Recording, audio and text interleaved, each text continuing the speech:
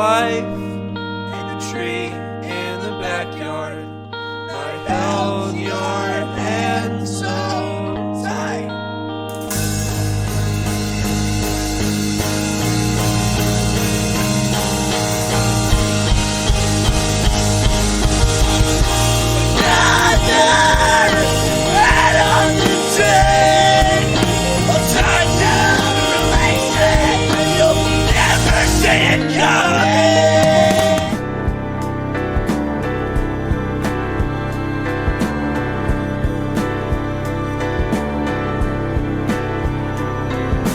This world is overflowing with sorrow. Its people are drowning in emptiness, and loneliness fills their hearts.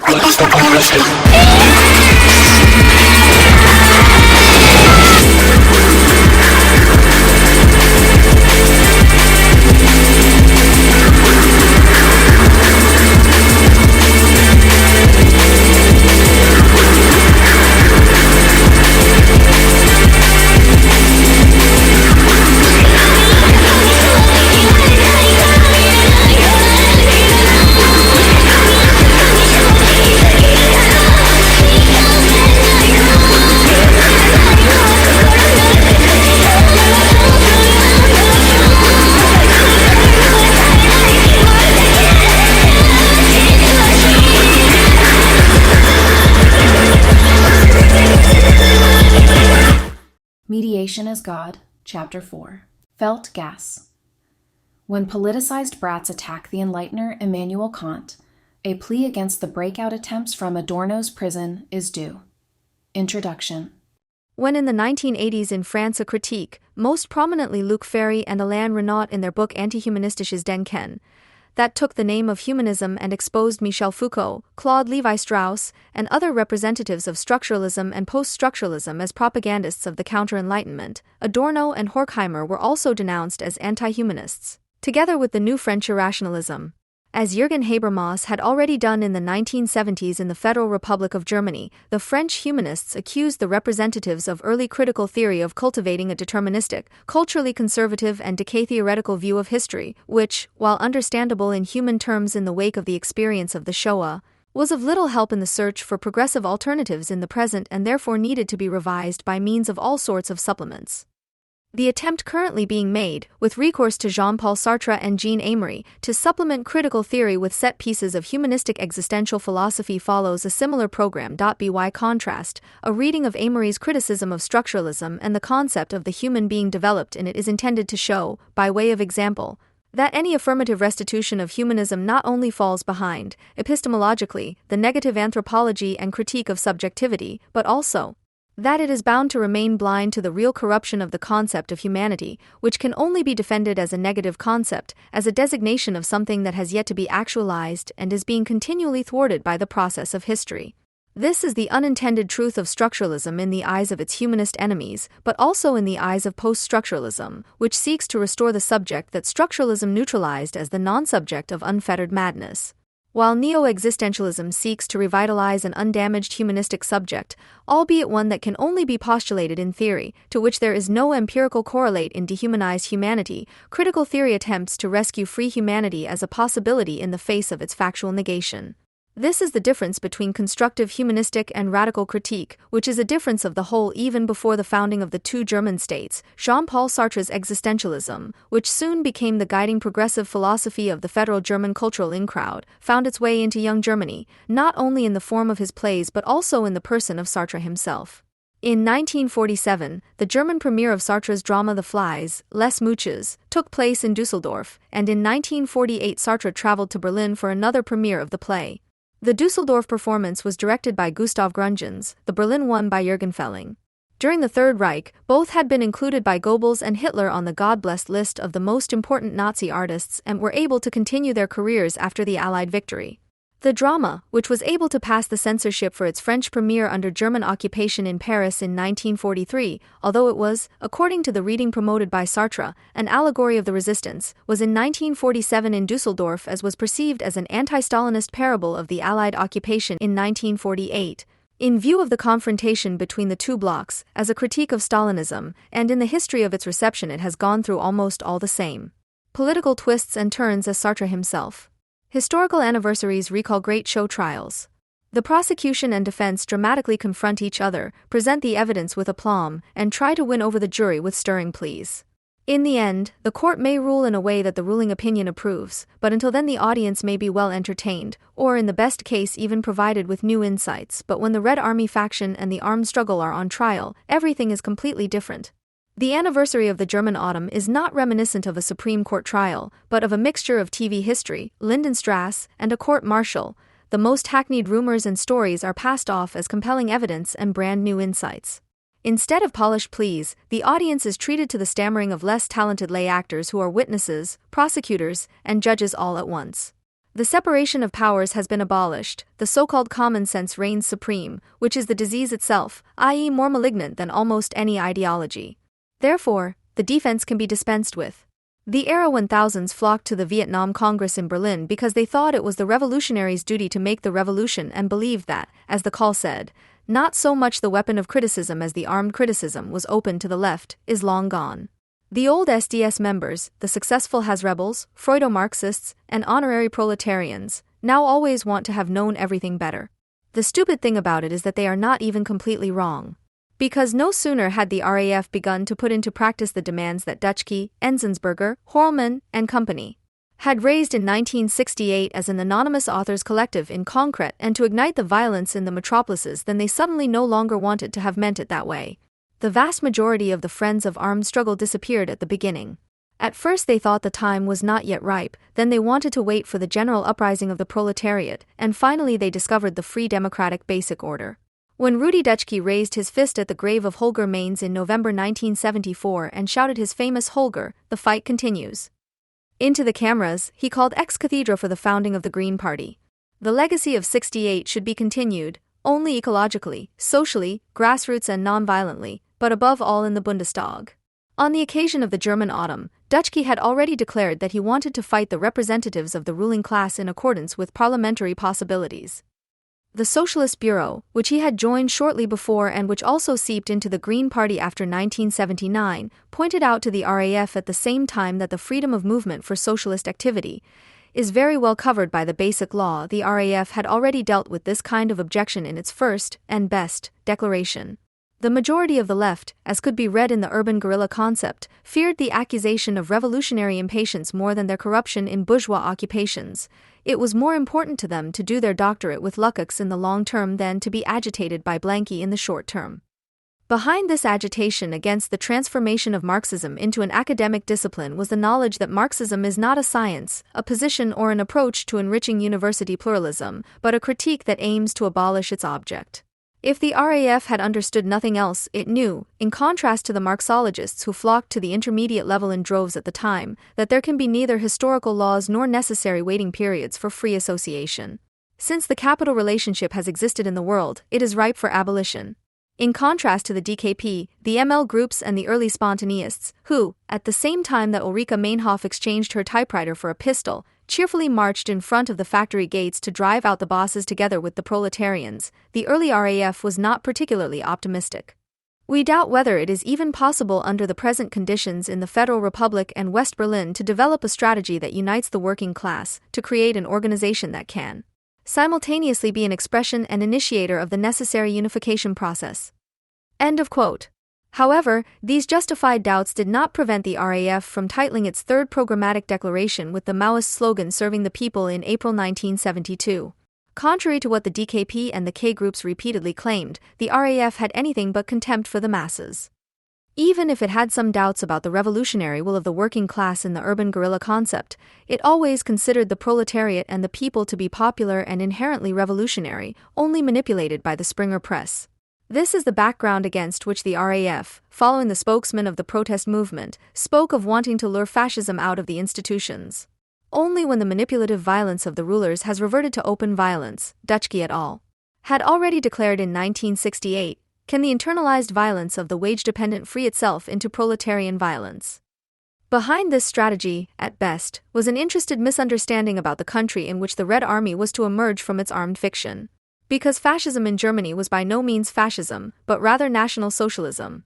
And the proletariat was by no means oppressed by the bourgeoisie, but rather wage labor proved itself to be the self-conscious, the variable capital. The Germans did not, as the RAF claimed in April 1972, allow themselves to be overcome by Auschwitz without resistance. Rather, in Germany, the mob and the elite merged into a cross-class murder collective that negatively sublated the classes within itself. During the German autumn, when the state of emergency that the RAF wanted to bomb into being actually occurred, it was less the proposals of Alfred Dreger, Kurt Rebmann, and Franz Joseph Strauss or the special laws passed at the time that were reminiscent of the Third Reich. Even though the quickly formed all-party government repeatedly invoked National Socialism itself, with Egon Bahr, for example, proudly proclaiming that the members of the crisis staff had learned their trade in the armed forces, where they had been taught to make existential decisions with a cool head. The state of emergency and the suspension of basic rights belong to the authoritarian state and its democracy like lightning to a thunderstorm. The scenes that took place in front of the Stammheim prison during the days of the German autumn provided far deeper insights into the continued existence of National Socialism than the minutes of the crisis staff. While Strauss and Rebmann raised their demands for internment camps, the death penalty and the exchange of hostages in the crisis staff, and later spoke out in favor of keeping the minutes secret, ordinary Germans uninhibitedly declared what a murderous mob they really. Some offered their services to the federal government via the Todesschau in the matter of a shot in the neck, beating to death or stringing up. Others demanded concentration camps, the release of the Stammheim prisoners, or their shooting while trying to escape. The more clearly the RAF seemed to feel the distance between itself and those it vainly courted, the more it resembled them. In the urban guerrilla concept, Ulrika Meinhof had explained that those who believed that the armed struggle was organized along the lines of the Freikorps and Femme Concret had recently claimed that there were soldiers and officers in the RAF, and that there were also liquidations, were themselves already seeking a pogrom. Not even 2 years later, after the leadership of the RAF had been arrested to applause from across the political spectrum, the revolution itself could only be imagined as a pogrom. When Palestinian anti-Semites murdered members of the Israeli Olympic team at the 1972 Munich Olympics, Meinhof not only celebrated the act as anti-imperialist, internationalist, and anti-fascist but also declared that the German left could rediscover its political identity in this example. All in all, the legal successor to the Third Reich not only survived the RAF's attempts to blow it up extremely well, but also drew moral and political sustenance from them. It was a kind of antagonistic cooperation. Not only did militant anti-Zionism help modernize the fundamental anti-Semitism of German society in a different, left-wing guise and directed at Israel, but, to top it all off, the armed struggle provided the comrades who had embarked on the long march through the institutions with the belated justification of their long-standing ambitions in the form of a new theory of totalitarianism.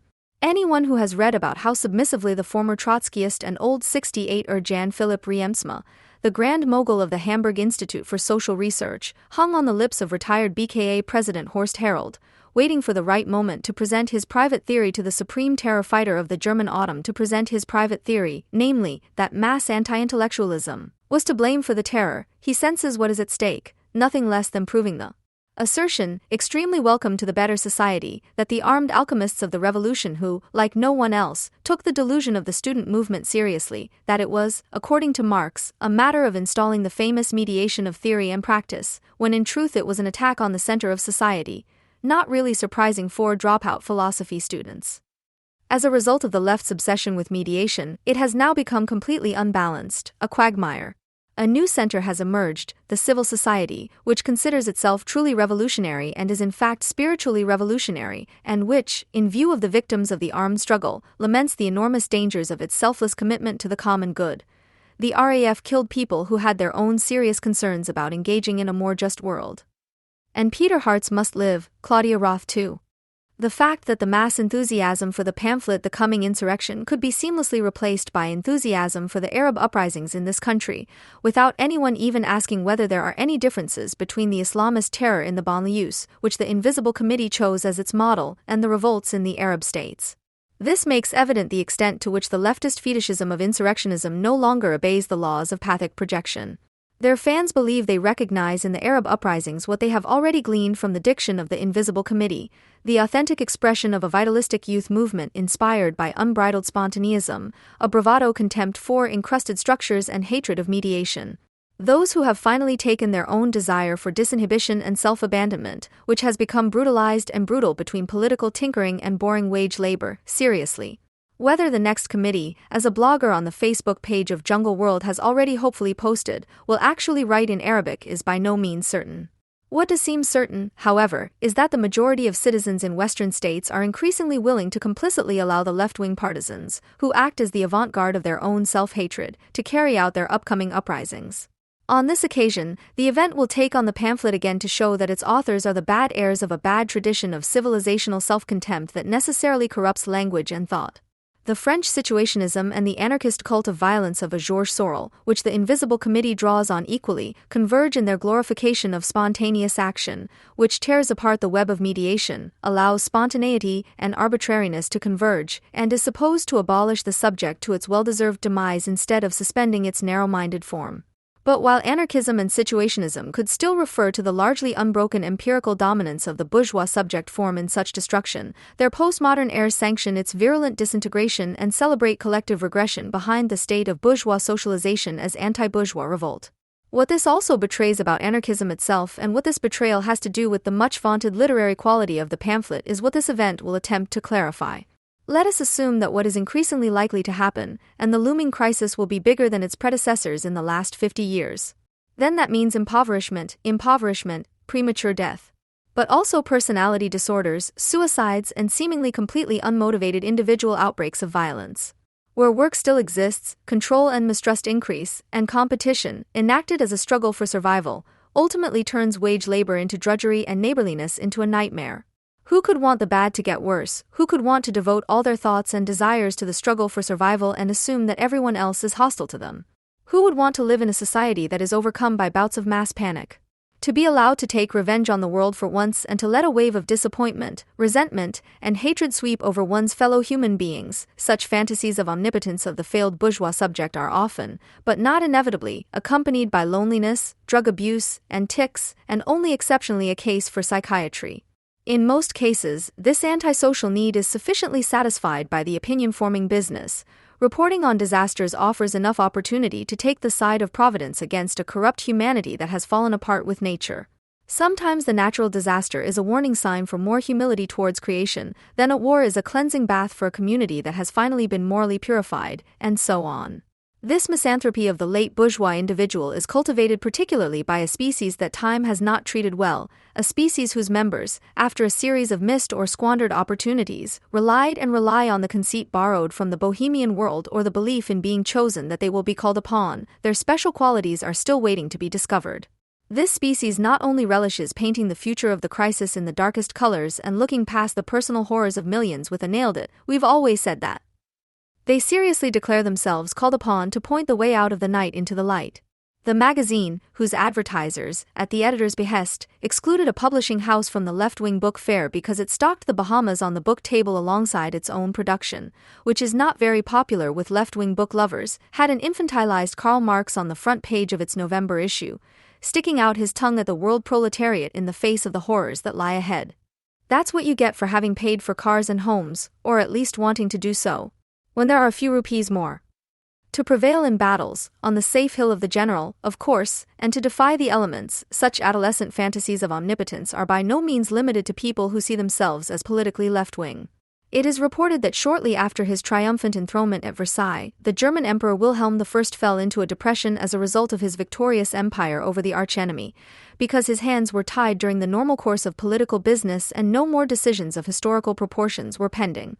We know that being in the thick of history in 1989 and 1990 gave Helmut Kohl more elation than any other event in his political career. And during his seemingly endless career as an elder statesman attending talk shows, two events in particular have haunted his predecessor: the catastrophic flooding of Hamburg in 1962, when he was the city's interior senator, and the days of Stamheim/Mogadishu, which he moderated as German chancellor. The yearning of the bourgeois politician, a role into which even the old Kaiser was forced, is for a state of emergency. To be freed from the constraints of cabinet discipline, budget bottlenecks, and the parliamentary and fiscal machine that functions as if by magic, and to intervene in the wheel of history as the savior of the people and nation in a fateful time, this dream of the politician is shared by his supporters and critics alike. If it comes true, the hour of the tribunes dawns, who, in league with fate, are only responsible to themselves and the people, who, organized as a plebiscitary mob, provide the legitimation and want to strike a blow for liberation. Currently, such yearning expresses itself rather ridiculously in the West when it wants to be practical, for example when Helmut Kohl wanted to arrest an egg thrower single-handedly in 1990. The Middle East has long since demonstrated what the gentlemen from Gazprom, as the administrators of the remnants of an empire that ranges from Ivan the Terrible to Vladimir Putin, are capable of, an empire that was run with as much bureaucratic as terrorist arbitrariness. The fate of Georgia, which no one wanted to help when it was almost wiped out and robbed of a third of its territory, confirms the fascination that a state of emergency can always exert, here on an international scale. The clever simile of the Gordian knot has become, in the language of the most dangerous pack, journalists, an exemplary act of liberation. Yet it stands for the destruction of a connection established by the gods, which should have been cleverly dissolved instead of, as happened with Alexander the Great, smashed, thereby giving the final consecration to a war of conquest that could bring no blessing. This is the fate of Georgia in 2008, which resembles that of Czechoslovakia in 1938 and 1939 so uncannily. Where there is no knot, because it was not the gods who created a riddle that could be solved, but resentment and brutality that combined against every solution, where the state of emergency is to be perpetuated and only the sword can help. In the Middle East, one explicitly does not want an Alexander's feat. The Gaza conflict is simple, the Georgian conflict is primitive. In the one case, it is about military self-defense, in the other, about the realignment of an empire. But in the case of Gaza, a country is acting whose population, although at home in many countries of the world, claims only the one Jewish state with its easily negotiated borders for itself. In the case of Georgia, a despotism sets out to pursue ethnic destabilization, taking protégés under its wing and, because there were no Russians abroad, producing them en masse through naturalization. Israel defends itself against the anti-Semitic international state of emergency imposed on the country and its people, while Russia, with stronger battalions than those available to Hamas, has already demonstrated that its grab for Georgian territory, which, incidentally, is only a brutal reenactment of what the Soviet Union had already done in the years 1922 FF. Against Georgian independence efforts, is the highest expression of the raison d'etat in crisis. Hamas and Putin's Russia stand for the apocalyptic resurrection of a human dream, the unification of the world beyond state borders, national mythologies, or ethnic communities. The Soviet dream of a world republic, which in reality was hardly more than a great Russian one, corresponds to the Islamic one. The aim is world domination, which draws its legitimacy solely from the claim of the empire to protect religious followers. And in both cases, the journey is the reward. Russia will never end as long as it acts as an oriental despot. New victims will always be sacrificed to the state and new land masses will be incorporated into the hegemonic sphere, without any prospect of peace. The Islamists, on the other hand, want to extend their jihad to every corner of the world where there are followers of Islam. Both will wage endless civil wars in their territories and, unlike in the case of Israel, the West, represented by its opinion makers and politicians, will react with understanding for the misguided seekers of a just world. The friends of the state of emergency, who take pleasure in its martial guise because they discover the potential for world revolution in Putin's Russia just as much as in the pious popular resistance of the followers of Islam, claim to have always known this. They present themselves as a revolutionary army in waiting, applauding not only Hamas as a people's liberation army, but also recognizing the beginning of something completely new in the increasingly panicked crisis interventions of capitalist states in the economic sphere. For some, it would be enough for the time being if the post office, banks, and heavy industry were nationalized. Others, and by no means only the unfortunate Jürgen Elsässer, have long been prophesying the anti-capitalist Popular Front.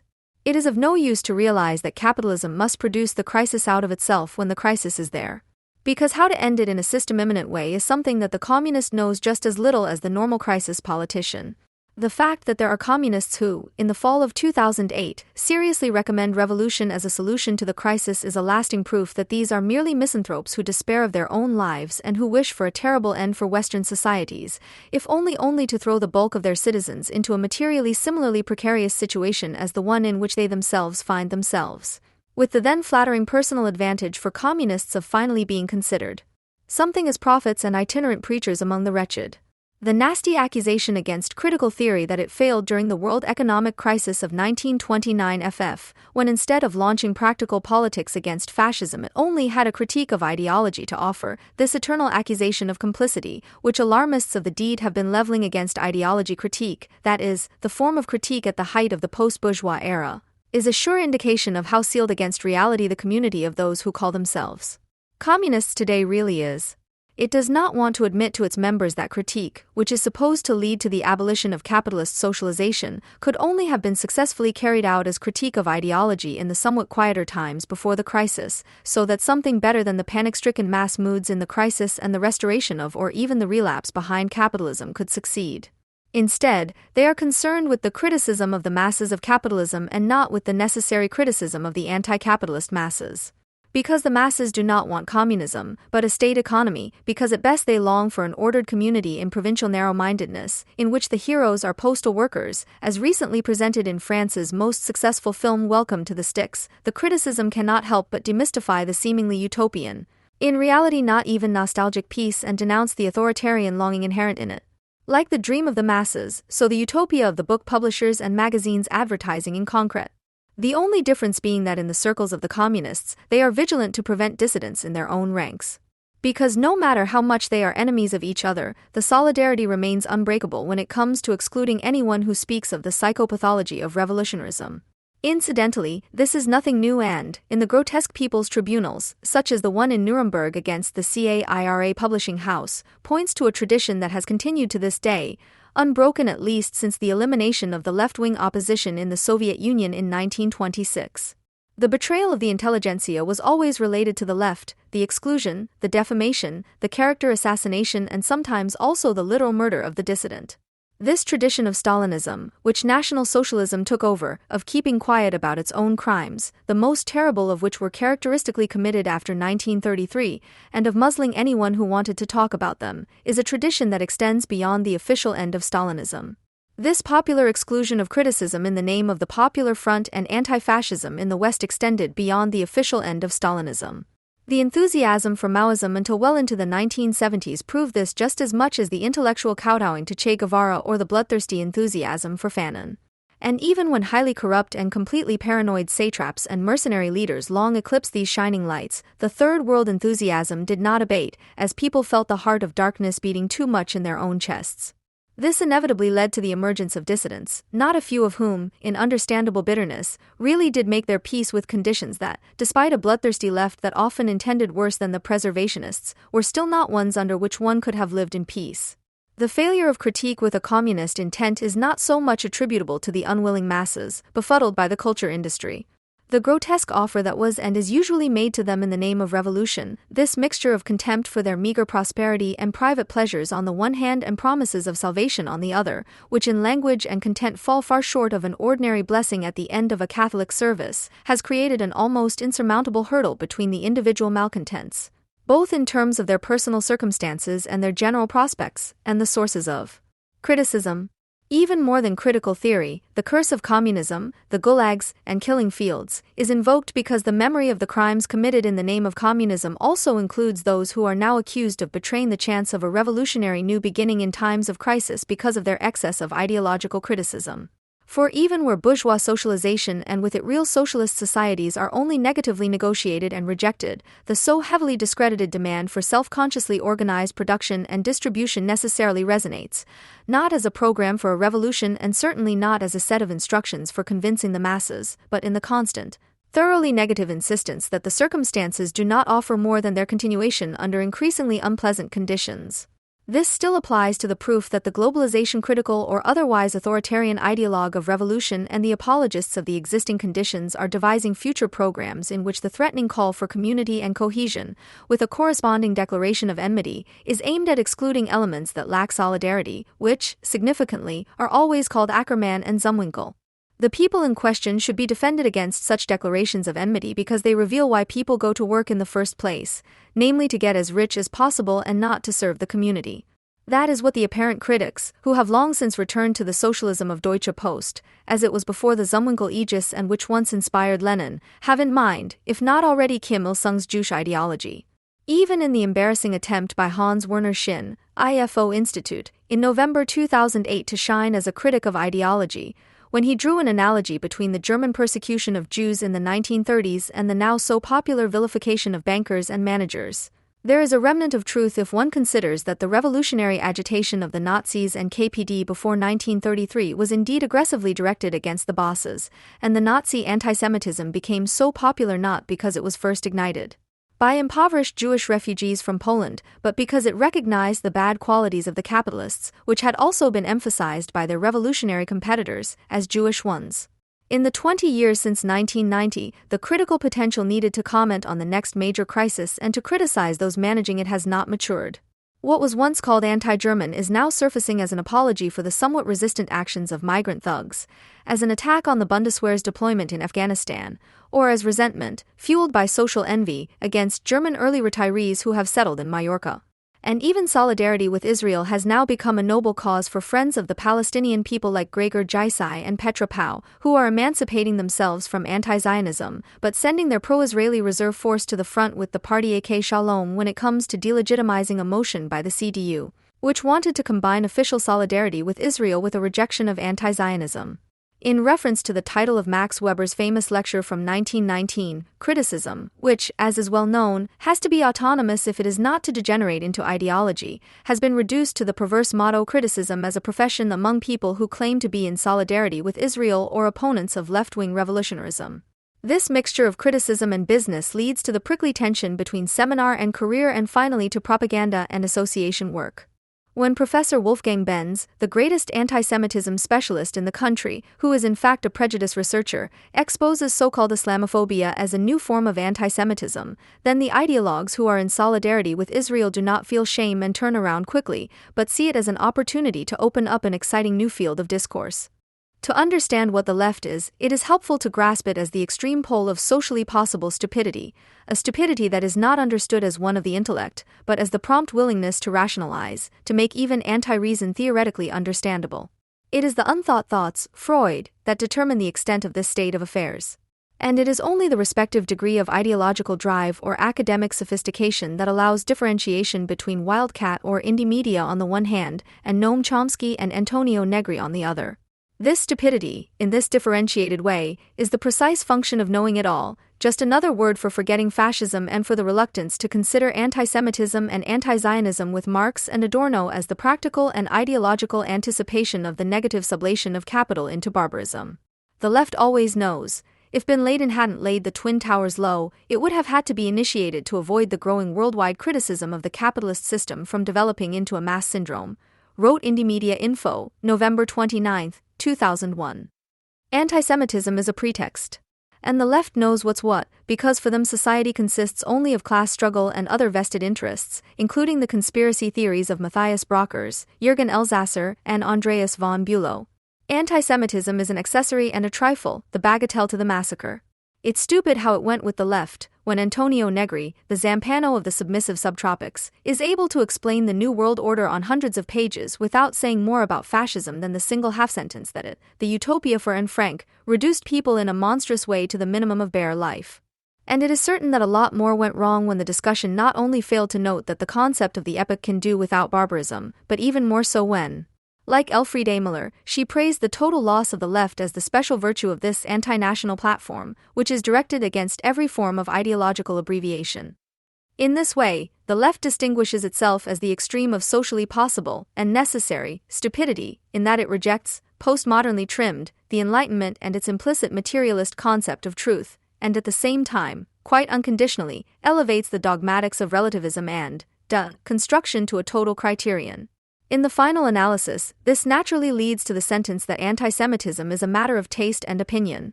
September 11th then revealed how far the progress of counter-enlightenment has now come. This provokes the definite feeling that the fascists, in contrast to the leftists, possess precisely that which the leftists claim: historical memory and an awareness of the stature of defeated. We go home, our grandchildren will fight better, i.e., a truly epical program that regards defeats, especially that of May 8th, only as the crossroads to final victory. This program of fundamental counter-enlightenment, which wants capital without capitalists and the political sovereign without the citizens, this policy of forced homogenization of bourgeois subjects into national comrades, and this profoundly anti-Semitic strategy, which, as a German Palestinian one, since Hitler and the Mufti of Jerusalem, aims to have the accumulation of capital without the crisis of capital, this is the project of the negative sublation of bourgeois society by means of its destruction, which the left has never wanted to admit, that it, in order to make it understandable, is reduced to the machinations of the capitalists. The fact that, in a horrific way, anti-Semitism has become the inverse of the social revolution is something that the German left overslept, ignored, rationalized, repressed. At first, under the sign of the obscure dialectic of reform and revolution, it lacked the intellectual means. The history of capital is not the history of the self-alienation of social labor. Then, when it was possible to understand this after 1968, it was unable to grasp the dialectic of the value form as a mandate for critique, instead of as an invitation to a new, affirmative ontology, as evidenced by the writings of the Croesus group, among others. What value is understood as the anti-reason, as the irrational, crazy form, and not as an invitation to theory. Between September 11, 1973, which proved the sense and coherence of the critique of reformism, and September 11, 2001, which drastically demonstrated the inadequacy of its concept of fascism, the left found no new epical program, no historical mission. The militant project of counter-enlightenment, which begins in 1789, culminates in the Wannsee Conference, and now, not only in Islamic fascism, is lurking for a new economic situation, is confronted only by the bored contempt of the Enlightenment on the left. Adorno lived in vain. The dialectic of this counter-enlightenment lies in the fact that, as Wolfgang Port empirically demonstrated 10 years ago in his study of mass consciousness, it has, as it were, gone crazy to the left. Because the left, once viewed strictly sociologically, is a gathering of sociologists, armchair socialists, and social pedagogues whose intellectual basic law consists of not criticizing the result and its objective validity, but of into its conditions and into the process that led to it, i.e., into nothing but subjective intention. One may study this in Heidegger, Foucault, Derrida, and tutti quanti on the one hand, and in their, admittedly German, adepts on the other. Counter-enlightenment has triumphed by driving the concept out of its opposition, along with the idea of truth. And the way it does this is demonstrated by its ML faction, and not just since such brilliant achievements of rationalization as the Mujahideen of Value or Ernst Lohoff's Black September. Suddenly they are leafing through Adorno to make loot. Politicians, whose interest has always been in theory, never in criticism, rush through the dialectic of enlightenment looking for passages like, for example, this one: the dialectic of enlightenment objectively turns into madness, or, the citizen, is the logical subject of the Enlightenment. These are the finger exercises of a quasi-Stalinist quote acrobatics, because what is to be proved is that the anti-German zombies became the Huntington left, Lohoff. The best is swept off the table like garbage, namely, the anti-authoritarian tendency of enlightenment, which, admittedly only underground, communicates with utopia in the concept of reason, and which makes it so that, in Marx, enlightenment turned against the bourgeoisie as soon as it was forced to suppress as a system of domination. This is not the place to elaborate on this, but it is clear what is to be thought of the left's phobia of enlightenment, which, unwilling to criticize concepts with concepts and then cross out German ideology as a form of thought, crosses out precisely that which, as the utopia in reason, motivates Marx's materialism to the sublation of philosophy in the critique of capital. The aversion to enlightenment, to truth, and its necessarily insistent penetrance, the talk, for example, of anti-Semitism as a discursive figure, as Diedrich Diederichsen writes, is in its peak against materialism a stage victory of counter-enlightenment. In this, the left is subaltern, a moment of a hegemonic strategy of which it is not the subject. Those who mistreat enlightenment reap enlightenment. Thus September 11th could only open up the abyss of betrayal of the Enlightenment, which continues to this day and reaches its darkest depths when it comes to Israel. The Israeli state monster is allowed to enjoy the pleasant, barely tolerated promise of right to exist, albeit under critical and solidary conditions, so that on the left one is dealing with the legal worldview and thus with what Engels called the typically German jurist socialism. Thus, the fixation on judging everything and anything according to the categories of law, will and interest is almost chronic. For example, Oliver Tolmine, who is of the opinion that the event of 9/11 still stands largely alone in space. As a signified without a signifier, so to speak, it stands there all alone in the room, as an act without a sign, a culprit without a program, but at the same time it knows precisely what the American turning away from a liberal constitutional law means, namely the betrayal of the ideals that the state of critical justice has to embody. Somehow the significance of September 11th is similar to that of Nazi fascism. Only when the meaning of the event became clear when Hitler's diaries were made public, when the German atrocity was given a signifier and the crude fact was given meaning and interpretation. It's all very simple. You just don't have to believe Osama bin Laden when he talks about the Arab masses having been enslaved for over 80 years, since 1917, since the Balfour Declaration. This is where the dialectic of counter-enlightenment leads. The left, whose historical mission actually consists of a program of abolition and the materialism of critique, succumbs to ghost-seeing. And any occasion will do, especially September 11th. So it takes only a little exaggeration to get the definite suspicion that these German leftists are the best leftists the Nazis could wish for. Chapter 4. Felt gas. When politicized brats attack the Enlightener Immanuel Kant, a plea against the breakout attempts from Adorno's prison is due. The intellectual history of humanity is inconceivable without the notorious parasite of the student on the teacher, that is, an act that, while critical of authority, is decidedly not anti-authoritarian. It is preceded by years of the student's willingness to learn, of curiosity, of recognition of an authority on knowledge, which the student has not infrequently chosen himself in order to learn from him, and that also means insight into one's own limitations, which can be overcome with guidance. The good teacher, on the other hand, and often the father was the first, even provokes the point where it becomes possible for the student to surpass him as his former role model. This moment is ambivalent for both. Resentment and sadness at the severing of a bond, which, regardless of gender, was always also an erotic one, mix with the earned pride in the respective achievement. Whatever happens between the two after that, whether they remain friends or can no longer stand each other, patricide, even if it is repeated on different father figures, is, in a sense, unavoidable in the process of maturing, and not just intellectually, of every personality. In this sense, the parasite must be strictly distinguished from the snotty brat. Snotty brat is a term that can be succinctly learned from Wikipedia. A term of abuse for a person, usually a child or adolescent, who is cheeky, brash, arrogant, and unteachable, but also sniveling, unruly and whiny. The snotty brat is therefore not critical of authority, but merely anti-authoritarian. He recognizes no one's authority because he is self-sufficient in his narrow-mindedness, which he is never aware of because he lacks any sensitivity towards himself and others. Any form of tender admiration for a role model, whom one wants to emulate, work on, and grow with in order to outgrow him one day, is alien to the snotty brat. He always knows everything, better, even though he knows nothing, and thus claims to teach his environment and especially his teachers, who, when confronted with the snot spoon, often don't know what to do with their shame, which the snot spoon in turn interprets as awkwardness and weakness. In his own crude way, he reacts to the leniency of the authorities by verbally and gesturally mocking them until they finally do make use of their social authority and expel him from the room, whereupon he whimperingly plays the victim who is being silenced in a thoroughly undemocratic way. The fact that school or university are not, as they say today, spaces in which teachers and pupils, professors, and students exchange opinions on an equal footing, but institutions in which some have to impart knowledge, thinking, and self-criticism skills to others, which may directly contradict their insistence on their own point of view, that is something the snotty brat simply cannot and will not understand. The fact that the insult snotty brat is not just a harmless term, especially compared to patricide, but also objectively always a belittling of a true barbarian on the verge of violence, is probably due to a liberal good-naturedness that assumes that being a snotty brat is a phase of growing up that is as necessary as it is transient. It hopes that the snotty brat will eventually tire of his furor, i.e., overcome the so-called awkward years. From a historical perspective, the liberal bourgeoisie made its calculation without the Nazis. It was National Socialism that formed snot-nosedness into a virtue, into a political culture, into a youth movement that forever forbids maturing.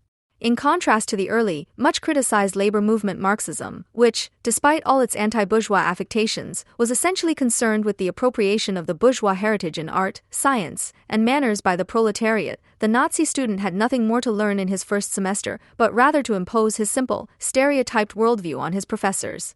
Book burnings, purges of libraries of unpopular literature, and the replacement of humanistic educators with third-rate fellow travelers are therefore the inevitable consequence when the previously merely revolting snotty-nosed brat and with him laziness and stupidity, opinion, and megalomania actually gain political power.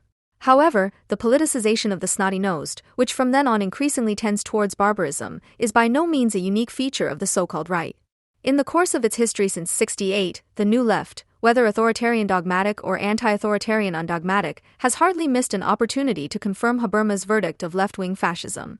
Even where schematic thinking is translated into approximately nonviolent, allegedly creative and subversive forms of protest, instead of into tenor or militancy fetishism, a continuity of the display of inhumanity can be observed. The Brest attack against Adorno for gossip intervention by some critical whiteness activists in February 2014 extends to a professor at Berlin's Humboldt University, whose introductory lecture for first-year students of education was to be subjected from the outset to the creative will of the narrow-minded. Authors of antiquity such as Aristotle and Plato should not be read at all because they did not criticize the slavery of their societies, nor Rousseau and Kant because they were racist and sexist ideologues of colonial rule. Instead, the professor should have assigned the relevant literature of post-colonial studies to the students for reading.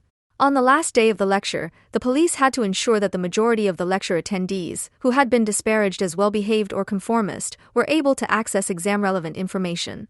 By rationalizing anti-bourgeois effect in demagogic reason, blaming the historical Enlighteners for the failure of the Enlightenment and the transformation of bourgeois society into barbarism, the classical forms of thought and practice of the New Left have always formed their barbaric unity. However, criticizing this as a postmodernization of the left means more than just asking about the influence of avowed post-structuralist pseudo-thought and its various degrees of dilution on the left and on society as a whole. Even where radical critics of capitalism polemicized against postmodernism, this happened not infrequently, as for example in the environment of the Croesus group, all the more vehemently, the less differences in the hatred of modernity and enlightenment between post-structuralists and fundamental value-critical Werthabspaltungstheoretikern could be discerned. To read the dialectic of enlightenment as a source of legitimization for defaming the enlightened, and to pass this off as a particularly consequent critique of bourgeois society, has always been the desired misunderstanding of a large part of those on the left who referred to Horkheimer and Adorno at all. In May 2007, for example, the only left-wing popular magazine that explicitly does not see itself as postmodern published an article whose authors managed to associate Immanuel Kant with the daily orders of the Supreme Command of the Nazi Army, the extermination of entire peoples, and J. Mengele. For a while, one could justifiably assume that this was an example that could not be beaten. But then a very clever snotty brat from the school of Robert Kurz and Roswitha Scholz, the exile editor Daniel Spath, came up with the idea of a Kant bashing, which was supposed to finish off those anti-Germans with Kant, who, as experience has shown, cannot be properly dealt with using crude concepts of racism. In the announcement of a corresponding lecture, for example, it says, above all, German idealism, in its consistently affirmative installation of bourgeois reason, generated the phantasm of a decided impossibility of Jewish statehood as early as the end of the 18th century, long before this was on the political agenda. It is not surprising that anti-German theory formation is still blind in this regard today. Ultimately, bourgeois reason is its last remaining asset, an imminent refuge from the apparent betrayal of the Enlightenment, as it is seen above all in Islamist barbarism and in populist anti-imperialism.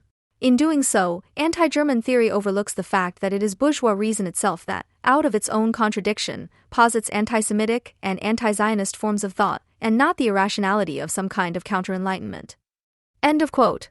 The lecture itself, which was about an anti-Zionism without Israel in Kant or the anti-Zionist and anti-Semitic content or fundamental anti-Semitism of Kantian philosophy, followed something like this pattern.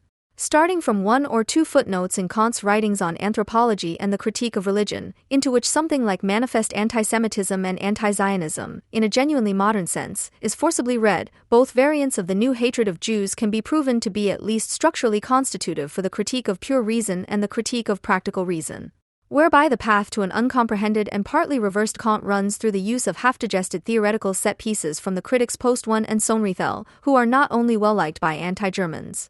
Those who, with or without legitimate reference to Sonrethel, think they have to construct Kantian transcendentalism as a form of thinking that merely reflects the form of the commodity without understanding it will understand as little about Kant as those Sonrethel followers understand about critical theory, who turn it into a materialist, instead of idealist, transcendentalism. The Hegelian dialectic and Adorno's negative dialectic are characterized by their lack of any a priori. All this would not be worth mentioning if Daniel Spath had spoken at the invitation of, for example, Clemens Henny, the personification of the rampant, specifically anti-German snotty-nosed attitude that considers the self-evident disgust for anti-Semitism and anti-Zionism a special achievement that already qualifies one to criticize. Which then becomes practical in a hunt for anti-Semites or anti-Zionists, which searches for code words in the speeches or texts of others, which, according to the internalized pattern of thought, allows devastating judgments to be made even about people who, even in cases where this method happens to hit the mark, are intellectually inferior in all other respects. But Daniel Spath of the Freiburg Initiative Socialist Forum was invited and, as already quoted, also announced accordingly, which at least indicates that there seems to be a need, even in circles critical of ideology, to discuss the internal connection between bourgeois reason and anti-Semitism and anti-Zionism. The criticism is thus not only directed against historical authors and texts, but consists of checking these only for compatibility with one's own currently held worldview, instead of patiently engaging with the respective subject matter and, if necessary, allowing oneself to be seduced by it in a good sense. Such an attitude, which ultimately finds its adequate expression in a practice that pushes for censorship, is counter-enlightened and proto-fascist even before the Enlightenment thinkers themselves come under fire from left-wing demagogic reason, which seeks to uncover racism or pseudo-anti-German, anti-Semitic, and anti-Zionist views in them in the traditional left-wing manner. To even ask about anti-Semitism and anti-Zionism in Kant is, since there are hardly any relevant traces of an immediate anti-Semitic or even anti-Zionist history of the effects of Kantian texts, a sign of a degenerate, smug, and priggish intellectuality. It is similarly questionable to mistrust the proximity of Kant and Hegel to the Prussian state and to Protestantism in an abstractly anti-German, abstractly anti-state, and abstractly hedonistic pose, which can also be found among traditional leftists. In the 18th century, Prussian law was considered the most progressive in the world, to a certain extent anti-German, until the American War of Independence, which Washington supported the Prussians in contrast to the rest of Germany, and in continental Europe until the French Revolution. The endeavor to subject society to a general civil law initially placed the Enlightenment in a real and rational divergence of interests with the Catholicism and Orthodox Judaism of its time, which is why the Jewish Enlightenment, the so-called Haskalah, also saw an important prerequisite for Jewish emancipation in a reform of Jewish tradition that accompanied the bourgeoisification of majority society.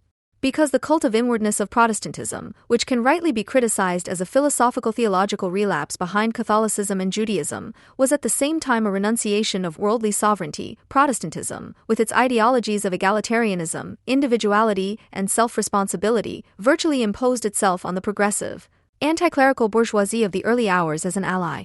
What should not be trivialized is the fact that the anti-Jewish polemics of the Enlightenment thinkers, which is to be contextualized in this way, is, on the one hand, sufficiently researched in principle. In Kant's work, for example, it takes a comparatively reserved form, while its quantitative share in the work tends towards zero. On the other hand, it is based on half-truths, ignorance, error, prejudice, and anti-Judaic clichés, with simultaneous ignorance of the real hardships of the Jewish minority. The deliberately unscientific definition of anti-Semitism that was valid before Auschwitz, anti-Semitism means hating the Jews more than is generally accepted, speaks a radical judgment about the history of civilization and socialization. About most of the Enlightenment thinkers, this says only that they were unable to transcend the horizons of their era in every respect. Therefore, anyone who thinks they can morally and intellectually rise above Kant and other Enlightenment thinkers because they have grasped a few things about anti-Semitism after Auschwitz, while at the same time, since this means nothing to them, their thinking does not even extend beyond the confines of their own socialization, can only be hoped to be horrified by themselves one day. In contrast to the left and apparently also some critics of ideology, Horkheimer and Adorno knew that critical theory, which was rightly distinguished from traditional theory, is itself traditional in a crucial respect. In other words, if philosophy is, and always has been, as Horkheimer says, the attempt to bring reason into the world, then traditional theory had to become critical theory in order to remain true to itself and not fall prey to the post-bourgeois decline of thought since the 19th century. Horkheimer therefore defines the interest in the abolition of social injustice as the materialist content of the idealist concept of reason as characterizing critical theory. What the materialistic content of the idealistic concept of reason could mean in more detail will be outlined in the following, whereby the moments in which materialistic reason actually overcomes or solves the theoretical difficulties of idealistic reason are of less interest here. Rather, it is about the insoluble problems dealt with by idealism, which materialism merely shifts conceptually, but in doing so, makes them truly comprehensible as such. For example, Marx's categorical imperative to overthrow all conditions in which man is a humiliated, enslaved, abandoned, and contemptible being is usually quoted without the crucial sentence that follows it immediately. Conditions that cannot be better described than by the exclamation of a Frenchman at a proposed dog tax. Poor dogs! They want to be treated like humans. The crucial sentence is crucial because, contrary to what it may seem at first glance, it is not the content of the categorical imperative that is polemically illustrated, but rather its form, the categorical and thus the objectively reasonable unfolds. According to Marx, the Frenchman's judgment of circumstances, or more precisely, their condemnation, is not based on normativity or on moral claims, however comprehensible they may be. Rather, the condemnation of reality is understood as its best and thus only adequate description. The fact that Marx takes for granted the unity of theory and critique of the object, analysis, and judgment in reason initially identifies him as a traditionalist. In contrast, positivism and postmodernism are anti-traditional as two complementary forms of post-bourgeois decline of thinking that are still relevant today. While the positivist credo, according to which an unreasonably arranged world can be mapped by means of reason without judgment, neutrally, objectively, corrupts the concept of reason itself, the postmodernist approach to the world is from the outset a non-rational or purely instrumental rational encroachment that professes the irrationality of its purpose. The empowerment of a particular subjective arbitrary will as the a priori of action and thought. The fact that the question of truth appears empirically as a pure question of power, a problem that even Nietzsche still treated ambivalently, is ignored here and affirmed and duplicated there, although a thinking worthy of the name recognizes in it nothing other than proof of that prevailing unreason, which, as a false general, seeks to turn the correct general, namely, the denunciation of the false, into a particular. For Kant and Hegel, there was still no question that the world outside of thought, society, should be reasonably organized, which is understood to mean nothing less than the reconciliation between the individual, the particular, and society, the whole, the general.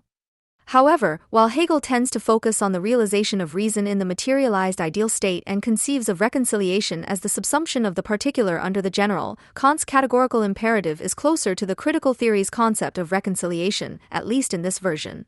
For rational beings are all subject to the law that each of them should never treat himself and all others merely as means, but always at the same time as an end in themselves. Man may be unholy enough, but humanity in his person must be sacred to him. Kant was always aware of the discrepancy between this law and social reality. In order to be able to overcome this, he postulated an abstract metaphysical, a priori realm of freedom of will as a fundamental condition for possibility, and in practical terms he relied on the education of the human race, Lessing. If, on the other hand, one comes to the conclusion with Marx that it is the nature of social conditions that forces individuals, as it were, by law, to degrade each other and themselves to means, self-preservation under the condition of general competition, then the demand to organize these same conditions differently is only consequent. On the one hand, the materialization of idealistic reason seems to definitively resolve Kant's imminent theoretical problems. On the other hand, however, the problem has only been shifted. When Marx, for example, writes in the Feuerbach Theses, the materialistic doctrine of the change of circumstances and of education forgets that circumstances are changed by people and that the educator himself must be educated. It must therefore divide society into two parts, one of which is superior to it. But at least Kant is wrong. In his essay on anthropology, he writes, "Man must therefore be educated for the good. But he who is to educate him is again a human being who still lies in the rawness of nature, and yet is now supposed to achieve what he himself needs." And, as is well known, critical theory has not got rid of questions of education in general, nor of the circularity in it that Kant had grasped in principle. One need only think of Adorno's lecture on education after Auschwitz. Nor does Marx really get away from circularity, however hard he tries by introducing the concept of self-transformation. Again from the Feuerbach Theses, the coincidence of the changing of circumstances and of human activity, or self-changing, can only be conceived and rationally understood as revolutionary practice. The question that Marx did not resolve, because it is fundamentally insoluble in theory, is, how can people who are unfree, deformed, degraded and made to feel contemptible by the circumstances make themselves the subjects of a liberation that corresponds to their concept? This question has become even more pressing historically in view of the progressive subsumption of people under capital and the looming barbarism. The relationship between civilization and barbarism, as an empirically observed succession in human history, already posed problems for idealistic reason. Kant again in the Anthropology essay. Man is determined by his reason to be in a society with men and to cultivate, civilize, and moralize in it through art and science, however great his animal inclinations may be. But the progress of the species is always only fragmentary, in terms of time, and offers no security against regression, which is always threatened by intervening state-changing barbarism. Hegel's infamous solution, which still gives meaning to the worst catastrophes by declaring them to be necessary stages in the process of the rational world spirit coming to itself at the end, is as a theological and cynical critique of the object.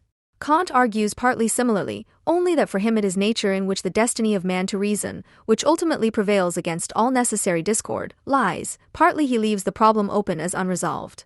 Critical theory goes beyond idealism, not by solving the problem but by intensifying it and stating an inner, fateful connection between civilization and barbarism, which the idealists could not have conceived. Kant, for example, does grasp civilization as a process in which man, as an animal endowed with the capacity for reason, can make of himself a rational animal. But among the idealists, barbarism tends to appear only as a lack of drive denial, a lack of taming of the inner nature by reason.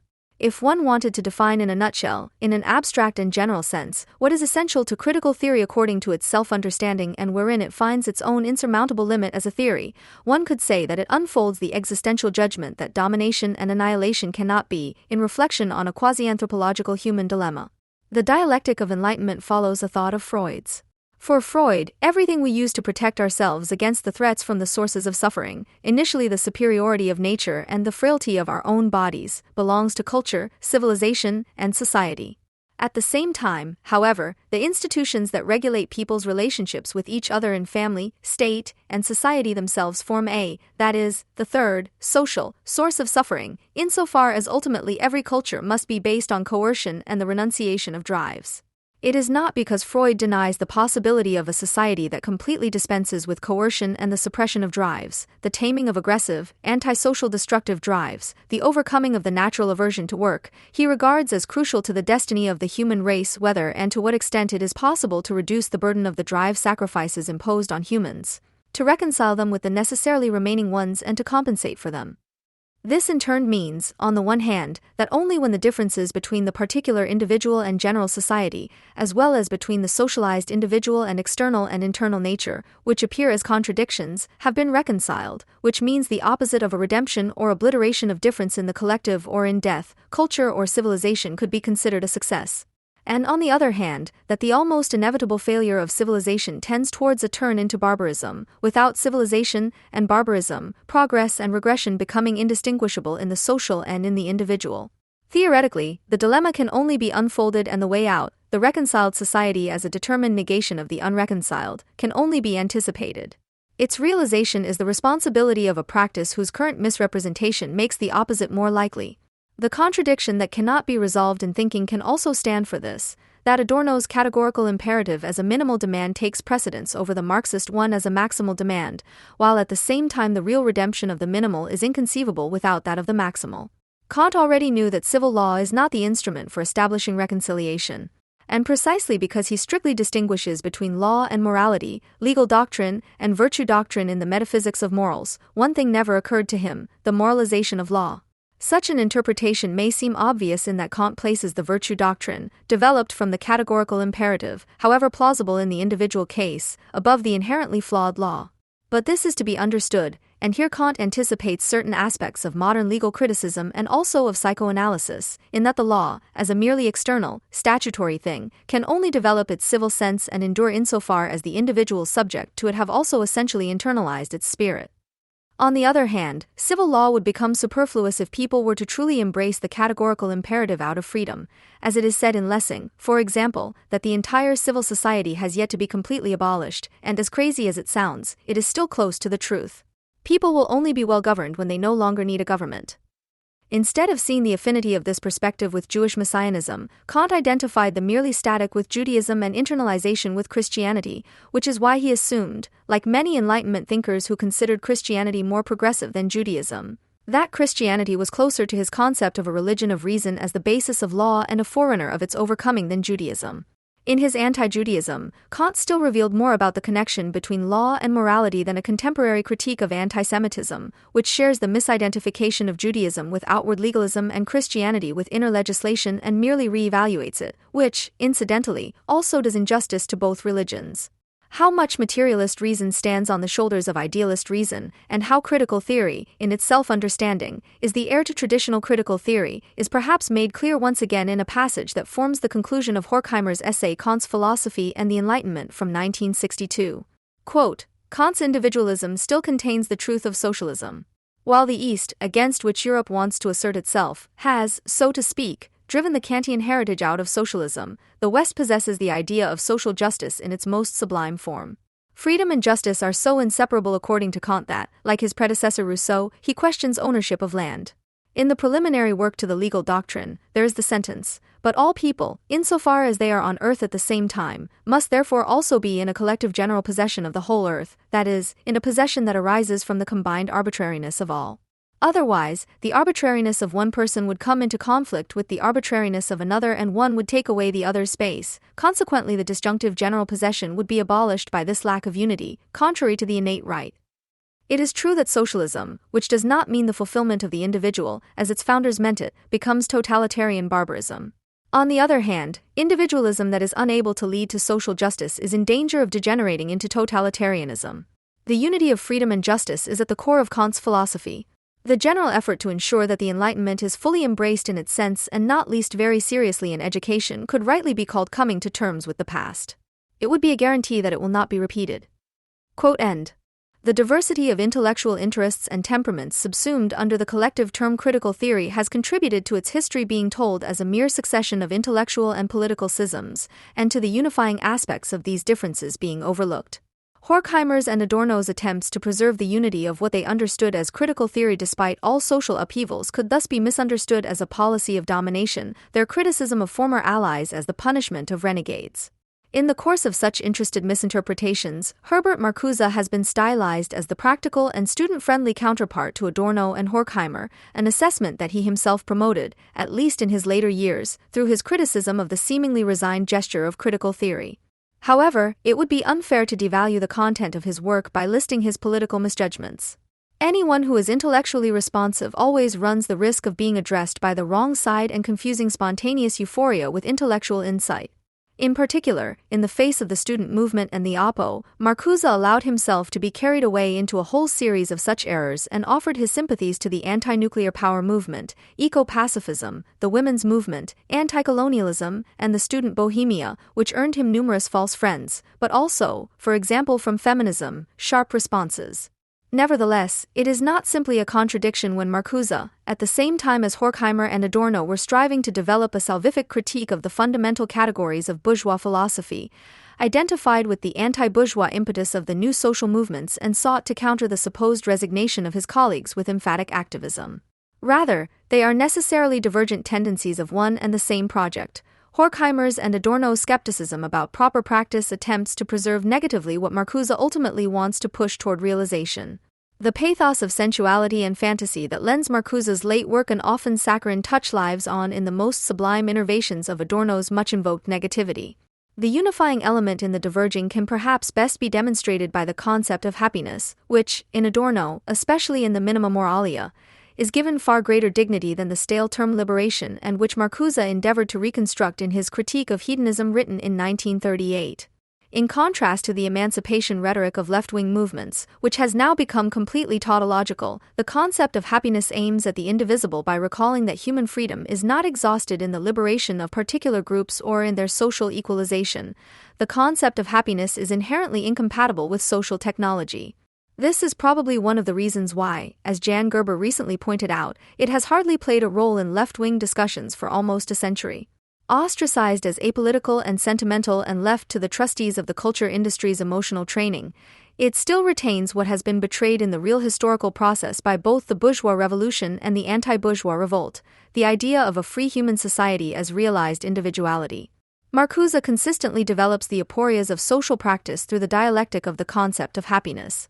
In Hegel's critique of eudaimonism, which proclaims the nullity of mere particular happiness in the name of the generality of reason, he sees the truth negatively stated that happiness can only be realized as the general. What is announced in Hegel's critique of eudaimonism is the insight into the required objectivity of happiness. If happiness is nothing more than the immediate satisfaction of individual interest, then eudaimonism contains an unthinking principle that keeps people in their respective given forms of life. Human happiness should be something other than personal satisfaction. It points, by its own claim, beyond mere subjectivity. Marcuse 1965, pp. 129f. For Marcuse, the ancient hedonism of the Cyrenaeans is an expression of a fetishization of particular satisfaction that exhausts itself in the enjoyment of mere existence without becoming aware of the unrealized possibilities and thus the negativity of social reality. By demanding the realization of all particular pleasures, the bad totality, the social relationship that prevents the objectivity of happiness, remains untouched. This hedonism not only does not differentiate between the individual pleasures, but also not between the individuals who enjoy them. They are to satisfy themselves as they are, and the world is to become an object of potential enjoyment. End of quote. The fetishization of individual enjoyment, with its intention of the general, simultaneously liquidates the emphatic individuality of happiness. It appears as a mere addition of particular enjoyments and loses its qualitative moment, its necessary reference to the incomparable experience. At the same time, however, the claim to universality that Hegel puts forward against mere particular enjoyment is itself aimed at nothing other than the realization of each individual's happiness. It is precisely the supposedly apolitical character of the concept of happiness that maintains that happiness is not merely a matter of distributive justice and that it remains fundamentally incommensurable with the concept of the social as developed by modern social theory. Its revolutionary content cannot be separated from this private moment. Happiness is only conceivable as individual, and it is precisely this that hedonism holds against the abstractness of Hegel's critique of eudaimonism. Hedonism is unusable for ideology, and it cannot be used in any way to justify an order that is associated with the suppression of freedom and the sacrifice of the individual. For that, it must first be morally internalized and utilitarianly reinterpreted. Hedonism refers all individuals equally to happiness. It does not hypostatize a generality in which happiness is suspended without regard for the individual. End of quote. Marcuse already sees such a utilitarian reinterpretation of hedonism at work in Epicureanism, which preaches a selection of pleasures according to wisdom and reason and thus internalizes the fear of the insecurity and badness of living conditions, the insurmountable limitations of pleasure. It is a negative hedonism. Its principle is rather the displeasure to be avoided than the pleasure to be sought. The truth by which pleasure is to be measured is only the evasion of the conflict with the existing order. End of quote. Both forms of hedonism thus become entangled in the necessary contradictions of their own concept. The first hypostatizes particular pleasures in opposition to the unrealized claim to universality that is announced in the concept of happiness, and blindly affirms what exists in each case. The second measures every pleasure from the outset against a norm that is external to it and only allows pleasure at the price of internalizing renunciation. In the dialectic of happiness as outlined by Marcuse, two fundamental motifs of critical theory are thus established. The critique of false enjoyment, which Marcuse would later develop in his talk of repressive desublimation, and which found its most authentic expression in Adorno and Horkheimer's critique of the culture industry, and the rejection of any logic of sacrifice, as it is developed in the dialectic of enlightenment on the basis of the prehistory of bourgeois subjectivity. The contradictions of the concept of happiness already contain the aporias of social practice, which are articulated in the supposed contrast between Adorno's resigned habitus and Marcuse's activism in his later works. No idea, however preliminary, of correct practice can bypass the needs of the concrete individuals whose freedom it is ultimately concerned with. But no conception of correct practice can deny the fact that the pursuit of the satisfaction of individual needs within the framework of existing social conditions must be exhausted in social technology and the administration of misery, as long as the real is not measured against the possible and confronted with the realization of its own negativity. The same desire to realize the universality of happiness in the here and now can thus, paradoxically, lead to completely opposing conceptions of social practice. Either the adherence to the possibility of a better life, as it crystallizes in the concept of happiness, leads to a practice that fetishizes all possible social movements, or, in the face of the unmitigated consciousness of false totality, it articulates itself only more negatively, in the rejection of the currently possible in the face of the knowledge of its limitations. Numerous aphorisms from Minima Moralia revolve around this contradiction, not least the Peace Child in the Bath, where the equation of culture with ideology as a sphere of the merely ideal is attacked. with the logic of consistency, cultural criticism could therefore demand that circumstances be reduced to their material origin, and that they be ruthlessly and undisguisedly shaped according to the interests of those involved. Meaning is not independent of genesis, and the trace of dishonesty, sentimentality, yes, the very disguised and doubly poisonous interest can easily be found in everything that overlays or mediates the material. But if one wanted to act radically according to this, then one would also eradicate all truth with the untruth, everything that, however powerless, seeks to withdraw from the sphere of universal practice, all chimeric anticipation of the nobler state, and would immediately descend into barbarism, which one accuses of culture as mediated. End of quote. Adorno's aphorism can be read as an anticipatory critique of the urge for direct practice that made the later Marcuse so attractive to the protagonists of the protest movement. The rejection of the cultural sphere as a mere imprint of ideology threatens to turn into propaganda for a practice that, in the name of freedom to be realized immediately, would also like to do away with all hesitation, all skepticism and reflection, and with that mediation that is accused of rationalizing barbarism of culture, and that at the same time remains a prerequisite for all human freedom.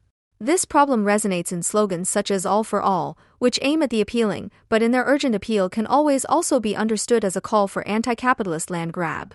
While Adorno and Horkheimer tried to criticize the ideological character of culture as false appearance, without revealing the overflowing content of the concept, which consists in what culture withdraws from the sphere of universal practice, Marcuse sought elements in this practice itself that anticipate the nobler state, which Adorno was only able to discern in the sphere of art.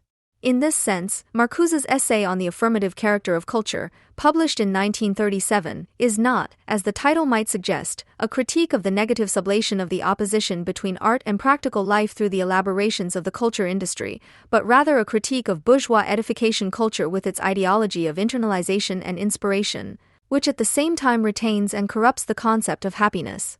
Quote, "The abstract individual, which emerges as the subject of practice with the beginning of the bourgeois era, becomes the bearer of a new demand for happiness. No longer as a representative or delegate of higher generalities, but as a single individual, it is now to take the care of its existence, the fulfillment of its needs into its own hands." End of quote. However, since bourgeois society stops at abstract equality and at the same time prevents the realization of the demand for happiness, as the bearer of which the bourgeois individual appears, it must be hypostatized as an ideal. Quote, "Affirmative culture responds to the plight of the isolated individual with general humanity, to physical misery with the beauty of the soul, and to external servitude with internal freedom." Quote end. This idea of culture as the internalization of unfreedom qua sublimation of unfulfilled instinctual needs to the ideal lives on in Triebstruktur und die Gesellschaft in the critique of the narrowing of the reality principle to the performance principle as a rationalization for oppression. Marcuse counters this, in a critical continuation of Freud's drive theory, with the observation that cultural work is in itself largely the social utilization of aggressive impulses and thus work in the service of eros, and that drive theory must be freed from its exclusive orientation towards the performance principle. The term cultural work, later Marcuse speaks of the transformation of work into play in reference to Schiller, aims at a form of work in which the performance principle would be suspended, but which, as a social utilization of aggressive impulses, would also correspond directly to the needs of society. The bourgeois culture of internalization is opposed by a culture of play, in which the opposition between art and life practice would be suspended. In this hope for a sublation of the opposition between art and life practice in a new, so to speak, post-bourgeois culture that can be derived from the field of social practice itself, Marcuse does, however, differ flagrantly from Horkheimer and Adorno, who, in view of the existing social constellation, were only able to conceive of such a sublation negatively, as an unleashed barbarism.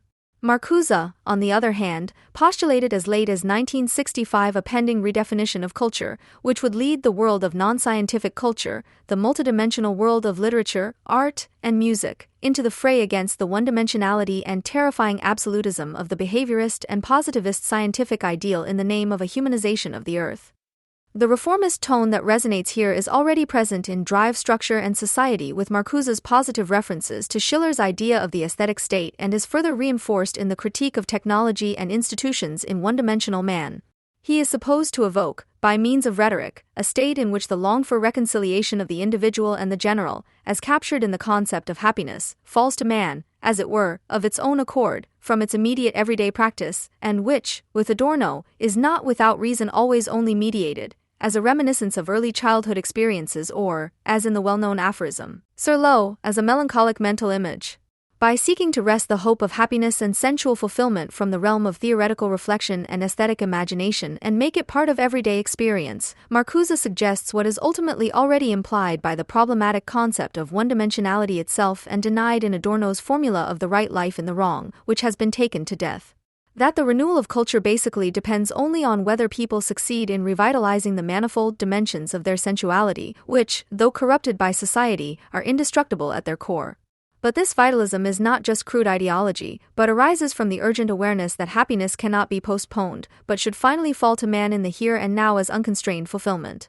The fact that some of Marcuse's disciples have turned this into an alibi for dreary communitarianism, environmental and homeland protection, and other supposedly left-wing exercises in renunciation is not Marcuse's fault. Rather, his imitators should be ashamed of themselves for betraying what he wanted to encourage them to do. In various forms, a conglomeration of people appears in the writings of Karl Marx, whom he calls the lumpenproletariat. These are mostly people who live in precarious, even impoverished circumstances, but no longer belong to the proletariat or never wanted to belong to it. They are social climbers from rural or petty bourgeois circles, or proletarians who seek to advance on the fringes of or even against their class.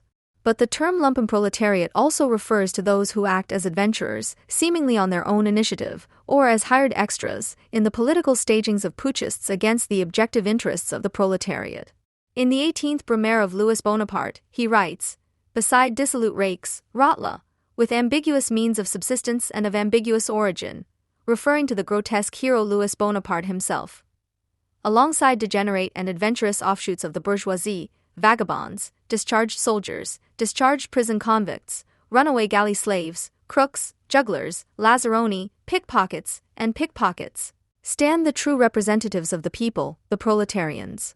Discharged soldiers, released prisoners, runaway galley slaves, crooks, jugglers, lazzaroni, pickpockets, magicians, gamblers, pimps, brothel keepers, laborers, literati, organ grinders, rag pickers, scissors grinders, tinkers, beggars, in short, the entire indeterminate, disorganized, and disoriented mass that the French call la bohème.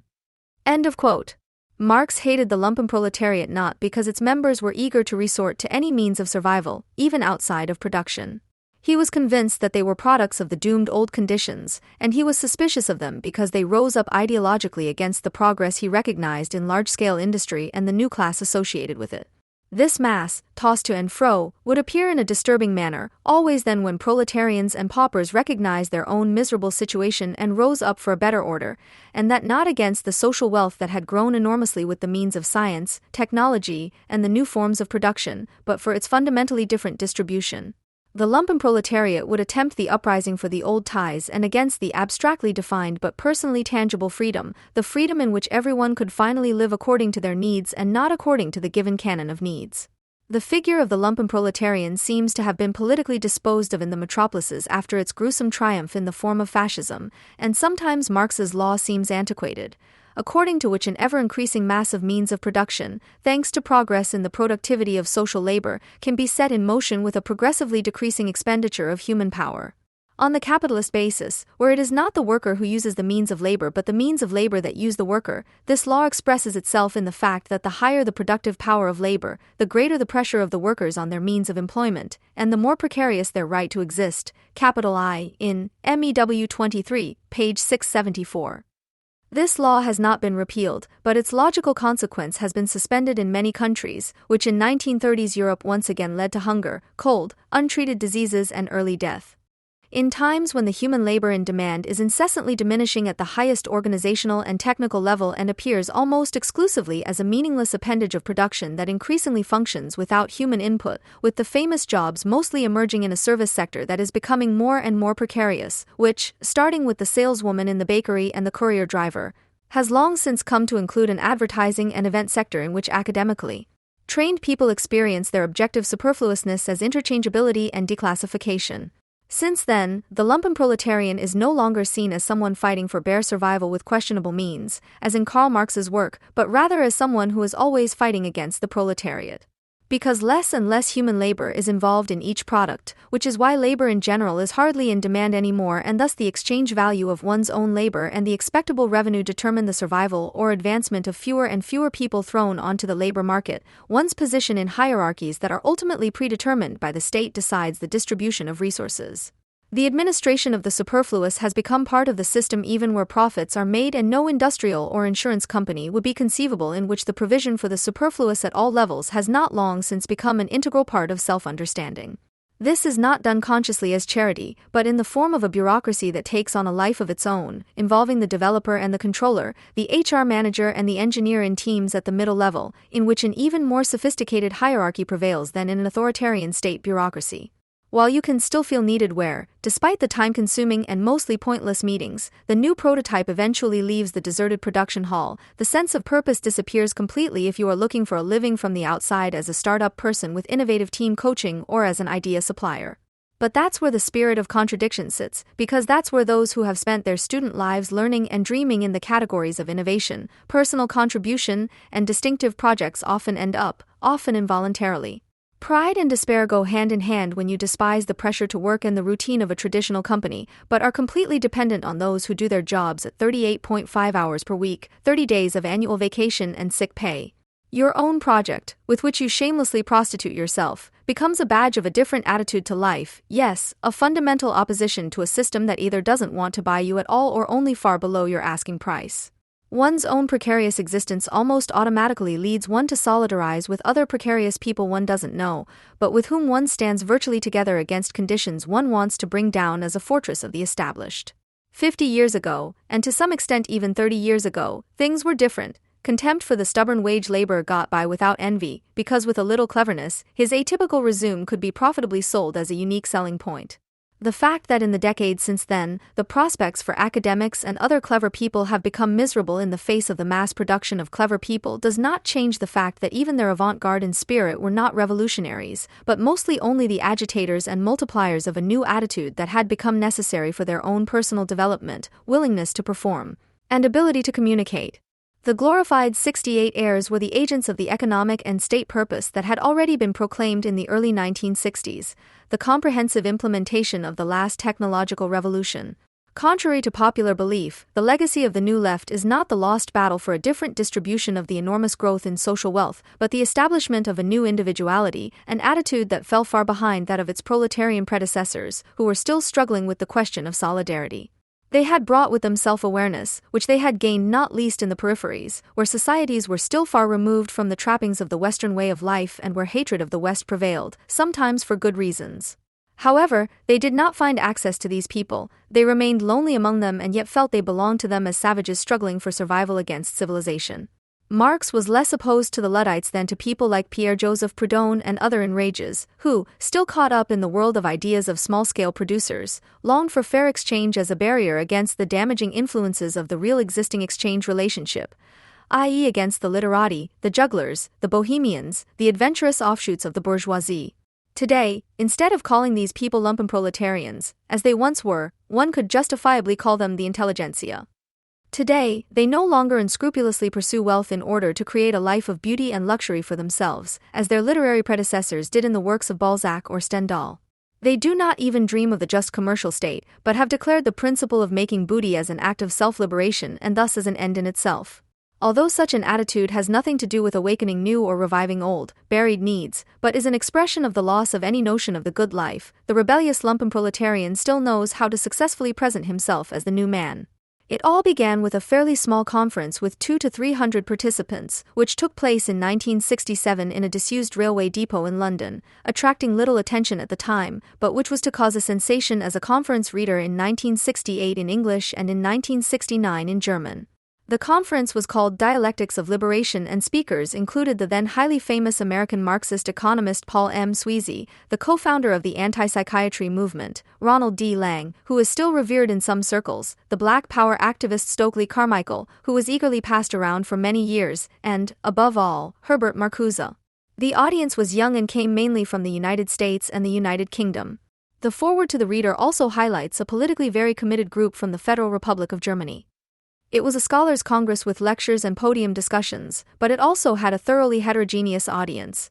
The participation of the hippie youth was important, the foreword states. To a less attentive spectator, the trappings of the congress might have seemed like nothing more than a hippie folklore performance.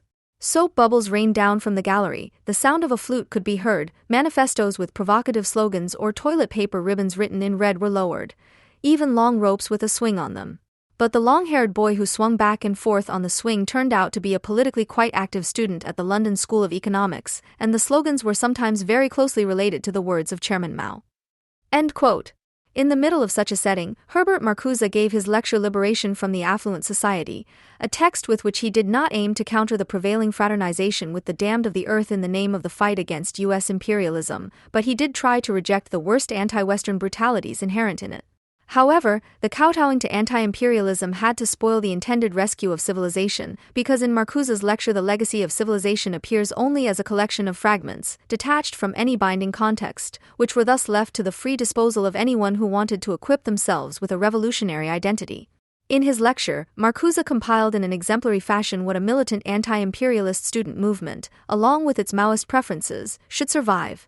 The propagation of a voluntarism that is detached from its social conditions of origin, which empowers the individual to seemingly leave the old constraints behind as a new man, but in reality seals them off from criticism as part of newly discovered, very time-bound, highly personal needs. Herbert Marcuse made the term affluent society famous because he used it to develop a new contribution to the theory of revolution. In a society in which, over a long period of time, retirement from wage labor due to crisis, illness, or age does not mean homelessness and hunger because a portion of the wealth produced is diverted into welfare, there is abundance compared to the conditions described by Marx. In societies in which, in addition, there is something like participation in social wealth for the vast majority of wage earners, there is a problem with the mass base for revolution. The problem we face is the necessity of liberation not from a poor society, not from a disintegrating society, not even primarily from a terrorist society, but from a society that largely develops the material and even cultural needs of man, a society, therefore, that allows an ever larger part of the population to share in its goods. End quote. Marcuse demanded that before the revolution, its actors must have an idea of needs other than those to which the population is subject even in an affluent society, if they did not want to replace only one system of bondage with another system of bondage. The destructive power of capitalist industrialization must be broken in order to create inner and outer space for silence, for individual autonomy and serenity, to eliminate noise, cultural bondage, compulsive accumulation, dirt, and ugliness.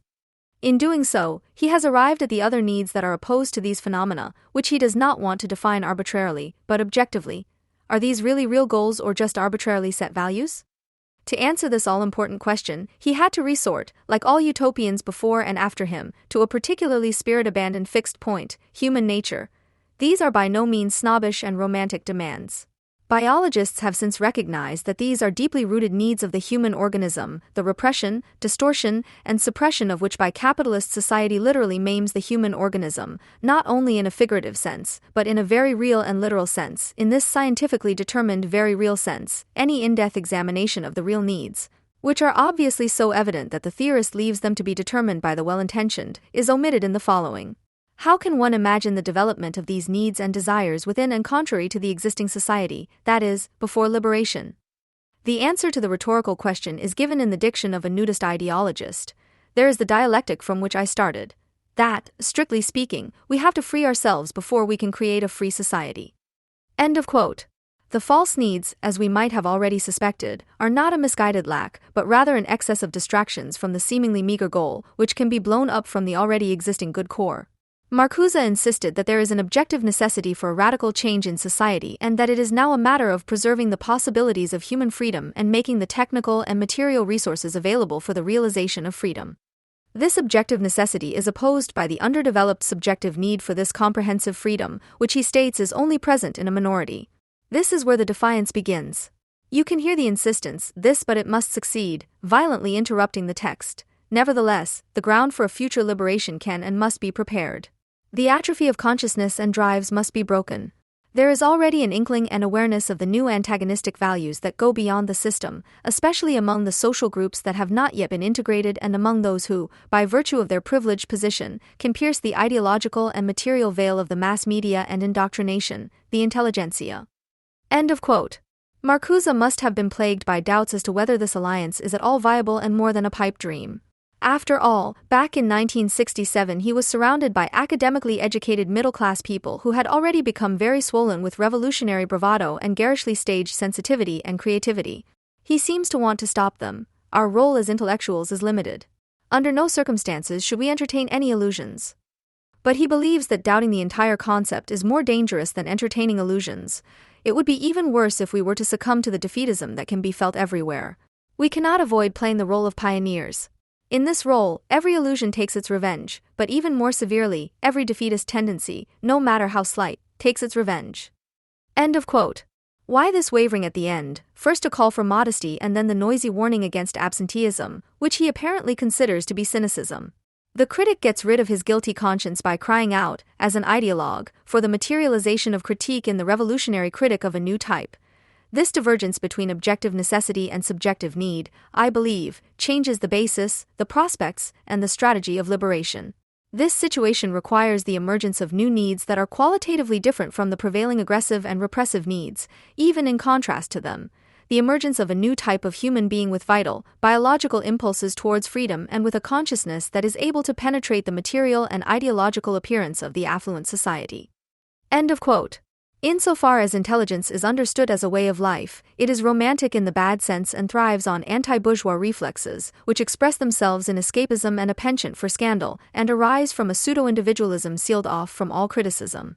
Until recently, the scientific or technical intelligentsia led a secluded existence, rooted in the humanities and arts. Graduates of technical universities did not belong to the liberté toujours community, and economists and lawyers were also difficult to associate with libertinage.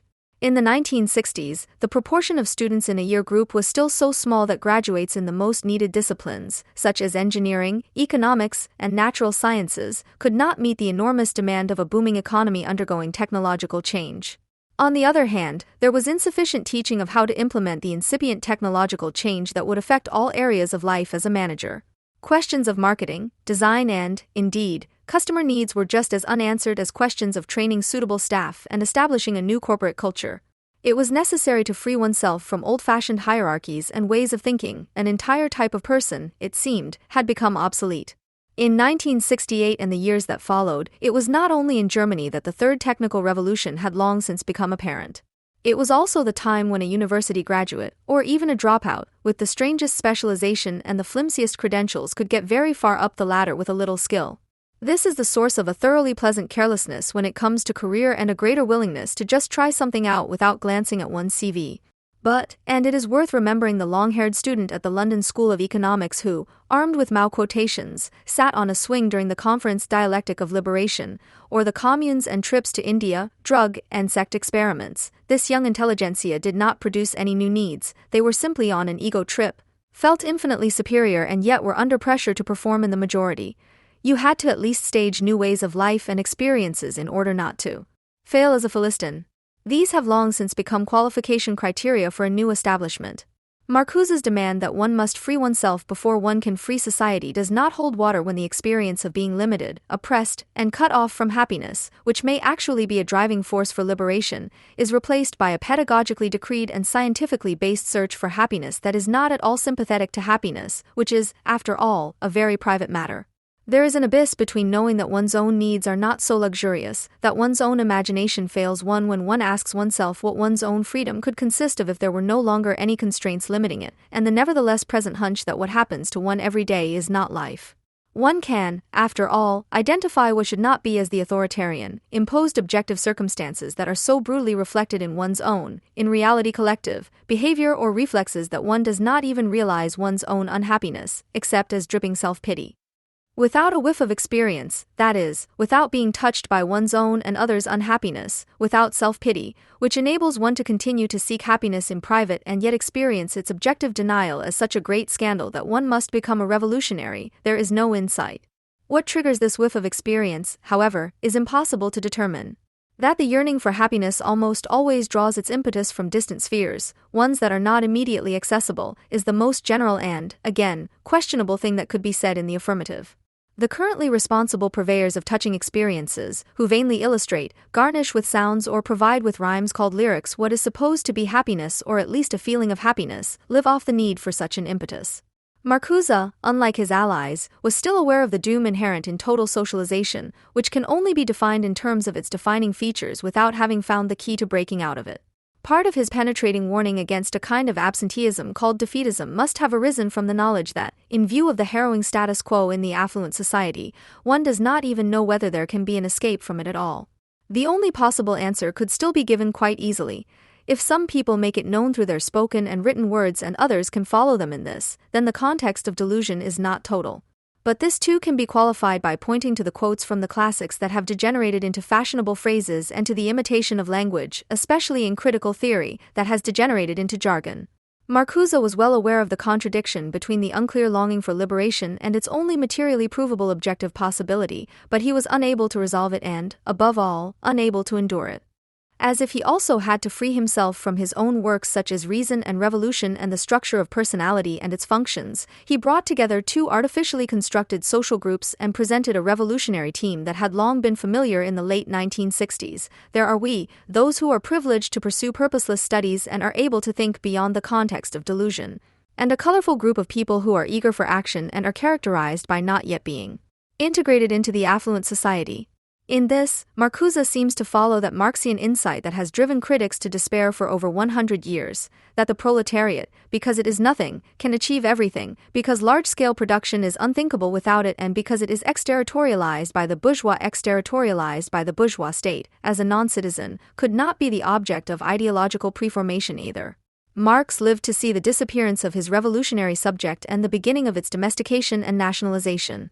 His descendants, who agreed with Marcuse that the seizure of power, the nationalization of ownership of the means of production and a different distribution do not prevent the liberation of coercion and false needs, have placed themselves and the wretched of the earth at the helm in the most adventurous way, assigning to both, against all evidence, the ability to escape the context of delusion or not yet to be caught by it, the former successfully freeing themselves, the latter always already free in the ontological sense. Marcuse, who still insisted that revolution in the Third World was only possible in quantitative terms, and could therefore not initially go beyond more subsistence funds and less repression for the individual, was obviously thinking of America's blacks when he mentioned the groups that had not yet been integrated as a committed U.S. citizen. And in doing so, he also linked up with another conference participant and co-speaker, Stokely Carmichael, who welded Black Power and the wretched of the earth into a united front.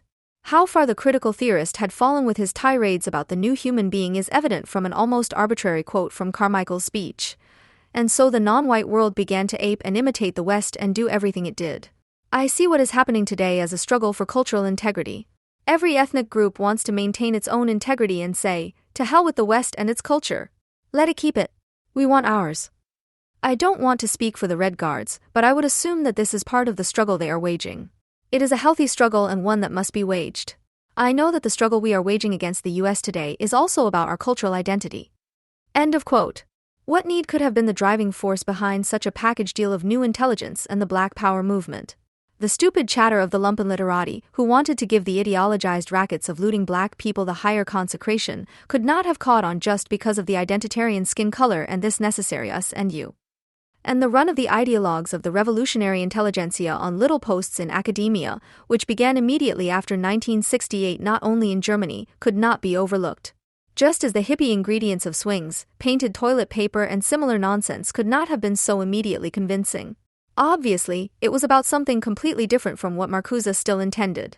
For example, despite all the criticism he himself had made, Marcuse wanted to save psychoanalysis from mockery and at least tried to distinguish between true and false on the basis of objective categories, which also include historicity, continuous movement, that does not create identities.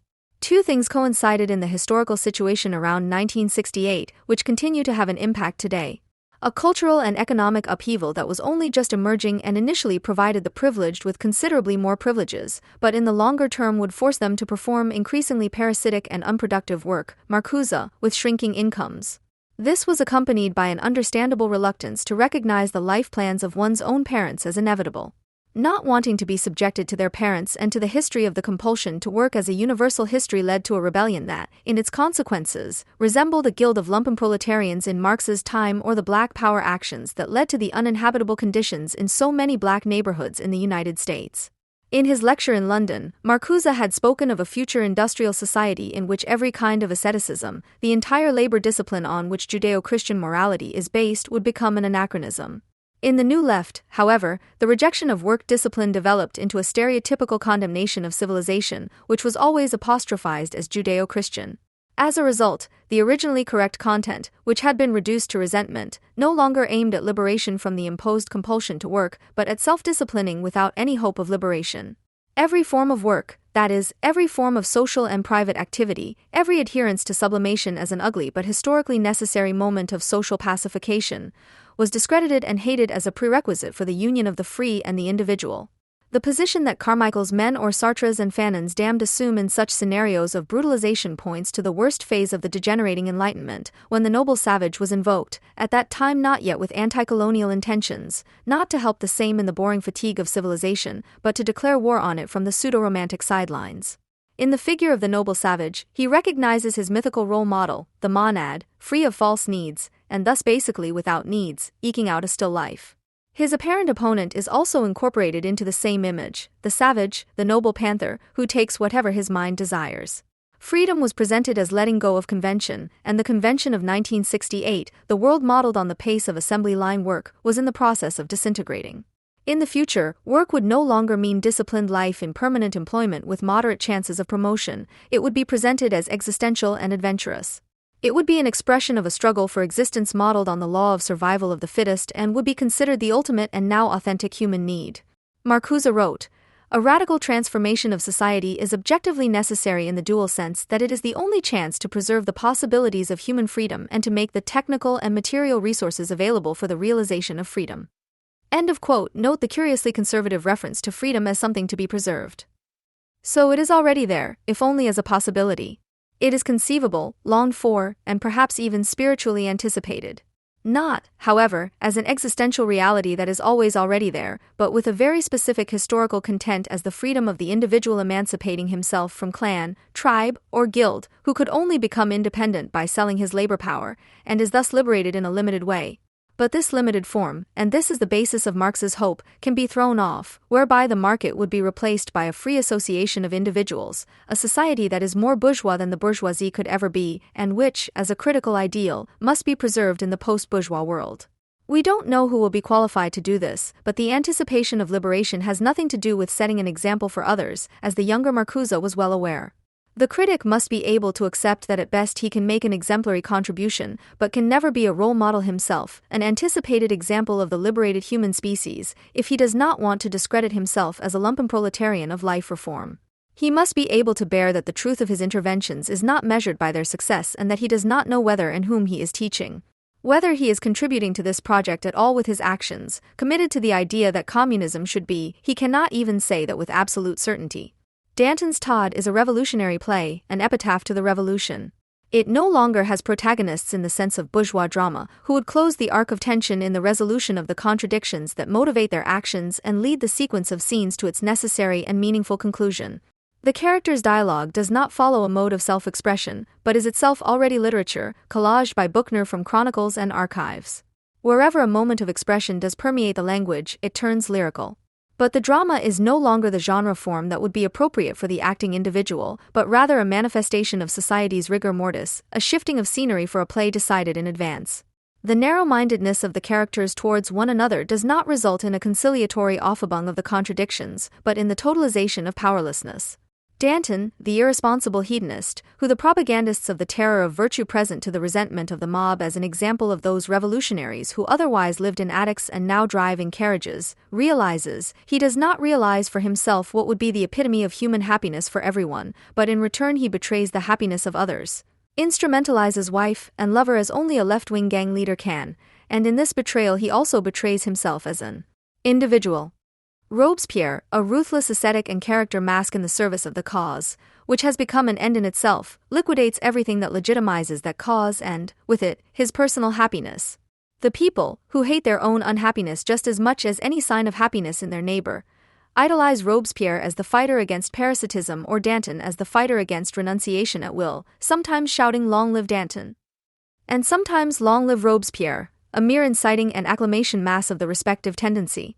The fantasy of Lucile, the wife of Camille Desmoulins, who goes mad at the betrayal of the revolution and the impending execution of her husband and his companions, is as absurd as any truth. 7 times the word everything appears in her. Everything, including my midge and the bird, is allowed to live, which is why everything would falter if just that one drop were spilled. Every single death, every thwarted happiness, as an unavoidable refutation of the whole, would have to freeze the whole in fear and terror of itself. The stream of life, which does not mean the subject and objectless flow of the philosophers of life and their Deleuzian adepts, but the individuated life, in which everything does not abolish the individual, but allows it to come to itself, would have to negate itself in the face of its own transgression. But this stream of life is not a given, but something yet to be created. But the everything that is given moves as people walk, water runs, the wind blows, and clouds drift, to the beat of the clock and the empty progression. This is the totality that has become second nature, as people like it, in which they find their footing, let themselves drift, and from which they must nevertheless free themselves in order to become human. To come to oneself does not mean to follow along, but to remain still and to decipher the general restlessness as rigor mortis in the moment of immobility. Even the endless flowing of water is not its destiny, but its curse, like that of man, the senseless passing of time.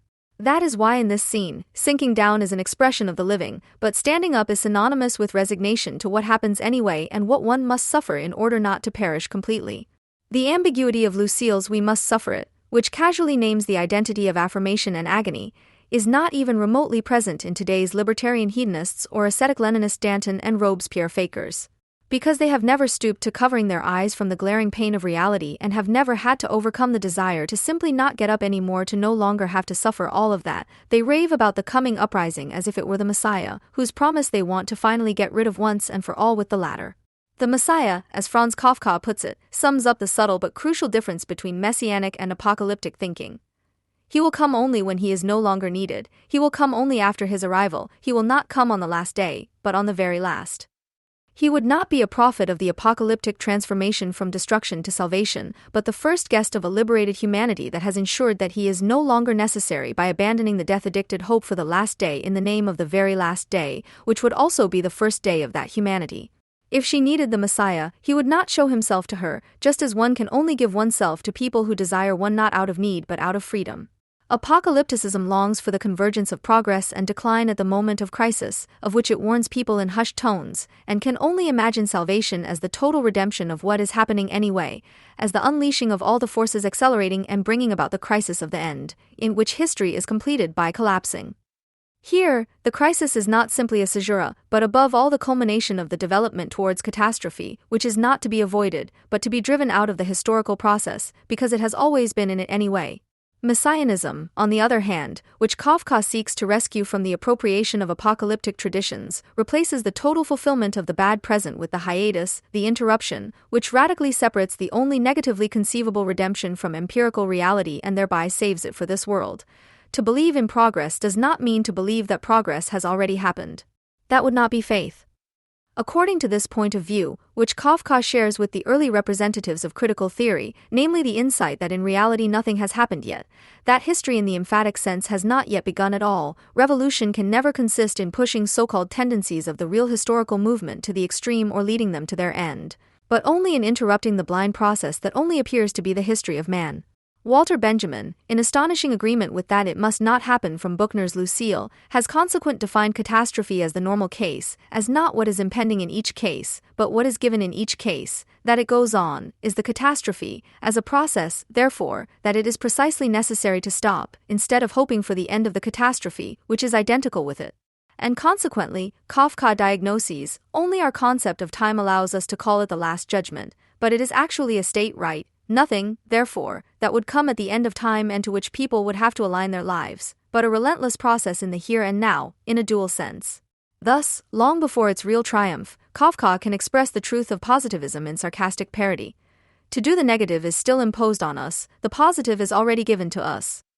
There is no way out of the curse of the given into reconciliation, just as the negative designates no heroic act, no cult of destruction, but rather its abolition in the name of unheroic, almost frightened away life. Despite their hackneyed references to Benjamin filtered through a Gambin, the propagandists of the coming insurrection are not messianists, but apocalypticists and integrators in personal union. Their manifesto, published by the cultural industry under the label Flugschrift by Dussmann between Loki Schmidt and Hans Olaf Henkel, is not a postmodern Hessische Landbote, but the urban guerrilla version of Botho Strauss's Anschwellendem Boxgesang, the swelling song of the goat, which at the time was wrongly perceived as the manifesto of a right-wing backlash against left-wing impositions, when in fact it was rather a precursor of the left's ultimate betrayal of the truth. Like Strauss, the committee unthinkingly and murmuringly conjures up the hopelessness and decay of civilization in order to encourage people to finally drive the failed project against the wall and to annihilate themselves as the appendages of capital, which they are in any case. How Strauss welcomes the Iranian Revolution of 1979 as a first sign of the rejections in the wake of which the husky hissing of the outraged, the hollow words of the hissing, barking, and coughing would finally be stifled, as the everyday language of fellow citizens degraded to the level of lower animals appears to the profit of pre-feeling. Thus the Invisible Committee celebrates the riots in the French suburbs, with all their well-known side effects, anti-Semitic pogroms, gang rapes, and abuse, as bonfires full of promise and authentic action at the height of the situation. The mob is more likely to do justice to it than its puppet-like representatives. Even in its silence, the population seems infinitely more mature than all the puppets who quarrel to govern it. In his words, any old Chobani from Belleville is wiser than any of our so-called leaders with all their explanations. End of quote. Whereby the yearning for leaders who are no longer just called and who act instead of explain can hardly be ignored. As Strauss delights in indifference to the dreary parliamentarism of mass democracy, you can do whatever you want, murder or pray, revolutionize or elect free parliaments. The committee explains the dull-witted disenchanted who give the impression only wanting to blow up the ballot boxes by voting out of pure protest, who in reality are voting only against the election itself. The committee declares them to be nameless folk heroes who are simply not yet aware of themselves.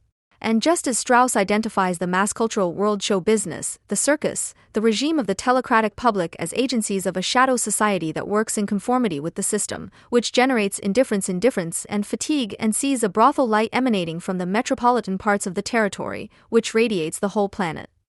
While the militias multiply ad infinitum and at the same time enjoy ever more brazen legal cover. But like Strauss, they sometimes also realize that the left has possibly always been the vanguard of the conformist self-adjustment of individuals.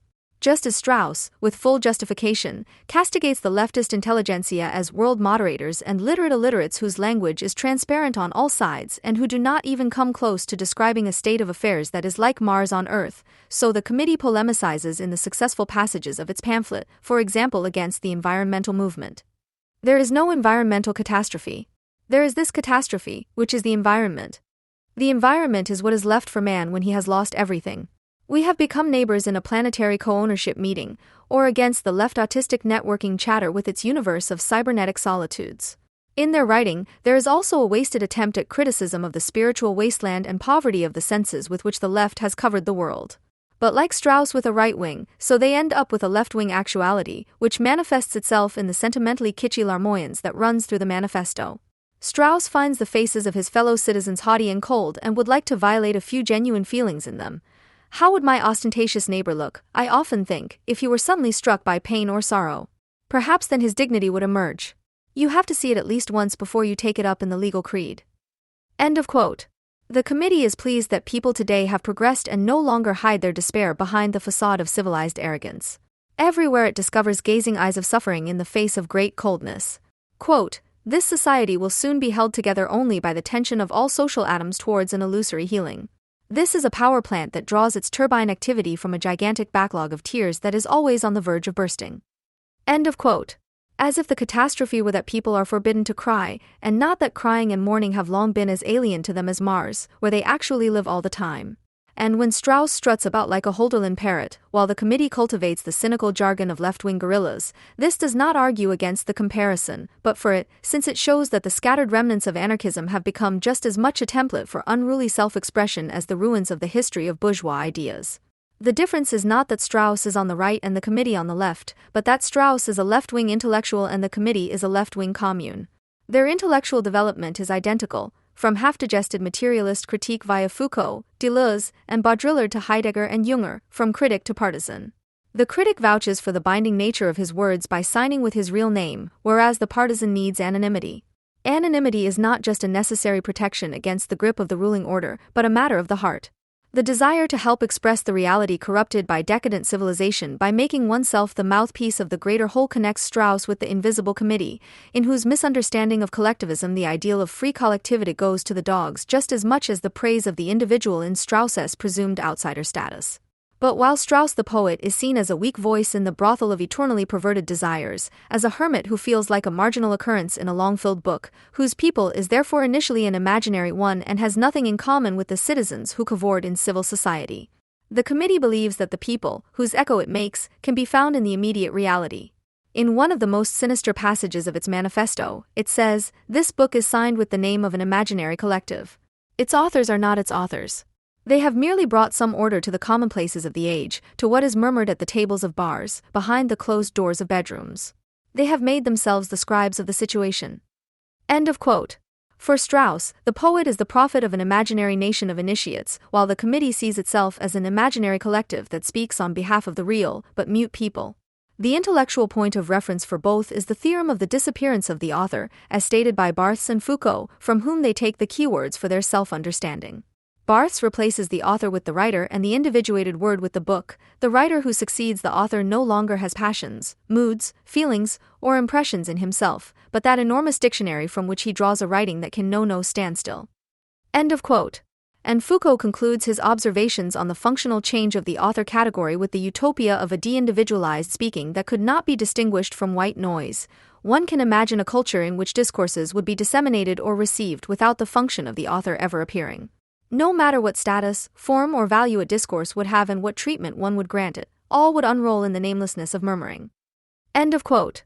This oppressive alternative to the messianic language of names, which would abolish the real name by giving everything in the world of appearance its true name, has become practice in the anti-Semitic pogroms and misogynist acts of violence, which the Invisible Committee takes as its model. Since the mob can no longer be united by belonging to a class, race, or neighborhood, but only by hatred of existing society, the coming insurrection, in the spirit of Barthes and Foucault, must know no individuals with passions, moods, feelings, or impressions. Rather, it must be a pure expression of the only remaining passion, hatred, which welds everyone together by annulling them. Idiosyncrasy is individual, like linguistic expression. Hatred is anonymous and prelinguistic. A muttering that can never condense into a moment of realization, but finally into a scream of annihilation. Then the revolutionary situation has arrived. The November 2005 fire is its model. No leader, no demand, no organization, but words, gestures, complicities. Being nothing in society is not a humiliating situation, the source of a tragic lack of recognition, to be recognized. By whom? But on the contrary, the condition for maximum freedom of action. Seeing the mugs of those who are someone in this society can help you understand the joy of being no one in it. End of quote. You can caress faces, but you have to punch in the mouth. The perhaps poor but necessary desire to be someone, to be at least formally recognized in the society of competitors as an atomistic individual, is declared null and void in the name of the manly honor of being nobody in it. Therefore, it is not criminal, but a sign of heroic partisanism, when women who, instead of living under the yoke of Islamic morality, want to become someone through education, career, or individual love, are summarily murdered. When boys excel at school only through brutality and stupidity instead of through achievement. When citizens who do not want to be harassed in public are beaten up as pikes. This is what the upcoming revolts look like, which a collective hopes for, a collective that only sees the claim to be yourself and drink Pepsi in the formula. I equals I because it cannot distinguish between the compulsion of identity and self-identity. They denounce the effort to preserve the remnants of a coherent self as a state of permanent semi-decay, which they say is preferable to total decay, but my weaknesses, taken as facts, can also lead to the destruction of the hypothesis of the self. They then become acts of resistance in the ongoing war. They become rebellion and a center of energy against everything that has conspired to normalize us, to amputate us. For those who refuse to manage themselves, depression is not a state but a transition. From that point on, there is no reconciliation other than that provided by medication and the police. This is precisely why this society does not shy away from forcing Ritalin on its children when they are too lively. End of quote. It is revolutionary to tap one's own weaknesses as an energy center in order to smash society by smashing the self, a society that has the arrogance to expect such a self from you. The self, the subject form in which the living ego fails, but which also posits it as a market subject and enables its survival qua self-valorization, is not to be transcended, but liquidated in regression, which knows neither subjects nor names. This anti-psychiatric delusion explains the paranoid warning against medicine and pharmacy that runs through the entire manifesto. Where weakness and depression are regarded as acts of resistance, any attempt to alleviate them with medication is a form of collaboration. Those who seek medical advice because they want to live longer, or simply to function better and not perish prematurely, are cowards, while the brave give free rein to their megalomania. In this contempt for the citizens, who cling to their poor selves instead of giving themselves up in identification with the whole, lies the deepest affinity between Strauss and the committee. Both, each for himself and against the other, prepare the alliance between mob and elite that is to bring civilization to its well-deserved end. The rhetorical trick underlying the entire manifesto consists of thinking of everyday life in Western societies, even here and now, in terms of the model of the neglected suburbs of Latin America or the all-pervasive manipulation and criminalization in the Detroit of the popular crime series The Wire, where a state of emergency is indeed the norm and society has regressed to a chaotic gang rule. In line with the Nietzschean motto of giving a helping hand to that which is already falling, which has always been a call for self-barbarization and a counter-program to saving criticism, the bad is made bad once again in order to magically allow the positive to shine through. Where the depressing status quo of civilization's achievements is concerned, especially within the history of emotions, sociological truisms, which in another context would come close to correct insight, are collaged into a diffuse overall feeling of deception, fraud, and frustration, with which one wants to confirm the masses in their contempt for the remnants of sociality, so that they finally get rid of them. Criticism and insight are basically no longer necessary, because everyone is certain of the validity of their own hatred. Quote, "It would be a waste of time to list all the things that are dying in existing social relationships. They say that the family is coming back, that the couple relationship is coming back. But the family that is coming back is not the one that had left. Its return is only a deepening of the prevailing separation, which it helps to conceal, thereby becoming a deception itself. The couple is like the last stage of the great social fiasco. It is the oasis in the middle of the human desert. People go there because they seek everything under the auspices of the intimate that has so obviously left contemporary social relations: warmth, simplicity, truth, a life without theater and spectators. But when the giddy feeling of being in love has passed, intimacy sheds its old robe. It is itself a social invention. There is no more truth there than anywhere else. Lies and the laws of estrangement also prevail there." End of quote.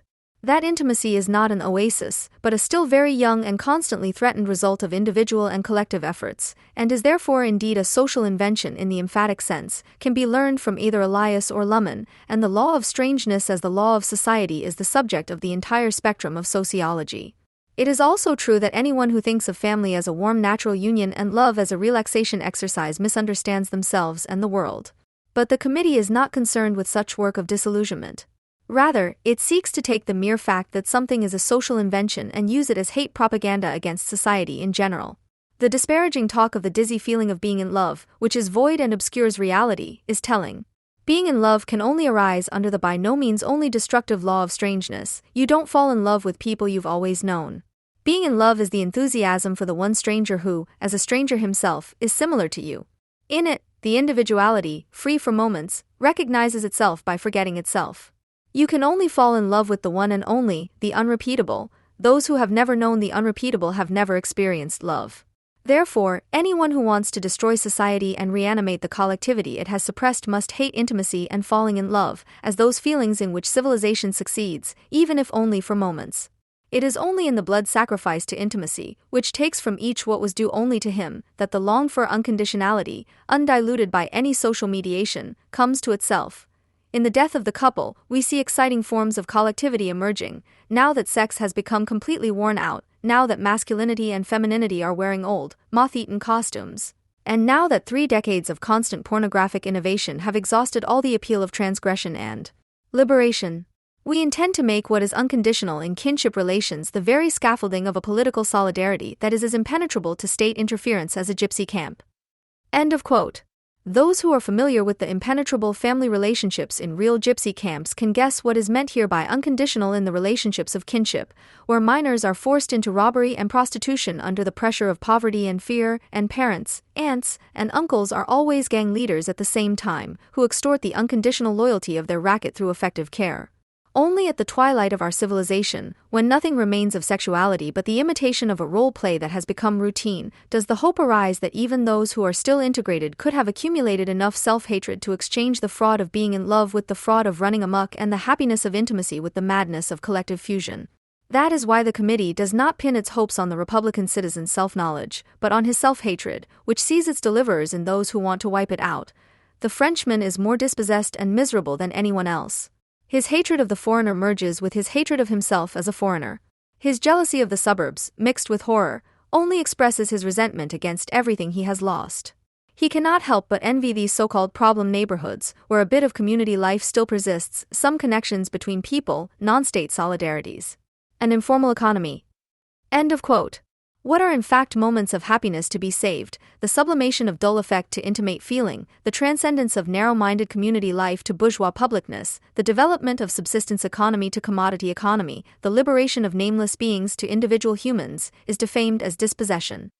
The real thing that is taken from the citizen is embodied by his ghostly accomplices, the gangs that harass passers-by on the street, commit shoplifting and set cars on fire. These gangs, who flee from work, take the name of their neighborhood and resist the police, are the nightmare of the good citizen, individualized in the French way. They embody all that he has renounced, all the joy that is possible and that he will never achieve. The joy of finally playing the role of both criminal and martyr, abandoning one's name in favor of that of one's gang, beating up anyone who gets in the way of their tunnel vision, and taking whatever they want, abandoned houses, abandoned cars, abandoned women. In doing so, the committee actually makes itself into the guerrilla vanguard that Port described, a collective of professional crooks who declare their own illegality to be the only true legitimacy, so that social coherence arises from collective self-subjugation. It is not only this fantasy that is uncanny, but also the fact that it is met with growing sympathy by the citizens to whom it appeals, as if the old man beaten up by teenagers in the subway for asking them not to smoke finds his truth in this violence. While the committee gets high on the image of burning cars, which is repeatedly invoked as a leitmotif in their manifesto, Benjamin and Buchner saw the allegorical aspect of the revolution in the shot-up tower clocks, with which the July revolutionaries of 1830 brought linear time to a halt, as it were, for the moment of the new. An allegory that was, of course, already refuted at this point in time with the French Revolution's turn to terror, accompanied by the introduction of a new calendar. Nevertheless, the juxtaposition of the two images is indispensable to highlight the betrayal committed by the committee and its acolytes, not only of Benjamin but also of revolutionary messianism in general, in contrast to the unfulfilled promise inherent in Benjamin's reflections on the connection between revolution and time. When you set cars on fire, you are not stopping time, but mobility. It was Pascal Bruckner who first saw that the seemingly wild attacks in the French suburbs were decidedly directed against the promise of urban mobility, against the promise of escaping one's own clique, whose constraints are sedimented in the natural cycle of the same everyday life, bound to the rituals of one's own milieu.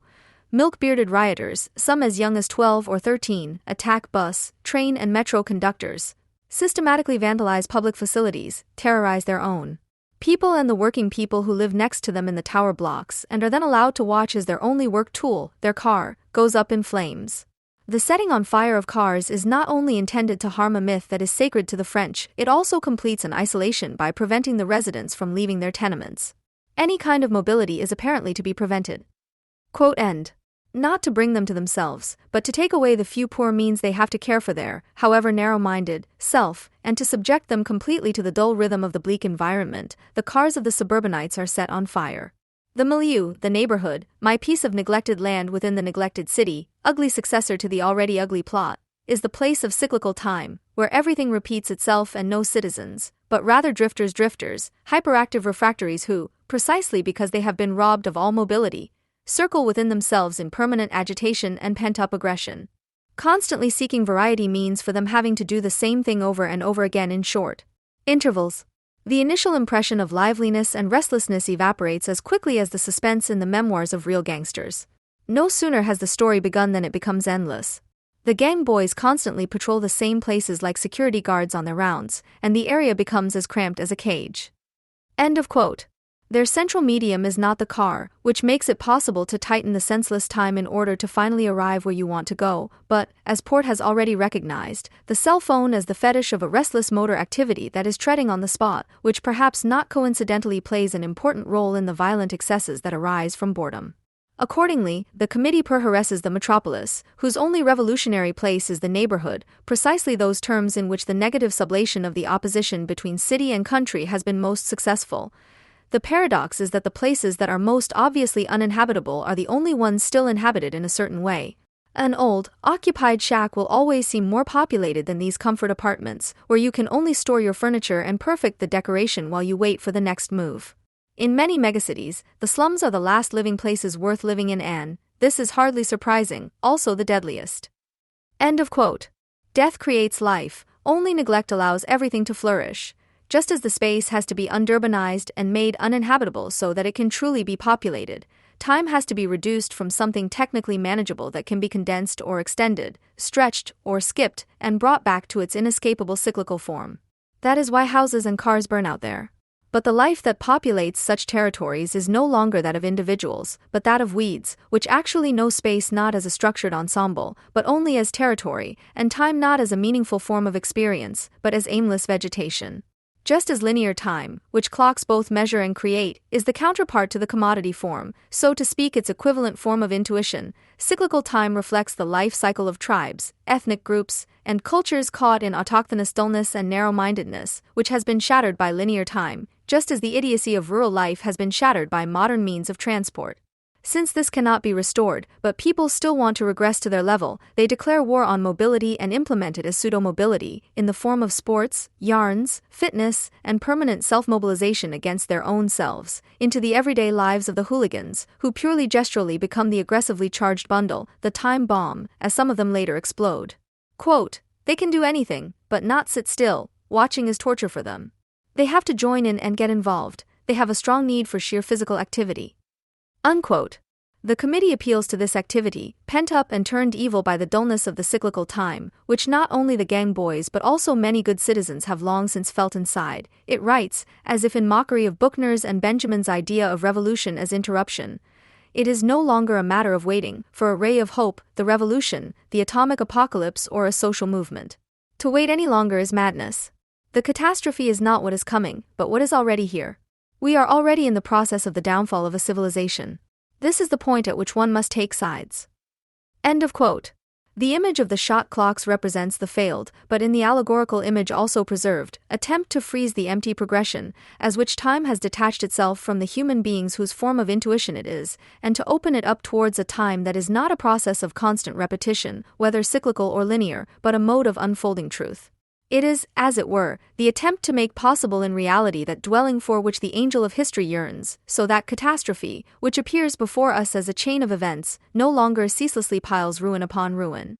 But Benjamin's angel turns away from what he is staring at and is blindly driven into the future with his back turned. This gaze of powerlessness, which, especially today, is unavoidable and binding for every cogent thought, is transformed by the committee into complete untruth, by calling for people to throw themselves into the arms of the catastrophe that it defines, in contrast to Benjamin and with Heidegger and Agamben, as the doom of a civilization. The dual perspective of Benjamin's angel, namely that what appears to us as progress is recognized by him as catastrophe, is abandoned in favor of a forward-looking perspective that sees salvation in the execution of the catastrophe. Benjamin's angel counts the dead and is constitutionally incapable of prophecy. But the committee, as an apocalyptic prophetic collective, decrees, the day will come when the capital, this gruesome petrification of power, will be completely destroyed, but that will be at the end of a process that will be more advanced everywhere else. End of quote. And it also lets slip whose side it is on in Buchner's drama by ridiculing governing as the ability to postpone, through 1,000 clever deceptions, the moment when the crowd turns on you. End of quote. So one thing is clear, things have to get worse before they get better, and there will be deaths. Extras will be found for the supporters of Robespierre and Danton. Only the role of Lucille is vacant. At the end, shortly before the scaffold, she cries out "Long live the king!" In an absurd fulfillment of the concept of revolution, which means turning back, just as Benjamin's angel of the future turns its back on progress, which is a storm, against Robespierre and against Danton, but not for the empirical king, but for the real, the individual human being. No radical is such a hopeless case that he cannot become a useful member of society. Even Uli Krug, dreaded author of anti-German and heavily communist epistles, has finally made it. The only word in the quote that should not be maliciously used for denunciation, but rather saved against Uli Krug, is radical. As he noted in Jungle World at the turn of the year 2008/2009, Uli Krug works as a local editor for a daily newspaper published in the Black Forest. So you can, but you shouldn't say that his path led him to the fountain of the Black Forest hometown newspaper Sudcourier. No one can easily imitate the jug and the well, but it is only by the delightfully Swabian diminutive that one recognizes Ludwig, the last language critic in the tradition of Alfred Kerr. According to the cost-benefit calculation of bourgeois society, a radical is really someone who has not made it, whose path leads him to the responsible arge, and sometimes even far beyond, into infinity, so to speak. If Uli Krug had only written about brave craftsmen like the bakers Uwe and Miriam Hilsenbeck, who, among other things, make Advent truffles according to old family recipes, he would not have gained a reputation as a renegade and could still write about regional transport policy today, undisturbed by the editor of radical literature. But every well needs to be tapped. The message is that his arrival in a segment of society deemed useful could not be achieved without betraying his former ideals, and thus paying for it with those self-confidently hopeless cases who are to be venerated as radicals. Quote, "A year ago, Krug complained in the Berlin Weekly Jungle World, and don't believe that the hard hunger strikes of the first RAF generation were carried out for the sake of easier prison conditions. Rather, they starved themselves to death to prevent them." With Uwe and Miriam Hilsenbeck's Advent truffles made from honey and gingerbread dough, prepared according to a traditional family recipe and served by brave craftsmen, Holger Mainz could have had as sweet a life as any anti-German communist reporting on plans for bypass roads. Grumlises Express, May 2009. We don't know for sure whether Holger Mainz really wanted to die. The fact is that he paid for his hunger strike with his life in 1974, and with his death he lit a beacon for no good. Soon after, the slogan "Revenge for Holger Mainz" could be read throughout the country, and the funeral with Dutchke's Holger, the fight goes on, became just as much a part of a so-called history of resistance as two photos of the dead man. One shows him in an open coffin, with sunken cheeks, deep-set eyes, and a huge, scraggly beard. The other shows the naked corpse, very small, terribly emaciated, with the ugly autopsy scar from neck to stomach. Both images were published by his followers, instinctively trusting that they would have an effect. The starved, naked dead man, did he not resemble those starved dead of Bergen-Belsen and elsewhere, who were not so easy to talk about?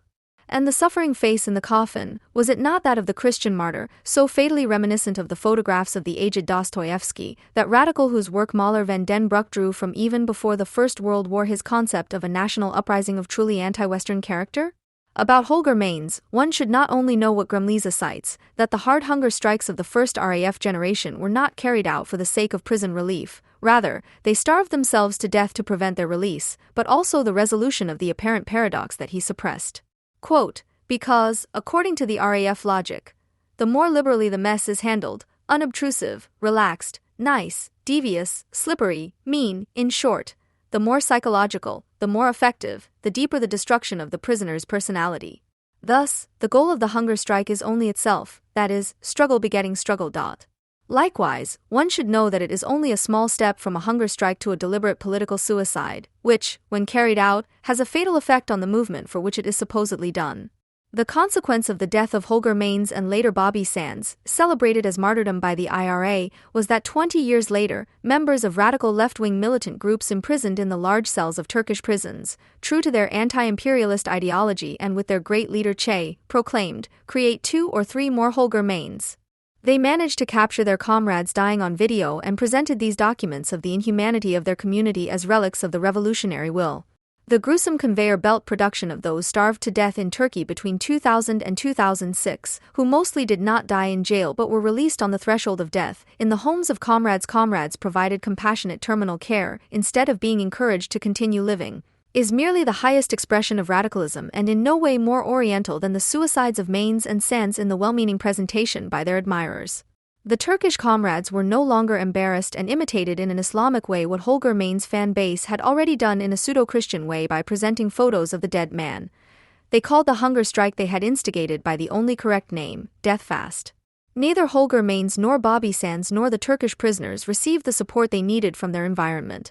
They were not encouraged to live, they were not valued as friends, but planned as comrades. No one told them, "It's enough, you have to spare your life." Despite the long years ahead of them in jail, no one reminded them of the truly very limited joys of life there, even if it was through delicacies from outside. Advent truffles made of honey and gingerbread dough, for example. If someone had told them that it is not becoming of a revolutionary to sacrifice himself, because the fight is one for life and that you only risk it in exceptional cases but always in the hope of escape, then maybe they would still be around, the leftists. But the comrades outside and the martyrs inside were not so different. Together they had already taken leave of life when the comrades failed and the starving no longer found the courage to live on their own. They agreed that what did not even apply to the so-called psychological warfare against prisoners also applied to those outside. The more liberally the mess is handled, unobtrusive, relaxed, nice, devious, slippery, mean, in short, the more psychological, the more effective, the deeper the destruction of the prisoner's personality. The dead can no longer speak out. Those who preferred not to follow their example had the last word and thus incited repeat offenders, because instead of preserving a lamenting memory of the senseless act for which they were also responsible, with the many senseless subsequent acts that led to imprisonment, they hard-heartedly held on to them as martyrs.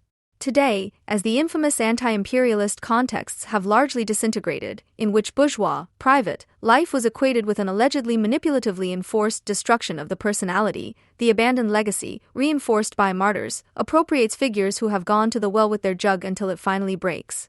They have been shocked.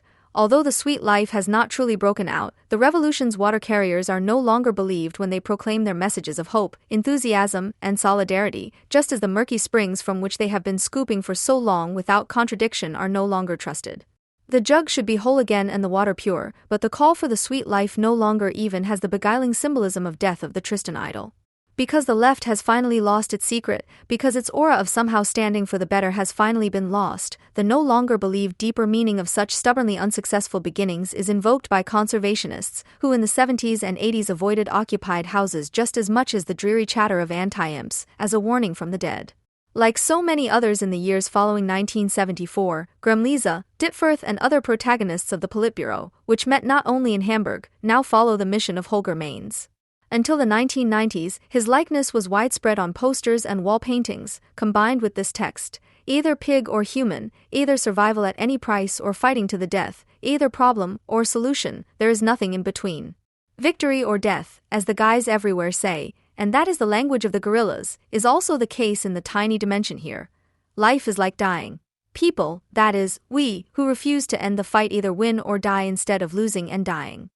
From the last letter from Holger Mainz, a dead woman of the so-called revolution, who, in the succession of Holger Mainz, led her life, or rather her fight, in the circle of the RAF sympathizers, left behind some documents of self-abandonment that are all the more oppressive because the comrades, who were incapable of friendship let alone love, and a terrible mother have glorified her terrible end. Andrea Wolf, born in Munich in 1965, killed by Turkish military in the mountains of Kurdistan in 1998. In 1999, a book in memory of the life and struggle of Andrea Wolf was published by her friends and comrades in 2 editions, from which the quoted poster text with the Holger Mainz quote comes, as do all the other quotes. It is the story of a radical who, long before she was shot, had already largely given up on life. Andrea Wolf's life is the refutation of a much-sprayed piece of graffiti whose message she had believed in: where you fight is life. The photos in the memorial volume initially present the grumpy 16-year-old, beautiful, chicly dressed and by no means just challenging the system. Then come pictures from Frankfurt, where she has been living since 1991 in a squatted house project at Fritzlarer Strasse 18, still known to nostalgics today as Die Fritz. The woman in her late 20s suddenly looks overripe, her laughter seems forced and her smile is one of outrageous serenity, almost as if it were up to her to practice forbearance everywhere from the wealth of experiences she has had, the typical camouflage of the overly strict against herself and others, to which Wolf had belonged all her life. Finally, the last picture of Andrea Wolf in her early 30s, in uniform in the mountains of Kurdistan, an early-aged, haggard woman with a thin, tortured smile. After her death, the comrades were reminiscent of the cheeky teenager whose pictures they presented. Most of the others do not show that where Andrea Wolf fought, there was life.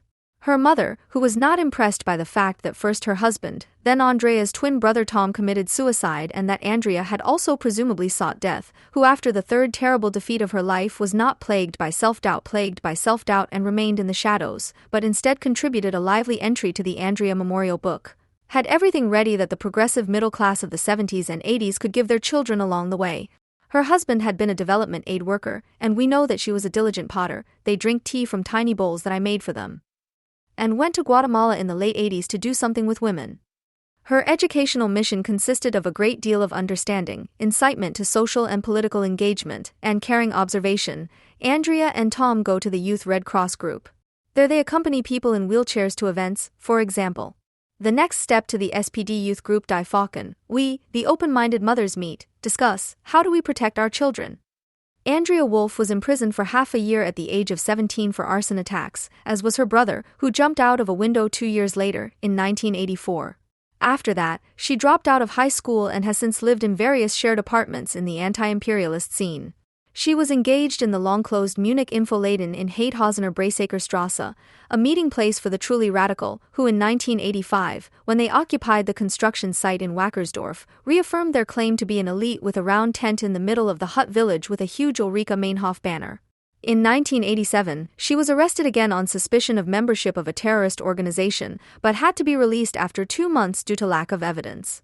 After attempting to network the anti-imperialist movement internationally with the Focus El Salvador, 1992, disaster struck in 1993. She had been in a close personal relationship with the Secret Service informer Klaus Steinmetz, whose investigation of the scene had allegedly led to the death of Wolfgang Grams and the arrest of Birgit Hochfeld in Bad Kleinen. Andrea Wolf was characterized by a strange arrogance, a combination of self-aggrandizement and fear of life. Since she was forced to drop out of high school due to her conviction, she no longer seems to have bothered with an education, apart from the martial arts that were obligatory in the scene even back then. The unloving book about her life merely states, "I had dropped out of school in 1981 and struggled through life with jobs." End quote. She further intensified the alienation from the society around her, which was not least mediated through wage labor, by living almost exclusively in radical left-wing housing projects since her first stay in jail as a teenager. This anti-imperialist scene was located in the gray area between the autonomous movement and the RAF, on the fringes of legality and subject to increased surveillance by the secret services. Their contacts with illegal people, their occasional militant actions, which, unlike those of the autonomous movement, did not take place from the crowd, but as mostly bloodless attacks on buildings, and in the 80s also their propaganda offenses, which immediately earned them charges for supporting terrorist organizations, whether the RAF or the PKK, made them extremely vulnerable, but at the same time attracted the guilt-ridden admiration of less consequent comrades. We were already in crisis as an autonomous and anti-imperialist movement in 1987-88. Wolf wrote in 1995, in immediate retrospect of her departure for Kurdistan, but already taking refuge in the existential threat from outside in the next sentence, exposed to state attacks. Quote end. And so it goes on in excessive self-overestimation. No wonder, since we were the only force that could have potentially created a revolutionary and anti-patriarchal unity, and thus a completely different strength for the future. Quote end. In the contexts, there was a permanent mood of mistrust and fear. There was little success in guarding against informers from creeping in, while at the same time watching one's flatmate for possible tendencies towards retreat, which could lead out of the revolutionary circle and into the private sphere, which was seen as betrayal and surrender. Andrea Wolf was never alone but obviously always lonely. Her bonds to other people no longer seem to have been all that close at the end of her life. The language of the commemorative volume is that of companions who stuck to the affected jargon but could not hide their distance from the martyr. Marked obituaries were obligatory. There was Kurdish pathos in the Turkish language about the German comrade, who was celebrated as Sahit, martyr, Ronahi.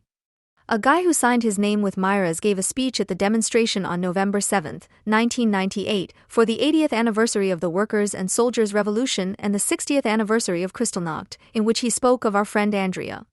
He said, "I look at your picture. You smile at me. In my head, I hear you say, 'Come to this wedding with me.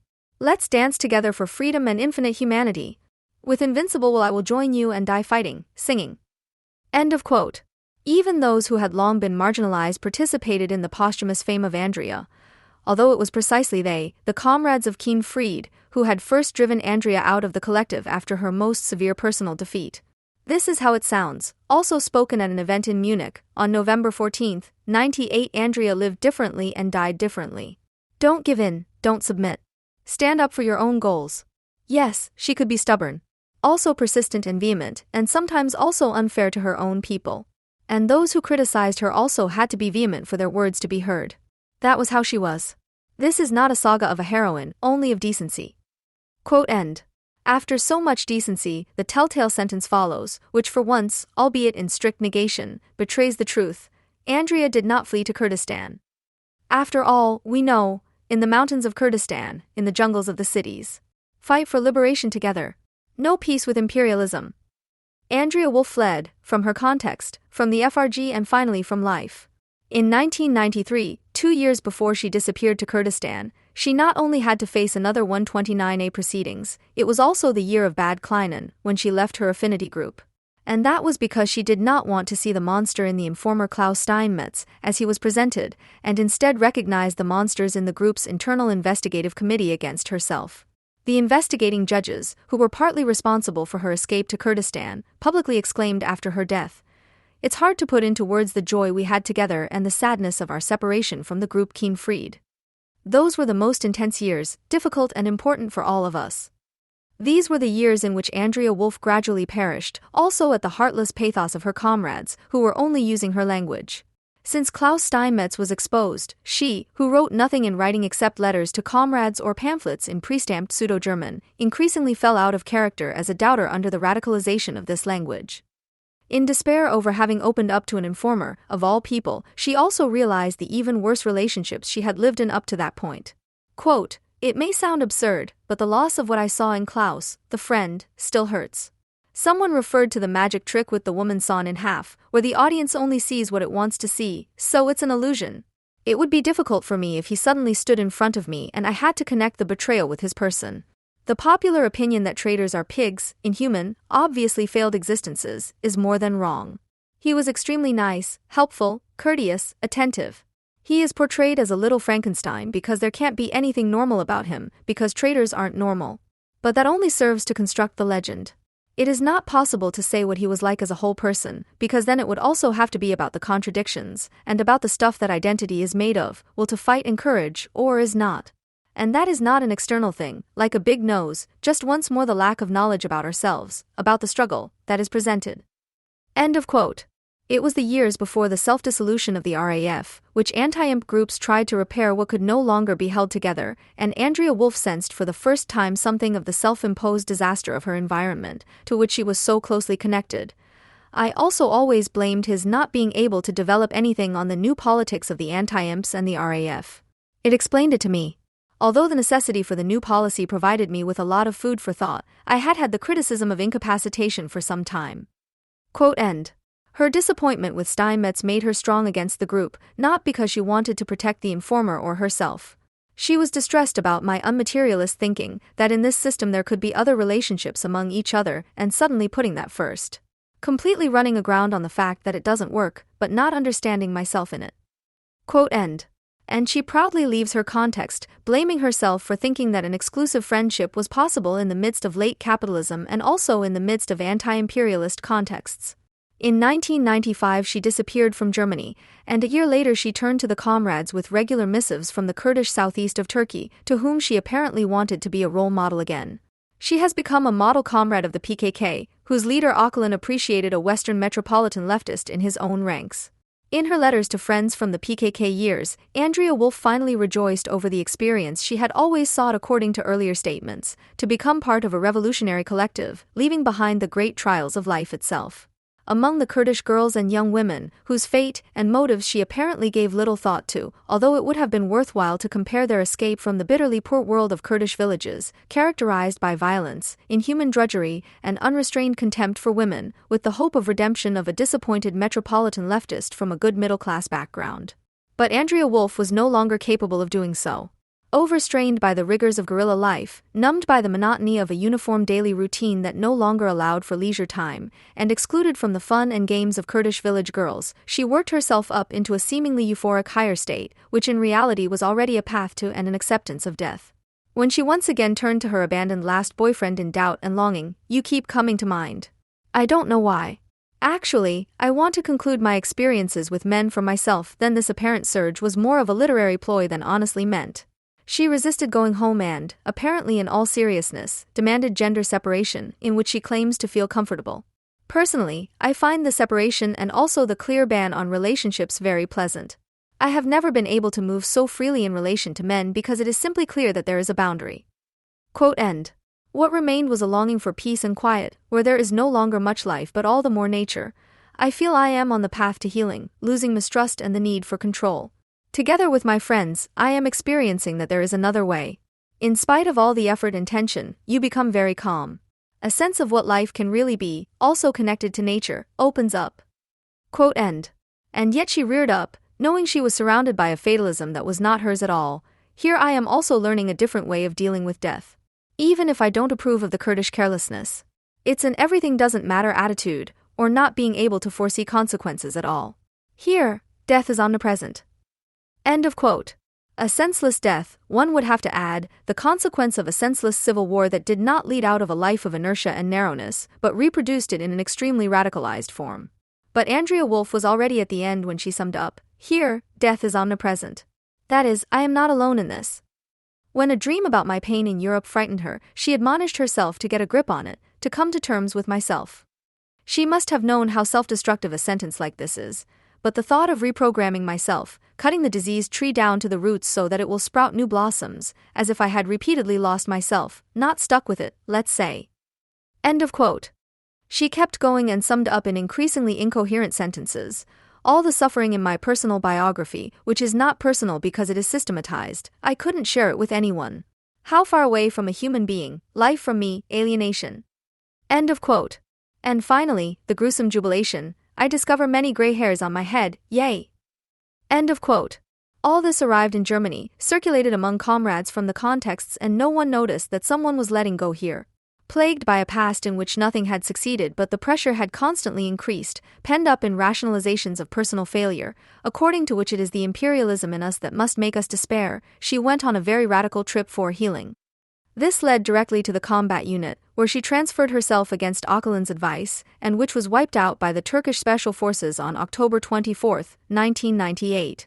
Andrea Wolf tried to get a grip on everything for a short, unhappy revolutionary life and was so lonely in the end that she no longer felt alone with a collective that was completely foreign to her, only in the face of death that was constantly descending on her. She provided information about this in radical messages that were cries for help, the cries for help of Andrea and not those of the left. Andrea Wolf was no radical in the manner of Hermann Ludwig Gremlies's companion Holger Mainz, and she was no psychopath, but she did fall ill. We have nothing to learn from her, but we should remember her, not as a cautionary tale, but as one of us who have the good fortune to live in the better years that have only just dawned. These are the years in which Krug and Brunel of the left have become the object of contempt, in which the profession of revolutionary has finally been phased out, and the bourgeois profession is no longer equated with the methodical destruction of the personality, even for those who reject bourgeois conditions. For the time being, there is nothing to be said against wage labor in local newspapers, because a Black Forest local editor in another place is able to contradict the conditions and apparent necessities of Andrea's suffering and death. The revolutionary nest egg, passed through by the radical editor as a fee, must, on the other hand, be earned through an attitude that is not so far removed from Andrea Wolf's existentially inflated megalomania. The frustrated critics of post-bourgeois conditions no longer identify with existential revolutionaries of the Andrea Wolf's ilk. Today, it is the no less conceited and chosenness-imbued desire of the new generation of existentialists to definitively and exclusively call the shots in art or the great and pure theory of an environment perceived as hostile. The attitude is the same, the consequences are foreseeable, even if neither new hunger strikes nor interventions in the struggle of the peoples for liberation are on the cards. For who, in the long run, is able to resist the hopelessness, the personal and often enough also economic downfall in a loneliness filled with a death wish, if they do not connect with the bad but only life, even if it is through wage labor? From the very beginning, critical theory has been accompanied by the infamous attempt to implicate it in a central self-contradiction, the repetition of which may sooner or later irritate generation after generation of its most orthodox defenders. How can one, so the objection, which has meanwhile become more than trite, start from a general context of delusion, from the necessarily false consciousness, from the fetishized society as a totality that affects every individual, and at the same time occupy the position of the great one who sees through for oneself? Doesn't the empirically indisputable existence of critics demand a relativization of the effect of social totality on its members? Doesn't the context of delusion find its limit in the freedom of the individual? Of course, what is staged as clever critique of critical theory falls back on it in two ways. If one understands the human being as socialized nature, then social totality alone cannot a priori be smoothly totalitarian in the individual and reproduce itself, which is why social and individual freedom, for criticism, for example, is always somehow possible in the abstract, but at the same time is always naturally and historically conditioned in the concrete. In any case, critical theory never understood knowledge as the result of a decision by a sovereign subject looking through. Rather, it was concerned with a constellation that occurs in a flash, in such a way that the context of delusion sees through itself, as it were, in the medium of a subject open to experience, a process that cannot do without the subjective moment, but also does not culminate in it. Despite its evident groundlessness, the myth of the critical theorist who cannot grasp his own existence conceptually persists. To stay in the recent past, for example, Justice Wertmuller was to be brought into a state of explanation in 1997 during a panel discussion organized by critical psychologists on questions of subject theory. In 2000, the game was repeated in the context of a summer party of the magazine Concrete. Another 7 years later, Stefan Grigot once again addresses the same problem in Jungle World, initially agreeing with Wertmuller's answers at the time. Critics of the existing conditions, writes Grigot, are part of the social totality as individuals as long as it exists. The subject of critique stands not as an individual, but merely as a critic outside the coercive relationship of capitalist socialization. And further, a critique of fetishism does not dispute the fundamental possibility for each individual to step out of the false immediacy through abstraction and to reflect on and criticize both themselves and the circumstances. Grigot sums up, through reflection and critique of social circumstances, a critique of fetishism can, however, point out that such behavior is more improbable than obvious.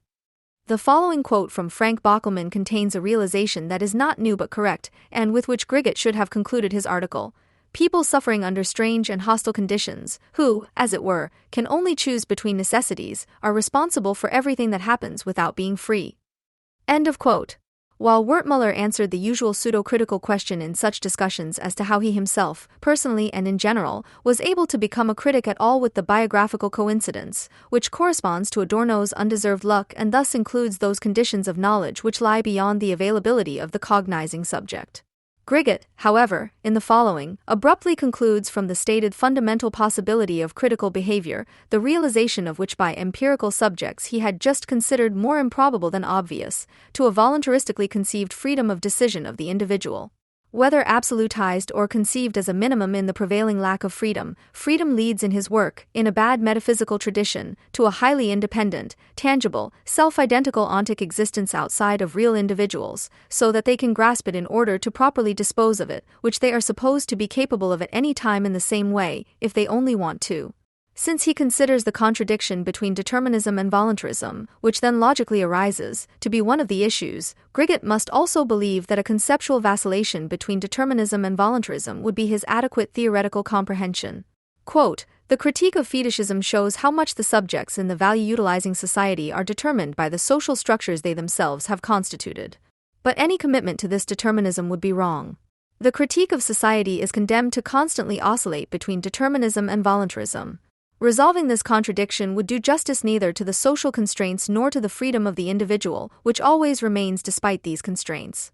The freedom of each individual to decide at any time to be against it remains constitutive for critique, especially in a society constituted in a fetishistic way. The individual always has the freedom to criticize, but this cannot be formulated from an extraterritorial standpoint. End of quote. By first assuming the natural and social determination of individuals and then suddenly affirming a voluntaristic metaphysical understanding of freedom, as if it were necessary to ward off a doctrine of predestination that completely excludes freedom, Grigot creates an embarrassment for himself, which is homemade. And that is why it has as little to do with critical theory as the solution he propagates has to philosophical dithering with dialectics taken by itself. It would be admittedly impossible to make a fuss about it, as it was in the past and remains today, if it were not for the unfortunate choice of words or linguistic inaccuracy, as it sometimes happens to everyone, which was possibly due to Grigot, and which has since become part of the good manners of Viennese ideology criticism.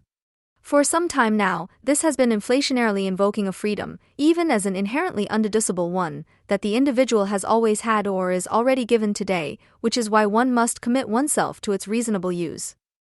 The self-confident plea for voluntarism is stylized into a very personal decision-making situation and, in this respect, much less modest than in the case of Grigot, even passed off as a deepening and broadening of the basis of ideology critique, whatever one is to imagine by this.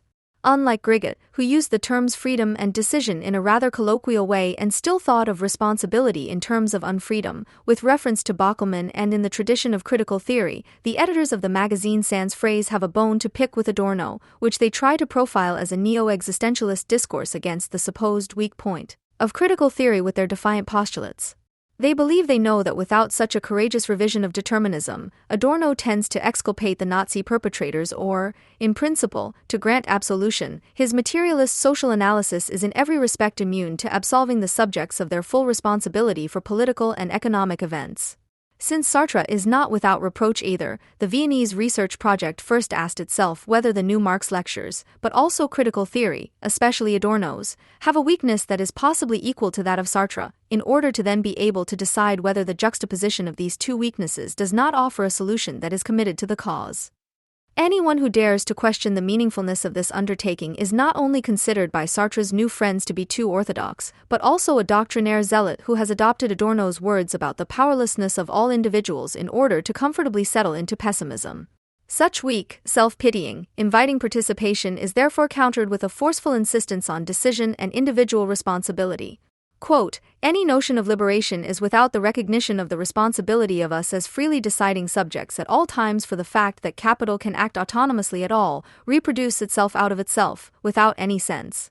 Only if we assume freedom, like Sartre, as a given today and commit ourselves to its rational use, instead of constantly bemoaning our or others' alleged victim status, can there be a society free of false autonomies, even in the slightest.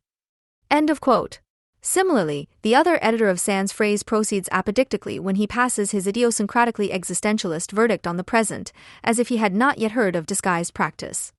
Quote, the existential judgment on the whole, which is untrue because it is based on violence and involves exploitation, and the categorical imperative after Auschwitz, true concept of resistance and engagement, which presupposes freedom as the undeducible and includes the use of violence, are thus to be related to each other. This is the only way to develop Adorno's critique. Quote end. As a result, imperatives are presented that are supposed to force the critic to decide either to present himself as a partisan or to disgrace himself as a capitulator in the face of the challenges of a freedom that has been declared sacrosanct and thus no longer needs to be explained. In the past, the role of the partisan was mainly played by sympathizers of the real socialist research centers for the creation of the new man, for whom recourse to the real partisans against fascism was part of their unshakable good conscience. Today, former companions ask the critic the question of conscience and decision, who would like to help critical theory on its way with the exemplary vita and the sometimes very questionable work of the partisans Amory and Sartre, without even asking the crucial question, and that is that of critical theory. Why were there so few partisans in Germany before and especially since 1933 and in most of the countries occupied by Germany since 1939? The mantra that is repeated everywhere, that one could always decide differently out of freedom, explains next to nothing. You don't need Adorno or Sartre for the supposedly brand new but dismally banal realization that more autonomy in being and acting can be assumed for humans than for an animal or programmed robot. If the fuss about a today and always given, inductive freedom, which even does Sartre an injustice, is to be taken seriously and literally, then it is only grotesque. Sartre's occasional disclaimers do little to change this in principle. Dahlmann writes, criticism of Sartre does not require any qualification of the definition of man as unconditionally free, as condemned to freedom, and therefore as responsible for everything he thinks and does. Only this freedom is now reduced to a status that roughly corresponds to the fact that man, from his first nature interwoven with the second, must eat and drink in order to survive. End of quote. For at this other end of the argument, the question arose as to what extent the reduction of freedom to coercion should not, at the same time, entail any restriction of, for example, moral responsibility.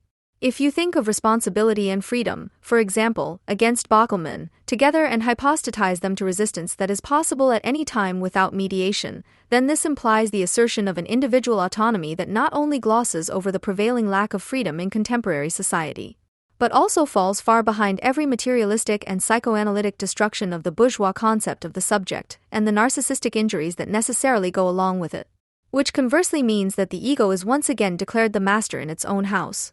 At least Jean Amory's text against structuralism, which Sand's phrase has also reprinted for renewed distribution, is clearly along these lines. Amory does not counter structuralism's thesis of man as a mere structure effect, to put it simply, with criticism and arguments in his essay. Rather, he contented himself with a simple revitalization of the ideals of classical humanism against the theoretical anti-humanism identified in structuralism, which he said welcomed the abolished human. By the mid-1930s, humanism was hardly anything more than the junk of an impotent and self-conscious bourgeoisie, bombastic writing about the intentions of humanity by intellectuals who had become destitute, which was adopted by the Stalinists for a few pennies in return for legitimizing the fabrication of the new man, that is, the Gulag. Amory, who praised Stalinism in all seriousness for its emphasis on the subject, has apparently never heard of it. And it seems to have escaped the notice of those who proudly present this text in 2012 as a classic of a new Viennese school, that the theoretical anti-humanism that goes back to Marx and Freud in the original and not to the structuralists has arisen precisely from taking the side of real individual people. You cannot excuse yourselves on the grounds of Amory's lack of knowledge of the history of philosophy, but must accept the reproach that the confirmation of lofty but unfortunately empty incantations of the human being standing up for a just order with dignity and freedom has become more important to you than the critique of a false whole, which is maintained with the same hollow invocations of the autonomous subject.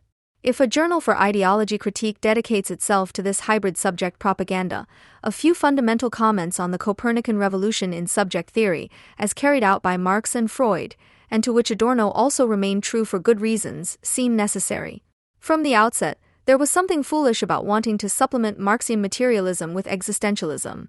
For it can be shown in detail, already with Heidegger, that whenever he gets something right, he is merely adopting a thought from Marx, only to deprive it of its materialistically and historically determined content by reifying it.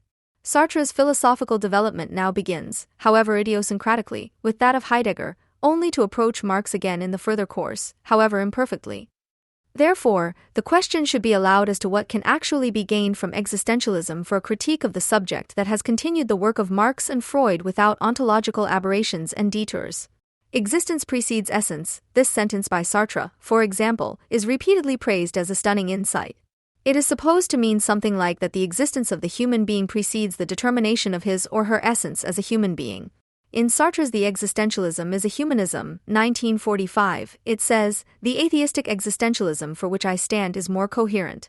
It explains that if God does not exist, there is at least one being for whom existence precedes essence, a being that exists before it can be defined by any concept, and that this being is man or, as Heidegger says, human reality." What does it mean here that existence precedes essence? It means that man first exists, encounters himself, emerges into the world and only then defines himself. End of quote. Heidegger has only contempt for Sartre's version. He takes existence and essentia in the sense of metaphysics, which since Plato has said, essentia precedes existence. Sartre reverses this sentence. But the reversal of a metaphysical sentence remains a metaphysical sentence. As this sentence, it remains in the oblivion of the truth of being with metaphysics.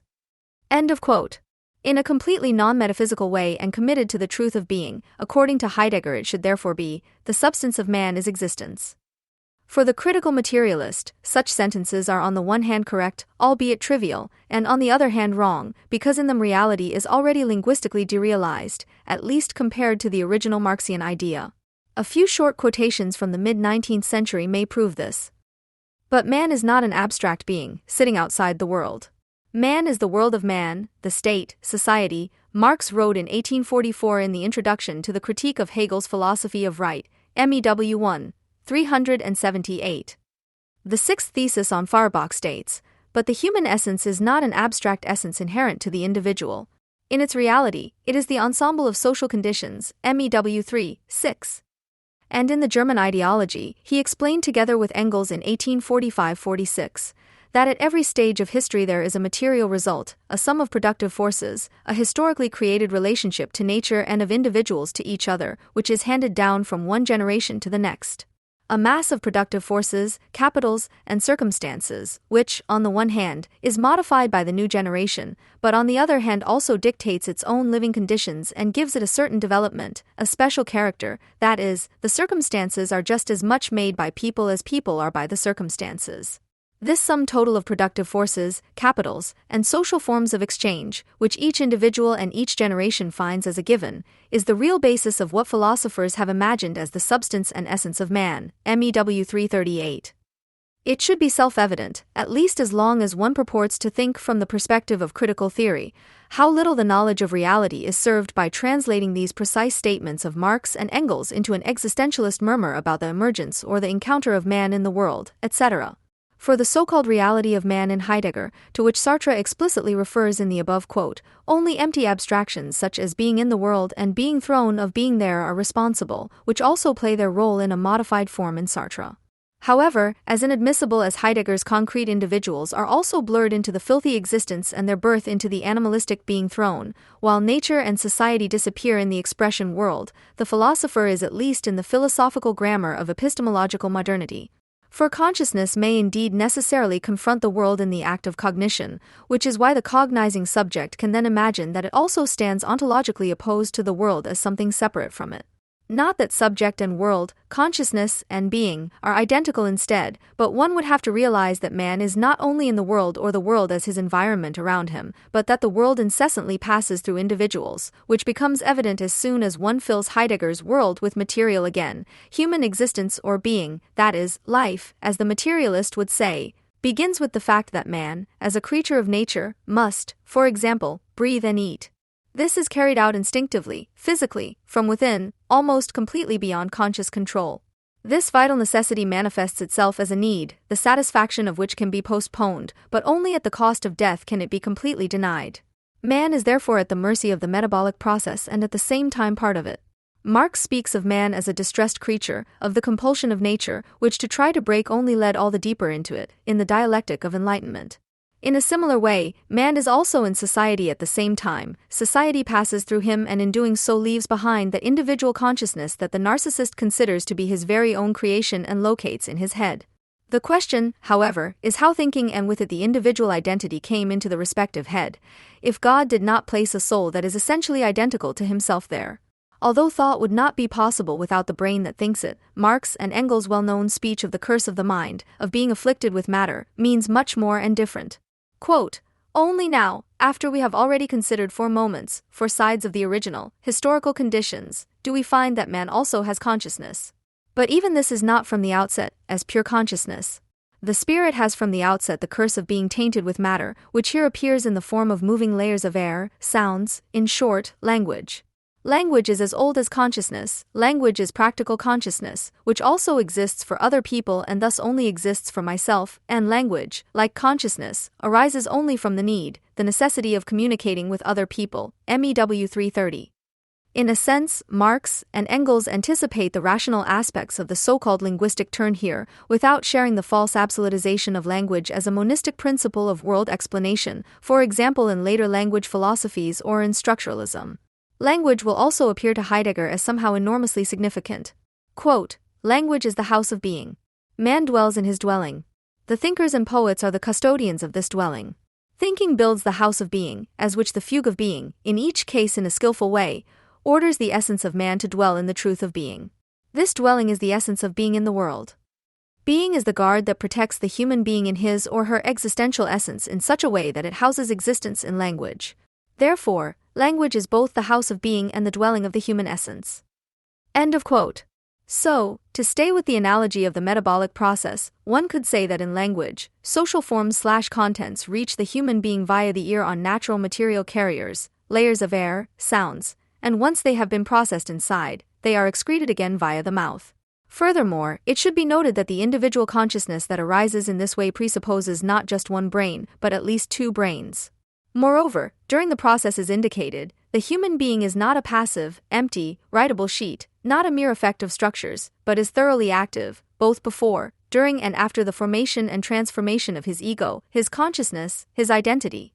In this respect, he does not simply exist in the world, but his being in the world in nature and society is an appropriating activity out of inner, even preconscious, drive. Sartre's existence, which precedes essence, is called by Marx real-life process and is understood as human sensual objective activity, practice, cf. Feuerbach theses.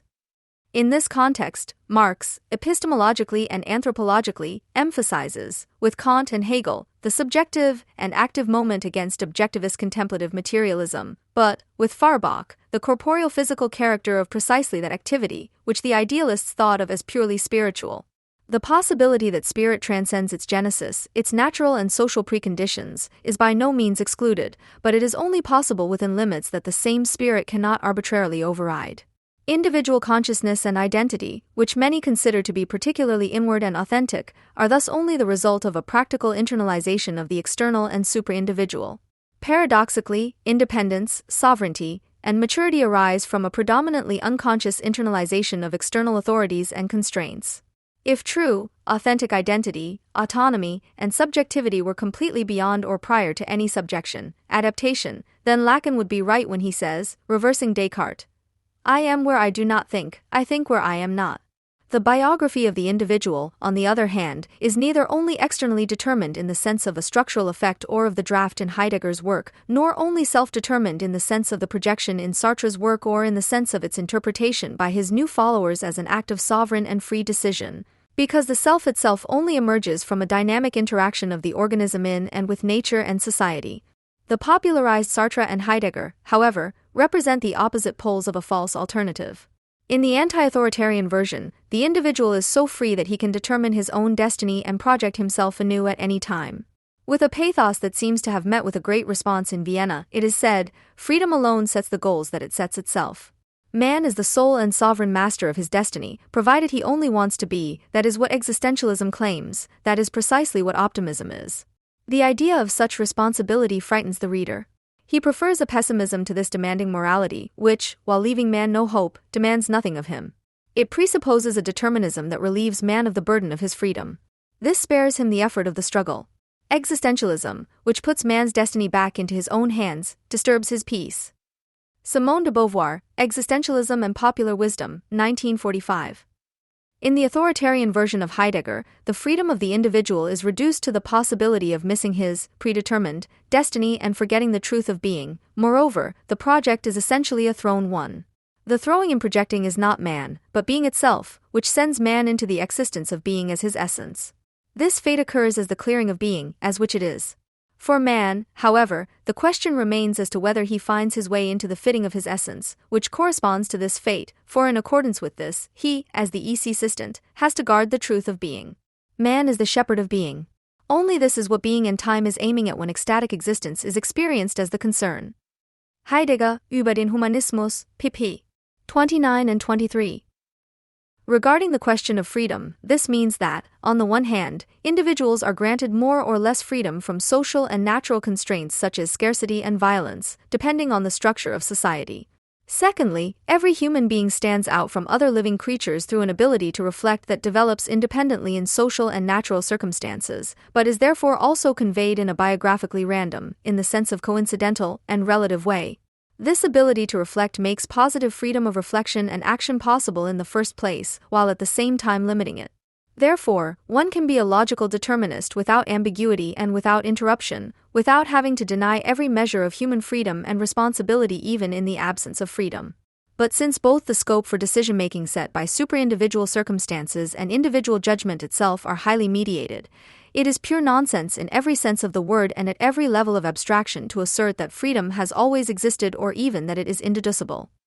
Those who want can call critical theory or ideological criticism an engagement for people to actually step out of the false immediacy and set about building a better society, as they would fundamentally be able to. Nevertheless, the success or failure of this engagement depends on conditions or events over which the engaged individual has no control, any more than any other individual does. This is why critical theory sees itself as a message in a bottle, whose sender has no power to influence whether, when and how many recipients will be receptive to its content. All they can do is keep the possibility itself open and hope. That's all there is to it. By contrast, the emphasis with which a Viennese magazine conjures up, and has others conjure up, the words freedom, decision, responsibility seems to be an expression of the desperate wish that the criticism will bring about immediate change or at least stop the disaster. Because people in Vienna are also aware of the regular embarrassment that this wish causes in the face of social reality, the new discourse serves a completely different purpose, one that is often encountered in anti-German circles, the moral revaluation of the rarely asked-for critic, who grimly takes revenge on the stubborn who do not want to decide. The propagated deepening and broadening of the basis of ideological criticism is supposed to elevate the critic's accidental and undeserved luck of momentarily and fragmentarily seeing through the context of delusion to an act of heroic decision of a now holistic view for a partisan fight against the false whole. Narcissism, however, was at least not the goal of materialistic criticism, but one of its subjects. Metaphysics is on the ropes. Of the three classic metaphysical concepts of freedom, God, and immortality, the latter two have long been considered settled.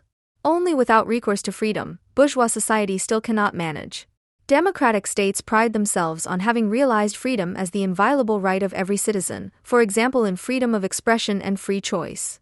and compared to censorship and dictatorship, the freedoms secured by the state's monopoly on the use of force remain a form of progress that is completely underestimated, especially by so-called emancipatory forces, when compared to direct and immediate forms of rule. In view of what every emphatic idea of freedom hopes for, they nevertheless appear to be a poor surrogate. Freedom of speech turns into a reservation of personal arbitrariness and hardened intransigence, sealed against any reasonable argument. The formal right to express one's personal preferences at every opportunity provides the basis for ignoring any contradiction due to the lack of substantive criteria. Instead of fighting for shared insights in public discussions, everyone, without exception, feels compelled to assert themselves in competition against each other. Freedom of choice legitimizes democratic rule year after year. Its construction is always similar. The state allows those options that do not question its democracy. It then excludes any external coercion that could restrict citizens in their choice. In young democracies, the sovereign state usually had to enforce the freedom of the electorate by force first, thereby proving itself at the same time. If it succeeded in doing so in the long term, freedom of choice was able to develop more and more into a formal act monitored by civil election officials commissioned by the state. The necessity of these state requirements clearly shows that democratic freedom of choice cannot survive without rules and protection, and that civil conditions are therefore not completely free. At the same time, democratic choice presupposes an inner freedom of the bourgeois individuals. They must have freedom of will and thought in the situation of democratic choice, relatively freed from external constraints, in order to be able to choose one of the available parties or persons as a representative for their own interests. Only under this condition can crosses on ballot papers be understood as individual decisions and added up to an overall will. Although the possibility of free will is a crucial logical prerequisite for all civil democracies, the natural sciences reduce it to complete absurdity. Neuroscientists consider free will to be a mere feeling and an illusion that has no real effect because it cannot be proven in scientific experiments. However, an experimental setup that could make a free decision appear as a scientific measurable variable cannot even be reasonably conceived. Successful scientific experiments can only uncover individual monocausal cause-and-effect relationships that can be completely dissected and isolated from their interweaving with the rest of the world. However, freedom itself is not an effect. It is the intelligible ground of a visible effect and can never appear in an immediate way. Measurable definitions of freedom contradict their very concept, and therefore human actions cannot be examined with scientific precision to see if they arise from freedom. Neuroscientists who nevertheless want to force freedom into an experimental corset must first explain to their test subjects in detail how they have to classify their own decisions in the laboratory in a scientific way. For example, during the famous Libet experiment 1, they are asked to wiggle their finger at will and to read a point in time for this supposedly immediate decision on a special clock. In this way, the object and the subject of the measurement cannot be distinguished from one another. However, this is precisely the essential goal of every reasonable scientific experiment. A certain measurable external cause should regularly lead to a certain measurable effect on the object, so that in principle every subject can reproduce it and manipulate the examined object in this particular way. This form of knowledge is the prerequisite for the division of labor and technology. In the Libet experiment, however, the physical cause lies in the same subject, which is then also supposed to date the underlying instantaneous decision in itself to a single point in time. But can a decision be assigned to a fixed point in time at all? Doesn't it take a while? The neuroscientists assume the decision at a point in time in the same way that they directly parallelize measurements of brain activity using imaging techniques and statements from the test subjects about the content of their thoughts. It is only on such premises that neuroscientific experiments can be passed off as conventional scientific investigations, which then supposedly allow precise statements to be made about thinking itself. In the Libet experiment, the decision, the content of which has already been discussed in detail beforehand, can be easily and repeatedly achieved within the given time frame through this preparation, but it is also obviously no longer particularly free. If a test subject in the laboratory were to shake his head instead of wiggling the finger prepared for measurement, this would not be seen as proof of his freedom, but as the stubbornness of an unteachable individual lost to science. The fact that the very conception of the experiment makes no sense and therefore does not allow for a reasonable interpretation of a result does not bother brain researchers. Because their results are a prime example of unambiguousness, according to all subjects, the time of the decision to wiggle one's finger lies a few fractions of a second after the measurable physiological prerequisite that precedes every movement in the brain. Conversely, the so-called neuronal readiness potential always appears in the brain material before the point in time that the subject understands as the moment of his decision. The Libet experiment thus provides a clear answer to its pointless question. We are supposedly not empirically verifiably free, our brains determine us. Since citizens must nevertheless consider themselves free, because otherwise democratic society loses its meaning, the scientific result allows only one conclusion. Thankfully, our brains allow us to have the illusion that we are free. But why they do that is then beyond the scope of neuroscience. After all, the external world arises quite vulgarly idealistically from our brains alone. This idea raises the question of why our brains bother us with all these subtle considerations at all. What did they actually invent neuroscience for? We are only allowed to perceive what they have thought up for us. The scientists who originally designed the experiment were disappointed by this result because, in contrast to the currently fashionable total determinism in the neurosciences, they were seriously interested in finally granting freedom the dignity of scientifically proven existence. If the two measured values had been in reverse chronological order, as they had expected, then, in their opinion, the experiment would have been a success. It would have proved the existence of what could have appeared as freedom in this experimental setup. An allegedly naked decision, without any motivation or purpose, a basic and aimless floundering. If it is regarded as the sole source of knowledge, science takes revenge for the fact that its method of knowledge primarily serves to control nature.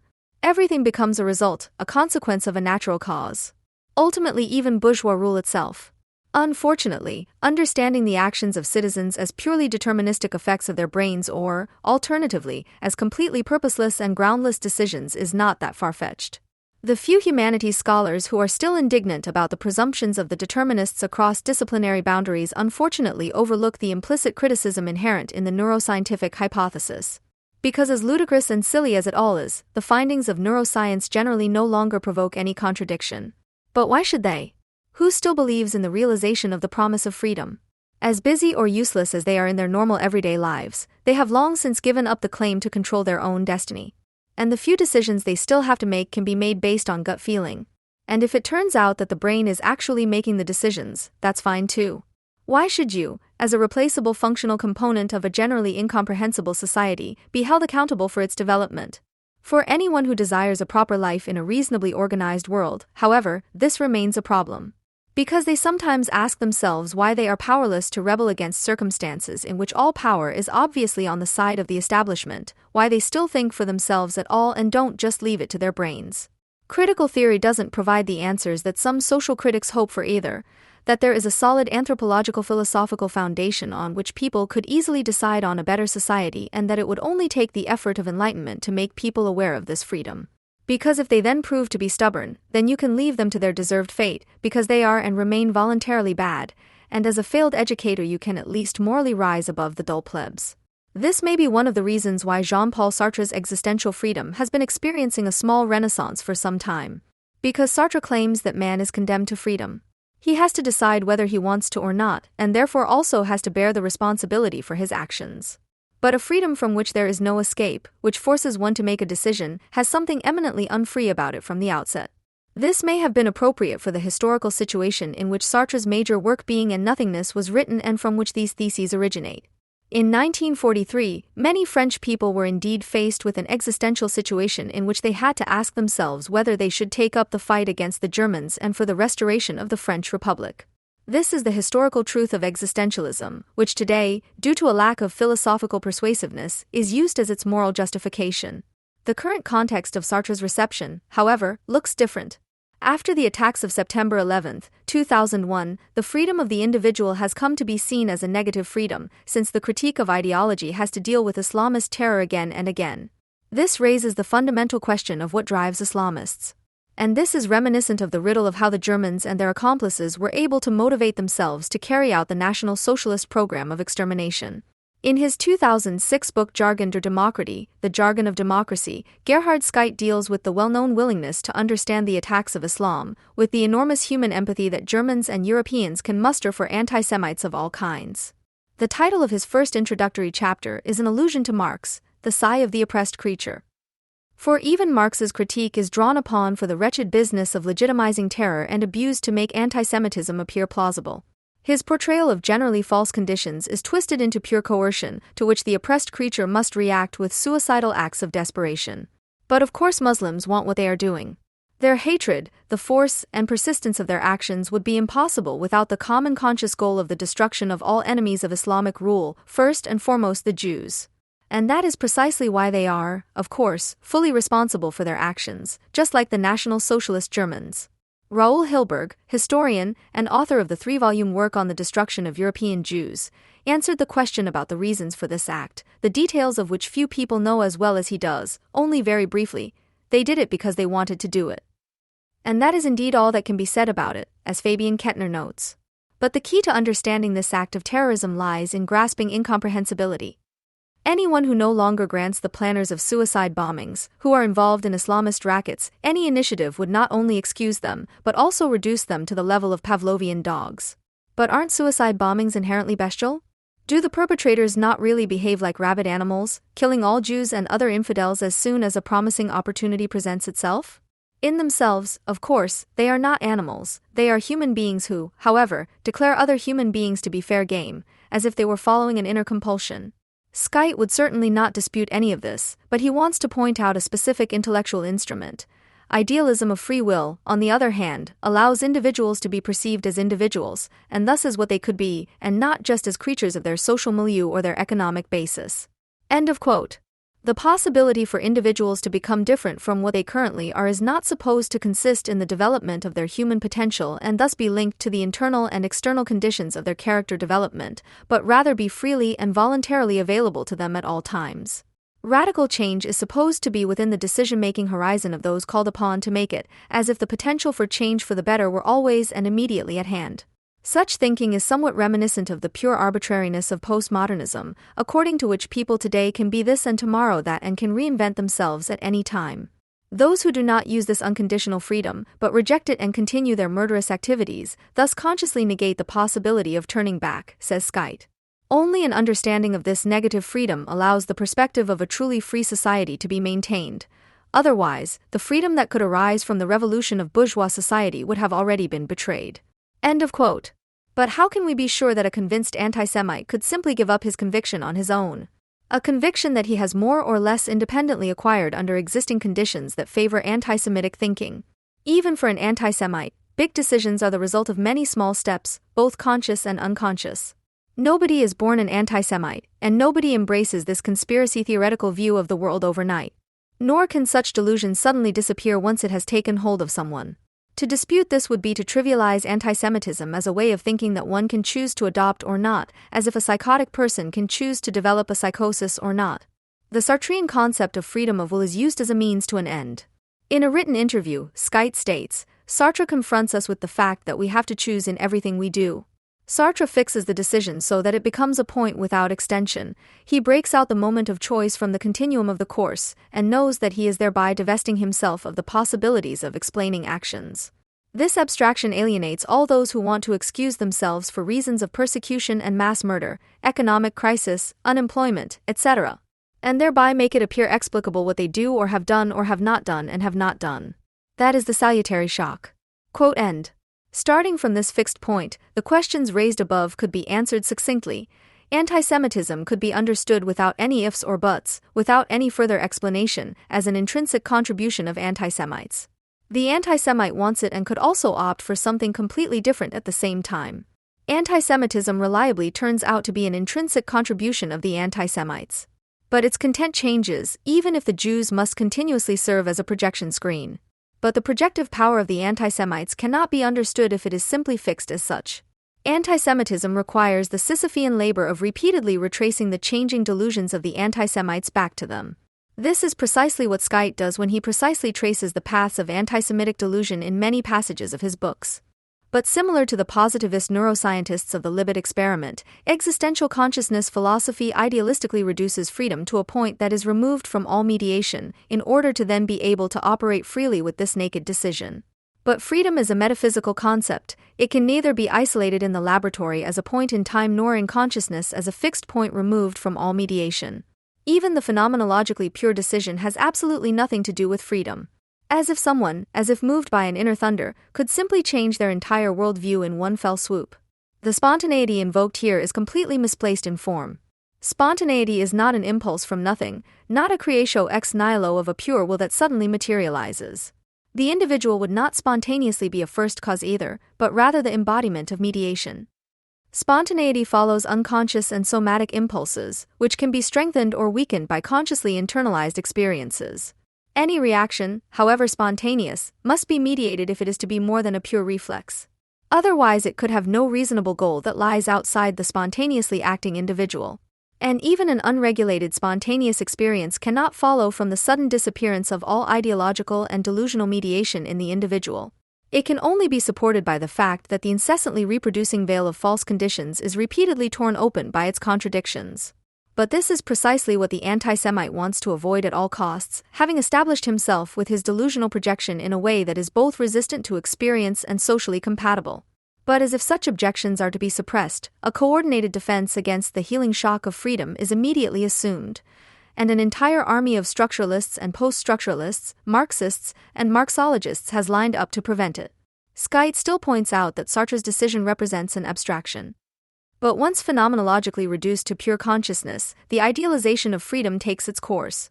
For Manfred Dahlmann, Sartre's existential freedom explicitly becomes the positive ontological prerequisite of an entire philosophical project, which he attempts to develop in the three-part series of articles Sartre, Adorno, and the New Marx lecture. He writes there, "Freedom is simply there, nothing more." And shortly thereafter he continues, "Its existence as an infinite abundance of possibilities is negated as a result of decisions." His reasoning for the existence of this freedom only seems banal at first glance. Every concept has more or less different connotations in each individual. This would be impossible if man, before all further determination, no matter what his thinking and behavior may follow, the necessities that can be set for him by his passions, by his environment, by logic, by reason, and much more, were not free. Man's freedom should therefore reveal itself in the various connotations that concepts can have for each person. But people simply have different experiences with the objects that their concepts seek to grasp. They weight the aspects of the concepts differently because they perceive their objects from different perspectives in different situations. The existence of a freedom that precedes all determinations cannot, therefore, account for the spectrum of conceptual connotations. But Dahlmann absolutely needs existential freedom as the foundation and core idea of his philosophy of freedom. To this end, he projects an epistemology that seeks conceptual proximity to Adorno's negative dialectic in buzzwords, but differs from it fundamentally. Right at the beginning, Dahlmann states, in reference to Lukács, that knowledge is worthless if it does not relate to totality, which means if it is not able to represent itself as a moment of the whole, to conceptualize it. Dahlmann believes that all areas of the mind must be related to each other in such a way that a common source emerges. He clarifies, if it is not possible to integrate all these sub-areas, by this he means, for example, state theory, psychoanalysis and aesthetics, into a center, or better, of course, to bring them to the concept, without preparing them for this purpose in such a way that they finally fit, the whole undertaking can be regarded as a failure. End of quote. The sub-areas of reason are not to be pressed into an already existing system of theory, but are to be ordered according to their inner meaning, as if by themselves. However, it remains unclear why a center should form in such a free arrangement without arbitrariness. To further clarify his theoretical intentions, Dahlmann refers to the concept of constellation from the last part of the negative dialectic, the Meditations on Metaphysics. It is about, as Adorno would call it, constellations that are examined to see if they reveal something that allows them to be brought into a unity. However, the legible constellation of being, as Adorno writes, by no means automatically lends expression to a moment of unity that all constellations share. For Adorno, the consequence of the critique of Hegel was that it was no longer possible to positively define a metaphysical absolute. His negative dialectic wants to remain open and no longer desperately searches for a fixed center. There can be no such central unity in a philosophy that does not abandon the idea of an intelligible world, but criticizes all attempts to finally conceptualize it, even in quotation marks. Dahlmann, however, cannot know intelligibility for systematic reasons. Sartre thus makes the previous answers to the fundamental questions of epistemology a problem. He asks accordingly, what can I know of the object, of the Kantian thing in itself, and here, it cannot be otherwise, we quickly arrive at the same answer as Kant. Everything we can know of the objects of our thinking is placed in them by us. At least Adorno thinks differently, and Kant himself wrote about the mundus intelligibilis. For Dahlmann, however, the subject alone is at the center, constructing its world. The other question, then, the question of the subject, becomes crucial for the innovation. What does it place in the object in order to be able to recognize it, and how does it do that? So what can I know about the subject, about myself and all others? The next big problem is contained in this last parenthesis. That an introspection and a reflection on the foundations of my own thinking also allows me to draw conclusions about the thinking possibilities of other subjects is not at all as self-evident as the casual parenthesis suggests. Our conceptual worlds overlap because we live in the same material world, but they are certainly not the same because of that. Dahlmann can therefore only speak here of the idealized general subject that Kant called the transcendental subject. However, the process of cognition develops as follows for Dahlmann. When the mind thinks a synthetic unity, it thinks it from the perspective of the difference that encompasses it. That is, from the freedom to be able to synthesize this or any other difference into this or any other unity. This freedom is absolute, without any restriction by anything external to thinking, admittedly, of course, only as long as I alone consider the unity thought in the subject, abstracting from all others, thus doing nothing other than thinking. End of quote. But thinking can only ever be thinking of something. Pure thinking of thinking does not think anything at all. The described circle, which thinks unity from difference in order to then recognize it as the unity of a difference, is as tautological as a circle can be. No freely selectable units or differences can enter here. What can be differentiated when there is nothing but the already thought unity? But in a daring leap, the general intellect suddenly enters the world and finds itself there as an empirical subject.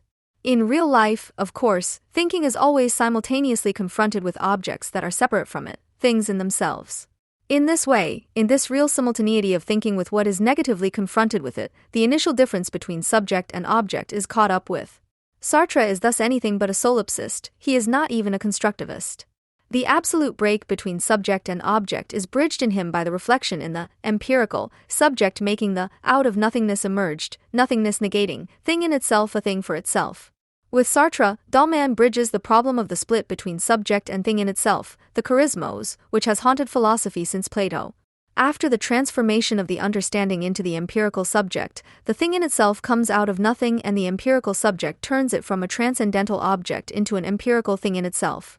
The marginal details of this epistemological miracle can be found in footnote 15. This can, of course, happen in a variety of ways, from the incorporation of food to the appropriation of an object to the libidinous attachment to persons. End of quote. Perhaps a very young child understands the world in this way, experiencing it sensually before babbling its first words and then associating them with the objects previously experienced sensually, following the example of adults. But only conceptual thinking enables the philosophical reflections that occupy Dahlmann. The separation of conceptual identity thinking from the world or from its preconceptual experience cannot be bridged by claiming that one can individually get back to it. The charismos of the genre cannot be arbitrarily suspended by the individual. But Sartre's account continues on this epistemological basis. In Being and Nothingness, Sartre now deals with the moments that are included in the logic of this basic constellation of human existence. This logic, which leads to the definitions of the terms responsibility, sincerity, purpose, or objective, value and some others, of which the concept of temporality is particularly noteworthy, and Sartre's demarcation from the concept of the unconscious in Freud is watertight, which everyone can understand in themselves as personal experience. The apodictic principle is, this logic is watertight. And in the parenthesis in the middle of the sentence there is a wild enumeration of everything that is watertight, which culminates in the demarcation from the Freudian unconscious. Because, as is well known, since Freud the ego can no longer be regarded as watertight as a philosophy of consciousness of freedom desires consciousness. The intended logic of consciousness cannot tolerate Freud's unconscious and must repress or reinterpret it due to its claim to totality. This is why Sartre also tried to project a so-called existential psychoanalysis. Dahlmann also knows in principle that any completed philosophy is presumptuous and his text therefore contains some delimiting assurances. He is not striving for the philosopher's stone. A prima philosophia is impossible. He explicitly does not want a system. He is aware of the criticism, but does not let himself be deterred, because ultimately nothing should really be explained anymore. After all, he speaks of a freedom that any explanation would only negate. The hardest work is to foist false plausibility on the confused reader. He could reconstruct the logic of the existentially free consciousness in himself as personal experience. However, personal experiences that one reconstructs along a written logic are precisely not personal experiences. What this camouflage leads to becomes clear when Dahlmann comes to situation analysis, which always takes place under the aspect of existential freedom that precedes everything. With their three object classes and in their overall rigid structure, the situations described are more similar to the rigid Kantian thought experiments on moral doctrine as a doctrine of freedom. This is particularly striking in the situation of antisemitism. Dahlmann ascribes a special kind of freedom to the Jews. The anti-Semite has made the total choice. He has decided not to let any experience make him revise this decision to be anti-Semitic. It marks the absolute counterpoint to freedom. It is unfreedom as such. The Jew, in contrast, remains free, but his freedom is inextricably negative, since the anti-Semite allows him to live it out fundamentally in vain. What is more, the anti-Semite must want to kill the Jew, since he cannot avoid the knowledge that the Jew, unlike him, still exists as a separate being, and he, the anti-Semite, is responsible for the decision to deny the Jew this existence. The anti-Semite thus makes a decision for being anti-Semitic, which, as an absolute counterpoint to freedom, is on the one hand unfreedom as such. At the same time, the anti-Semite is responsible for this decision. In contrast to this, the Jew remains free on the one hand, but on the other hand, this freedom as such is irrevocably negative.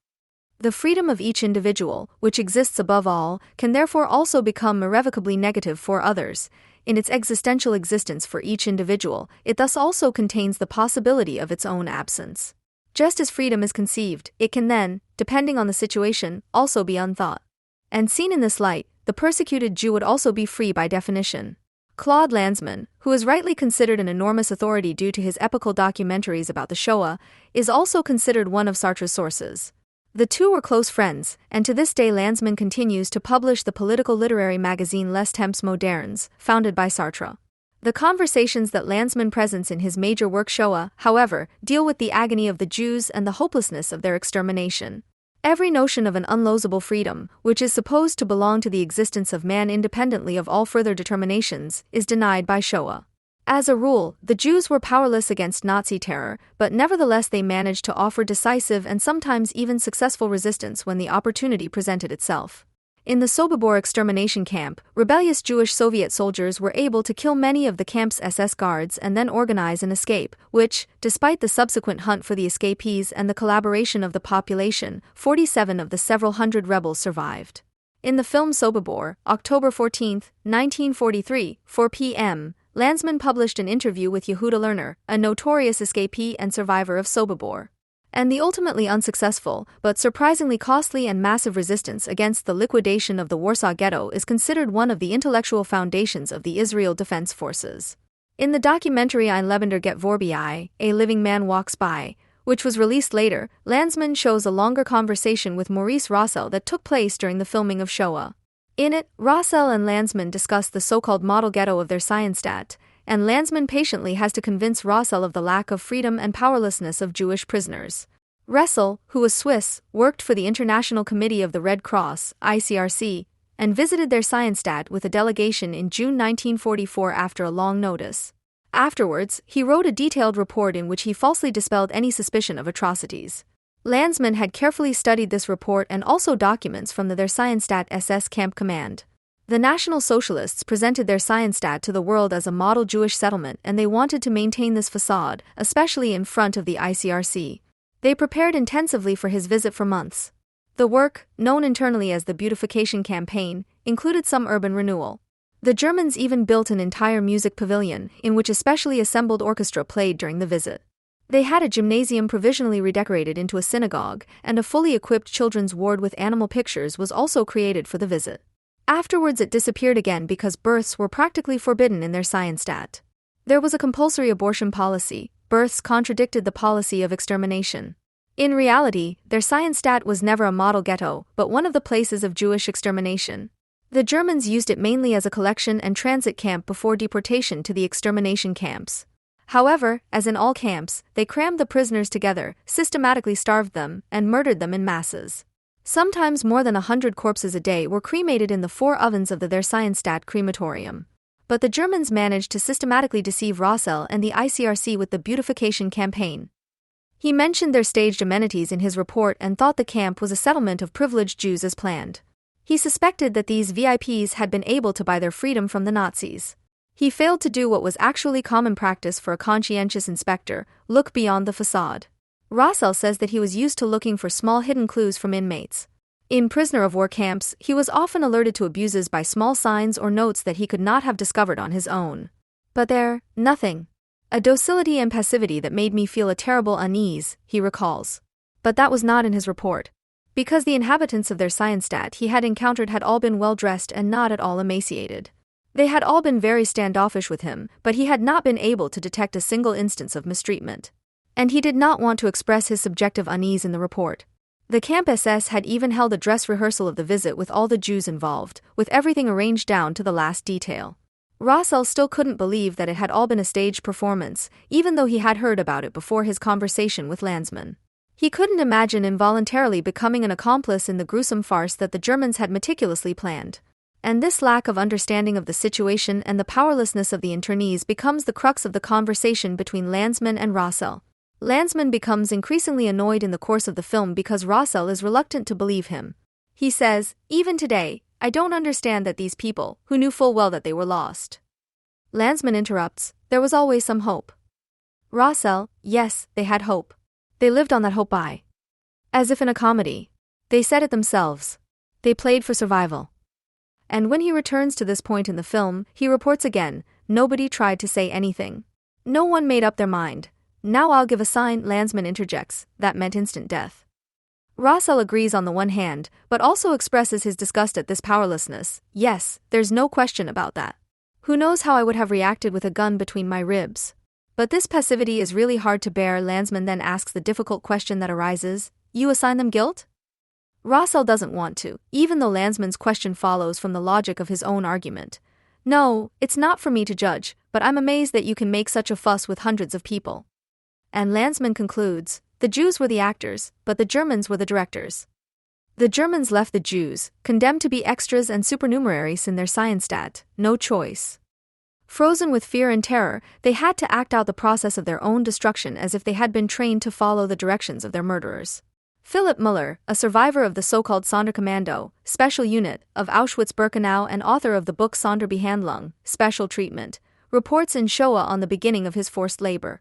He was singled out by the Camp SS for labor, chased in front of the crematorium ovens and assigned to cremate the corpses. "It's like getting a blow to the head, like being struck by lightning. I didn't know where I was. I couldn't imagine how so many people could be killed all at once." End of quote. And continues shortly afterwards, "I was shocked at that moment, yes, as if hypnotized. I carried out every order that was given to me. I lost my understanding at that moment, through the horror that I saw, so I did everything that the foreman told me." End of quote. The idealism of existential decision-making certainly has its counterpart in lived reality, but its proponents are not allowed to see it. In the newly emerging existentialism, the bleak everyday life of the almost annoying compulsion to decide between boring alternatives in situations determined by others is reflected. "What kind of work would you like?" asked the bank or the employment office. "What goods?" the shop windows. "Which politician should govern?" the ballot papers ask. "Which channel?" the remote control. The absolutism of freedom gives the whole thing an adventurous flavor when it supposedly rattles at the gates of absolute evil, mixing dull everyday decisions with the threats of the extreme, with death and terror. Contemporary existentialism seems to be a kind of extreme sport for humanities scholars, who, much like employees on a real mountain face, boldly climb imaginary philosophical heights and seemingly enjoy risking the fall into the abyss. Every year, many a critic of ideology experiences an identity crisis. The desire to gain knowledge, which used to overwhelm him when reading Adorno, seems to give way relatively suddenly to a fundamental suffering from critical theory. Where any reflection on personal causes for the change of mood fails, the rationalization of one's own displeasure or weariness is not long in coming. The loudly proclaimed necessity of a renewed social criticism in keeping with the times resounds everywhere, which should by no means consist solely in the comprehension, supplementation, and further development of the works of Horkheimer and Adorno. Rather, the search is on for alternative schools of thought that one, having emerged from the shadow of Adorno as a sovereign master thinker, must place at the side of critical theory in order to achieve original mutual fertilization. This is called, for example, theoretical loosening exercises, as the subtitle of a book published by Argument Verlag in 1999 by the Initiative Berlin. At the time, post-structuralism was identified as a promising fertilizer for critical theory. Consequently, the first part of the volume, Critical Theory and Post-Structuralism, examines, as the preface states, where critical theory goes beyond post-structuralism or does not stand up to post-structuralist criticism. The second part pursues the question of whether post-structuralism represents an anti-dialectical further development of critical theory in keeping with the times. A few paragraphs later, there is even talk of a dialogue between the two theories that is important because both contain different degrees of socially critical potential that can productively cross-fertilize and complement each other as soon as concrete social criticism is practiced. End of quote. It is hardly surprising that these theoretical exercises did not lead to anything in the way of results, since the main point was to finally loosen up, that is, to emancipate oneself from the compulsion of the matter and the primacy of the object. The situation is no different with the latest, current form of theoretical relaxation exercises, according to which Sartre's existentialism, of all things, is now being revived in order to fertilize critical theory and have it fertilized by it. In a call for abstracts for April 2012 on the topic subjects of annihilation, for example, the Zeitschrift für kritische Sozialtheorie und Philosophie, edited by a specialist forum of the Institute for History at Berlin's Humboldt University, makes the following suggestions to potential authors. Is there a National Socialist morality? What theoretical resources does Sartre and critical theory, or others, provide for its explanation? National Socialism and Anti-Semitism, thinking further about Post 1. The balance and implications of a materialist theory of anti-Semitism, Foucault, Sartre, and psychoanalysis as extensions/critiques. Sartre's reflections on the Jewish question. An ambivalent contribution to the understanding of anti-Semitism. What remains of the theory of the authoritarian character? It also says, but how did it come about that so many people, perhaps even entire social groups, developed and executed such a common will to exterminate Jews? The theory will have to provide answers to this question that go beyond determinism and voluntarism. A discussion about whether and to what extent the relationship between critical theory and Sartrean existentialism should be rethought has also been under discussion in the journal Perdomo since 2010 and is still ongoing. At a conference of the Sunday Society in Vienna in October 2011 and during a series of events, Existentialism Revisited, held throughout 2011 by the Institute for Comparative Irrelevance in Frankfurt, the four crucial questions were: what is the relationship between social structure and individual decision? Is man to be described primarily as a biological being? Can the work of a philosopher be separated from his life?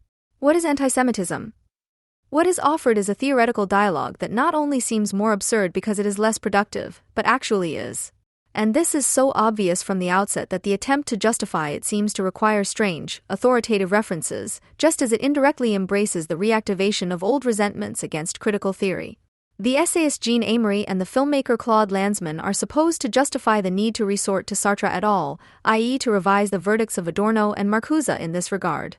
And they are supposed to do so, at least initially, not as always criticizable theorists, but solely as particularly authentic and therefore morally beyond reproach individuals.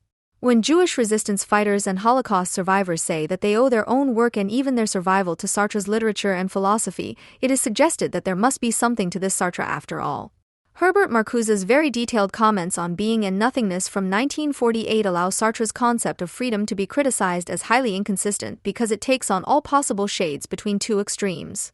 On the one side of the scale, freedom becomes meaningless because it is tautologically identified with existence itself. On the other hand, Sartre elevates an inner freedom that tends towards Lutheranism to the cynical self-abdication of his treatise, so that even the restrictions of anti-Semitic persecution only exist because and insofar as the Jew chooses and accepts them.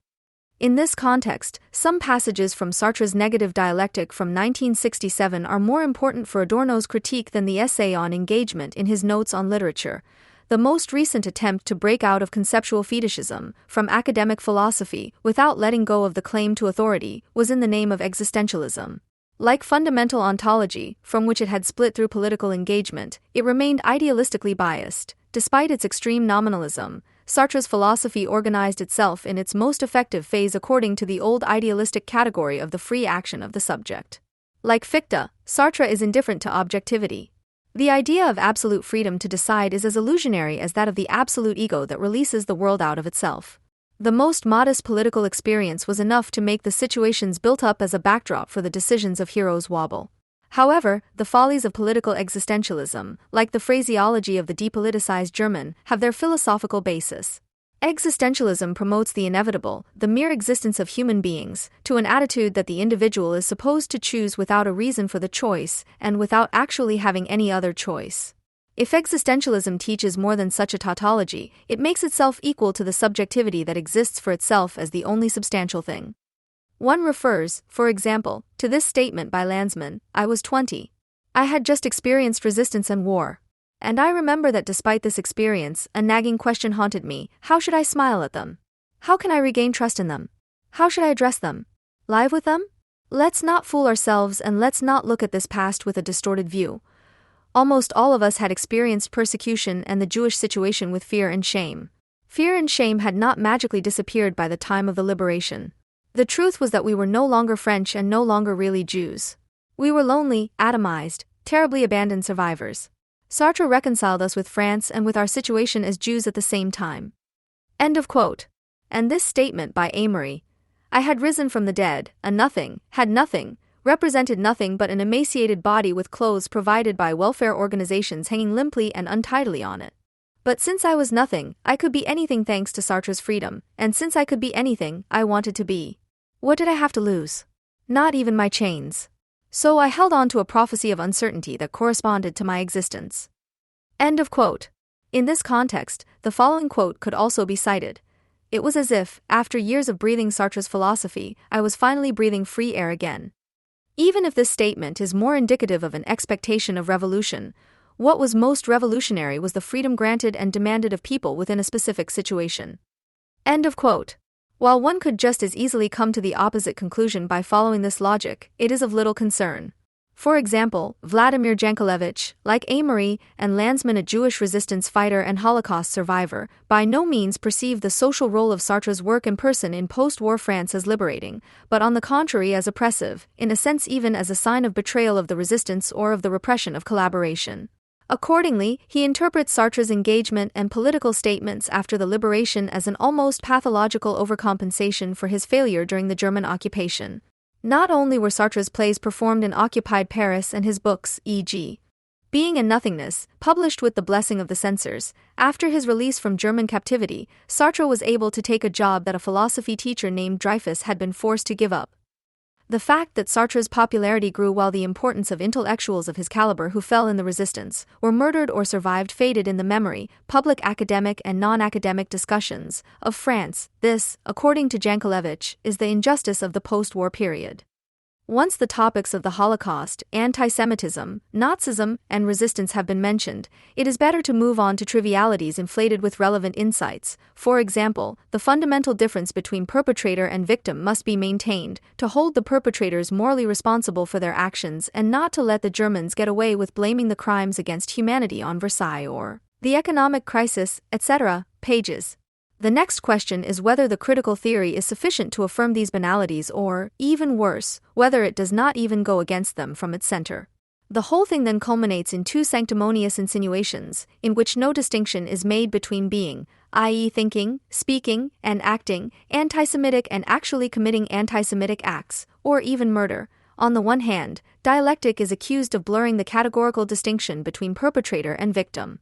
In this context, Amory is once again uncritically invoked, who, after all, in his essay Jargon der Dialektik, undertook to impute to Adorno a fear of banality, of letting victims be victims and tormentors be tormentors, and to base his turn to Sartrean existentialism on this, so the argument goes. On the other hand, so-called determinism, basically the materialist doctrine of the natural, social, and historical conditionality of individuals, is said to tend to exonerate the National Socialist perpetrators, i.e. to excuse them morally and legally. In contrast, Sartre's thesis of the anti-Semite's free choice of his suchness, as developed in his essay Reflections on the Jewish Question, is intended to be a corrective that fertilizes anti-Semitism critical thinking. This is most evident in Gerhard Skyte's work. About Amory's interest in Sartre, he writes, Amory found his situation as a Jewish Nazi victim best reflected in a philosophy, Sartre's is meant, that actually demanded, from its innermost structure, a precise distinction between perpetrators and victims and that the perpetrators be held accountable, only at the same time it denied that there is an instance outside of being for oneself that could do it. But that was no obstacle for the survivor of Auschwitz, who knew that there was this instance in his own person, otherwise how should he have continued to live? End of quote. In the immediate context, Skyte presents this turn to Sartre as a quasi-inevitable consequence of an equally biographically motivated turning away from Adorno. Quote, when Amory read this, a passage from Negative Dialectic is meant, he knew why he had become a Sartrean after his liberation from Bergen-Belsen. And only the Sartre of being and nothingness and the reflections on the Jewish question helped against it, i.e. Adorno's fear of banality, to let victims be victims and tormentors tormentors. End of quote. In Jargon der Dialektik, the only source mentioned by Scheidt in this context, there is no mention of any of this. At the beginning of this essay, Amory does throw his own victim status into the balance, but only in a very general way, because he feels competent to do so based on his specific experiences whenever dialectical and undialectical perspectives discuss the relationship between perpetrator and victim, and not without emphasizing, but personal annoyance has no place here. And, as will be shown, Amory's main line of argument against Adorno has as little to do with the perpetrator-victim relationship or his Bergen-Belsen experiences as the subsequent positive reference to Sartre has anything to do with being and nothingness and the considerations regarding the Jewish question. But Scheidt is only interested in Amory's personal annoyance, for which there may well be evidence elsewhere, which he himself has elevated to an experience-saturated idiosyncrasy against Adorno, and he does so in order to empathize uncritically with this attitude. As if it were obvious that Jewish Nazi victims, would be repelled by reading Adorno and then find help with Sartre. And as if a biographically mediated turning away from Amory by Sartre was not much more plausible, at least one was confronted with Amory's remarks on the lack of freedom in torture, which she experienced firsthand. I'll just come out and say it. I was lucky in the sense that our group was quite well organized, especially in terms of extorting information. What they wanted me to say in Breendonk, I simply didn't know myself. If I had been able to give the real names instead of the code names, something might have happened, probably an accident, and then I would have been seen as the weakling that I am and as the traitor that I potentially already was. But it was not at all the case that I opposed them with the heroically maintained silence that a man in such a situation deserves. I spoke. I accused myself of invented, fantastic crimes against the state. I was obviously hoping that a well-aimed blow to the skull would put an end to the misery after such incriminating confessions and quickly transport me to death, or at least to unconsciousness, end of quote. With certain statements from being and nothingness, e.g. But not even the executioner's pincers release us from being free. Scheidt is aware of this contradiction between Sartre and Amory, but is certain, Sartre's assertion that even torture does not take away our freedom is something that the tortured person is willing to accept. By finding it convincing that Scheidt is willing to accept what is actually present in Sartre, while being outraged by the same in Adorno, where it is only supposedly present, Scheidt stylizes the proximity to Sartre and distance to Adorno of a Jewish Nazi victim into a quasi-natural phenomenon. Although the theoretical exercise in relaxation under discussion here does not fully apply to what has been said so far, rather, it claims relevance for the disciplines of epistemology, philosophy of the subject, and aesthetics. It is this particular anti-Semitism critical construction from which the idea of a mutual Adorno-Sartre fertilization seeks to derive its general, moral, evidence. Nevertheless, everything here is backwards. For one thing, neither Amory nor Sartre can be used to formulate a reasonable critique of Adorno. On the contrary, in the first case one incurs nothing but positivist resentment against critique and dialectics, while in the second one is forced to regress to idealistic voluntarism that was overcome long ago. On the other hand, the moralistic exculpatory warning is already exposed by Adorno's negative dialectic and his other anti-Semitism critical writings, which is why their reading is replaced by insinuations that remain vague, but precisely in that, i.e. in their unspoken implications, are sometimes malicious. It seems as though any work on the concept is subordinated to a narcissistic gain in distinction, as though this extraneous need were the guiding principle of the entire theoretical endeavor. With the title Jargon of Dialectic, Amory alludes both ironically and affirmatively to Adorno's critique of Heidegger, Jargon of Actuality, by promising to apply the anti-ideological critique of jargon to dialectic itself, and thus to Adorno as well. According to his basic thesis, dialectical thinking has become so fashionable that it repeatedly lapses into jargon, language games that have been emptied of meaning, and thus not only loses its critical content but also becomes reactionary and elitist. In this, Amory sets himself pleasantly apart from his temporary philosophical teacher, at least for the time being. Karl Popper rejected the dialectical effort of the concept by insisting, against all reason, that something can only be correct, true, and honest if it can be formulated clearly, easily understandable, and in a way that is accessible to common sense. While he wanted to make Hegel's and Marx's dialectic fail because of formal logic and generally denounced the language of Horkheimer, Adorno, and even Habermas as deliberately incomprehensible, elitist and haughty as well as obscurantist bombast, Amory at least makes a distinction. On the one hand, there is the authentic reasonable dialectic, which he understands, for example, as the need or necessity to formulate a paradox in order to express an object. During a television discussion at the 1968 Philosophers' Congress in Vienna, Popper managed to score points with the audience, in contrast to Ernst Bloch, as follows: I said, truthfully, that I was too stupid to understand his way of expressing himself. And his closing words on what was needed were no less pleasing, a little more intellectual modesty. C.F. Popper's essay Weiter die großen Wert, in which he also criticizes Horkheimer, Adorno, Habermas. For the attacks against Marx and Hegel, cf. E.g. Die offene Gesellschaft und ihre Feinde. The anti-philosophical method of branding texts as meaningless or nonsensical as soon as they cannot be broken down into the rules of formal logic, common sense, and semantics was probably first used by Rudolf Carnap, and he tried it out on Heidegger, whereby the honorable anti-fascist motives of Carnap and Popper have done a disservice to thinking in general when developed to such an extent. This is also a, typically positivist, simplification of the compulsion to think dialectically. Dialectics is reduced here to a means of gaining knowledge of reality that is sometimes appropriate, sometimes superfluous. This disregards the fact that, negative, dialectics fundamentally contradicts the traditional form of adequatio of thinking and reality in a twofold sense. Firstly, it develops the existential judgment that domination is not, and thus does not simply want to depict existing society correctly, but rather to criticize it from the standpoint of a rational society or reconciled humanity. Secondly, such a simple depiction would not even be epistemologically possible. The following pithy sentences from Max Horkheimer beat positivism at its own game, logic. The facts that our senses convey to us are preformed in two ways, by the historical character of the perceived object and the historical character of the perceiving organ. Both are not only natural, but formed by human activity. However, the individual experiences itself as receptive and passive during the perception.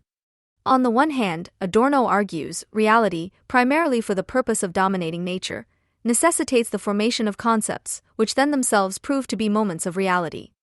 On the other hand, the concepts in turn refer to a non-conceptual, with which they are not identical. To reflect, says Adorno, would not be to judge the objects in question as being or not being, but to take into account the impossibility of capturing them and the necessity of thinking them in their own determination. Dialectic would thus be the intentional and forced paradoxical attempt to assure oneself of the non-conceptual in the concept as the effort to go beyond the concept through the concept. On the other hand, the jargon of dialectics, which, for example, refers to the trick of enhancing one's own banal thoughts through dialectical slang or artificially consecrating banal objects through dialectization. If Amory had stuck to this distinction and demonstrated the jargon-like nature of the dialectical examples he cited by showing how they related to their respective objects of meaning and meaninglessness, the jargon of dialectics would have been a critique of ideology in the best sense. Ultimately, even the negative dialectician must always be on guard against allowing himself to be carried away by his own language and away from the subject matter, as Adorno's talk of the primacy of the object also demands. The primacy of the object does not mean a relapse into objectivism. In stark contrast to the usual ideal of science, the objectivity of dialectical knowledge requires not a less but a more of the subject. Otherwise, philosophical experience will wither. So it is not about denying the subjective part of knowledge when it comes to the primacy of the object, but about self-critical reflection on it. Elsewhere, Adorno writes, "Language that becomes independent of what changing things demand is not style." And since it does not have to be ruled out from the outset and in principle that even someone for whom language and its use were as important as they were to Adorno could occasionally lapse into jargon, a critical examination of negative dialectic would at least not be completely outlandish. Apart from the fact that Amory, as he admits at one point, takes all of his example passages out of their respective contexts, and thus attempts to expose them more on the basis of their incomprehensibility than on the basis of the subject matter, he regresses, however, at the latest at the moment when Adorno is to be criticized, contrary to his announcement, to the Popper method. Immediately before the introduction of the supposed jargon passage from the negative dialectic, Amory focuses on the following sentence by Adorno from his essay Opinion, Delusion, Society as the center of a critique that will constitute the further course of argument. The banal cannot be true, writes Adorno and explains, also quoted by Amory, what is accepted by everyone in a false state of affairs, by confirming this state as their own, has already done its ideological mischief before any particular content. Quote end. Amory takes Adorno's perhaps somewhat overgeneralizing definition of before any particular content at face value and confronts it with truisms, always in blind, or rather, Popper-trained, trust that Adorno's concept of truth could be shown to support a positivist understanding of the veracity of lies. The ideological mischief of which Adorno warns is, according to Amory, not at all decisive everywhere, i.e. neither in the narrower sense, banal sphere, namely the everyday one, where sentences are constantly subjected to a low-level reality check, from information about the weather to the bill at the restaurant, nor in the exact sciences, in which every once achieved knowledge becomes banal and only debanalizes itself at the moment of transgression forced by experience. End of quote. As if the concept of truth in critical theory were about the correctness or falsity of sentences such as "it's raining" or "this drink costs so and so much" or "when it rains, the earth gets wet." How audacious, then, the claim that Adorno fears the banal truth of such information, and of course this also applies to the categorical difference between victim and tormentor, just because, on the one hand, it only becomes interesting for critical theory where the truth is not banal, and where, on the other hand, it is therefore ideological to puff up the banal to a truth in the emphatic sense. Anyone who uncritically follows this crude nonsense of positivist identification of truth with correctness will then also want to read the quoted Adorno passage from Negative Dialectic as jargon, no matter how meagerly Amory polemicizes against it here. The passage from Negative Dialectic criticized by Amory as jargon reads, quote, "The feeling that after Auschwitz any assertion of positivity as sanctimony, any injustice to the victims, any squeezing of meaning, however exhausted, out of their fate, must be resisted, has its objective moment after events that condemn to scorn the construction of a meaning of immanence that radiates from affirmatively posited transcendence. Such a construction affirms the absolute negativity and helps it ideologically to survive, which in principle is actually inherent in the existing society until its self-destruction." End of quote. Amory's proof of the jargon is as follows. The first sentence, translated into a language less enamored of itself to the point of self-dazzlement, roughly means, "After Auschwitz, it is difficult to believe in a meaning to history. It is questionable, apart from the empty formula about immanence illuminated by transcendence, which he, incidentally, wants to reject. The victims may well have wrested a meaning from their fate, how, can be read in Jean-François Steiner's Treblinka." The second sentence is one of those statements of socio-critical ambiguity, because whether the assumption of a transcendence that can hardly be taken seriously today affirms absolute negativity, whatever that may be, and helps it to survive ideologically is not a tangible problem. Reduced to its essence, the whole statement is as banal as any. Its debanalization is purely verbal and already in the realm of jargon. The dialectical thinkers are constantly haunted by the fear of banality, for example, the banality of letting victim be victim and tormentor be tormentor, as they both were when the slaughter took place. End of quote. It would have been more honest if Amory had said with Popper, "I don't understand this. I must be too stupid for that."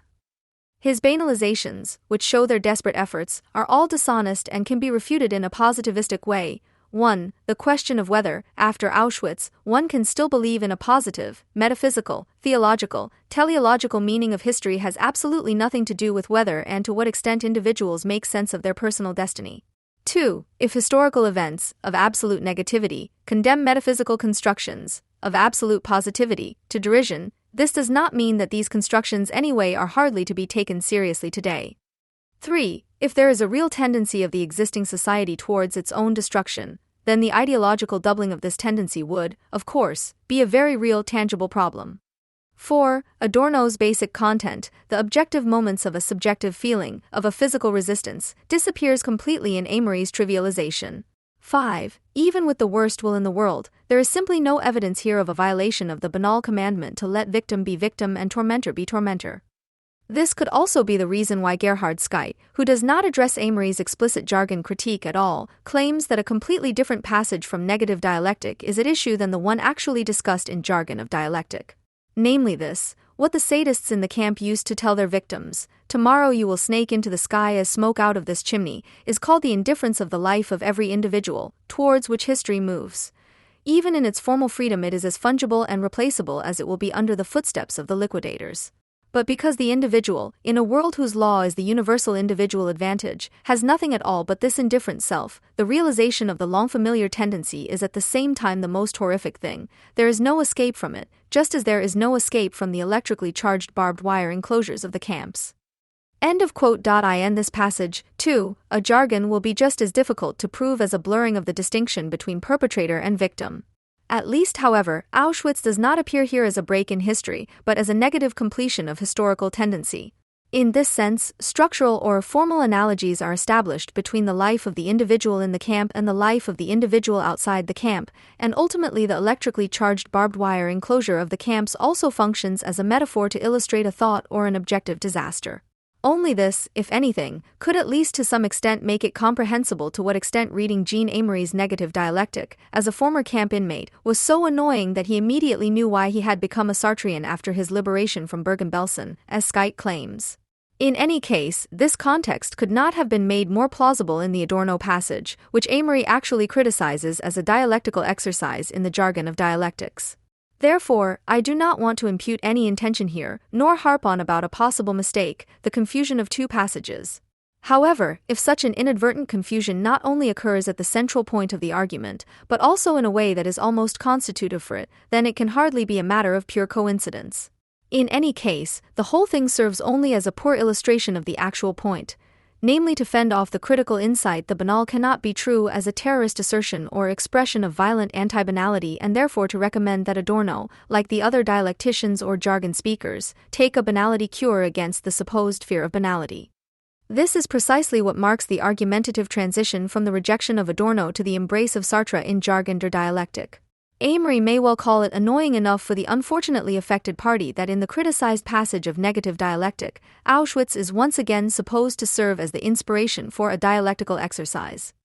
But Amory cites Sartre here not, at least not only, cited to refute Adorno's alleged relativization of the perpetrator-victim dynamic from the perspective of personal consternation, but much more fundamentally, as an outstanding, and thus exemplary, example of the articulation of banal truth. Ironically, Amory does not bring Sartre into play as an existentialist against Adorno, perhaps because he feels his own experience as a camp inmate and torture victim is better suited to Sartre than to Adorno. What is supposed to distinguish Sartre from dialectics and Adorno is rather his ability for lofty positivism. That is why Amory writes, when Sartre once said in a discussion about modern literature, "In the face of a child dying of hunger, my book Nausea has no weight," there was horror at a statement so abandoned by all the good spirits of dialectic. But there were also those who breathed a sigh of relief when they heard this word, in which more was hidden than words. End of quote.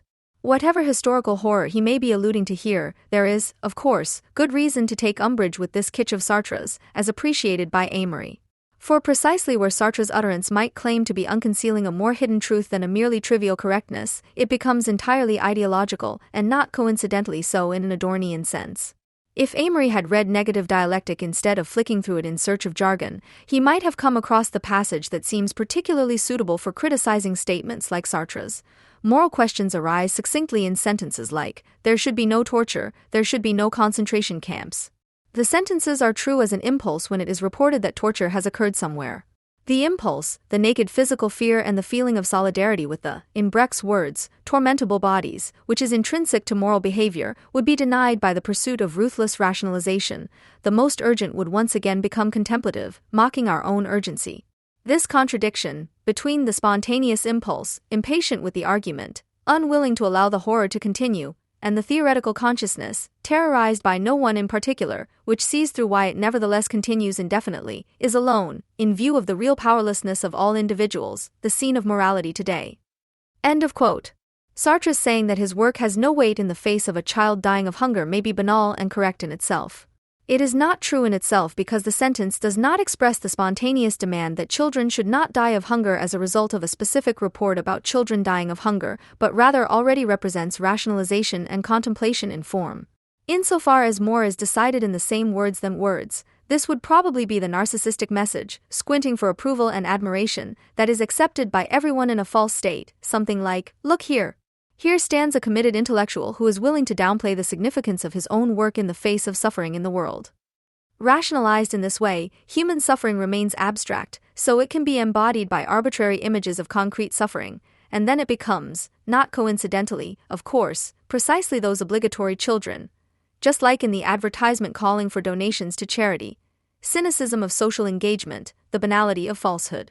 Amory, who, as soon as he talks about Sartre making it possible to breathe a sigh of relief after being liberated, should really make us sit up and take notice, may have his strengths elsewhere. They certainly do not lie in philosophy.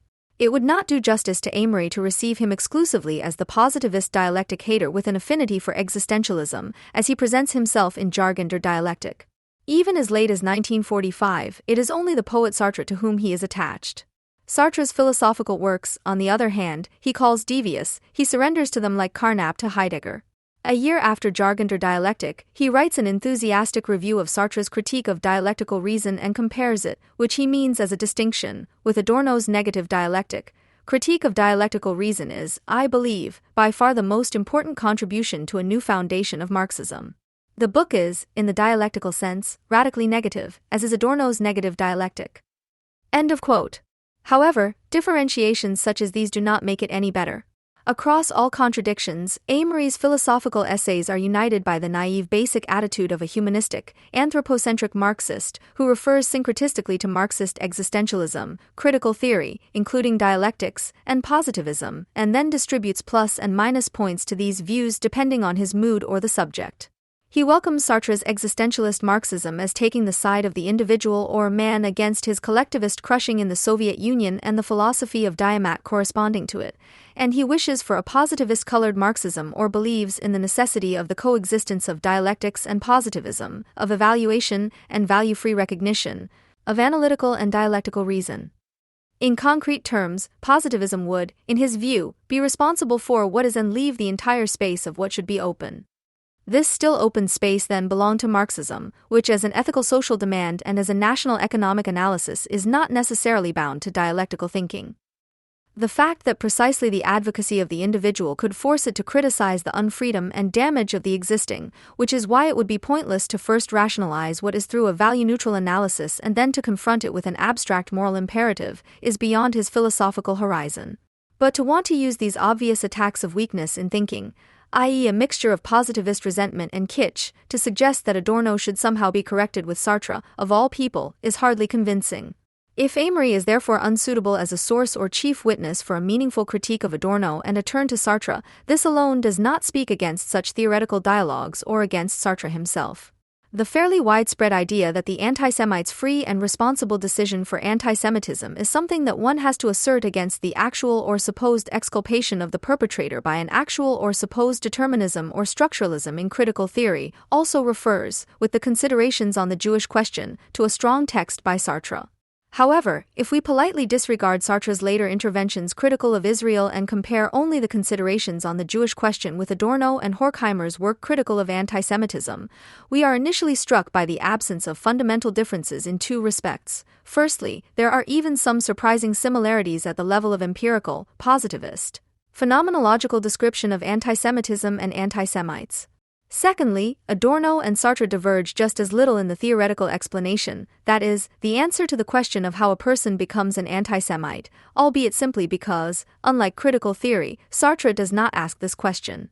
It is also possible to claim the opposite with reference to a passage in the Considerations on the Jewish Question that is unquestionably important. Quote, "It is clear that the anti-Semitism of the anti-Semite does not come from any external factor. Anti-Semitism is a free and total choice, a comprehensive attitude that one adopts not only towards Jews but also towards people in general, towards history and society. It is both a passion and a worldview." Quote end. Sartre speaks of the decision, the free and total choice of the anti-Semite, in many other places as well. However, in none of these places does he even begin to explain how one is to imagine, exactly or at least approximately, the decision, the free and total choice that is made. Not to mention what sense it would make at all to assume free decisions or total choice on the part of the individual in the context of lusts, hatreds and primal fears, which, according to Sartre, belong to the passionate side of anti-Semitism, and paranoid rationalizations, which, according to Sartre, characterize the ideological side. When Sartre writes elsewhere, we begin to recognize the meaning of the choice that the anti-Semite has made for himself. He chooses the irrevocable out of fear of his freedom, the mediocre out of fear of solitude. One could object that a choice out of fear is precisely not a free one, unless fear itself were also chosen just as freely beforehand. Does Sartre really mean that, for example, madness or the famous fear of freedom are options that an individual can choose for or against in freedom, even weighing up the pros and cons at specific points in time? Sartre is probably concerned with something completely different, namely two issues in particular. Firstly, anti-Semitism has no real point of reference outside the anti-Semitic personality structure in the sense that it functions detached from the real behavior of historical or contemporary Jews and must therefore be criticized accordingly, and the Jewish question must be posed as the anti-Semitic question. The absolute negation of an external factor is aimed exclusively at this. Secondly, the, if you will, internal, personality structure of the anti-Semite has sealed itself so circularly against any rational objection that reason and ratio themselves are perceived as agents of precisely the hated Jewish principle or the external world that is generally conspiring against the anti-Semite. In the light of these insights, Sartre's way of speaking, according to which the anti-Semite has decided to be an anti-Semite, must mean little more than Adorno's observation that the anti-Semite is hardened, not really open to experience, not really flexible, in short, unreachable. Consequently, the words choosing and deciding in Sartre's Jewish question cannot necessarily claim the status of theoretical, explanatory terms, let alone mean a real choosing and deciding. Rather, Sartre's aim was for the anti-Semite to behave in his attitude towards Jews and the world as if he had consciously chosen, consciously decided. Not to look any longer, not to listen any longer, not to think any longer. The authoritarian character has formed itself, to use Adorno's words, the dice have already been cast, except that this formation of character itself is no longer within the scope of the Sartrean text. In other words, as a choice or decision, the process of becoming anti-Semitic would be free, namely, in terms of emphatic experience, and total, namely, in terms of consequences. Nevertheless, it could be mediated internally unconsciously and externally socially and thus, in a sense, be unfree. If, on the other hand, Sartre were of the opinion that the freedom to and against anti-Semitism is the same at all times, under all circumstances and in all individuals, existentialist or ontological or anthropological or conceptuological or otherwise a priori, he would hardly write that especially in times of irrational crises, anti-Semitism is of course most virulent. Or summarize the general human condition as follows. Quote, for us, the human being is defined above all as a being in a situation. That is, he forms a synthetic whole with his biological, economic, political, cultural, etc. situation. One cannot distinguish him from it, for it forms him and decides on his possibilities, but conversely, it is he who gives it its meaning by choosing in it and through it. What they all have in common is not a nature, but a condition, that is, a totality of constraints and compulsions. The necessity to die, to work in order to live, to exist in a world already inhabited by other human beings. End of quote.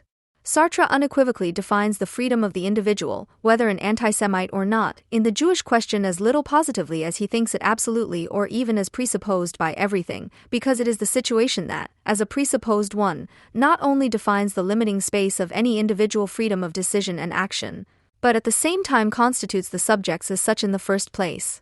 In contrast to some passages from Being and Nothingness, the situation itself is no longer an object of choice, and the individual by no means has sovereign control over the situation in such a way that he can simply accept or reject it. Therefore, in the later Sartre, human freedom is also reduced to the question of what he can make of what has been made of him. On the other hand, Sartre suggests in the above quote that people and situations somehow interact with each other on an equal footing, which is reminiscent of a formulation from Marx and Engels' German ideology. Circumstances, therefore, make men just as much as men make circumstances, MEW 338. But this is obviously only true as long as humans are understood as the species or a generation, which are not consciously acting subjects in the actual sense of the word, while the individual as an individual, in his socialization, whether consciously or unconsciously, only has an infinitesimal effect on the conditions of his constitution, and thus is powerless in the face of social and historical processes. Sartre's thinking seems relatively strong insofar as it uses the philosophical grammar of materialism and psychoanalysis, according to which the body, first nature, actively behaves in the natural and social conditions, first and second nature, into which it is born and subjectivizes itself into an individual. His thinking seems weak, however, insofar as he does not explain this grammar with materialistic and psychoanalytic, but rather ontological or existentialist terms. He speaks, for example, of being thrown instead of being born, which disarticulates sexuality, gender relations, and drives, of free projection and free choice instead of subjectivization, which excludes subjections and the significance of the unconscious, in short the dialectic of the reality and pleasure principle. He uses the term situation, which is unnecessarily both empty and overfull, because it implies both the general historically specific social totality, such as the capital relationship, and certain dimensions of it, family, politics, economy, law, culture, morality, etc., as well as very individual and concrete decision-making situations on a small scale. Ultimately, it is a matter of existence rather than of world appropriation or social life, which already calls into question the fundamental differences in the existence of stones, plants, animals, and humans. Ultimately, the materialistic imperative is reduced, whereby conditions may be created by means of a free association of individuals in which everyone can be free, without fear and happy. In Sartre's work, this is reduced to the individual moral demand to make the right choice between an authentic and an inauthentic insincere mode of existence, thus for a right life in the wrong, whereby his substantive political determination takes the more sympathetic, opposite position to Heidegger, but remains structurally attached to his distinction between actuality and inauthenticity. Sartre, read in this way, as caught between materialist psychoanalytic grammar and existentialist conceptuality, does not result in a non-deterministic or non-structuralist definition of freedom as unmediated, which could be contrasted with critical theory. On the contrary, only with a certain interpretative effort does Sartre appear as a thinker who, in his strongest moments, participates to some extent at the philosophical level of critical theory. Conversely, Sartre can only be opposed to critical theory if one either re-ontologizes the terms choice, decision, freedom, and responsibility and refers them exclusively to being and nothingness or understands them literally and in everyday language, for example, with the argument that Sartre illustrates or forms his concepts from everyday situations. In both cases, the emphatic idea of somehow positive, or absolute, or original, or autarkic freedom meant at least flirting with that humanistic populist vulgar voluntarism from which the late Sartre distanced himself. According to this, everyone, like the anti-Semite, would be master of his own biographical development at all times, even since his birth. The sense of self, together with its relative freedom of reflection and action, would appear less as the late result, product, of a contradictory becoming and emergence of the individual in society, that is, a dialectic of self-determination and heteronomy in the course of socialization. Rather, conversely, every becoming ego should be thought of as the realization of the self-projection of an originally independent, free, and self-glorifying subject, which can then also be held fully morally responsible for this projection. There is therefore no fruitful dialogue between Adorno and Sartre on an equal footing. If you strengthen and defend Sartre's thinking against the verdicts of Adorno and Marcuse, you are in fact pulling him in the direction of critical theory, which would turn the dialogue into a monologue of materialism. And if you emphasize the difference, that is, the existentialist, ontological, voluntaristic or idealistic aspects of Sartre, then you are in fact confirming the verdicts of Adorno and Marcuse. By losing the equality, the eye level, a dialogue would still be possible, but no longer on an equal footing, which would make the fertilization extremely one-sided instead of reciprocal. Consequently, wanting to profile Sartre's reflections on the Jewish question against critical theory proves to be nonsensical either way. The same applies to the accusation of exculpation, that is, the moral and legal exoneration of National Socialist perpetrators, in the context of Sartre's rediscovery. If the accusation is aimed explicitly at Adorno, it remains rather abstract and general and reads, for example, that Adorno in turn casts a veil over social conditions to the extent that the concept of impersonal domination makes the difference between bourgeois society and the National Socialist state disappear. The difference between the anonymous machinery of exploitation and the anonymous machinery of annihilation. Sartre's personalization exculpates the ubiquitous capital relationship, while Adorno's depersonalization exculpates the National Socialist perpetrators. End of quote. In this case, the imprecise content of the accusation corresponds to an at least imprecise language, because personalizations, in general as well as in Sartre's case in particular, tend to disarticulate the objective or structural aspects of domination, rather than wanting to or even being able to morally or legally excuse the capital relationship, since such a relationship, unlike persons, is not the subject of morality or justice. On the other hand, depersonalizations, in general, as well as Adorno's in particular, can only morally or legally excuse persons in the sense that they, by depersonalizing, disarticulate the question of personal guilt and atonement or declare it to be irrelevant. The claim that Adorno and Sartre represent two sides of a complementary, but impermissible, argument is intellectually and linguistically flawed.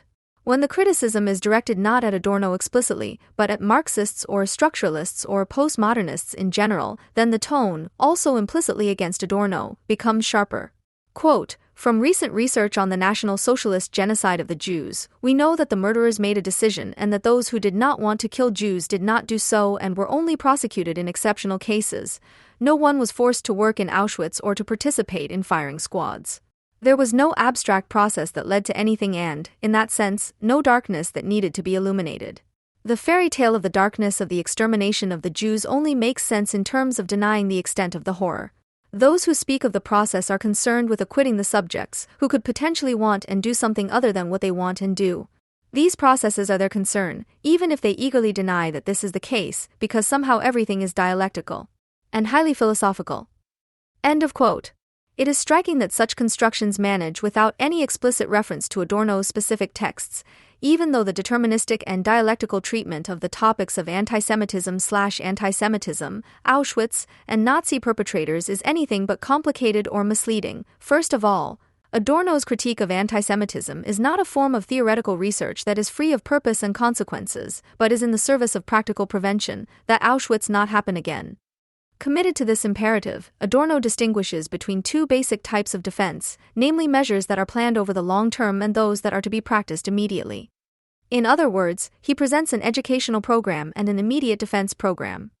The long-term anti-authoritarian education is intended to counteract the development of authoritarian character dispositions that make people receptive to antisemitism during early childhood, parental home, and puberty, school.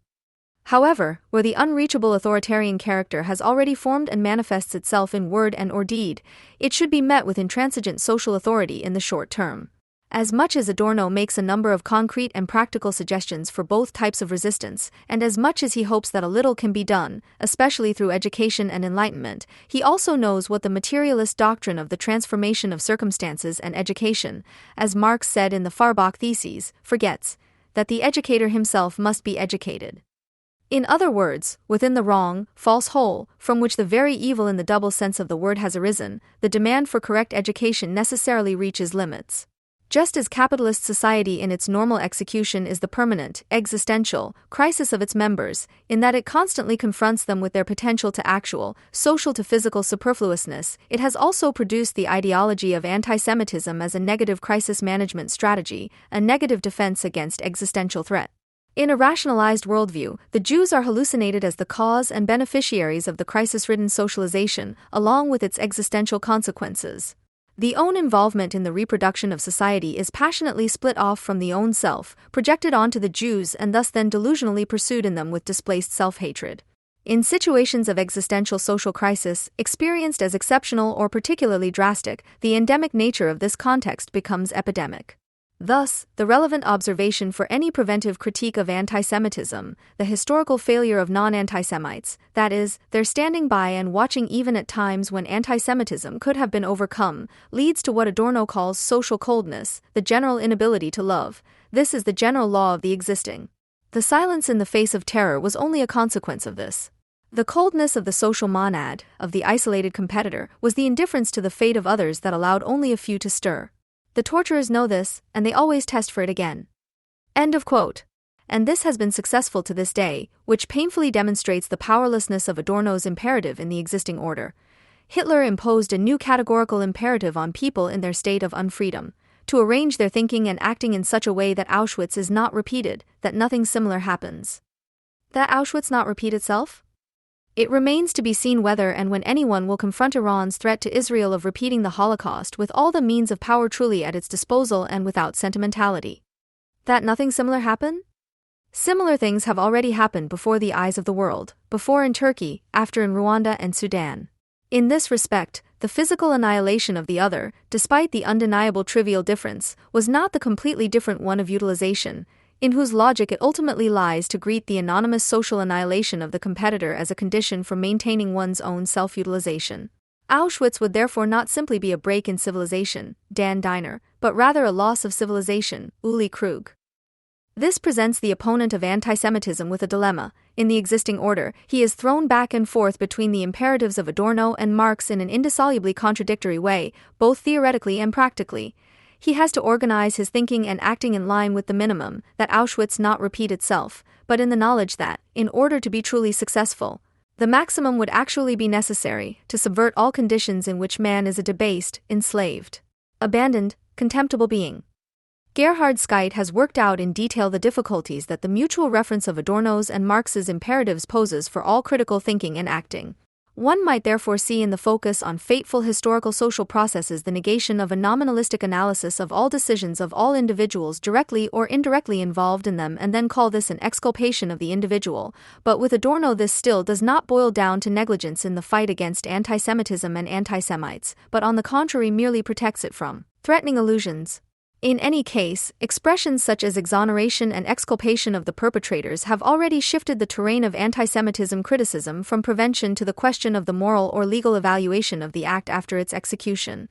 This narrows the view, since Auschwitz and everything that made it possible cannot per se be the subject of criminal proceedings, inevitably to the demand for the conviction of individual perpetrators.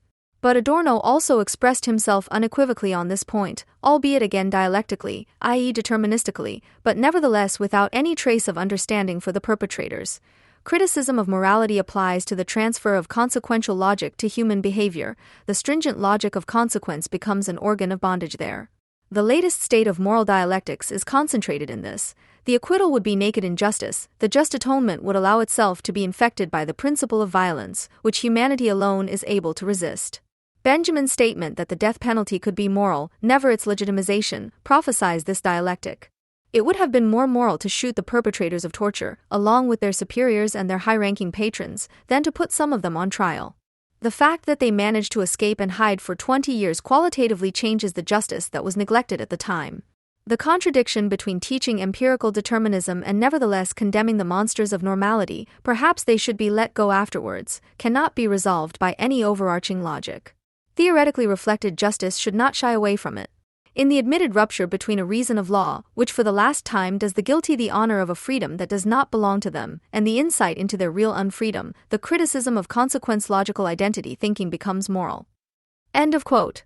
Without pleading mitigating circumstances for the perpetrators, and thus partially acquitting them, Adorno pinpoints several contradictions here that cannot be resolved by any higher logic, i.e. neither by formal nor by dialectical logic.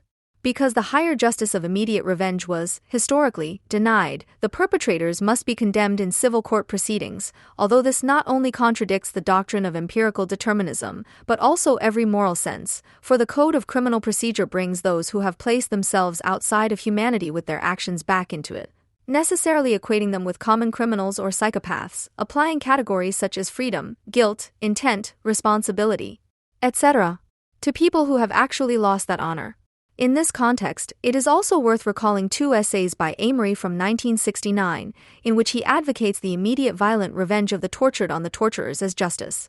In the first text, The Birth of Man from the Spirit of Violence, he still analogizes Fanon's colonial situation with the situation of the Jews under the Nazis, but he already introduces the concept of revenge, which Fanon explicitly avoided. Only revenge, as counter-violence, is an act of redemption of attainment or recovery of dignity.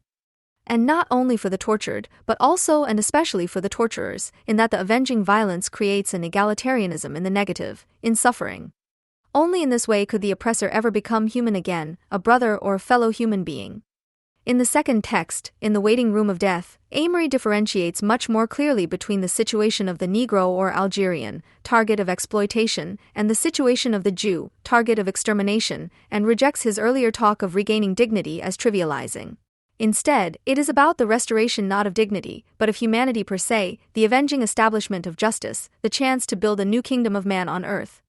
On the one hand, the reflections on Jewish revenge no longer have anything to do with the glorification of general anti-imperialist terror, as they still did with Fanon and Sartre.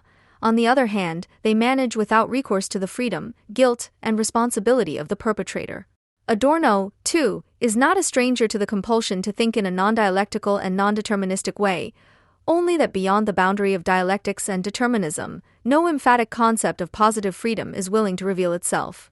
Even if the perpetrators were not immediately coerced from within, in the sense of necessity, or from without, by superiors, for example, this does not render the historical, social, and psychological mediation of each individual decision obsolete.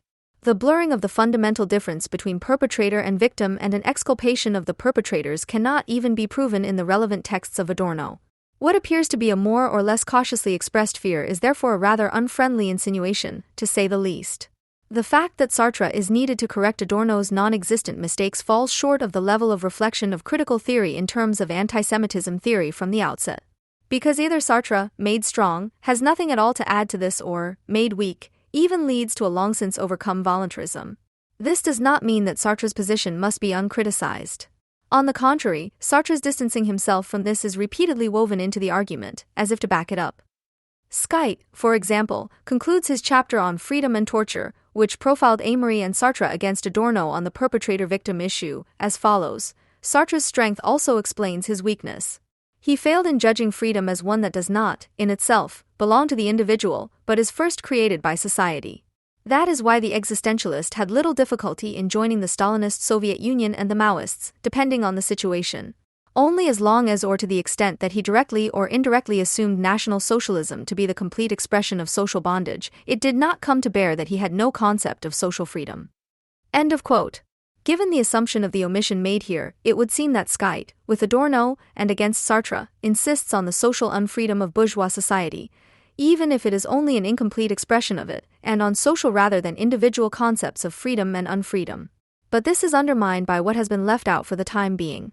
Quote, he failed to judge freedom as one that is not, in itself, accorded to the individual, but is first created by society, or rather, is to be first established by him on the basis of the fact that he always has it in himself, also as a general social one, for himself. End of quote. Freedom, at least here, is something for Skytte, which the individual, firstly, always has in himself and always has had, that is, since birth or even prenatal, and, secondly, should assert against the prevailing lack of freedom as a general social one, for himself. Accordingly, Sartre's weakness would be too little voluntarism. And finally, the surreptitious reference to Amory as a blind celebration of the trivial, at least indirectly, rehabilitates the old-fashioned positivist resentment against critical thinking. It's a high price to pay just to do the anti-Semites the honor of a freedom that, according to Adorno, they don't even deserve, even before their crimes, and then to pass it off as the pinnacle of anti-Semitism critical insight. The polemic is directed against the instrumentalization of Sartre and Amory for a questionable undertaking, as well as against the constitutive claim that they are equal to those of critical theory, albeit complementarily, in their strengths and weaknesses and are therefore suitable as correctives. The fact that Amory and Sartre can be read with profit here and there is not to be denied. But in this respect, they are no more outstanding than, for example, Hannah Arendt, Bertolt Brecht or Friedrich Nietzsche, who, where they can be contrasted with critical theory, would be just as unlikely to be considered as its equal partners in dialogue. If it is possible to fall back on such an undertaking without any objectively justifiable need and in circles that are actually close to critical theory, then careful speculation about the extraneous needs expressed in it must also be allowed. Two aspects probably play a role here. On the one hand, one seems to despair of social disaster itself, and that is understandable. For if the indisputable decisions of individuals are not only glorified as free, but also as the decisive factor in the processes that led to Auschwitz, then the arena of morality today should probably be clarified, that is, cleansed of the contradictions that cannot be reconciled by any higher logic. As if the insight into the real powerlessness of all individuals condemned one to passive observation of the course of the world, it is supposed to depend on the individual and his responsible choices and projections. This could be an attempt to break out of a disastrous thinking, the overcoming of which would only be possible in practice by means of a free association of individuals that has been postponed for an incalculable period of time.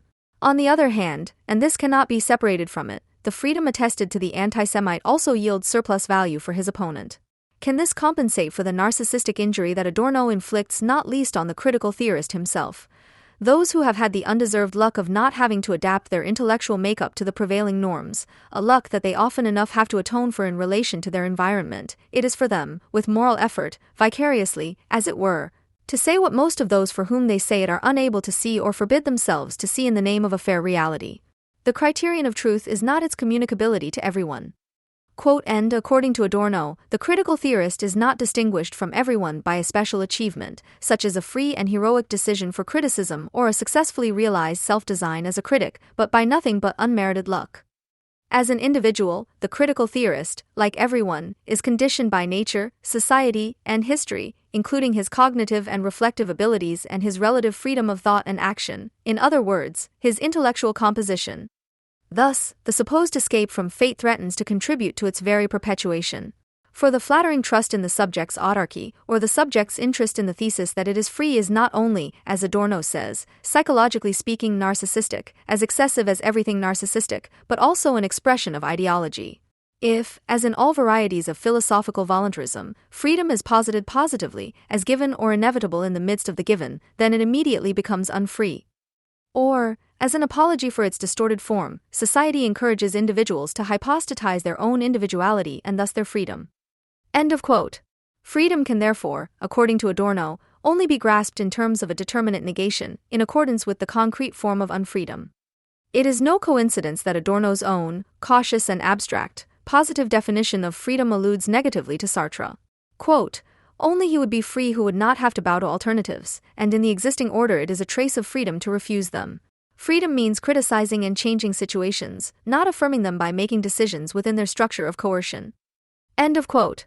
With this strangely moralizing insistence on the anti-Semite's free decision, the anti-Semitism critics need to present himself as someone who has made a free decision to have prevailed against former ideological insights seems to be established. What seems all too obvious to Adorno can, with a certain reading of Sartre, be reinterpreted as an expression of false modesty, the well-known, consciously anti-heroic self-disclosure of people who actually resisted the Nazis and or hid Jews, namely that their conscience simply left them no choice. The rescuers and resistance fighters formed the priceless capital of the German people, Arno Lustiger once wrote, thus aptly describing the German approach to the resistance in an affirmative way. With the heroization of the assassins of July 20, 1944, the bubble of the resistance had already been enriched by a great deal of fictional capital, so that one cannot refer to the phrase German resistance without using it as a fundamentally polemical formulation. But even here, one can still experience certain surprises. In 2016, the German Federal Agency for Civic Education published a booklet on resistance to National Socialism. It contains the following text about Kurt Gerstein under the subtitle Resistance from a Christian Faith. Born in 1905, Kurt Gerstein became involved in Christian youth work after graduating from high school. He studied mining and passed the exam to become a graduate engineer in 1931. In May 1933, Gerstein joined the Nazi Party. That same year, he openly protested against the dissolution of the Protestant youth associations and soon after joined the opposition Confessing Church. In 1936, he was expelled from the Nazi Party and imprisoned twice. After learning of the murder of mental hospital patients, Kurt Gerstein decided to join the Waffen-SS. He hoped that this would enable him to obtain more detailed information about the crimes of the Nazis. Gerstein was assigned to the medical corps of the Waffen-SS and took over the management of the technical disinfection service. In June 1942, he was first ordered to procure hydrogen cyanide, Zyklon B, for the purpose of murdering people. In August 1942, he also witnessed the mass murder in the extermination camps of Belzec and Treblinka. Gerstein repeatedly informed foreign diplomats and clergy about the National Socialist crimes of violence and attempted to sabotage the delivery of Zyklon B gas. On April 22, 1945, he surrendered to the French authorities. Kurt Gerstein died under still unexplained circumstances in a Paris prison on July 25, 1945. The report he wrote while still in custody is one of the most important documents about the genocide of the Jews of Europe. End of quote. The Resistance in SS Uniform, the title of the traveling exhibition paying homage to Gerstein, which even absolves the SS of the stigma of collective guilt, was the last thing that was needed. It was a long way to get there. After his widow had sued for a survivor's pension, Gerstein was posthumously found to be incriminating, and several appeals did not change this for the time being. His classification as a belasteter, person incriminated, already took into account his potential resistance and reduced his otherwise classification as the main culprit. Significant for the extrajudicial change was, above all, the publication of the Gerstein Report by Leon Poliakov, 1951 in excerpts, 1955 complete, and by the Institute of Contemporary History in 1953. In the course of the latter publication, the editor Rothfels had written an essay as a preface that projected the linear resistance of Gerstein, which was taken up by Gert H. Theunissen on WDR in 1957. And it was taken even further. The first real change, however, only occurred after Rolf Hochhuth, motivated by the publication of the report in his play The Deputy, 1963, begun in 1959, not only modeled Pope Pius XII as the main person responsible for the Holocaust, but also erected a monument to SS man Kurt Gerstein as the hero of his play, which significantly influenced the further assessment of that man. After Issy Wygoda, a Shoah survivor, and the Central Council of Jews in Germany spoke out in favor of Gerstein's rehabilitation in the wake of that drama, the missing justification was not provided, and in 1965 Kiesinger, of all people, who himself joined the Nazi Party to fight anti-Semitism, finally classified Gerstein as exonerated. With a lot of imagination and goodwill, the whole story can be understood as a legal act in which the presumption of innocence should be applied. It should be clear that the rehabilitation was never purely legal. It should hopefully also be self-evident that the presumption of innocence in the face of National Socialism is itself part of the barbarism. However, while there are at least still arguments for its application in the legal sphere, there is no legitimation for its use in extrajudicial reappraisal. It was in precisely this spirit that the Gerstein case was retrospectively blessed by biographies, all of which are characterized by a great deal of sympathy or at least fascination for that spy of God. These works are, above all, literary in the worst sense of the word. It is one of the macabre moments that Hochhuth, with his documentary drama, paved the way for a literary historiography that, due to its seductive nature, has channeled subsequent research and reception in an unprecedented way. Soon the Protestant Church also adopted the narrative, which was favorable to it, and became the leading advocate of Gerstein's honor. One of its most important youth education centers was given the name Kurt Gerstein House as early as 1964. In 2020, decidedly left-wing newspapers, such as Neues Deutschland, pay homage to him. There is no doubt that Gerstein's story is an interesting one. His report was also of considerable significance. Even though much of the information he provided was exaggerated, inaccurate, or simply false, using his report as evidence did elicit numerous other statements from perpetrators that ultimately contributed to the investigation. The decisive act that established his aura as a resistance fighter is that in August 1942 he informed the Swedish ambassador, Göran von Otter, about the extermination of Jews in Belzec and Treblinka, and asked him to forward this information to the Allies in the hope that they would drop leaflets over Germany, thereby inciting the Germans to turn against their government. Gerstein was said to have been very agitated and bewildered, which in the further narrative is considered to be not entirely unimportant evidence of Gerstein's authenticity. Although only documented by statements after 45, that episode is to be considered credible, especially since the Swedish envoy had no particular interest in inventing any stories. Whether other comparable reports were made, such as the one attempted at the Apostolic Nuncio in Berlin or a successful one to the Dutch underground, may be questionable, but it is possible in any case, and in the latter case it has even been proven in the meantime. But they all took place after the meeting with the Swedish envoy on the train. The evaluation or at least classification of that act, that is, the transmission of a report about the murder of Jews to the Swedish envoy, must therefore be regarded as a central challenge. Kurt Gerstein becomes the most important whistleblower of the Holocaust that night, according to MDR, and on the train on the return trip to Berlin, he began his work as an agent, according to the FAZ. Although Gerstein was so shocked by his observations in Belzec and Treblinka, he remained cheerfully at his post, which caused certain problems for his defenders in terms of argumentation, which they tried to refute with the above-mentioned melange of testimony and sabotage attempts. On April 22, 1945, Gerstein surrendered to the French army and wrote several versions of his eyewitness report, which later became known as the Gerstein Report. On July 5, he was transferred to a prison in Paris, and after an interrogation and eventual arraignment on July 25, 1945, he was found hanged in his cell. While logic and officialdom assumed suicide, Gerstein's widow, Hochhuth, and Der Spiegel, to name but a few, could not quite accept this and, depending on their preference, claimed that he was either murdered by other imprisoned SS men or by the French. When trying to understand Gerstein's motivation, one must consider that he immediately followed his report with a list of references, i.e., anti-Nazis with whom he had been in contact. The report was intended to serve, also, as his own exculpation, and that is putting it mildly when one considers what he felt was his due as a reward, and which can be seen from a found request. I also have the understandable desire to be suitably rewarded for my efforts in the fight against Nazism, either to be returned to the factory that is mine or to be reinstated in the civil service in the coal mining industry, from which I was removed in 1936 because of my anti-Nazi activities. For these reasons, I request a pass from Rottweil to Tübingen, where I intend to place myself at the disposal of the military governor. End of quote. In the case of Gerstein in particular, there is the problem of the witnesses, who were often only character witnesses and who provided statements such as, that he himself was and remained an anti-Nazi. I am convinced of that. I am convinced that Gerstein was a fanatic of truth. After his characterization, I believe that he sabotaged wherever he could. Or it is inconceivable that he was an SS man and acted as if he were a Christian.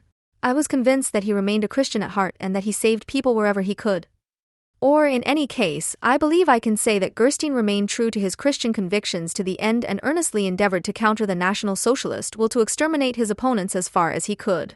The way in which he did this was and remained very strange. But his sincere will cannot be doubted, even in retrospect.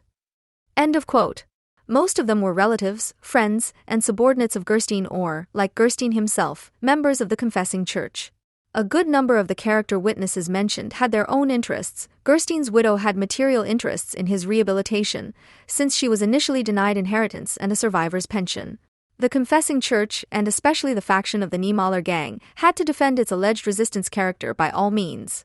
The great alleged resistance fighter Martin Niemöller, who sent a plea to Hitler from the concentration camp to be allowed to fight in the war, never denied even after 1945 that his only motive for criticizing the Nazi regime was its anti-Christian religious policy. Niemöller was a Nazi who had fallen from favor. It was this Niemöller who, after 1945, spread the rumor that Georg Elser had been an SS Unterstützer who had to carry out the assassination attempt in the Bergerbraukeller on Hitler's personal orders in 1939. And Otto Dibelius proclaimed after 1945, "I was never a National Socialist. I never raised my hand in the Hitler salute and I never sang the Horst Wessel song." However, he was only right about this if the following sentence from 1933 does not play a role. "Despite the bad sound that the word has taken on in many cases, I have always known myself to be an anti-Semite." End of quote. The confessing church was particularly represented in the Freiburg Circle, whose memorandum Political Community Order, an attempt at self-reflection of the Christian conscience in the political distress of our time, written in late 1942/early 1943, projected a social order after the military defeat. In the appendix, there is a document titled Proposals for a Solution of the Jewish Question in Germany. The appendix does condemn the mass murder of the Jews, but then immediately emphasizes, the existence of a numerically significant Jewish population within a nation does pose a problem that must repeatedly lead to difficulties if it is not addressed through a fundamental and generous settlement. End of quote. The document also reveals why Dibelius, Niemöller, and company no longer needed to be open anti-Semites after 1945. The state waives any special provisions for the Jews after the repeal of the Nuremberg Laws, and that is because the number of surviving Jews still returning to Germany will not be so great that they can still be regarded as a danger to German national identity. End of quote. To recognize these key witnesses in a positivistic manner would be to misjudge the entire denazification machinery, in which the exoneration of every Tom, Dick, and Harry was not just good manners. The confessing church in particular needed positive examples and thus had a vested interest in the mythologizing of Gerstein in order to secure its decisive role in the Protestant church in Germany after 1945. This would not have been prevented by the fact that another alleged spy for the BK in SS uniform, Alfred Salomon, revealed that he was not so far removed from the Nazi era when he wrote, "I was elected to the Brotherhood Council of the Steglitzer Lukeskirche. Nobody took offense at the fact that I had meanwhile been promoted to Rottenführer in the SS." End of quote. Lest I be misunderstood, the confessing church was not a cohesive organization that could be tarred with the same brush. Individuals like Dietrich Bonhoeffer, for example, are clearly different in nature from Niemöller, but the latter represents the hegemonic forces in the confessing church, which the church perfectly expressed by denying those who could most readily be credited with resistance in its Martyrs book, the introduction of which stressed, all those mentioned in this book did not undergo their suffering because they disagreed with the policies of the Third Reich and recognized in them a disaster for our people. Quote end. Significantly, Gerstein had contact with that apolitical wing of the BK.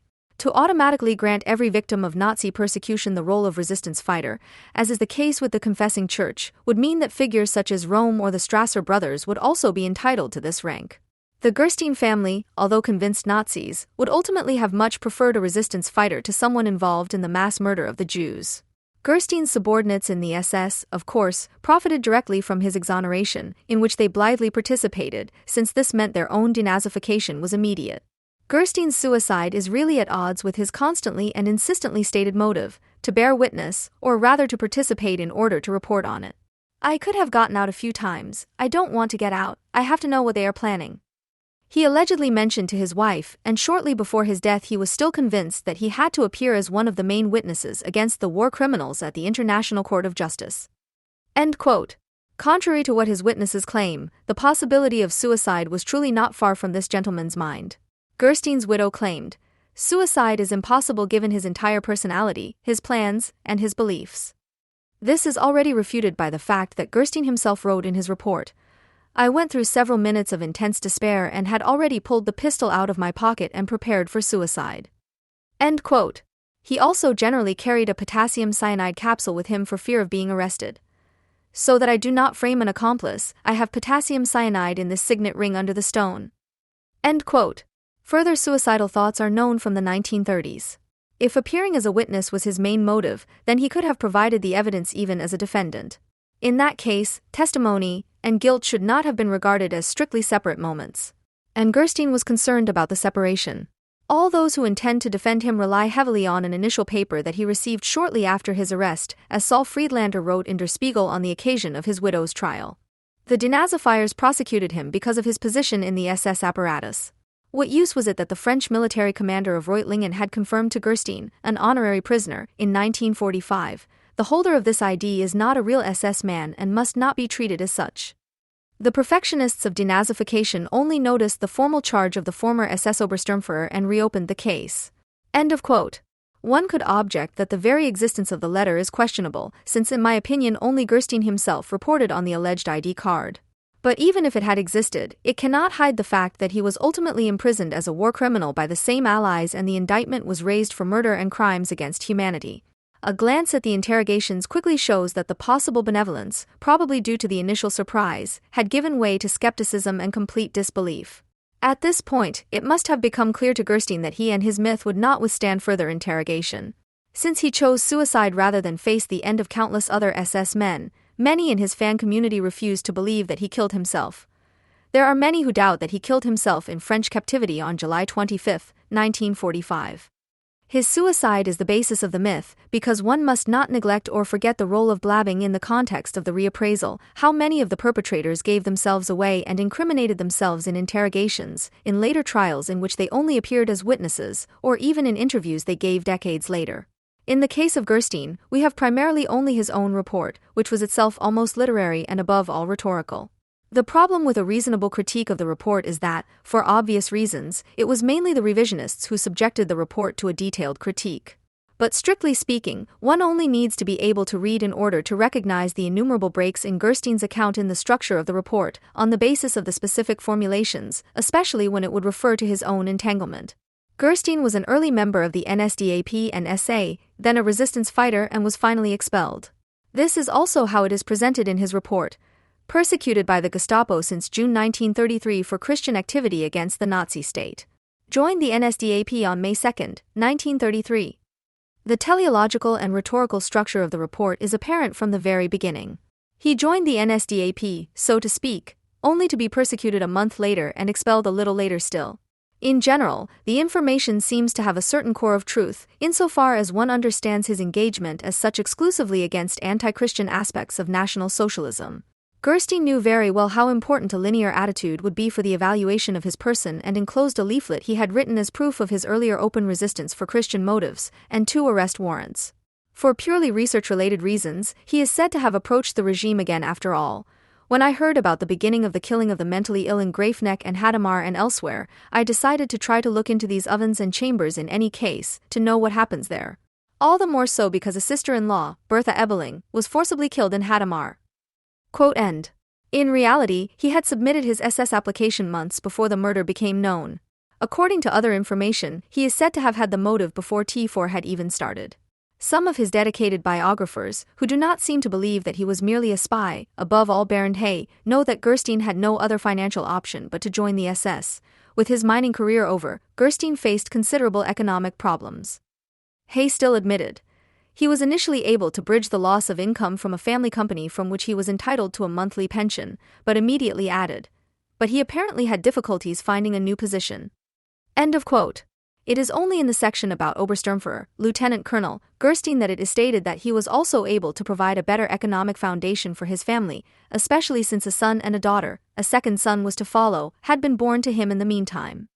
End of quote. But Gerstein himself had pointed out in his report that his medical studies, which he began after his release from the state mining service, were made possible by his economic independence. More precisely, as a partner in the company de Limon-Flum and Company. In Dusseldorf, I received an average income of 18,000 Reichsmarks annually. Quote end. At the same time, this corresponds to the salary of a lieutenant general or the salary of an ambassador, ministerial director, or the president of the Reich Insurance Office. With an average annual salary for a salaried employee of roughly 2,750 Reichsmarks in 1939 and roughly 1,900 Reichsmarks for a laborer, this can certainly be considered a decent interim allowance, and any suggestion of economic hardship becomes a farce, especially since, after his exclusion from the party was somewhat mitigated, he had long since gotten another job when he applied to join the SS. Although he had been persecuted by the Gestapo for years, they ultimately helped him. With 2 references from the Gestapo officers who handled my case, I easily managed to join the SS. The gentlemen were of the opinion that my idealism, which they certainly admired, should benefit the Nazi cause. Antisemitism and idealism are synonymous here. Gerstein did not mention that he had already made several attempts at rehabilitation and asked to be readmitted to the party, arguing in anti-Semitic terms and citing his allegiance to the Wohl faction. Since Wohl was finished, Gerstein most likely confessed, like many others from the folkish anti-Semitic environment, the defeat of the latter and turned, again, to the winner in the dispute of anti-Semites. During his training with the SS, Gerstein was also in Arnhem, Holland. Looking back from 1945, he also wrote about this. In Holland, I immediately made contact with the Dutch resistance movement, Abink, an engineering graduate, Duisburg. That sounds good, and indeed he will report to Hermann Abink about the extermination in the camps around March 1943, who actually passed this on to the underground. In the spring of 1941, on the other hand, he may simply have visited a friend from his youth or studies, to whom he now also had to explain why he had joined the Waffen-SS, especially since he had nothing to report yet. In the SS, he was assigned to the Technical Medical Service and assigned to the SS Leadership Main Office, Office Group D, Medical Services of the Waffen-SS Hygiene Department. There he finally had undeservedly great success in the fight against epidemics.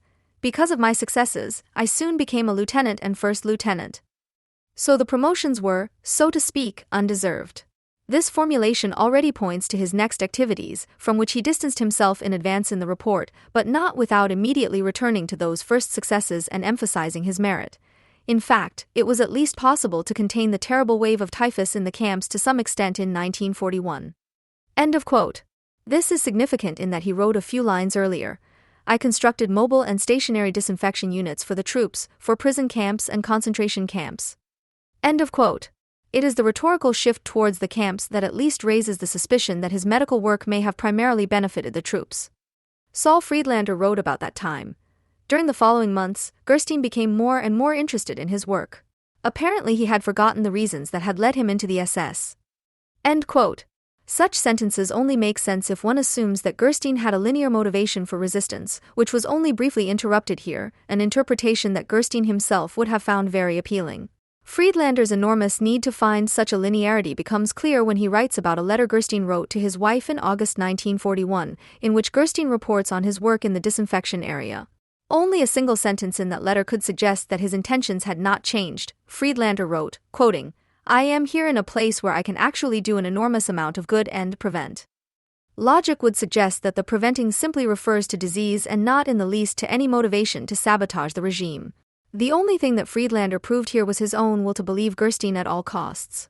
Finally, in January 1942, Gerstein took over the entire technical disinfection service, including disinfection with highly toxic gases. End of quote. In that capacity, he was then quasi-randomly assigned a trip to the Action Reinhardt camps, and that visit becomes both the motive and the decisive content of his report.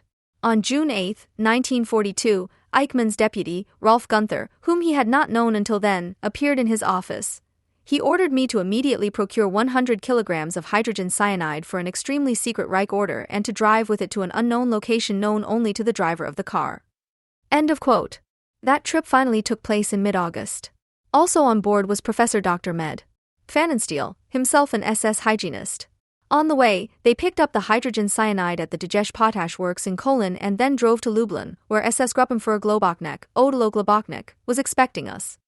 The latter introduced Gerstein to the whole affair, one of the most secret things there is at the moment, one might say the most secret. Gerstein's first task was to disinfect the vast quantities of textiles looted from the victims of Operation Reinhardt so that they could be sent for further processing. Lublin and Majdanek was indeed the central collection point for the clothing of Jews who had been killed. To what extent Gerstein subsequently carried out this probable task is difficult to say. According to his own statements, he failed in this task. Globoknik continues, your other, far more important task is the conversion of our gas chambers, which now work with diesel exhaust gases, to a better and faster method. I am thinking primarily of prussic acid. The day before yesterday the Führer and Himmler were here. On their instructions, I must take you there personally. End of quote. The following day they went to Belzec, where Gerstein made the observations which will form the core content of his report. On the following day, in the presence of the Commandant Wirth, he observed the murder of thousands of Jews by exhaust fumes, during which the engine in question broke down, once more considerably prolonging the agony. That account is to be considered credible in its drastic nature and forms the core of the legitimate interest in that report. There was no changeover to hydrogen cyanide in Belzec. Gerstein's explanation in this regard was, Captain Wirth asked me not to suggest any changes to his facilities in Berlin and to leave everything as it was and had proven so effective. I had the hydrogen cyanide buried under my supervision because it was supposedly decomposing. This burial is important because if it happened, it makes it all the more credible that this is where a chain of sabotage begins, which could be the only thing justifying Gerstein's continued stay at his post. It was repeatedly proven that fellow traveler Pfannenstiel had confirmed it. But it should be noted that in the interrogations, he always spoke only of this with the proviso if I am correctly informed. Or as far as I know, which clearly indicates that he did not see it himself. There are other problems with this episode, as we shall see later. The trip then went on to Treblinka. The stay there is limited in the accounts of the report to the visit of a banquet. His observations, especially in Belzec, were, according to his own statements, the motivation for reporting the events to the Swedish envoy on the return trip. Contrary to what his report suggests, Gerstein had by no means been appointed a colonel before, but only long after his visit to Belzec, namely only on February 19, 1943, while he himself suggested that this too had occurred in connection with the disinfection work. The promotion to Obersturmbannführer and permanent sabotage seemed to go together only to a very limited extent, and Gerstein may have suspected this and adjusted his report accordingly. A first step towards clarification could have been taken from his own report and the way it was written. It suddenly says that Gunther again demanded very large quantities of prussic acid from me at the beginning of 1944 for a very dark purpose. End quote. Allegedly, the latter had demanded that he store the hydrogen cyanide in Berlin, which is more than unlikely in view of the bombing raids. It was several wagons, enough to kill many millions of people. Gerstein expressed some suspicions as to which group of people it was intended for, but almost never mentioned the Jews.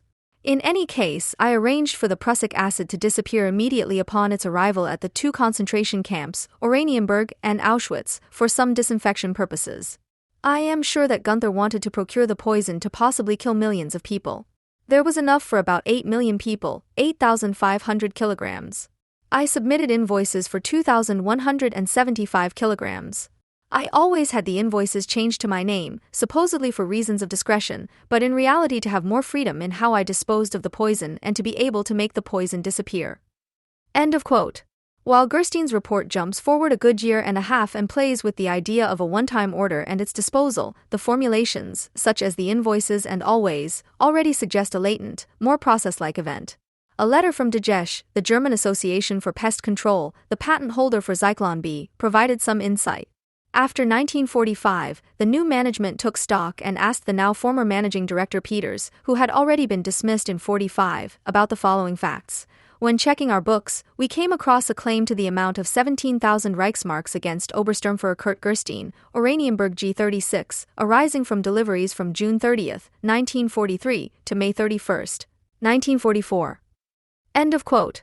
In Peters' reply, one could read, the deliveries of the Zyklon that you mention.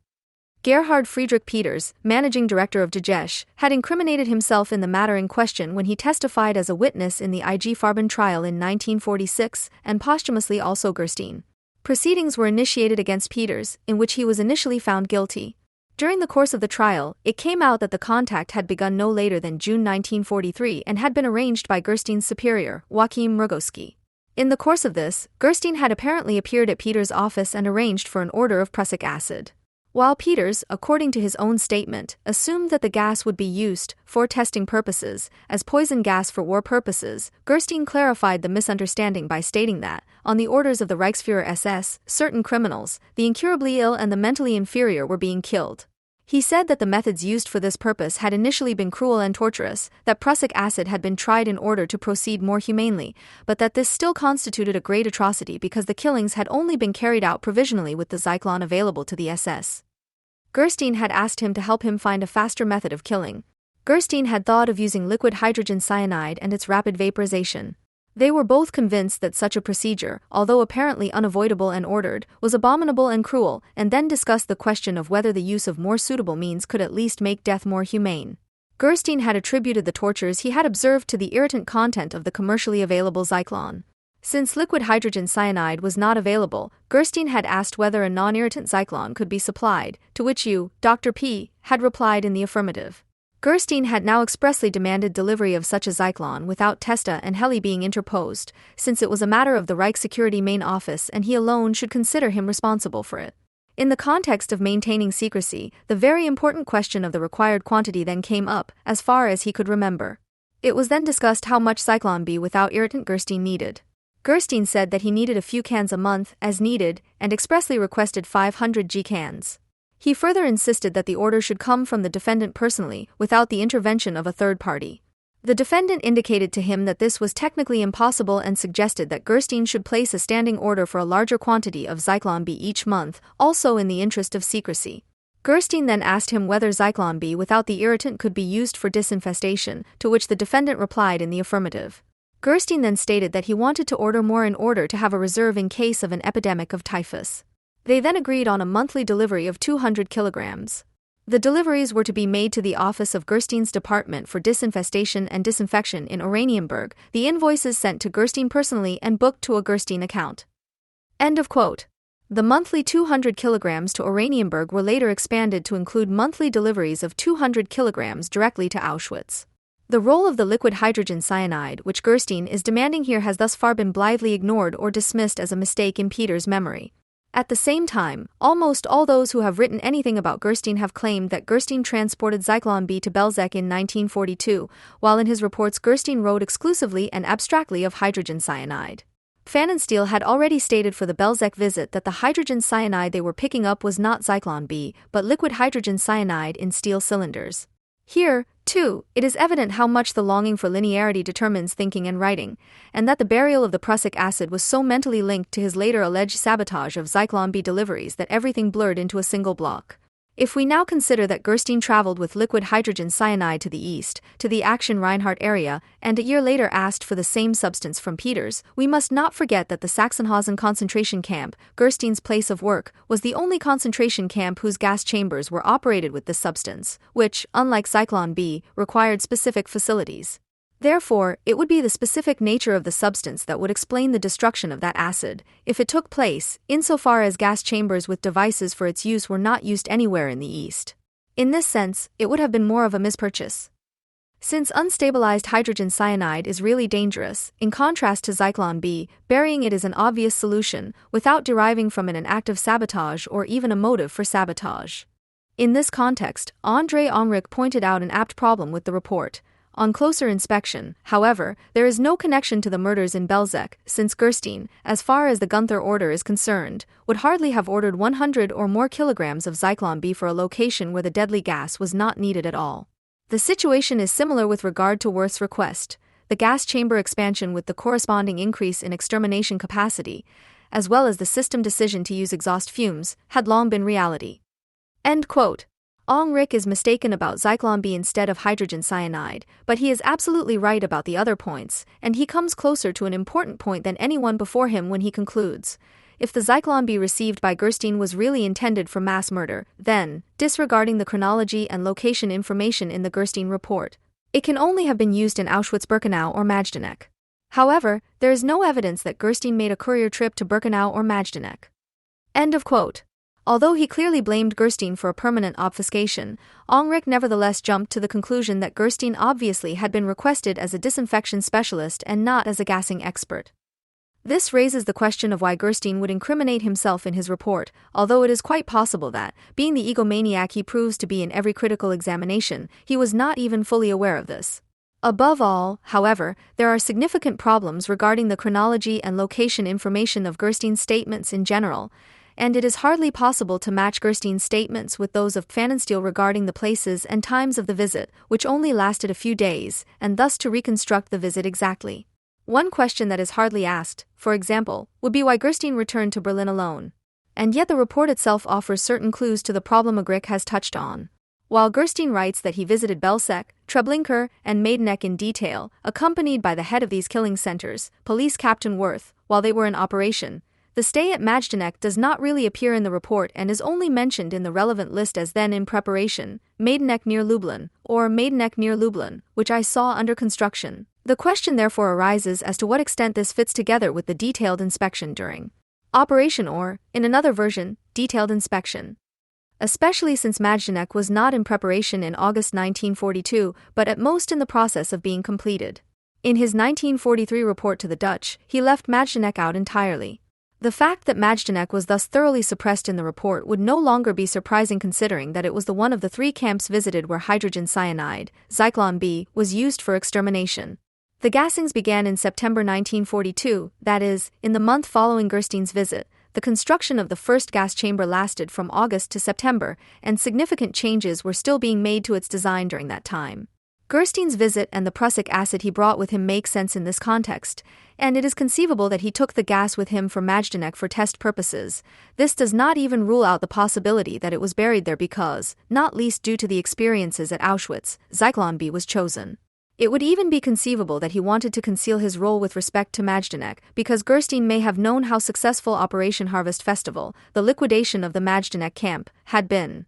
To this day, the clarification of Majdanek is the least advanced, and it is still difficult to explain the numbers of those murdered in Majdanek as stated in the Hofel telegram, 24,733 by the end of December 1942, which in turn coincides with the Korher report. Gerstein's role in supplying Majdanek would be one of the countless questions that a reasonable study of Gerstein as a person would have to address. Peters was eventually acquitted in the retrial. He had only provided unsuccessful assistance after all. Since it could not be proven whether Gerstein had not destroyed some of the Zyklon B after all, the presumption of innocence had to extend to Peters as well. The court never doubted, however, that Gerstein could not have succeeded in destroying a significant portion of the Zyklon B shipments.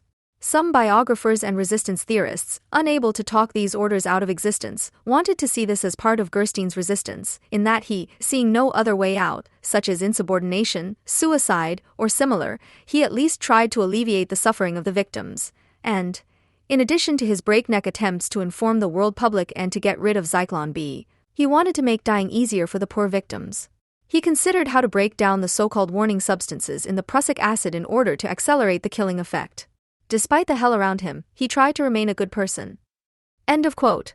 However, the SS Auschwitz pharmacist, Hans Munch, quite clearly corrected what was meant to be humane in this sense. It was not for humanitarian reasons, but for technical reasons. Within half an hour of a gassing, the chambers were filled again after they had been mechanically ventilated. The irritant in the Zyklon would have warned the victims and thus impeded the gassing process. So Zyklon without an irritant was needed. Another aspect of the humane comes to bear in the statements of the Auschwitz Commandant Haas, the burden on the perpetrators, which is definitely connected with the suffering of the victims. Considering that Gerstein allegedly informed the Swedish ambassador immediately, because every day of delay would cost the lives of tens and hundreds of thousands, he cheerfully helped to ensure that there would be no delays in the extermination in the first place. Humane and efficient form a context similar to idealistic and anti-Semitic, as Gerstein revealed in his 1943 report to the Dutch underground. In high places, there is currently an emphasis on rapidity and it is planned to use a more efficient method of killing. Cyanide gas has been suggested but apparently it has not been used yet, so the killing continues to take place in the cynical manner described above. He omitted his own role. The constantly changing details about the group of victims that Peters said Gerstein gave him have in common the core element that the Jews are not mentioned in them. Peters is no more credible than Gerstein, the same applies to Pfannenstiel, etc., but in Peters' statement, which may well be an exculpatory lie, Gerstein would be the one who, contrary to his statement, does not provide any clarification at all, but rather obscures the use of the poison. As late as May 24, 1944, Gerstein wrote to Peters, "So far none of these quantities have been used up. On the other hand, substantial quantities, that is, in fact all of the quantities stored, may suddenly be needed." It would be outrageous not to think here of the increase in extermination in Auschwitz and, above all, the expected arrival and extermination of the Hungarian Jews. How and where Zyklon B was actually used and to what extent it was used for extermination will never be known. It is clear that Gerstein himself wrote to Peters about the special delivery to Oranienburg and Auschwitz, and this must be viewed in the context of the special treatment. It is the special cargo, without the tear gas, that Gerstein undertook to sabotage. In any event, I arranged for the prussic acid to disappear immediately upon its arrival at the two concentration camps, Oranienburg and Auschwitz, for some disinfection purpose or other. End of quote. Not only does Gerstein's letter contradict this, in which he emphasizes that nothing has been used up yet, but so does a witness statement. Witness Le, a disinfector and pest controller in Hamburg who was an inmate at the Oranienburg concentration camp from 1939 to 1945 and who supervised the delousing there, remembers exactly that shipments of 11 to 13 cases of Zyklon without the irritant arrived 2 to 3 times. He was told not to use them. They were placed unopened in the bunker where the disinfestation agents were stored and were then later to be taken by the witness to the SS clothing chamber, where they were readied and picked up by the SS. The witness does not know what became of them. Quote end. The witness was thus directly prohibited from using them for any disinfection purposes. The precariousness of his alleged sabotage becomes especially clear from the statements of his defense attorneys. Dieter Grabner and Stefan Weskelnies, for example, write, how much Zyklon B did not reach the concentration camps because he had the death gas declared as a special delivery, diverted, destroyed or buried is for them a subtle legal calculation that is being made. A calculation that, of course, does not do justice to Gerstein. End of quote.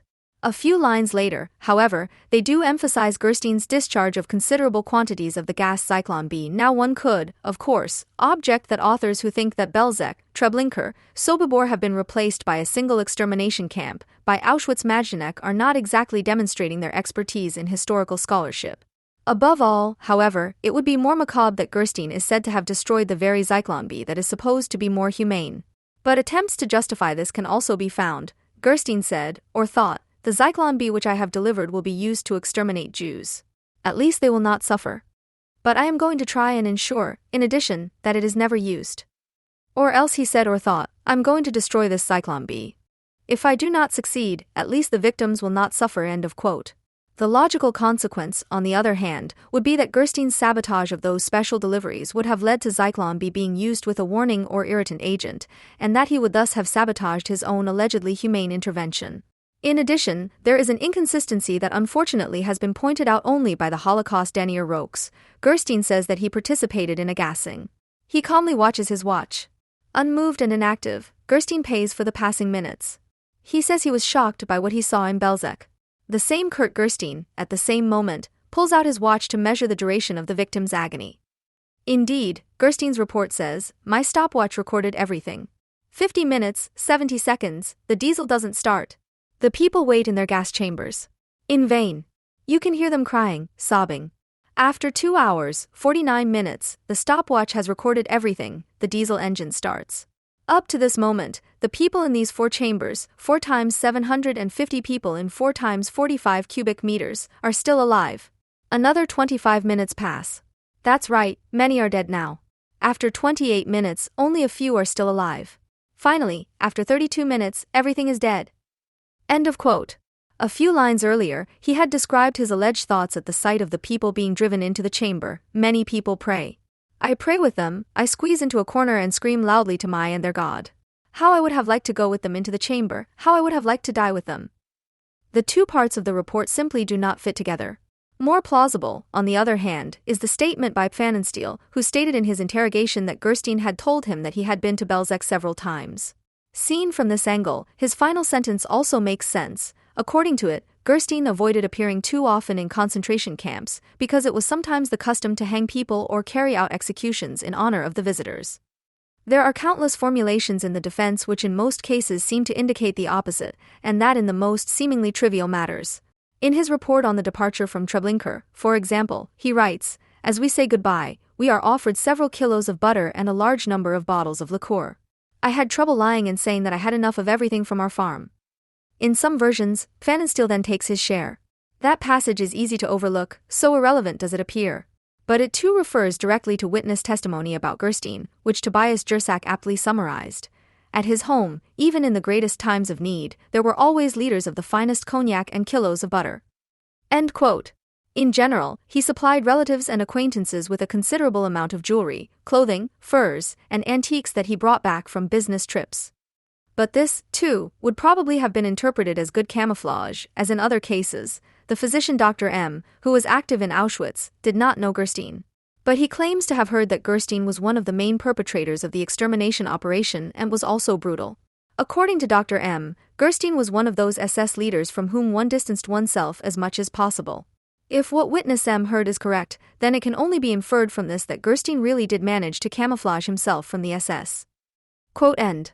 The myth itself hinders its own reappraisal, because it consists primarily in its emphasis and hypostatization of camouflage. Ultimately, anything that would convict Gerstein as an accomplice can be interpreted as particularly good camouflage for the spy of God. It is consistent with this that according to witness statements Gerstein was a nervous wreck at least as early as April 1942 or since late 1941, which suggests not so much that his opposition to National Socialism had already broken out at that time, but rather that the visit to Belzec was truly not his first encounter with German crimes. One must not forget that a good number, if not most, of the murderers suffered from their deeds. This means that the fact that Gerstein appeared somewhat mentally exhausted is simply no proof of a special relationship with the SS and their crimes. In addition, according to a statement by a colleague, Gerstein had projected a gas chamber even before his stay in Belzec, for which he recommended the use of an extra diesel engine to conduct exhaust fumes into a closed room. In the report of the two allies, the American Haught and the Briton Evans, who briefly interrogated Gerstein in 1945, he also admitted that, as an engineer, he had often been consulted when these chambers were used. End of quote. Furthermore, it is cryptically evident from Geoffroy's work that Gerstein was presumably also involved in the typhus vaccination experiments, and that means in human experiments conducted at the Hygiene Institute. He would thus have had quite a few things to report long before August 1942. In view of what has been compiled so far, it is obvious that Gerstein was not only much more deeply involved in the crimes than his post-war report would lead one to believe, but also that his involvement began much earlier. This raises the suspicion that the formulation under the fresh impression of the horrific experiences under which he made his first report had a completely different motivation.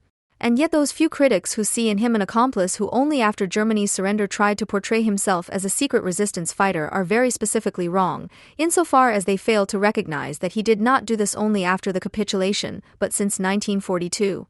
The question ultimately arises as to what had put him in the state of shock described by the Swedish ambassador, and what the fresh impression was. The rough date of August 1942 is almost sufficient in itself to provide an answer. It does not take much imagination to realize that Gerstein, who by his own account listened to enemy broadcasts nonstop, was very well informed about the changes at the front. Without further details, it would therefore be understandable that he did not need Stalingrad, a battle that was just beginning, but that the U.S. entry into the war, the Battle of Moscow, Operation Wirbelwind, the first, albeit failed, attempt the Western Allies' first, albeit failed, attempt to open a front, and above all the beginning of the bombing of German cities, were enough for him to realize that the wind had changed, while Gerstein, according to witness statements, still believed in final victory in April 1942. In addition, the BBC had already accused the Germans of murdering 700,000 Jews in July 1942, and the Polish government in exile had been presenting public reports on the crimes since that summer. The Allies' knowledge of the German crimes and the first signs of a turning point in the course of the war were also not things that Gerstein had to learn about individually, but were registered by the regime itself and put into practice in a specific way. His own report contains an account of a conversation among those present in Belzec, which begins with the question, "Mr. Globoknek, do you think it is good and right to bury the whole corpses instead of burning them? A generation may come after us that does not understand the whole thing." A debate follows that clearly refers to Special Operation 1005 or the exhumation operation, i.e., the destruction of traces and evidence of extermination, in particular by burning the exhumed corpses. This was not done with a possibly unintelligent later generation in mind, but with the front. Operation 1005 was a clear symptom of the leadership's lack of faith in the final victory, something they themselves could not admit, which is why they put forward thoughts like those about future generations, while in this case they would probably have tackled the work only after the war. Ultimately, it is no coincidence that Operation 1005 developed in parallel with Allied knowledge and Allied successes. Gerstein writes about this operation. Later, the other view prevailed. The corpses were then burned on large grates improvised from railroad tracks, with the help of gasoline and diesel oil. But he forgot to mention that he had faced the general superintendent and member of the confessing church Otto Dibelius, that he himself had been instructed to work out a procedure for how to get rid of a large number of corpses without polluting the air or leaving other unpleasant traces. He was thus himself a, possibly significant, part of Operation 1005, which also fell within the scope of disinfection, since it was motivated, among other things, by the contamination of the soil and water in the course of the mass graves. According to the hygienist at the SS medical office, Wilhelm Pfannenstiel, who had accompanied Gerstein on his inspection tour to Belzec, the cremations had already begun, albeit still quite imperfectly, at the time of the visit. In principle, Action 1005 had already begun. In March/April 1942, the SS officer Paul Blobel received the corresponding order. All instructions were given only orally. By the summer of 1942, he had more or less finalized the process. It is difficult to determine the extent to which Gerstein was actually involved in the disposal of the corpses, but he certainly had access to those involved. Blobel's contacts with Christian Wirth, first commandant of Belzec and inspector of Action Reinhardt, come to mind, not to mention Odilo Globoknik, head of Action Reinhardt, as a connecting link. According to his own statement, he met both of them for the first time in those days in Belzec. Others involved in Action 1005 included Walter Dotzer, also from the Hygiene Institute, who in the preface to his 1943 postdoctoral thesis Disinfection, Decontamination, and Disinfestation, expresses his thanks to SS Obersturmführer F. Dippel-Ing. Gerstein for his advice on all technical matters. It is at least possible, even likely, that it was during that visit to the East, and specifically due to his involvement in the destruction of evidence, that he simply realized for the first time that he would have to answer for it. In particular, Gerstein's specific involvement in the destruction of evidence remains unclear. The historian André Enrich had answered his own question: who constructed and maintained the primitive firing technology? In Belzec, Gerstein and Pfannenstiel are out of the question. They were scientists who, responsible for the big picture, hardly lingered in one place for long periods of time. This is correct, but of course it does not mean that Gerstein was not involved in the theoretical development and practical test phase. Enrich had correctly written about Gerstein's own position. The exact activities of the SS Hygiene Institute require further clarification. However, it is indisputable that Dotzer, together with his superiors, Jenskin and Mrgoski, and colleagues SS Obersturmführer Gerstein and SS Hauptsturmführer Alexander Schuller, formed a kind of practice-oriented think tank to address the question of which techniques should be used to kill people and dispose of their corpses. Within the SS apparatus of power, the Institute of Hygiene exercised an unchallenged monopoly on the handling of this complex of issues. End of quote.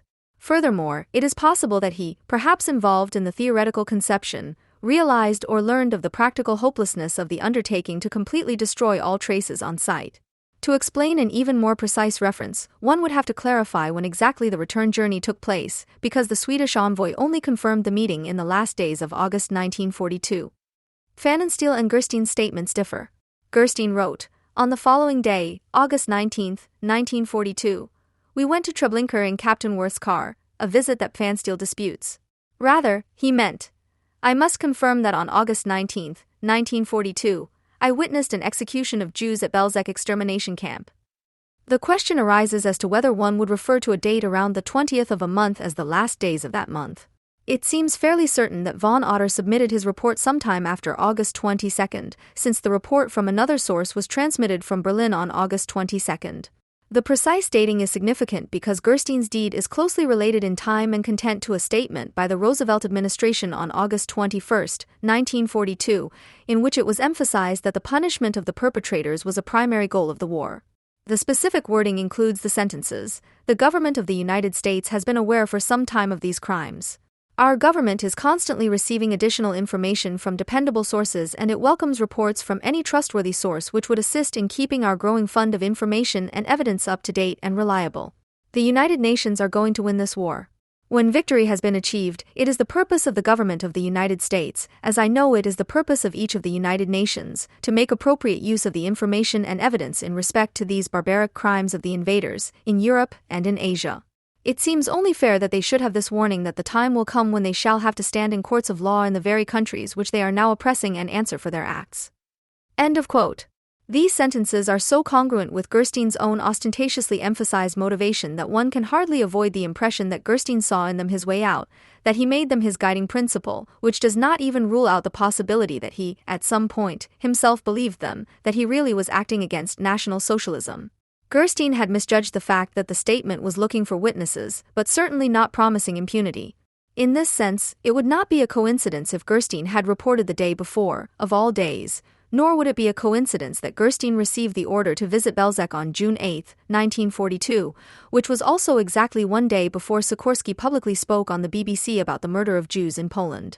It was not Gerstein's knowledge of the Holocaust that motivated his first report in that case, but his knowledge of the knowledge. It was the shocking nature of this knowledge that turned him into a member of the resistance. This means nothing other than that Gerstein had understood the entire denazification process before it even became a reality, and saw a possibility for his own exoneration that he seized. Any serious examination of Gerstein shows, above all, the close connection between hygiene and disinfection on the one hand and extermination and the obliteration of evidence on the other.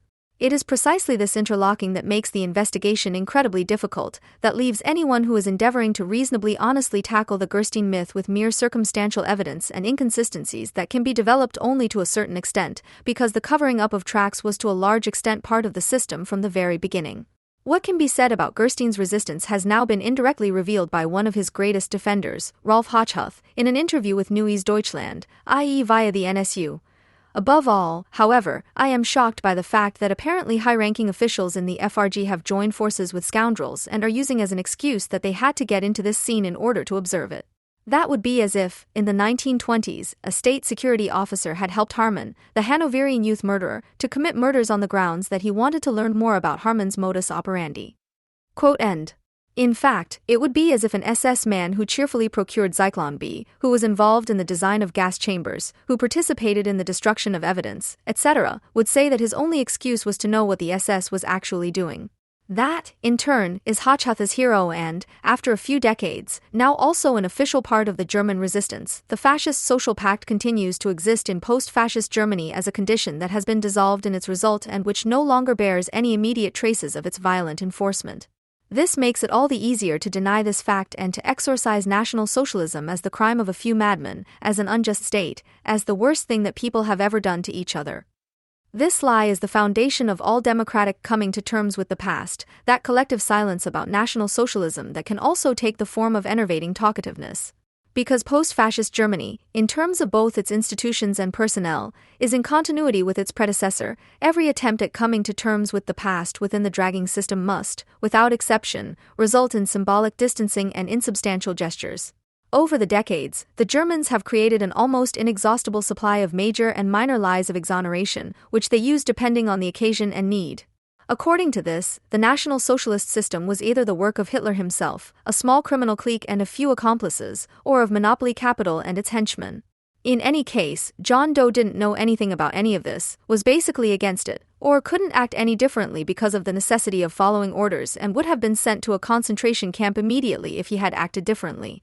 To the unbiased observer, insofar as one can be assumed in this country, this web of justifications must appear as if millions of Germans had collectively agreed to play dumb and had built a coherent system out of this playing dumb in order to test whether anyone would treat it as a statement worthy of discussion. In any case, it can be assumed that only very few Germans really believe the nonsense they tell themselves and others about not knowing and so on. In reality, it is clear to everyone that National Socialism, unlike dictatorships of a traditional design, could not have functioned without mass participation. Everyone knows that they have contributed their might to the functioning of a criminal whole, and everyone also knows exactly that it is better to keep this secret in the interest of the post-fascist whole. The functioning of the Federal Republic of Germany is due, among other things, to the fact that no one should know, even if they wanted to, how great their share of the fascist crimes had been. End of quote. Because the lies of exculpation are so transparent and everyone secretly knows the exact facts and therefore has to deny them all the more vigorously, a particularly hardened and resistant form of consciousness arises that resists enlightenment. Horkheimer once characterized this mixture of shrewdness and compulsiveness as follows, repeatedly formulating, "The confession of guilt of the Germans was a splendid method of preserving the national sense of community into the post-war period.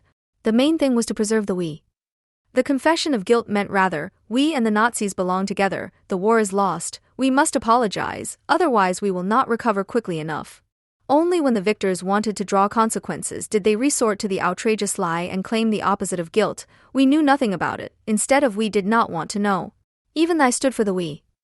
I was not a Nazi, basically none of us were. The we is the bridge, the bad thing that made Nazism possible. Quote end. The business basis of the anti-fascist people's educators, the admonishers and warners against forgetting and the beginnings, which are to be resisted, was and is, on the other hand, the assumption that the Germans are a bit slow on the uptake or have gotten carried away with an error that can be cleared up by confronting them with a serious presentation of the historical facts. Consequently, the anti-fascist educators had to take the excuses of their fellow countrymen for serious claims that could be refuted step by step. Since the educational endeavor thrives on a false premise, it was bound to become an event that was almost as ghostly and bizarre as the general self-representation has always been. Apart from the fact that the anti-fascist zeal for learning only set in when everyone who should have been prosecuted for their crimes had already passed away, which in itself makes it suspicious as a substitute activity, the fact is that it always has to trumpet as sensational knowledge what is a terrible triviality without equal, in both senses of the word, that doctors, lawyers, sociologists, historians, in short, everyone happily went along with it. Thus, the hardened consciousness of the average German still captivates even its supposedly most radical opponents. They, too, have to play dumb in order to continue their business. Their basic principle is the thesis that not everything, and certainly not the essential things, have been said about National Socialism and that there is therefore an infinite need for research. This gives them tenacity and stamina and enables them to pass off banalities as revelations. The studies published since 1992 by Christopher Browning, David Bankier, and Daniel Goldhagen, among others, mark a breakthrough in that they focus on the analysis of ordinary German perpetrators and public awareness of Nazi Germany. These studies refute for the first time the exculpatory myth of Befehlswang, the idea that Germans were forced to do the bidding of their superiors. They show that Germans willingly tortured, tormented, and murdered Jews. End quote. For Matthias Quentzel and his co-authors, from whom these sentences originate, the reading of Goldhagen's Hitler's Willing Executioners was a revelation. However, they themselves are not quite clear about the message that is to be delivered. The unconditional rejection of any kind of theorization of the mass extermination coexists quite peacefully with the desire for a watertight supertheory. On the one hand, the most hackneyed vocabulary of outrage is proclaimed from the dictionary of the do-gooder. To want to derive the murder of even a single Jewish child from the commodity form is both disrespectful and cynical. Quote end. What they always wanted to say about the value critics of the Bahamas and the ISF, now that they finally know that even the murder of a single Jewish child was evil, they finally dare to say. Because they never understood that a critical theory of society cannot be replaced by a whiny description of the crimes committed by the socially produced subjects, they cast suspicion on all those who refuse to engage in the laborious task of re-narration, accusing them of being heartless technocrats of reason. In other words, people who, in their disrespect and cynicism, exhibit all the characteristics of the desk offender. However, no one suspected of criticizing values ever came up with the crazy idea of directly deriving the mass extermination of the Jews, that is, the act itself or the murder of even a single Jewish person, from the commodity form. The absurd insinuation that Joachim Brunn is supposed to have written a book with the title What is German, in which, of all things, the German specificity is bracketed out, can only be made by someone who has read the book with malicious intent. How stupid do Quentzel et al. Think their readers are when they manage to present Brunn as a defender of the actual intentions of Christian are in the same place and few lines later, to present a quote from Brunn in which he takes a stand against precisely this split between the racist form of action and the actually good energy of protest in as explicit a way as one could wish? This mixture of professed pathos and denunciation has a system, however. It is meant to speak a verdict that reads, in the face of Auschwitz, any form of social theory is apologetic. To speak of objectivity, to justify, to ask about the conditions of constitution, to conclude, to deduce, for Quentzel et al. All this is one and the same, namely what the affected left has always hated about theory: determinism, objectivism, schematic economism, derivational acrobatics, and above all, a first-class acquittal for the executors. In contrast to this, they offer a doctrine of freedom of will, the only thesis of which is, the Germans killed the Jews because they wanted to kill them. The will to act resulted in an adequate outcome, the lawyer would say. They were empirical subjects acting on their own authority, and the same applies to the murderers of Solingen today. The cold-blooded burning of Turks served the purpose of killing them. The astonishing linguistic similarity of these sentences to the judicial reasoning of criminal judgments, in which the intent and personal guilt of the perpetrator are proven according to an ever-present pattern and in which adjectives such as cold-blooded are used to emphasize particular criminal energy, in order to deduce from this the particular reprehensibility of the act, is by no means a coincidence. What appears in the criminal judgment is the degenerate remnant of early bourgeois subject theory, the formulaic echo of a long-gone self-confidence that once emphatically declared man to be the sole master of his destiny. The false ideology that everyone is the architect of their own fortune and therefore also has to bear the consequences of their actions themselves has remained. The fact that leftists, who are always completely right in the capital relationship about the external determination of individual decisions, reflexively invoke the chimera of the individual and free at the moment of declaring the enemy, in order to speak the anathema with the full force of penal rhetoric, not only proves their intellectual dishonesty. Such behavior reminds us that, especially in the minds of those leftists who murmur about being effective and immediate, there is a desire for a socialist rational state that forces its subjects under the guillotine of justice even more cruelly than the bourgeois state. This hostility to theory is curiously contrasted with the statement. We consider it evident that since the beginning of the 19th century there has been a stringent development towards eliminatory anti-Semitism, and since 1933 a straight line can be traced towards Auschwitz. This statement postulates exactly what the authors accuse their opponents of, a truly dreadful determinism. In this context, their book speaks of a specifically German identity that connects with capital in a specific way or demands that perpetrator consciousness be classified in a theoretically sound explanation of anti-Semitism. So now the truly seamless and watertight explanation for and derivation of Auschwitz is to be delivered. But does that go together with the emphatic doctrine of freedom of will? It does. The central category of Quenzel et al. Is eliminatory anti-Semitism, which, as the term itself suggests, reduces itself to the naked will to annihilation. This will to exterminate has, so the claim, made its way in Germany in a stringent way since the beginning of the 19th century. They attribute Auschwitz to this will to exterminate and nothing else. The category of the will to exterminate covers the following quite distinct phenomena. It describes both the motive for the individual subject to participate and the self-understanding of his actions. On the other hand, it can be applied on a large scale to the extermination of the Jews as a purposefully pursued goal of National Socialism, i.e., of the system as a whole, and the anti-Semitic eliminatory ideology as the cause of Auschwitz can be added to the list. Will to extermination is Quenzel's Lenner Ultra, with which the terms are washed so long and hard that all their contours disappear. This method offers the advantage of being able to quickly change the objects of the statement or the social spheres, which are mediated by each other but are not congruent.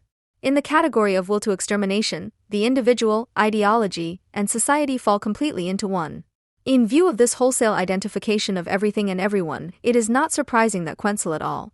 Speak affirmatively and fetishistically of a specifically German identity. They do not reject the terrorist question of what German is as false by identifying it as a challenge to select and exclude that is necessarily posited with the nation-state and is most purely developed here, but they answer it quite obediently by defining it as a quality. This is what happens when one analyzes ideas and worldviews, first analyze for themselves or, in other words, synthesize theory with empiricism without theory falling back on empiricism.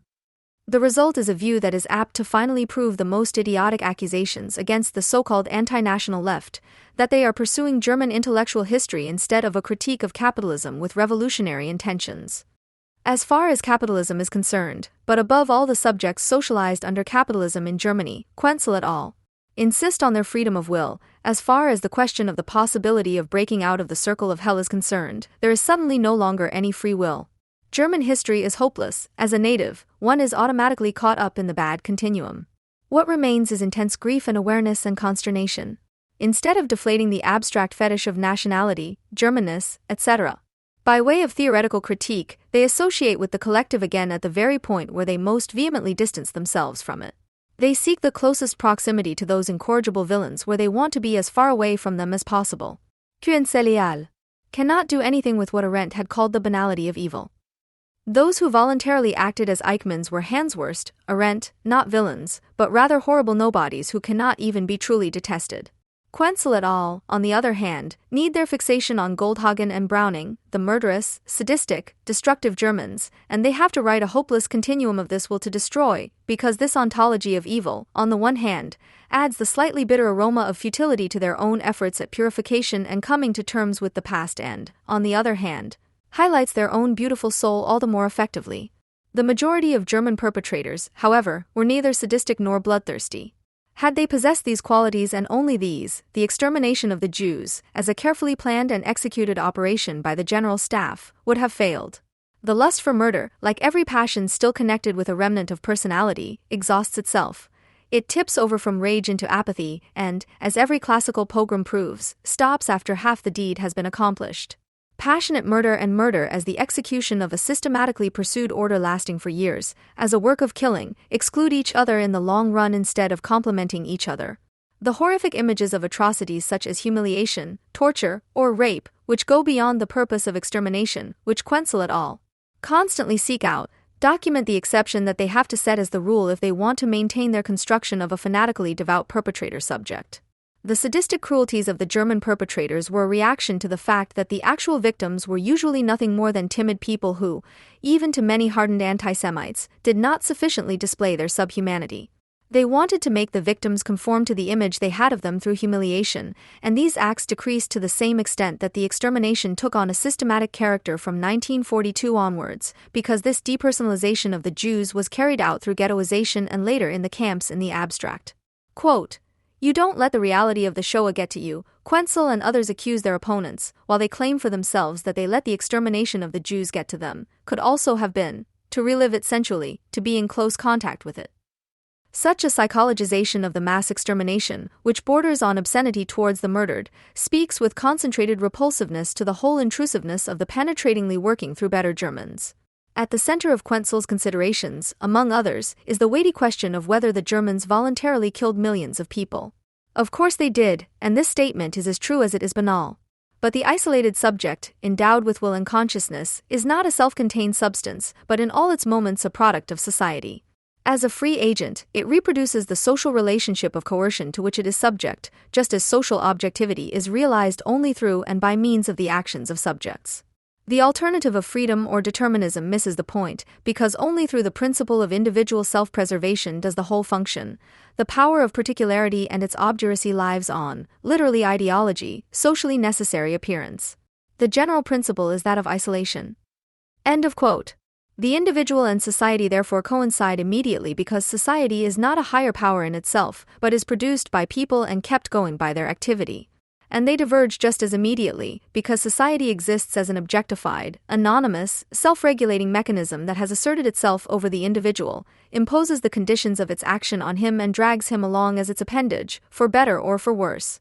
As an inevitable fate, marks, existing outside of them, the objective context can therefore neither be traced back to subjective efforts of will as its cause, nor are these able to grasp it, let alone change it. This, of course, sets the categories of guilt and responsibility, formed by the figure of the autonomous individual grounded in itself, out of course. To punish the collectively committed injustice of mass extermination with the individualistic categories of criminal law, as has happened in the FRG, could only mean to deny the collective, i.e. social character of that barbarism, on the results of which the FRG was built. But such ideological criticism of the individual and his derivatives does not negate the categories of responsibility and guilt in toto. It is the guilt of each individual to reproduce a social objectivity through his actions, which he could just as well eliminate with all the others in a revolutionary way. In this sense, the Germans are and remain responsible for all their actions, and therefore it is and remains a reproach to them that they remained loyal to the Nazis to the end and thus practically constituted the Volksgemeinschaft as a class-transcending collective of persecutors, instead of forcibly chasing them to the devil. Even if Quenzel and company place themselves on a par with the average German's lies of exculpation, the value and state-critical social theory is not a positive doctrine of determination, because each of its sentences and statements about the actually determining power of its object aims at the possible abolition of that same object. It does not say, everything happens necessarily, the way it happens, and nothing can be done about it, but rather passes a historical existential judgment. Today it is so, and it will necessarily continue this way unless people change their circumstances, which they are fundamentally free to do. Every sentence of critical theory that insists on the fatal necessity of capitalist socialization means the opposite, wants to question its addressees as to whether they want to promote or destroy this necessity by their tacit participation. It can only assume the freedom of the people to abolish the coercive relationship to which they are subjected. As long as they continue to decide to participate with all the consequences, that is, to voluntarily do what they involuntarily want, theory will continue to pursue its business, to denounce a social context that undermines the possibility of freedom on a daily basis. In this sense, a value and state-critical social theory can and will not explain or derive either anti-Semitism or the annihilation of the Jews from the value form. Incidentally, deriving something means obtaining statements from given premises according to formal logical rules, without claiming any truth content for the sentences obtained in the process. It is astonishing how Quenzel et al., just like Gunter Jacob and company, fail to notice that Postone's conceptual reconstruction of anti-Semitism, for example, is determinately negated by materialist dialectics in every respect. Auschwitz refutes any explanation or derivation organized according to logical and rational criteria, and any attempt to do so can only result in rationalizing something that is in itself incomprehensible. If Quenzel et al. Were successful in their endeavor, that is, if they could present a complete chain of socio-historical evidence that the annihilation of the Jews was logically compelling and therefore necessary, based on German history, then this evidence would presumably be against the intention of the authors. The greatest possible justification of Auschwitz and the excuse of the millions of collaborators and executors that can be imagined. In this respect, so-called value critique is much more modest. It does not want to deduce certain events logically from some axioms, nor does it want to prove them, which amounts to the same thing, through a chain of facts. Theory is not the sum of all the facts that are brought into play, rather, these are constituted by the theory. It is concerned with the conceptual representation of the real abstract conditions of the constitution of the thinking and acting of individual subjects. Value criticism can explain, and Moishi Posteri has done this in an exemplary way, how antisemitism, as an objective thought form, arises from the fetishistic characters of capitalist socialization and can determine the impulse to destroy the Jews, hallucinated as the counter-race, which is necessarily inherent in this form of thought but does not necessarily follow from it under all circumstances. Antisemitism is an objective, inherently necessary, eliminatory ideology and as such is not specific to Germany. The annihilation of the Jews, the industrialized mass murder carried out by Germans, is therefore a consequence of antisemitism, insofar as what was inherent in it was also carried out in practice. However, it is not a consequence of antisemitism, because this practical unleashing of what had already been decided presupposes an aggregate state of capitalist socialization that can be described as a German peculiarity, in the sense of the particularization of a general one. Auschwitz marks the point at which anti-Semitic everyday effect does not just flip over into the anti-Semitism of reason, Hitler, into the work of annihilation, which was the concern of the Germans alone. The mass annihilation is therefore the event from which one must identify the history of capital in Germany as the process that terminated in the result. It is correct to say that, viewed from the result, German history is characterized by that fatal necessity in which the barbaric moment of its capitalist constitution comes to expression in an unadulterated form. On the other hand, it is wrong to postulate that there is a linear development from the beginnings of antisemitism to Auschwitz. That is precisely the historical determinism and deductive reasoning of Quenzel et al., which they are so fond of projecting onto their opponents. The much-discussed willingness with which the Germans actively served the Nazis represents a social quality that was fostered by the National Socialist movement and, furthermore, indicates a thoroughly new character of domination. One of the basic traits of Nazi ideology, as Marcuse once explained, is its existentialism. The mythical entities with which it operates, Volk, race, blood, etc., are presented as an objective movement with an irrepressible, natural power to push upwards, as a substantial dynamic to which the Nazis owe their self-understanding as a revolutionary movement, against the encrusted structures of bourgeois life, as one would say today, and the insignia of their own irresistible power over history, which represented the course of time. The completed concretion that this dynamic promises is, in reality, complete abstraction. It cannot be described, defined, or concretized in theoretical terms, but only through the unreserved decision to join in practice. Those who stand aside immediately make themselves suspicious. Nazism thus displays an extremely democratic trait, in that it relies more than the people's state of traditional design on the voluntary decision of the individual. But this voluntariness is that of the unfree, a caricature of freedom, because its social content is the paradox of a free decision for domination, the decision to become a particle of domination oneself. The individual sacrifices or hands himself over, lock, stock, and barrel, to a movement, i.e., to the sovereign positing itself as pure dynamism, and in return, as an exemplar of that movement, receives a portion of those trappings of power monopolized by the state, will, domination, freedom, over the life and death of others. In Nazism, deluded people, robbed of their subjectivity, are unleashed as subjects. The Nazi slogans, to restore the people, the race, the blood to their rights, are not a clearly defined program that can be discussed and then followed or rejected, but a call to mobilization, an appeal to each individual to report to duty, to prove himself, to make himself useful to the best of his ability. This is the essence of obedience, without orders, and at the same time the form in which the suspended competition under Nazism is resurrected. Domination is no longer essentially carried out through directives, orders, and laws, but rather as a wink that the individual has to interpret. What was once society is disintegrating into an ensemble of gang fights. Every individual and every department of the system wants to be the best and most reliable Nazi. Everyone is vying for this title, but what unites them also isolates them from each other, because it is based on the universal suspicion of everyone against everyone, that they might not mean it seriously enough. The yardstick by which reliability is measured is the zeal displayed in identifying, deporting, and exterminating the counter-race.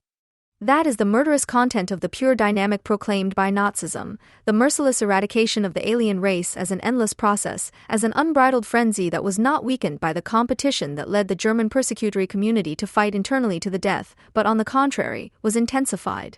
Therefore, it is also irrelevant whether every German under National Socialism was a convinced, devout anti-Semite. Probably very few Germans believed in the nationalistic bluster, they rather made fun of the blubbo.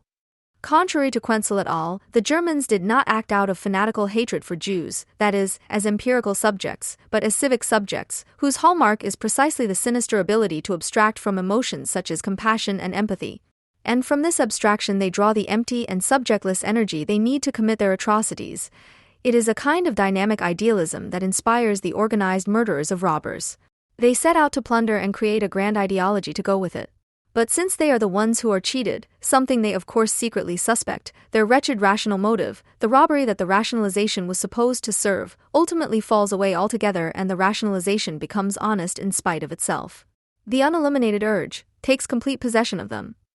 End of quote. That the Germans of all classes and strata so readily responded to the Nazi call to mobilization may be related to the well-known fact that in Germany the bourgeois subject was born from the outset plagued by self-doubt and crisis-ridden. As a protagonist of a revolution that secured political control over the accumulation of capital, the citizen in England or France could actually feel like a subject of history for a short time and connect the socialization he had achieved with a broad, optimistic projection of the future that still radiated onto the emerging labor movement. By the end of the 19th century at the latest, it became undeniable to the bourgeois that he did not control the socialization from which he undoubtedly benefited, neither as an individual nor as a class, but that he was dragged along by an abstract, anonymous process as an appendage. The bourgeois subject finds itself confronted with a frozen world in which it can no longer find any points of attack. It wants to shake off the abstraction that threatens to overwhelm it and counteracts it in the name of a new concrete dynamic, be it called life, people, nature, or whatever. What was the result elsewhere has been started in Germany. As miserable creatures by the grace of the sovereign, the German citizens covered up the emphatic historical act that they were denied the right to carry out by hallucinating a higher and fateful power, as whose selfless servants they saw themselves. In this way, the idea gradually takes hold that one's own actions always only represent the acceleration, release, promotion of a higher power. This is the fetishistic ideological criticism that the citizen carries out on himself. He becomes aware of his own powerlessness, but makes this his own thing by resolutely throwing himself into the arms of the independent objective disaster, now ideologized as crude nature. The will must, i.e. the immediate identity of freedom and compulsion, is finally expressed here quite undisguisedly. And as for the citizens, so for their formal antagonists, the Social Democrats and later the Party Communists, as is well known, also made positive historical metaphysics. They, too, always believed themselves to be in league with the new era or historical necessity, which in any case would lead to a better society, which is why a clear-sighted contemporary once referred to the SPD as an association for bringing about an eclipse of the moon that was taking place anyway. Apparently, after 1933 there was only one person who was completely unimpressed by all the ramblings about Providence and other higher powers. In my opinion, conditions among the working class have deteriorated in various ways after the National Revolution. For example, I have noticed that wages have gone down and deductions have gone up. Furthermore, the labor force has been under a certain amount of pressure since the National Revolution. For example, a worker can no longer change jobs as he pleases. Today, through the Hitler Youth, he is no longer the master of his children, and he can no longer be active in a religious capacity.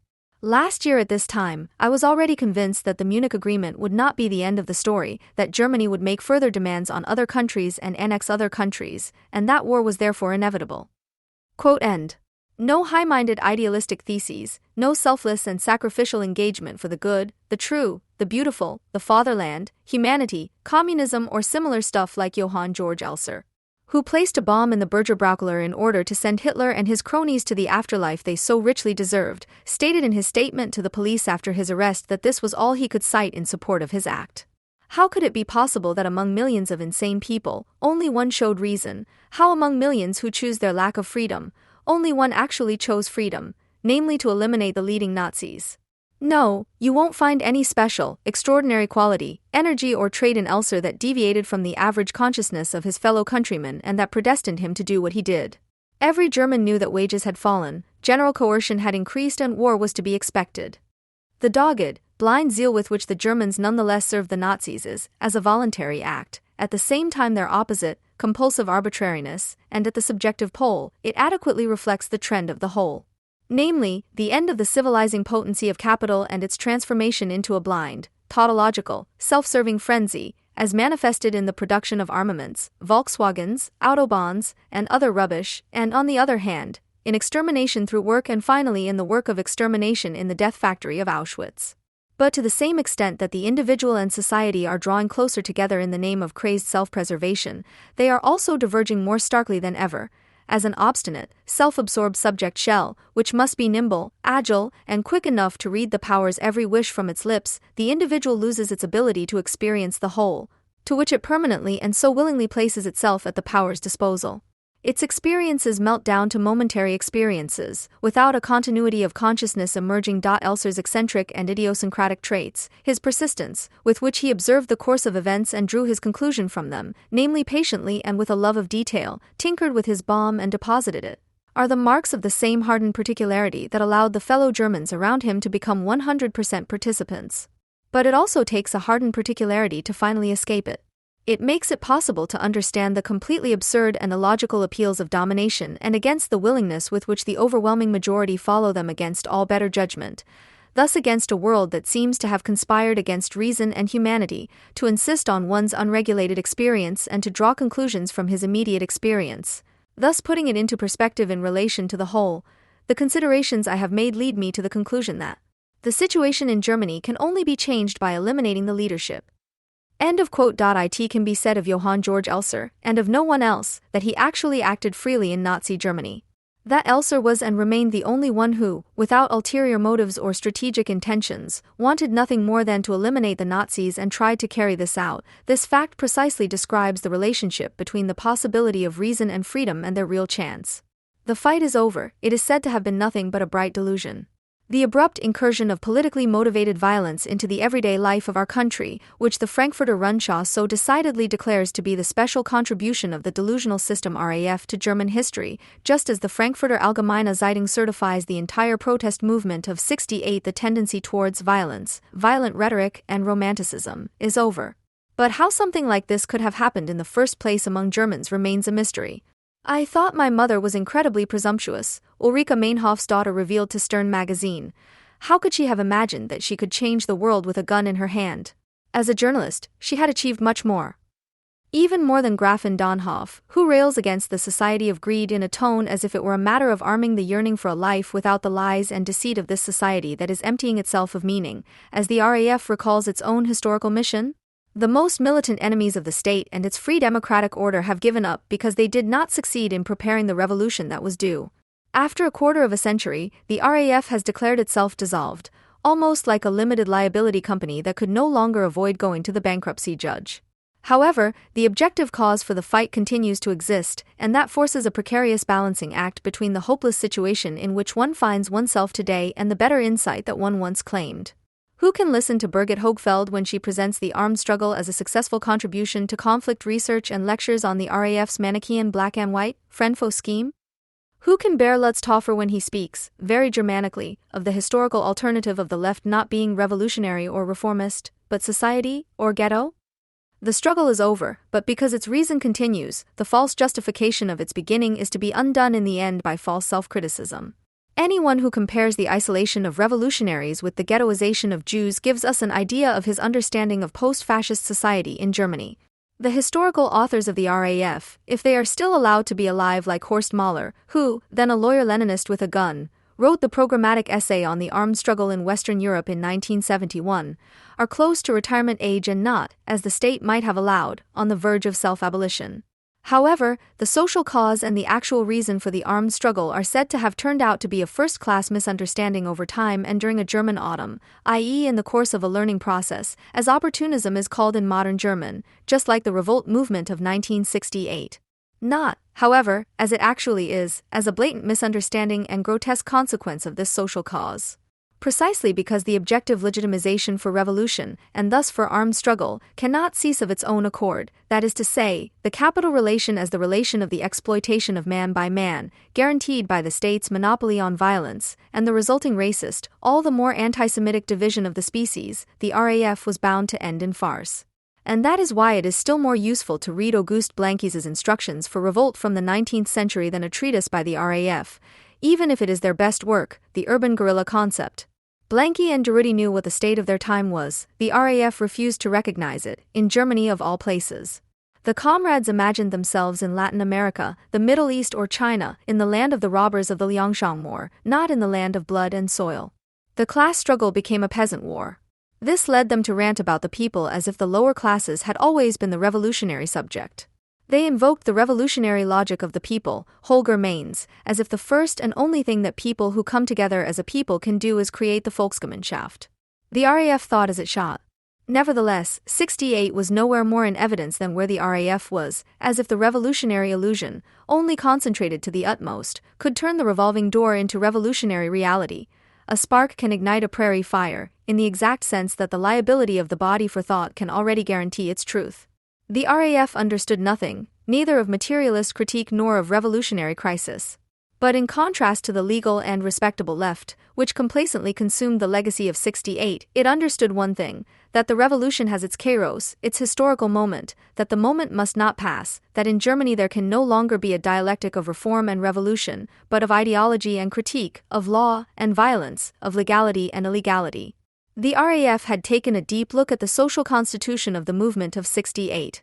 It had recognized in the concept of urban guerrillas that this left was little more than the competition between intellectuals competing for the better reception of Marx in front of an imaginary jury, of people for whom it is important to do a doctorate with Lukács in the long term, but suspicious of being agitated by Blanqui in the short term. The RAF criticized the honorable left in the perspective of the responsibility of the body for thought. However, because it did not criticize the a priori of 68, the much-vaunted unity of theory and practice, and instead took it to the extreme, it operated first logically and then fanatically.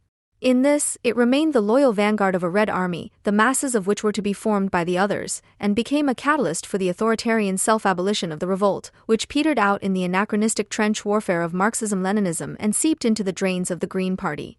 The authenticity that the RAF drew from its criticism of the legal left led to armed existentialism.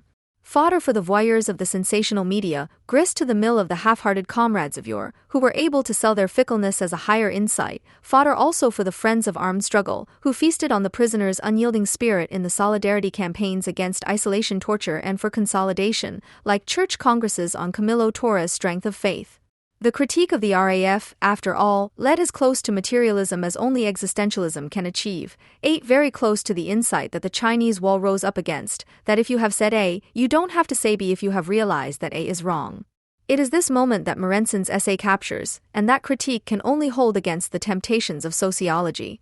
The escape from the constraint of consistency did not succeed, nor did the dismissal of the illusion of being completely alone in the world.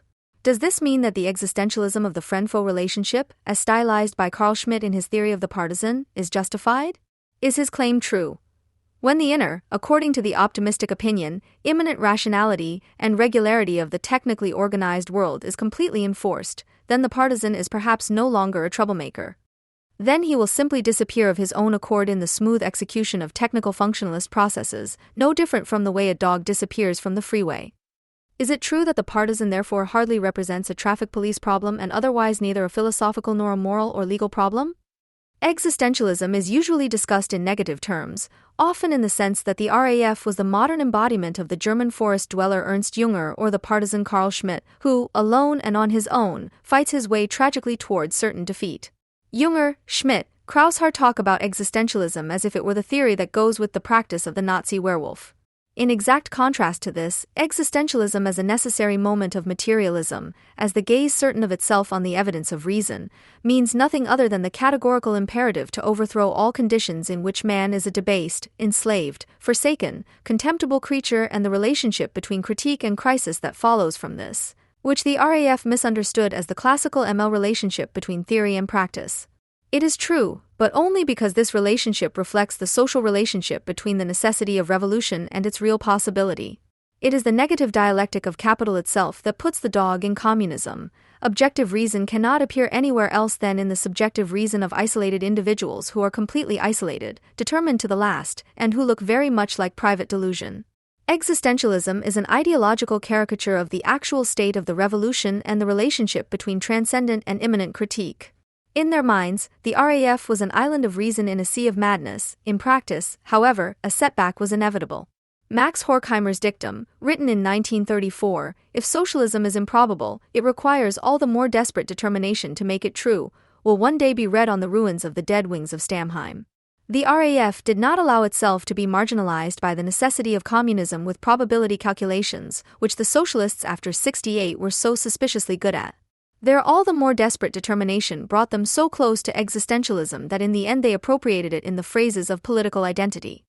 It was the circumstances that existentialized the armed struggle. However, to the extent that the RAF allowed itself to be existentialized, the false conclusion from the false premise of ML became second nature to it and forced the transformation of its action into armed advertising. Adorno's Negative Dialectics, read tentatively as the book on the RAF that the RAF could not become, suggests that the relationship between transcendental and immanent critique, which the RAF wanted to organize as mediation and, like a party, make permanent, could only be grasped in Germany as a kairos, as an assassination attempt along the lines of Johann Georg Elser's. One man alone against Hitler, against the incarnation of the Volksgemeinschaft sworn to murder. This is where the relationship between reason and delusion, the rationality of the armed struggle, should have been reflected, not in the study of Mao Zedong. Elser's act demonstrates what critical theory means when it says that truth is objective, not plausible. When the RAF sought a positive mediation, itself, between reason and ideology, it missed the concept of itself and became German. How extremely German the RAF was from the very beginning is illuminated by how energetically it used the Marxist-Leninist theory of fascism and the tradition of the Stalinized Communist International to distract from the truth of Nazism, of mass extermination.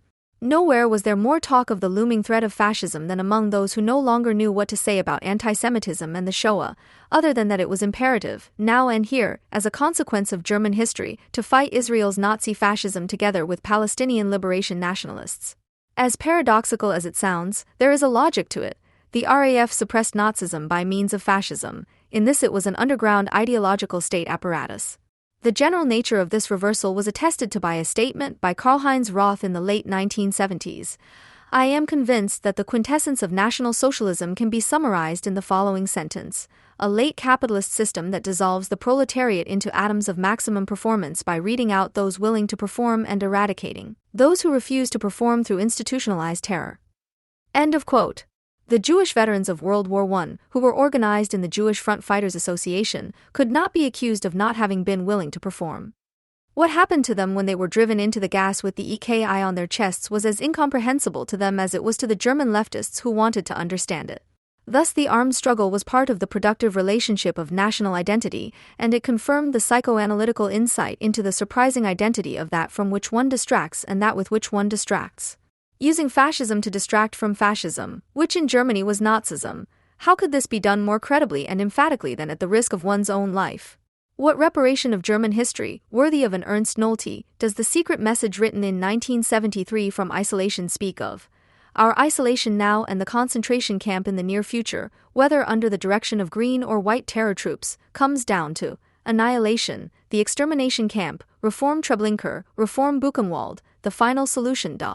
Under the torture of isolation, in the self-defense of their bodies, they resorted to the most extreme slogan possible to create evidence that would urge action, solidarity, and yet they were obliged to know that the extermination of Jews in Germany at least triggers approval, not revulsion, and certainly not resistance. The identification with the Jews was nothing but a lie.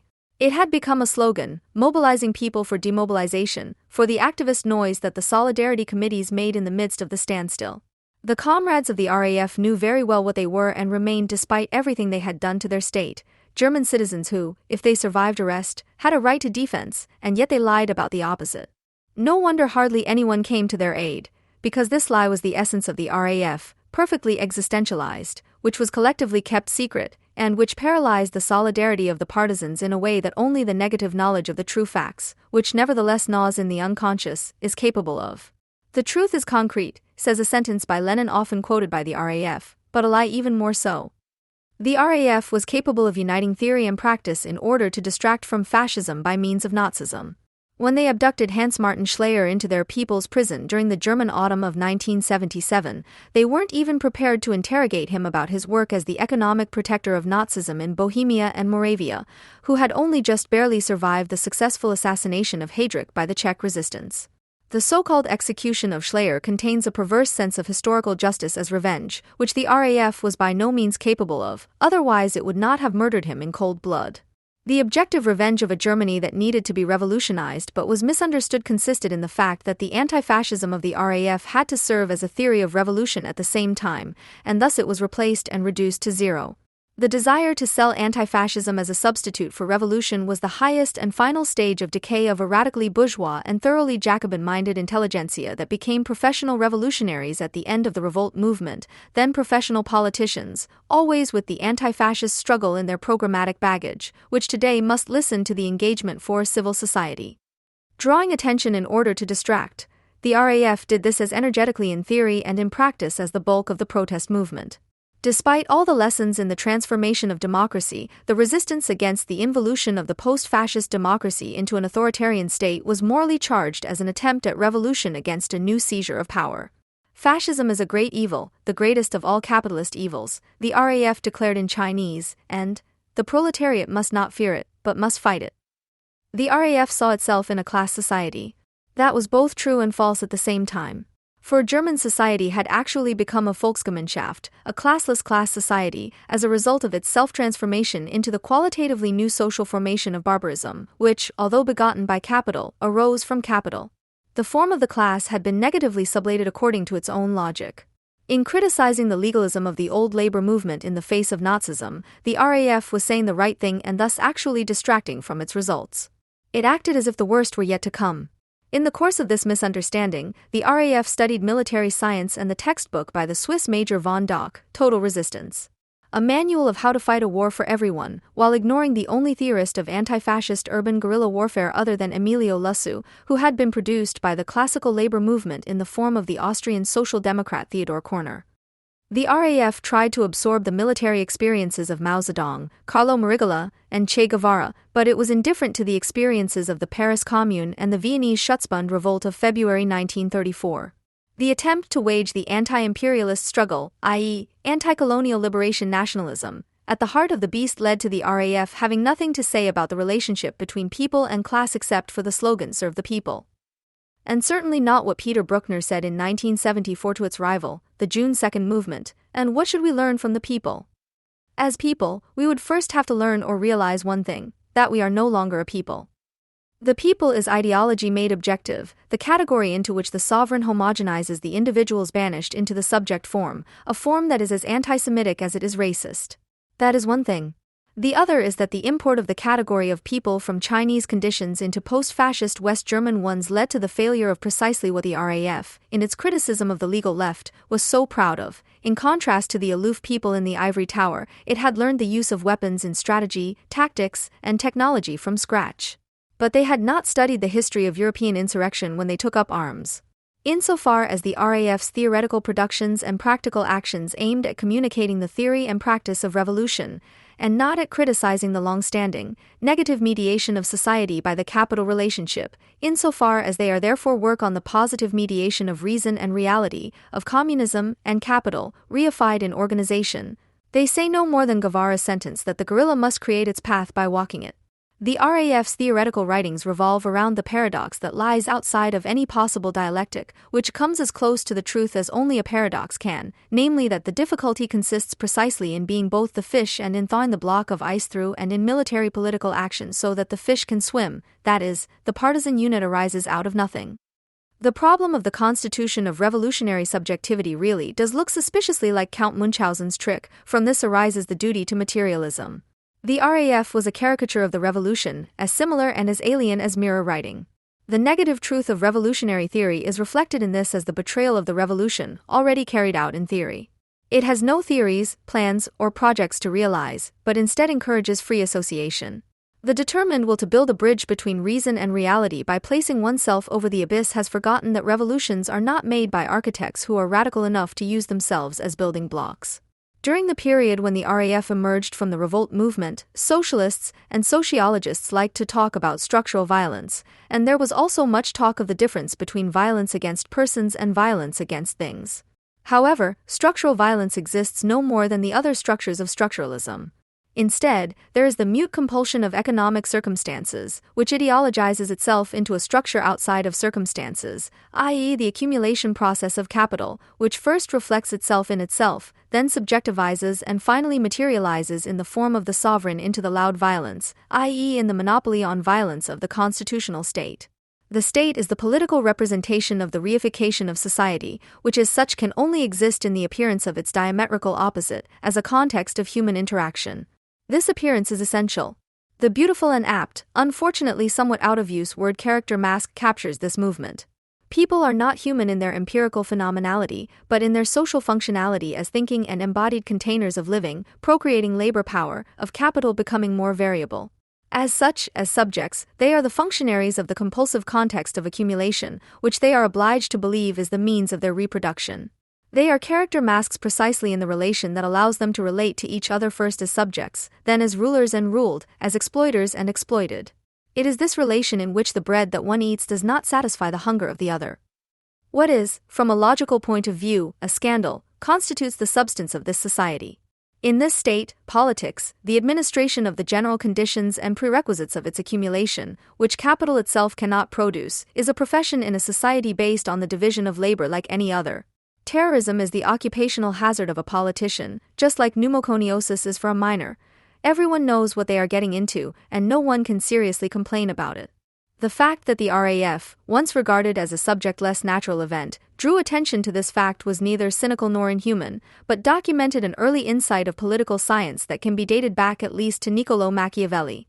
Ruling and exploiting is a dangerous business, and no reasonable person would think of criticizing lightning, even if you don't like it when it strikes you.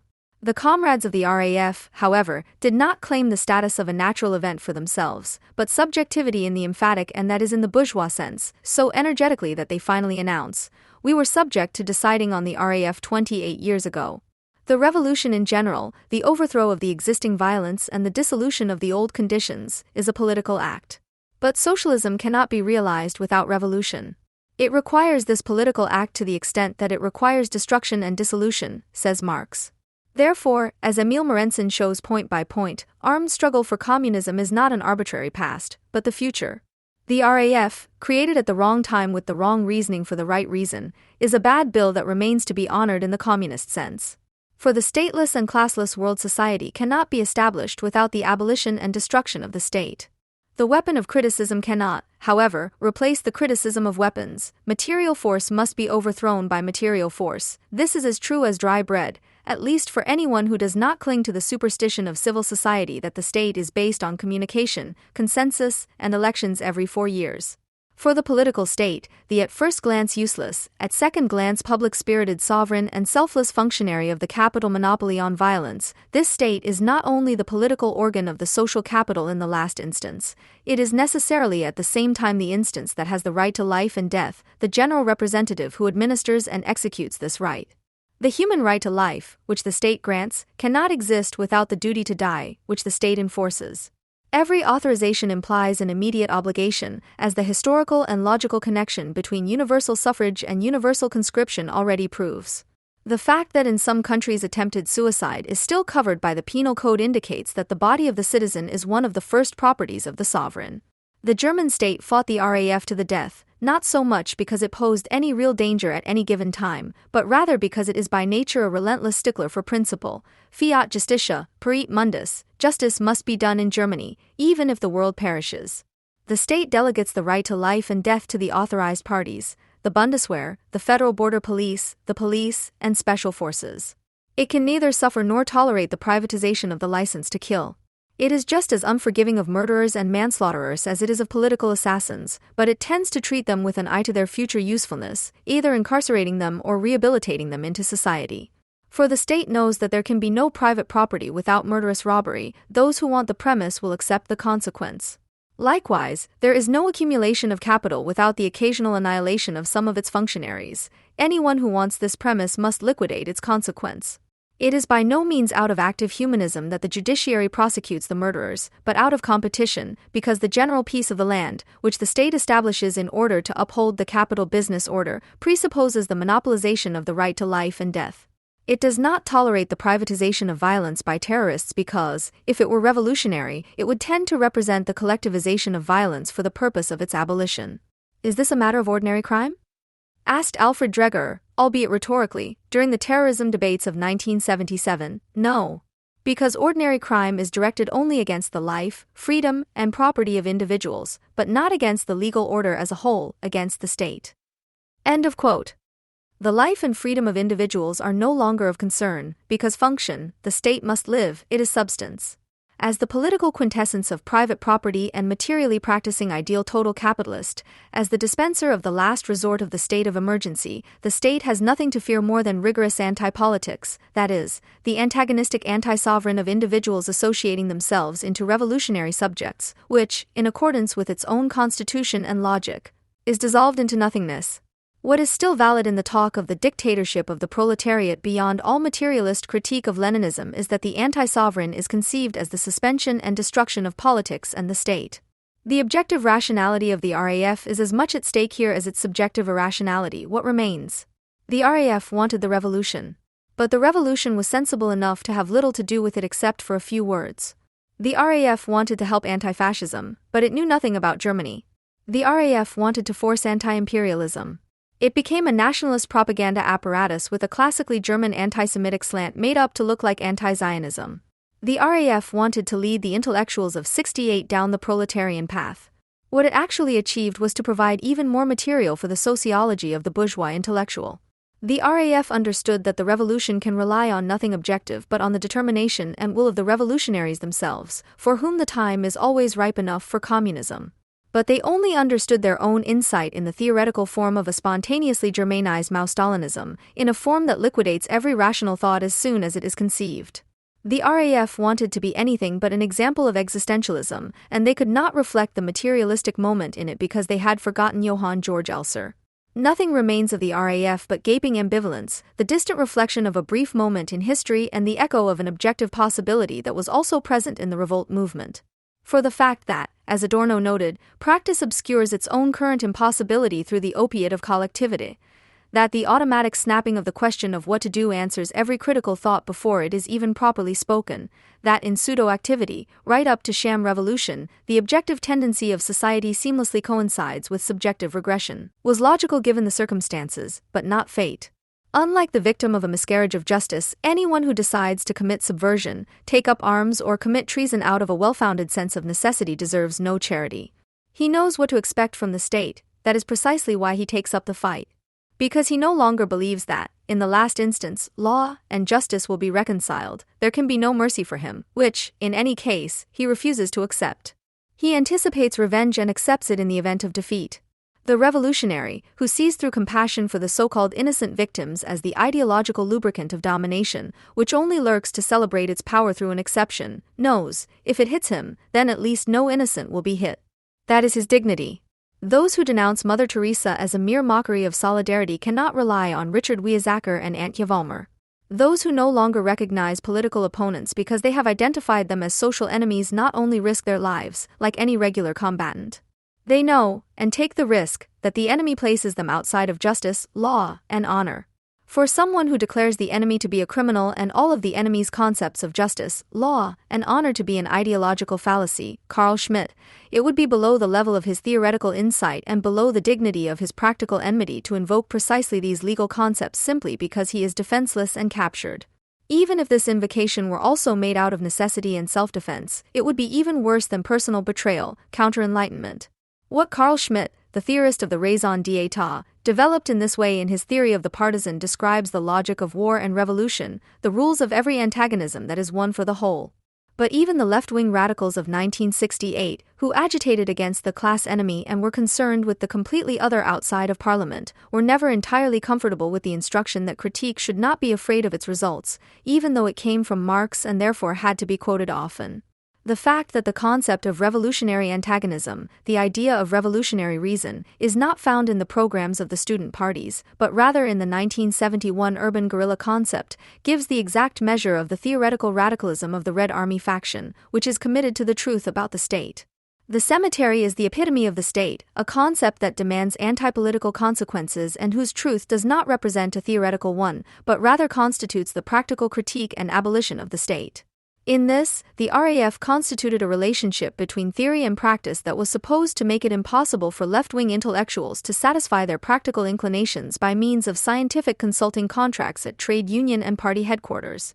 When the revolutionary dialectically inverts the externality of theory and practice, then he knows, even if he cannot say it, that his truth can only be refuted by the means of theory. That is his philosophical risk. It doesn't weigh much, so he can take it lightly. But it breaks his back as soon as he goes on the defensive, as soon as his action does not constitute the revolutionary subject, his only legitimation. Moreover, the revolutionary knows, even if he only documents this knowledge through his actions, that his theoretical critique is untrue as long as he does not bring about the practical crisis of the political-economic relationship.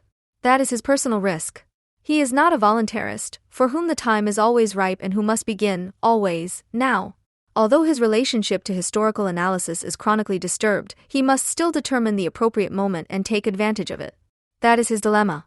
When he cuts the Gordian knot of the theoretical problem in a practical way, he declares himself to be the manifestation and anticipation of the revolutionary subject, which must want the revolution and yet is freedom itself.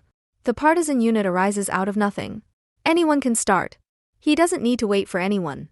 A few dozen fighters who really start and don't just endlessly discuss can fundamentally change the political scene, trigger an avalanche, the RAF wrote in 1971 on the armed struggle in Western Europe. And further, the means of the armed struggle is to be discovered practically.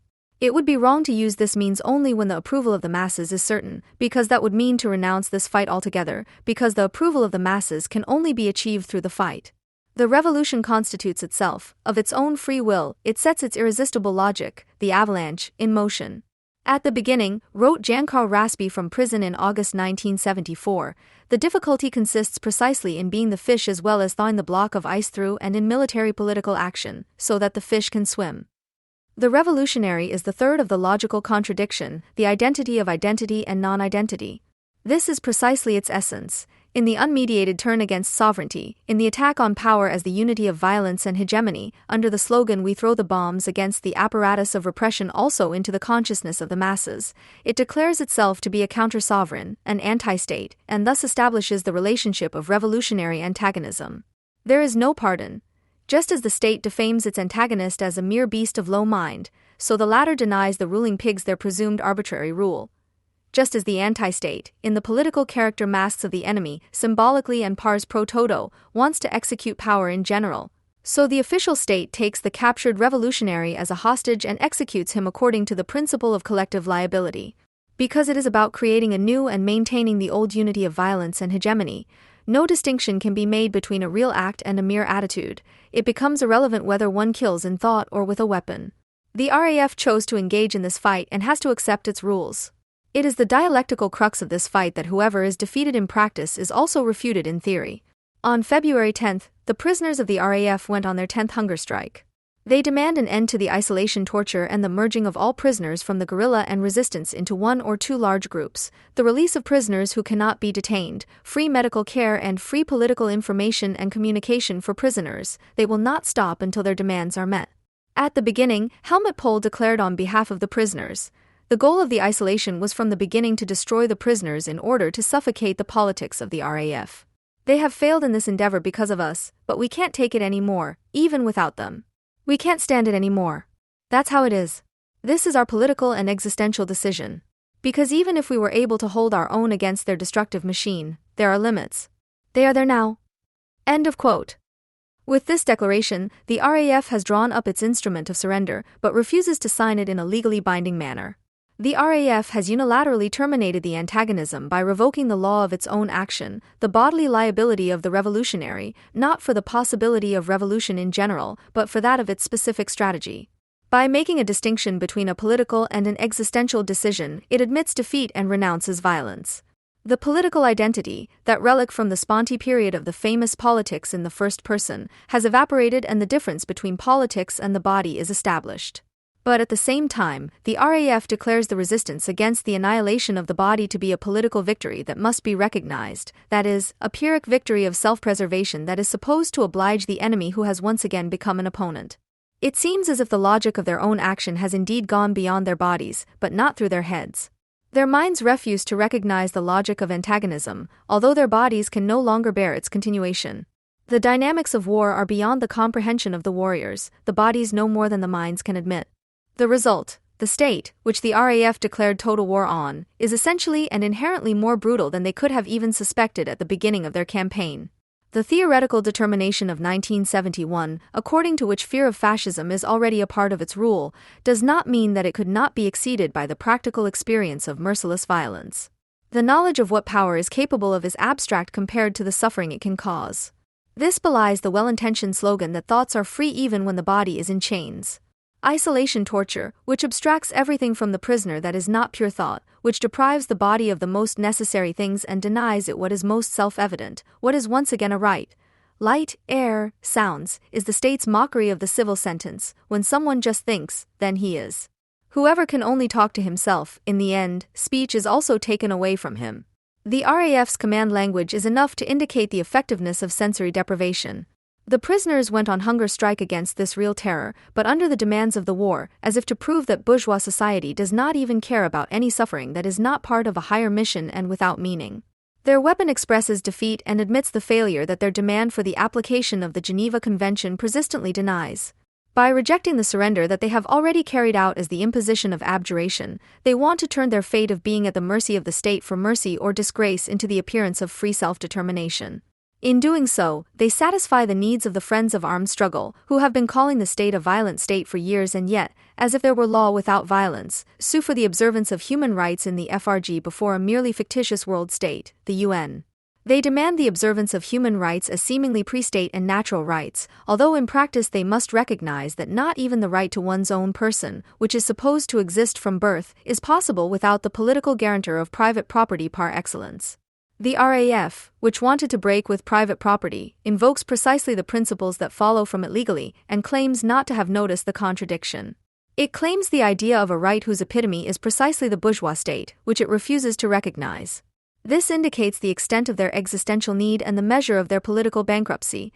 Just as they lost the fight for power, so they lost the fight against bourgeois consciousness. Therefore, it is only consequent to agitate for the hunger strike in such a way that it can be understood in the Okapax cartel as a somewhat more militant fast for peace. "We are not afraid," explained a GAL speaker at the Green Party's Federal Assembly in Duisburg, "of being politically identified with the RAF, because the demands of the first hunger strike statement do not express RAF programmatics, but rather normal human rights demands. Any modification of the prisoners' demands objectively betrays the hunger strikers, because any modification signals that the original concerns are not coherent." Quote end. It is understood that the Greens, for whom the hair-raising contradiction of a non-violent policy because it is original has never occurred to them, do not want to exclude the human right to recognition as a warring party either. Here the life lie of the alternatives coincides strangely with the life lie of the prisoners. The prisoners' demand for merger is supported only by the deadly determination with which it is represented. The only thing that speaks against the idea of a self-determined life in prison is the ideological suspicion against the idea of a re-establishment of bourgeois society in prison, of all places, since nothing special has come of it outside. In this demand for a third way between individual pardon and collective amnesty, the RAF and the left jointly cultivate the fixed idea that the state really depends on the consent of its materialized political antagonism, on the authorization of the vanguard faction of a Red Army, the bulk of which maneuvers behind it only in its imagination. The prisoners had to be protected from the state, their idealistic friends and themselves. For at the end of the struggle it had become clear that there had been a mistake in the declaration of war. It is simply not first and foremost the will to revolution that makes revolutionaries, as the body's self-defense vigorously demonstrates. The RAF's revolution was just a brainchild of left-wing intellectuals. The fish freezes to death in the block of ice and dreams of swimming. The duty of the revolutionary is to make the revolution. More than 20 years after the SDS Vietnam Congress put this categorical imperative on the agenda of history, the last enrages of the revolt have remembered the right of the imprisoned revolutionary to believe in the revolution for the time being and otherwise to defend himself to the best of his ability. The disarmed vanguard has decided not to play the fool again for their friends outside who are just as principled as they are identity-obsessed. They have decided to no longer be the whipping boy of state protectors, for whom an internal enemy with nothing but good intentions is just what they need. And she has finally decided against being the devil in the bottle for green boys and girls any longer, who can advertise their nonviolent politics precisely because the state's monopoly on the use of force can only be talked to death in parliament, but not shot dead. There is no obligation on the revolutionary to fight for communism in the high-security wing of all places, regardless of the losses, when outside the fun of resistance has long since outweighed the right to revolution. Even if the prisoners of the RAF conducted their 10th hunger strike out of superior calculation and tactful consideration for the illusions of the public regarding the combining of political prisoners, they have nevertheless become political prisoners as a result of their struggle, and consequently they deserve not clemency but an amnesty. Under the regime of isolation and torture, the Red Army had to recognize in prison that it had long been a fiction in society, and the rest of its faction at large as a collection of cardboard cutouts. The prisoners now also regard the right of violence of the good, in which an entire generation of radical Democrats and theologians became intoxicated, as a mere moral philosophical thesis that can be discussed with them, but which politically obliges them to nothing more. Thus, the revolution has slipped into their attitudes, for which one at best incurs expenses, but does not break one's neck. Happily freed from the obsession of confusing their subversive intentions with revolutionary practice, they no longer claim the general truth and strategic validity of their project, but rather their honest intention and inner sincerity. As far as they are concerned, they have given up their monopoly as suppliers of political identity in bulk and in detail, and have also written off the entire industry. For anyone who has ever had the opportunity to get to know the Society of Friends of Armed Struggle will hardly fail to notice the quiet irony and the laboriously restrained mockery with which Karl-Heinz Delvaux ceded the entire revolutionary limited liability company to them. Our comrades out there don't need us as a motor for their terrain. They are themselves. Taz, June 1, 1989. This is how a used car dealer wishes a good trip to someone who has just sold the storekeeper and hopes that the happy customer and his scrap heap will at least make it around the next corner. The Social Revolutionary Project, which promised to overcome the social separation of economy and politics, which its armed wing wanted to help along against the natural legalism of politics, is denied by the prisoners and relegated to the realm of necessity, which must present itself to them as that of impossibility. This is the politicization of the RAF, which at the same time signifies its dissolution. Karl-Heinz Delvaux's polemic against the destruction of the political by the state speaks to the RAF's transformation from an organization of militant and unconditional enemies of the state into a lobby of discriminated government opponents willing to negotiate, which strives to sue for and collect the bonus that bourgeois society so generously hands out to tax evaders from party headquarters for disinterested action and unconditional altruism, even for failed revolutionaries. Christian Klar is a murderer, but his motive was not greed. He killed out of fuzzy political convictions. He believes that the world cannot be changed with reforms, but only with a gun. He wants to liberate the masses. He and his RAF comrades see themselves as the spearheads of a revolutionary people's movement, wrote Stern magazine on March 22, in the middle of the hunger strike, and it gave the prisoners the good advice to no longer argue with the state about the miserable end result of their commando actions, but rather to change the subject and discuss their good intentions with the politicizing public. They took up this suggestion and learned how to deal with a public that is obsessed with opinion, feeling, and will so quickly that one suspects they have never known any other secret passion in their lives than studying Think Positive. With their backs to the wall and at the last minute, they have realized how tactically unwise it is to polemicize against a national character trait from a position of weakness. The proof of material interests and so-called base motives that may be driving someone is already the whole rent of a striking critique of his judgments. And they confidently claim the prize that the principle of trial and error always hands out when the motif of the whole experiment, disgraced in its misstep, could also have come from Goethe's Faust. In clear consciousness of the political surplus value of altruism, the RAF practices self-criticism and publicly accuses itself of not being able to communicate the higher meaning of the deed, instead of not cracking the safes in order to make a carefree life for itself in Hawaii, which after all would have been wiser and objectively more sensible. The fact that the private appropriation could not be understood as the appearance of the collective expropriation, as it was meant, is freely admitted, and yet at the same time, with reference to goodwill and an appeal to everyone who has a political understanding of their life and not an individualistic, i.e. selfish one, it is refined with the holy water of unselfishness. The prisoners cleverly occupy the official as well as alternative political discourse and speculate that the polemic against self-interest, which is popular among fellow countrymen, will also work to their advantage. For pure idealism, which, heroically cheating self-preservation, is concerned with the whole issue without beating about the bush, is under the tutelage and criminal minority of the democratized Volksgemeinschaft for the simple reason that the German, come hell or high water, does not want to admit that he followed the Führer for completely different reasons than concern for Germany. Still hesitant at the beginning of the hunger strike, but increasingly self-confident and purposeful towards the end, the prisoners poked at this sore point in the Volksseele. Because it is not the everyman and the everywoman who are the focus of attention in this country, but the human being, the German may only trust such revolutionaries, if at all, for whom the whole uprising was not actually worthwhile and who themselves would be the last to benefit from it. It is not demarcations, hollow slogans, ideological models that are at the center, but people, as Eva Hall, Taz, May 31, 1989, recognized, and therefore specifically asks the question that drives everyone, not excluding the Taxpayers Association and the Protestant Church Day, in a Faustian way. How can people's interests be asserted against power? As difficult as the question weighs, it would be petty to wrangle over different solutions and to want to sectionally exaggerate the differences between Robert Junk's Menschenbeben and Ulrike Meinhof's armed revolution for communism. Wherever the human being is at issue in Germany, the question of the meaning of life follows on the heels. Throw away things, throw away values, throw away life.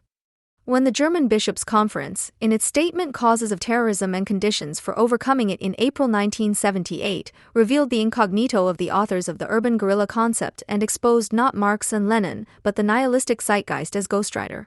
When a little later a complete peace movement was able to cope with this profound experience of meaninglessness, which the bishops had recognized as the secret driving force of the collective RAF, even without violence, when finally the Green Party countered the throwaway society with recycling and a throwaway life with life reform. Those who had retained a shred of basic trust in the protest movement's critique of ideology could still assume that the armed revolutionaries were better than their bad reputation, at least to the extent that they would rather abandon the fight than publicly admit that the Catholics were right. In any case, the restoration of the full dimension of the human being, which the RAF adopted as its program after the failure of Offensive 77 instead of revolution, would not have been worth the effort and could have been more easily accomplished in a self-awareness group. Therefore, the armed struggle failed only superficially because of the balance of power, and essentially because it had no different purpose than the rest of the identity-challenged clan. The slight difference in method does not justify the major personal consequences. However, because the RAF continued the fight beyond the moment of defeat and because it not only flatly denied being practically beaten but also being mentally disarmed, the prisoners, as beneficiaries of a twisted dialectic, can now turn their weakness into strength. As soon as the method is withdrawn, the program of the armed revolution reads like an appeal, addressed to everyone and no one, to save humanity from the terror of consumerism. What was useless for the offensive becomes the emergency brake. If you see your life in the stupor of forced consumption of television, video, fashion, etc., that's your problem. People were agitated at a Hamburg solidarity rally, where the police used water cannons to chase them in front of the prisoners were presented as shining examples who want to live together as whole people. There are already enough half people here. Hunger Strike Info number 6. March 23, 1989. There is hardly any objection to this, and the pioneers of the rural communes, who should know better, have long since become bored out of their minds. If social criticism, for lack of mass, has retreated into polemics against the half-baked individual, then there is no longer any reasonable reason to twist a rope out of it for the RAF for opposing Helmut Schmidt's television-free Sunday as state-supporting reformism. It is precisely the cunning of the unreasonableness of an anthropology that is as idealistic as it is authoritarian, that it first lures its customers with the promise of super-individual commitment and then, when they want to consume the ideological special offer, disappoints them so excessively that they might as well have used their common sense. What should make sense only dissolves again into matters of taste. Because, as far as the question of meaning is concerned, astrology, therapy and armed struggle are in fact interchangeable, the decision is all the more difficult as it is about nothing at all. In order not to perish miserably like Buridan's ass in front of identical sacks of oats due to an inability to make a logically justified decision for one and against the other, the request to choose is not rejected as the wrong question and, rather, out of a need for meaning, is broken decisively over the leg. Whether one agrees with Rolf Heisler that the half-humans who carry the state are ultimately fighting a losing battle against the holistic revolution, Hunger Strike Info number 4, March 9, 1989, or rather shares Antje Vollmer's view that the idea of the state as the representative of collective evil is antiquated. And to prevent violence, one should rather create a human closeness that makes shooting impossible. When the doctrine of the true human being leaves the realm of cultural criticism and becomes politicized, it only reveals that the class struggle has dissolved into the opposition of hostile temperaments and that the character masks of the past have become inseparably engraved in the character itself. Anyone who has no better objection to bourgeois society and its state than the subjective insinuation that they form a system without a sense of life, Karl-Heinz Delvaux, Taz, March 6, 1989. Need not even begin to take up the fight. It seems that the thought of the manifold and mutually dependent and exclusive purposes of jargon of actuality has also suddenly and unexpectedly imposed itself on the prisoners, so that they have not yet fully realized it. In fact, the optimistic reading of anthropological metaphysics, that life itself is sabotage and revolutionary, and the pessimistic variant, that bare life has never justified any particular hopes, are so close together that the transition is difficult to make on reflection and can only be made as a leap under the pressure of precisely that self-defense of the body that was the last hunger strike.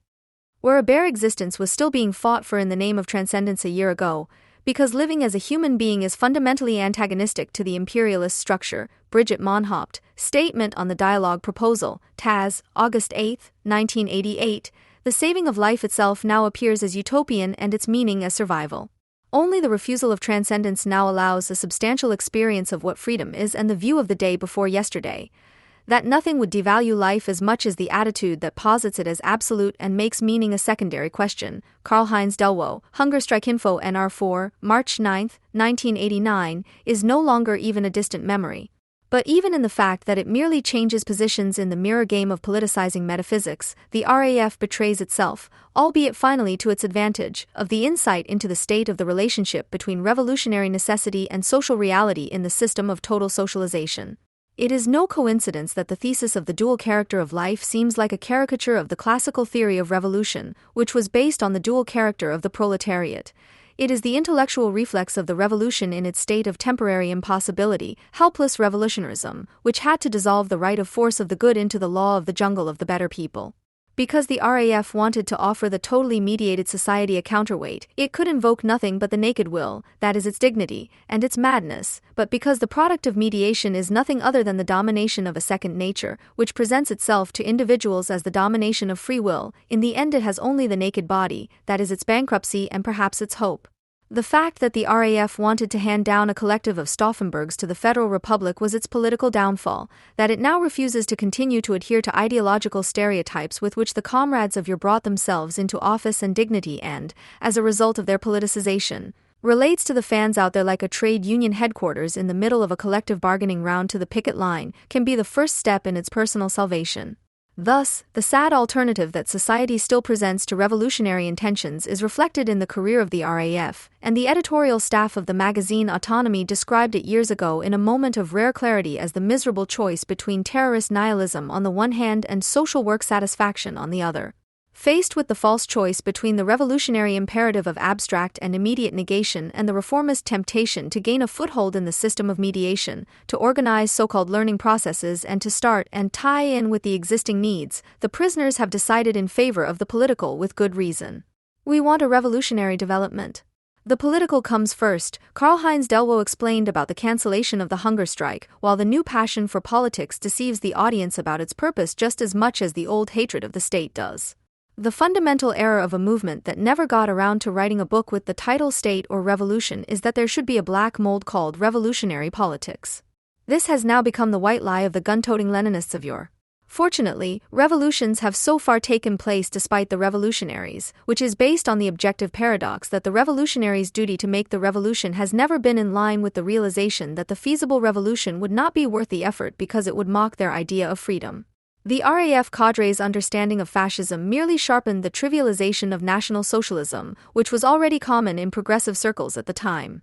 This, in turn, was based on the constant equation of the Holocaust and the atomic bomb, as demonstrated in pure form by Hans Magnus Enzensberger, for example, in the mid-60s. Here, the real German deed of exterminating the Jews quickly disappeared into a general and hypothetical fate of humanity, namely the threat from the then existing nuclear powers, namely, of course, the United States. Hannah Arendt, with great prescience, criticized at the time that the specific and particular deed of the Germans was lost in the sauce of the general. The final banishing formula against the inconveniences that National Socialism imposed on the progressive worldview, however, ultimately arose from the gross misunderstanding of a sentence by Max Horkheimer, namely that those who did not want to talk about capitalism should remain silent about fascism. Against Horkheimer's bitter protest, the slogan was distilled: "Capitalism leads to fascism, capitalism must go," which was also the limit of the historical knowledge of the demonstrators chanting it. Fascism became one of the interchangeable empty formulas that already characterized the language of the SDS, but especially that of the RAF, invectives like alienation, exploitation, or imperialism. If there was already little differentiation between National Socialism and fascism, the emptying of the term fascism itself enabled grandiose self-empowerment. Namely, to arbitrarily determine what or who is to be designated as fascism or fascist and thus as the universal evil, and no less, what or who may be considered its victim. A first high point of narcissistic usurpation was the spectacle of not only the French May demonstrators, but also German student leaders publicly declaring themselves to be the true Jews of today. Here, history was reinvented even more recklessly than most postmoderns later dared, entirely according to their own arbitrariness and thus simultaneously guided by unconscious and thus unreflected motives. It was precisely this general tendency that the RAF took to an extreme. It placed itself in the position of both the victims of National Socialism and the liberators and avengers. This is the meaning of the abbreviation RAF, which claimed to be the successor of the Soviet Army but also unintentionally associated the British Air Force. The Royal Air Force, it was, after all, capitalist imperialist, viewed Ulrike Meinhof with the same eyes as the Nazi David Irving, whom she promptly consulted as a source in her 1965 column in the magazine Konkret. When the German population learned the truth about Auschwitz, the English public learned the truth about Dresden. The perpetrators were denied the glory that had been promised them by their leaders. Here and there. In Dresden, the anti-Hitler war degenerated into what they claimed to be fighting against: barbarism and inhumanity, for which there is no justification. End of quote. This tendency towards a warped revanchism against the Western powers also dominated the later RAF ideas of a revenge campaign in the name of the people, expressly including, incidentally, the German people. It was no coincidence that the bombing campaign against U.S. facilities in May 1972, 4 dead, 13 seriously injured, was announced by an RAF theoretical pamphlet called Dem Volk dienen, serving the people, as the new general of the armed struggle against the main enemy, the U.S. military presence in the Federal Republic and West Berlin. The subsequent commando statement also took a very nationalistic tone, in which revenge for Hanoi was no longer distinguished from that for Dresden, and the bombing of Hamburg was presented as Auschwitz for the Germans. Quote, "The people in the Federal Republic do not support the security forces in the search for the bombers because they have not forgotten Auschwitz, Dresden, and Hamburg, because they know that bomb attacks are justified against the mass murderers of Vietnam." End of quote. The group remained true to this national jargon, which, however, did not make them stand out negatively from the contemporary left, but rather shows that the Marxist-Leninists of the RAF provided the templates for the abstruse anti-imperialist pamphlets of the 1980s. In the statement on the matter that Bader, Enslin, Meinhof, and Raspe made in Stamheim in 1976, for example, it says, "The class struggles in Germany take place between the proletariat here and U.S. imperialism on the other side. Namely, the U.S. has colonized West Germany and behaved towards the Germans as it would towards the indigenous population of an occupied country in the Third World." The re-education and liberalization after the Second World War were based on the racist assertion of a specific, anti-democratic character structure of the German people and were nothing more than the attempt of the occupying power to destroy the identity of the subjugated people, to extinguish the consciousness of its historical existence. End of quote. In this, their last text intended for agitation, the accusations of the RAF founding generation against the old Nazis at the top of the FRG are limited to the fact that they have surrendered Germany to the USA. The RAF seriously accused the old Nazis of no longer being real Nazis, but traitors to the country. The equation of public enemy in Germany with enemy of Germany does not apply in the case of the RAF. Their ideology tends more towards that of the national revolutionary enemies of the system who resent the Federal Republic for having alienated itself from its German heritage. The former RAF member Horst Mahler can certainly claim ideological consistency and coherence for his later transformation from comrade to Volksgenoss. The empathetic turn of the RAF founders towards the Germans at the time was unsurprisingly accompanied by usurpatory displacement of the Jews as Nazi victims and their replacement by the highest personal self. What had already emerged in the student movement became a real mania among the RAF prisoners. There were undoubtedly assaults on the prisoners in the jails and, at times, extremely harsh prison conditions, but nothing less than systematic detention pending extermination, in which there would have been no information system set up and maintained by Christian Strobeli and others, no newspaper subscriptions, no afternoon meetings of the RAF prisoners with each other, and no typing pool in Mahler's cell. But that didn't stop anyone, either inside or outside, from fabricating disgusting and hysterical analogies between so-called white torture and gas. Enslin, in her own words, the difference between the dead wing and isolation, Auschwitz to Buchenwald. And don't believe anyone who says that the first RAF generation's hard hunger strikes were staged to ease their sentences. They starved themselves to death to prevent their sentences. Because, according to the RAF logic, the more liberally the mess is handled, unobtrusive, relaxed, nice, devious, slippery, mean, in short, the more psychological, the more effective, the deeper the destruction of the prisoner's personality. So the goal of the hunger strike is only itself, that is, struggle that creates struggle. The more manically they tried to put themselves in the place of the dead Jews, the greater their hatred became for Israel, the state of the living Jews, which was not coincidentally permanently labeled with the otherwise rather arbitrarily used label of fascism. The most harrowing document on this subject was left behind by Ulrike Meinhof, with her justification of the murderous attack by Arab terrorists of the organization Black September on Israeli Olympic participants in 1972. While the author thought she was sitting in a gas chamber instead of in prison, quote from a Meinhof Kasseber, the political term for the dead wing, Cologne, I say quite clearly, is the gas. My Auschwitz fantasies in there were realistic. She put the following on paper. This act is simultaneously anti-imperialist, anti-fascist, and internationalist. She has documented a sensibility for historical and political connections that only the people have, namely, the people who know full well that Israel received its reparation capital from West Germany, formerly Nazi Germany. And now Israel's Nazi fascism has burned out its athletes like the Nazis burned out the Jews, fuel for the imperialist policy of extermination pursued by Moshe Dayan fascism. Dayan is later referred to by Meinhof as the Himmler of Israel. This also clearly answers the initial question in the negative. The RAF was an armed representative of German historical revisionism, waging a grotesquely superfluous civil war with real dead, but entirely imaginary fronts. Not being able to recognize this, even to some extent, was the result of a complete isolation from any kind of experience, which, however, did not only affect the RAF, but ultimately characterized the entire militant New Left with its dubious anti-imperialism, absurd organizational debates and self-obsessed militancy. The RAF had only been the most consequent in all of this and was therefore also controlled to a particularly high degree by psychodynamic processes.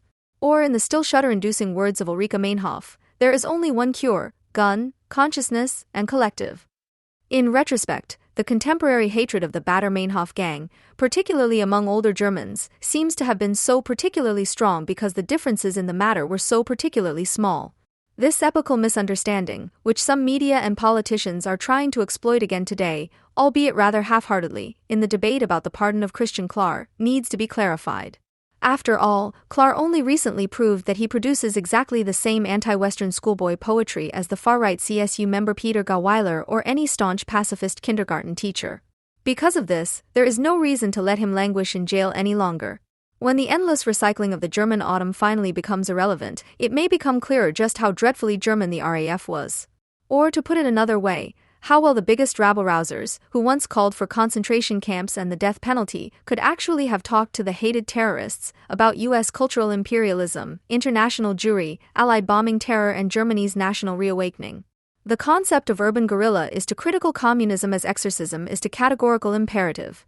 Nothing in the justification of armed struggle is not fundamentally flawed from the outset. It is impossible to want to derive accurate results from erroneous reflection, and it is senseless to want to shoot the state. Louis XVI was not followed by 17, but Hartz IV was always followed by V. The complete externality of consciousness and end result, commonly known as alienation, presupposes an insight into the current state of the perverse society as unmediated coincidence, as opaque irrationality.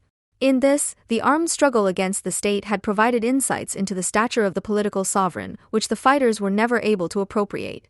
Both intellectually and practically, they always operated below the level of the antagonism they had spectacularly declared. The RAF was and remained a useful idiot of democratically organized rule, Leninists with guns, a medium for the secondary humanization of the objective coercive character of social reproduction. The RAF wanted to shoot at the state, but in the end it was a human being lying in the street. At the graves of the bankers and CEOs, the state presented itself as a mere network, made up of nothing but people like you and me, as a context of interaction between needy bodies and as a family. Actually, as the Frankfurter Allgemeine Zeitung writes, a state has no emotions, but at the wake for its agents it's really heartbreaking and makes you want to weep. It is this intellectual subalternity that speaks from the latest statement by Christian Klar, and which, without praising the former Interior Minister Baum, can certainly be denounced as revolutionary gibberish. It had never been any different, and when the imprisoned comrades in Stammheim ordered each other around, go underground, into the deep, seek and find the subtle, terrorizing, blood-sucking mechanisms of the world market, of capital as a whole, within you, a strictly Freudian psychoanalysis would have been appropriate, not further training in the Mao Bible. The critique of weapons that the RAF staged had the social-philosophical quality of a bouillon cube. Christian Klar shot at the cold-hearted character mask of the Dresdner Bank.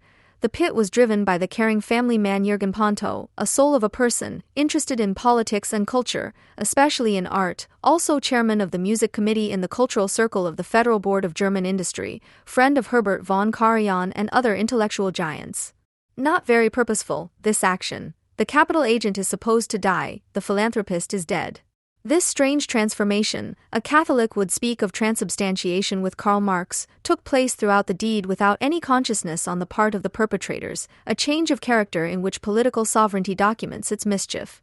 The RAF, already befuddled by the uncritical abuse of Maoist ideologies, hid the problem from its consciousness by obsessively talking about the character mask, a term that was robbed of its subversive intention not least by its practice and is now considered cynical and inhumane, a collateral damage of critical theory. The problem that Marx's critique of political economy presents with the introduction of the concept of the character mask in the chapter on the exchange process of commodities consists precisely in this. How can it be that the bourgeois public, in the form of the Welt am Sonntag, for example, finds the RAFs blatantly perverse on the one hand in the fact that it called people pigs, i.e. had denied the functionaries of the system their humanity? On the other hand, a few pages later in the business section of the same edition, it prints a portrait of VW's Peach under the headline The Born Boar and reports that he calls himself a wild boar and is dedicated to defending himself from predators. The Frankfurter Allgemeine adds to the zoological the psychiatric finding that Peach is a man possessed. What now? Are we allowed to call Peach the pig that he is and that he calls himself? Schleyer the man he was? Without doubt. According to Marx, this is a substantial insight of social criticism. Those who see their profession as their calling, their historical mission, as Die Welt writes about Peach, in managing exploitation and domination are nothing but de-individualized functionaries and puppets, decorated with scraps of character. The lower classes are no better, but only better housed. But all of them, what is praised is the elite's determination and will to lead consists of such animal qualities that it disgusts the sow. This inflates into the metaphysical, and in the end each of these agents, as the Bunt praises Juan Carlos, is a great and responsible person with deep and genuine emotions. The character masks of persons, says Marx, are only the personifications of the economic relations as the bearers of which they confront each other. It is about persons, not individuals. Set up as a legal subject, as a responsible, accountable, identical note of buying and selling, as a party to a contract, the individual is integrated into the form through which the accumulation of capital alone can take place, i.e. the subject form or also, value form of the needy body. In this, the active abstraction of capital posits the concrete body as its material, breathing form of appearance. It was not for nothing that Helmut Kohl wept at the grave of Alfred Herrhausen for his lived patriotism, as its material carrier and as the thinking flesh in which it materializes. The commodity in and of itself is a senseless thing because it has no sense. Hence the social necessity of bodies, because, according to Marx, the sense that the commodity lacks for the concreteness of the body of the commodity is supplemented by the owner of the commodity with his own 5 or more senses. Just as the use value is the, albeit indispensable, embellishment of the exchange value, so the body is the necessary human material on which the capital socialization appears. Anyone who shoots at a capitalist can only miss, hitting not exploitation and accumulation but a human body. On the other hand, and here, as always in fetishized conditions, all kinds of theological quibbles and metaphysical subtleties, Marx, come into play. Not every kind of flesh is suitable for representing the subject. The body, along with the psyche that drives it, requires certain minimum qualifications, which the German civil code organizes with the rituals of admission and exclusion from the society of mature private property owners. These requirements increase with the social hierarchy. As a Hartz IV recipient, you understand enough about business and economics to be able to budget with €345. At the top of the command, it must be wild boar, absolute will to win, genius, coldness, unfathomable the pig should be, i.e. somewhere between mild and malicious. All in all, the peach function must be able to parade rough, brutal, sometimes cruel. All of these character traits are predestined for masquerade. It then seems as if it were the other way around, as if the masked elites were of their own merit. Fetishism reigns so powerfully here that there are, of course, sociologists who have determined that managers in the United States earn around $1,000 less per year for every kilogram of excess weight, and that men taller than 1.82 meters receive around 10% more salary than those of average height. The materiality of the wearer, or, as Stalin once very rightly remarked, the nature of this human dust is a necessary, but not sufficient, condition for function. It is certainly enough to fuel fetishization, to make a cult, for example, of this flesh as fit for fun. And men with menser deserve double. As in the economy, so in politics. The job description for the pig peach resembles that which the political sovereign of capitalized society has to fulfill. Since the bourgeois Enlightenment, since Niccolò Machiavelli's critical studies on domination and its strategic use, it has been clear that anyone who wants to rule has to be a lion that can credibly appear as a sheep. They have to reconcile the contradiction within themselves, to bring the logically mutually exclusive into a synthetic unity of precisely that which decides authoritatively in the last instance. Sovereign is he who dwells in the beyond of logical contradictions, who is incapable of contradicting himself, the active identity of rule with himself. What unites capital with sovereignty is that, just as the self-referential process of accumulation is not absorbed in the material being of the factories, so sovereignty is not strictly identical with the fixed institutions of the political, the state and its apparatuses. Both are processes, albeit under the compulsion of reification. What separates capital from sovereignty, however, is that the latter immediately produces tangibility and sensual evidence in the form of money and thus presents exploitation as its opposite, while the former presents itself only in the form of the law, i.e. as a disguise for the unconditional command over life and death, whose name is monopoly on violence. The law suggests greater degrees of freedom than the economy, which is supposed to be fate, in terms such as people's sovereignty. In practices such as universal, free, and equal suffrage, people even seem to become the subject of a state in the form of the people, which, as a realm of free will, i.e. of freedom, could polemically turn against the realm of necessity.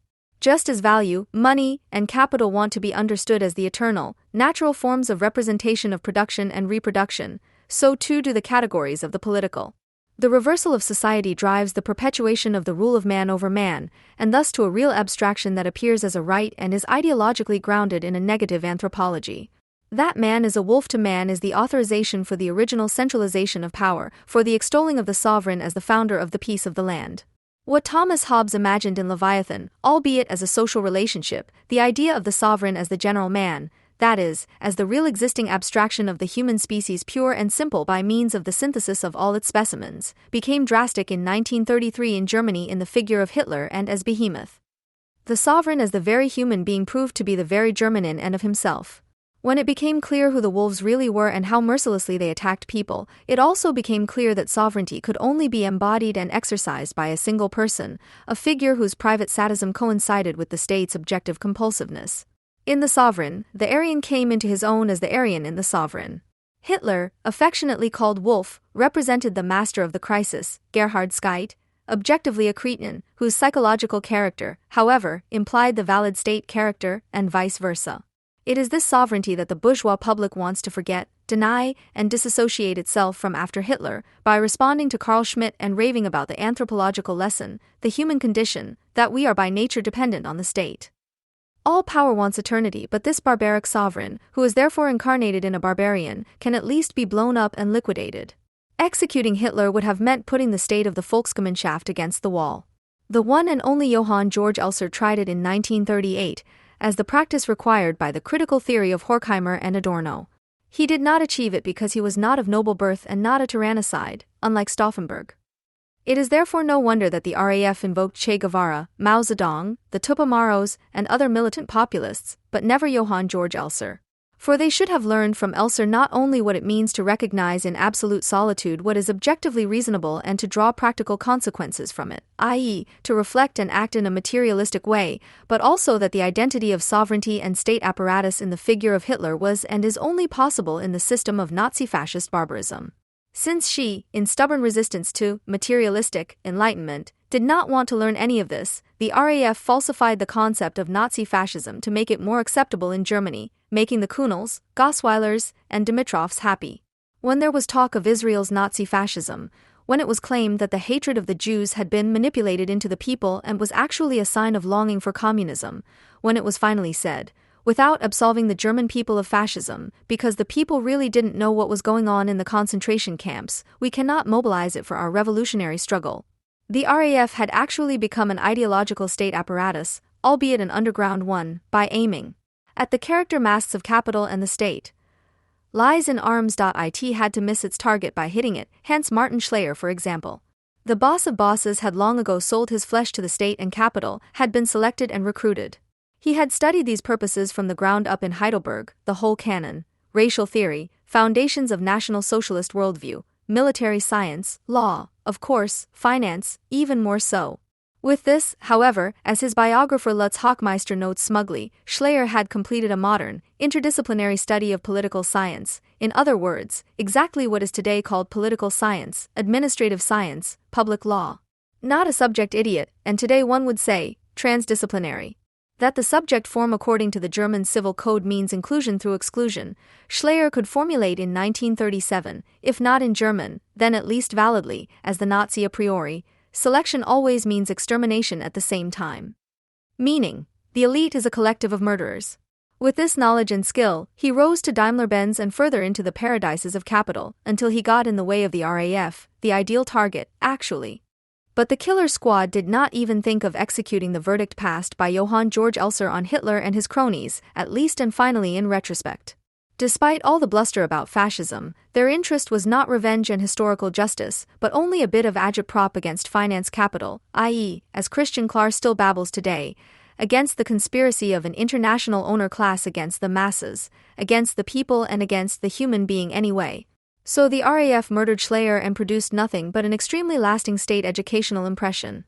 They did not consider, could not consider, how intensely the material carrier, and, as far as we can speak of Homo sapiens here, he too, was welded and fused with the social function in the form of Schleyer. This was no longer a mask, but a masterpiece of plastic surgery. For Schleyer had understood from the beginning that the ruler for eternity, i.e. practical perpetuation of domination, has to stick with body and soul. One may call this, in psycho-jargon, his very special credibility. I am always prepared to accept acts of government in the interest of the state, which means to accept the sovereign power over life and death as applied to himself, as a material of the state to go and get the marching orders. Schleyer had thus overtaken the RAF both theoretically and practically. For the RAF, especially in its anti-Semitic projections, still operated entirely within the bounds of liberalism. However eccentric it was, it still had a problem mediating between the concrete and the abstract, between the masses and the profiteers, whom it chastised from heaven, Christian Klar. It could not come to terms with the contradiction between the bourgeois and the citoyen. Schleyer, on the other hand, didn't have this problem at all. He didn't even understand it. He saw himself as a German soldier, as a living weapon in a war of extermination against everything that was unproductive and disloyal to the national body. The RAF shot at Schleyer and hit Hans Martin Schleyer because, as Jacobins of the liberal intelligentsia, they couldn't possibly see that he represented their vanguard. What Schleier's biographer reports was split off in a moralizing way. For Schleyer, in the sense of Hegel's theory of the state, the real was reasonable and the reasonable was real. Whether the path really leads from Hegel to Hitler is debatable. It remains true that Hitler saw through the untruth of liberalism like no other citizen. By understanding that the mediation of bourgeois and citoyen is ultimately only possible in death, only in a collective of murderers. Mediation, as a completely negative one, is self-sacrifice and sacrifice at the same time, so that the material from which the heroic realism of the functionaries has always been made since steel thunderstorms. Thus he drew the conclusion from Hegel, who, however, thought of reconciliation, hence of revolutionary wars. The determination in section 328 of his Foundations of the Philosophy of Right speaks for itself. Being a soldier implies the most hostile and at the same time most personal action against individuals with a completely indifferent, even good attitude towards them as individuals.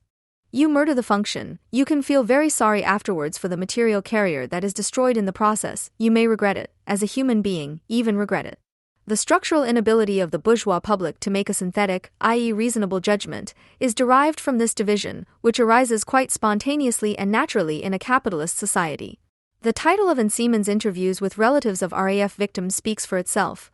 For the RAF he was the system, for me he was the father. Another history of German terrorism.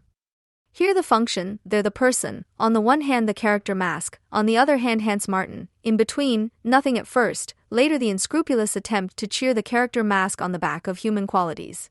What kind of book would Ensimen's have collated if Elser's assassination attempt on Hitler had been successful? Presumably this, for Elser he was the system, for me the beloved. Another history of the Nazi era. Interviews with Eva Braun. The synthetic judgment, on the other hand, was Elser's act. And the sentence that Ensimen's writes down in conversation with Patrick von Braunmühl could unquestionably be said of Braun. He was a person whose opinions and actions always coincided. It is not that the relative's grief should be laughed at.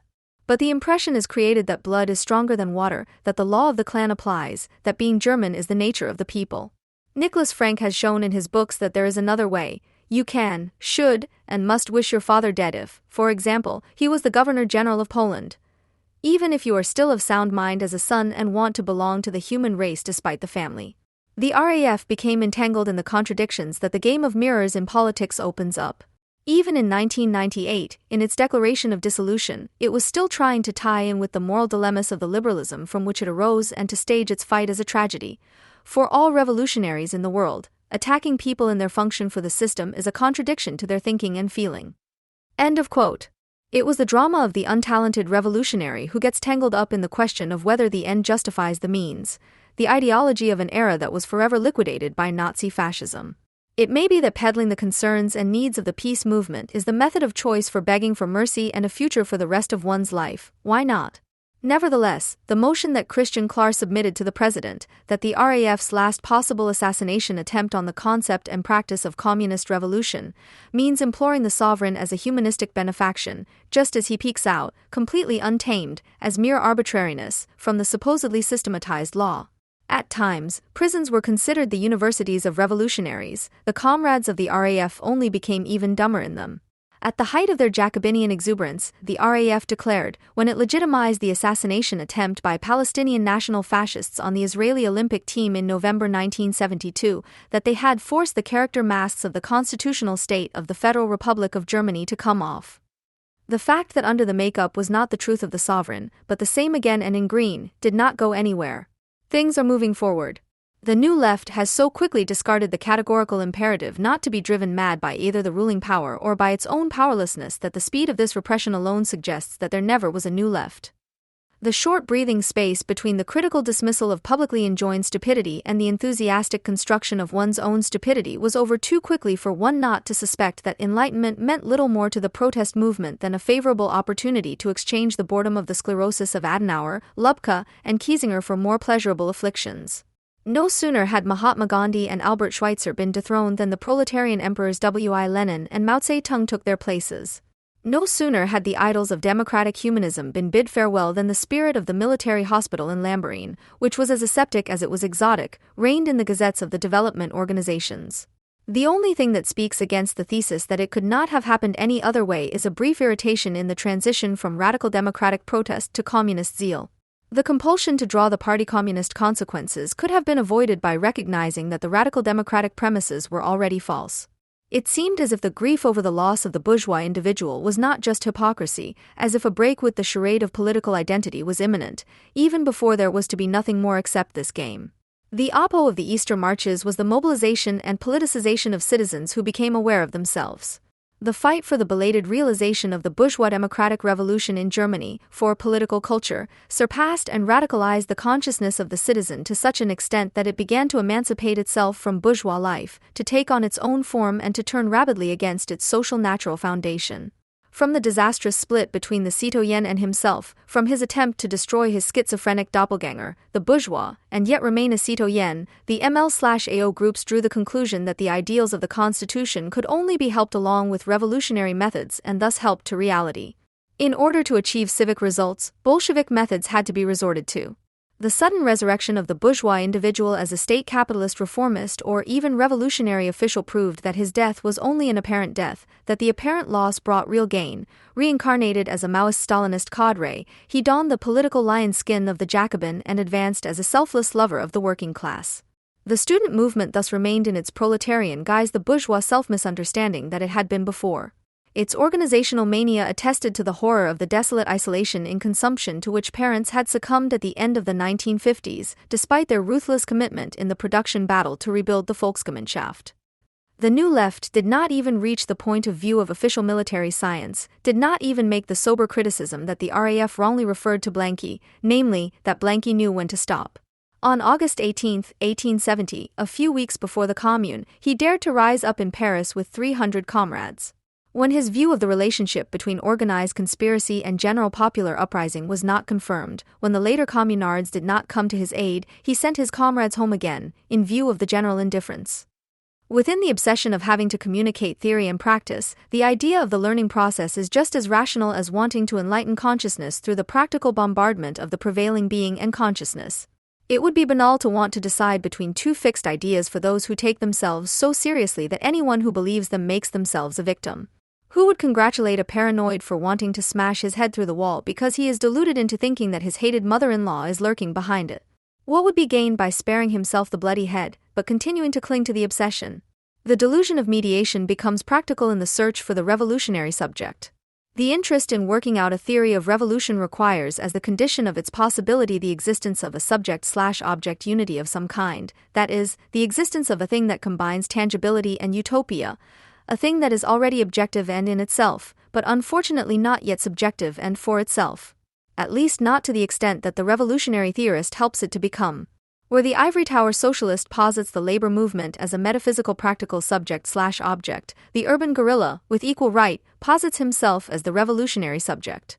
Between the seminar Marxist notion, in the class struggle, under the leadership of a circumspectly mediating authority between theory and practice, the workers would slowly come to themselves and recognize themselves as what they have always been, and the terrorist, the city guerrillas prove their own possibility by fighting and, in the process, constitute the very ground on which they walk and rule. There is an epistemological equality of arms, and none can dispute the other's right. But how can a subject declare itself revolutionary? How can it practically prove the identity of reason and interest in itself? Being both the subject and object of the revolution, representing the necessary absolute in the empirical social and thus proving the thesis that political possibilities will not be fully utilized as long as the goal, the armed struggle, cannot be recognized as the goal of politics provokes the question of the personal identity of the fighter. How can he still hold on to his decision for illegality as a rational one? How can he continue the permanent integration of individual character and political motivation, i.e. political identity, as assumed in the concept of urban guerrillas? How can he establish the connection between free individual decision and political necessity under the horizon of freedom at all? The RAF's answer shows the dilemma as well as the false solution. Without keeping open the retreat into bourgeois professions, without being able to hang the revolution on the nail of the terraced house again, thus also without wanting it, thus with the pathos that Blanqui expressed. The duty of a revolutionary is to always fight, to fight nevertheless, to fight to the death. The free will for revolution can only be maintained as coercion, the rational decision only as the irrational one. Condensed into a personal identity, into a coercive morality, into an existential decision that must protect itself from its own groundlessness. In this way, the RAF demonstrates the dilemma of revolutionary theory, which seeks to mediate between necessity and reality. Since mediation always already exists in real terms, as a negative one, it can only be redoubled into morality. The individual interested in revolution, who cannot prove his interest as a reasonable general interest, is forced to establish the missing connection by force. In doing so, he paradoxically proves what was just to be denied. The revolution has become what bourgeois society has always imagined it to be, a moment of social pathology, a hallucination, and a hobby, a passion that can claim the same necessity for itself as any other desire, like surfing or reading crime novels. That socialism has become a private matter in a society in which everyone can be saved according to their own way of thinking is proven by its most resolute champions. As an object of morality, the revolution ranks among the matters of taste that cannot be argued about.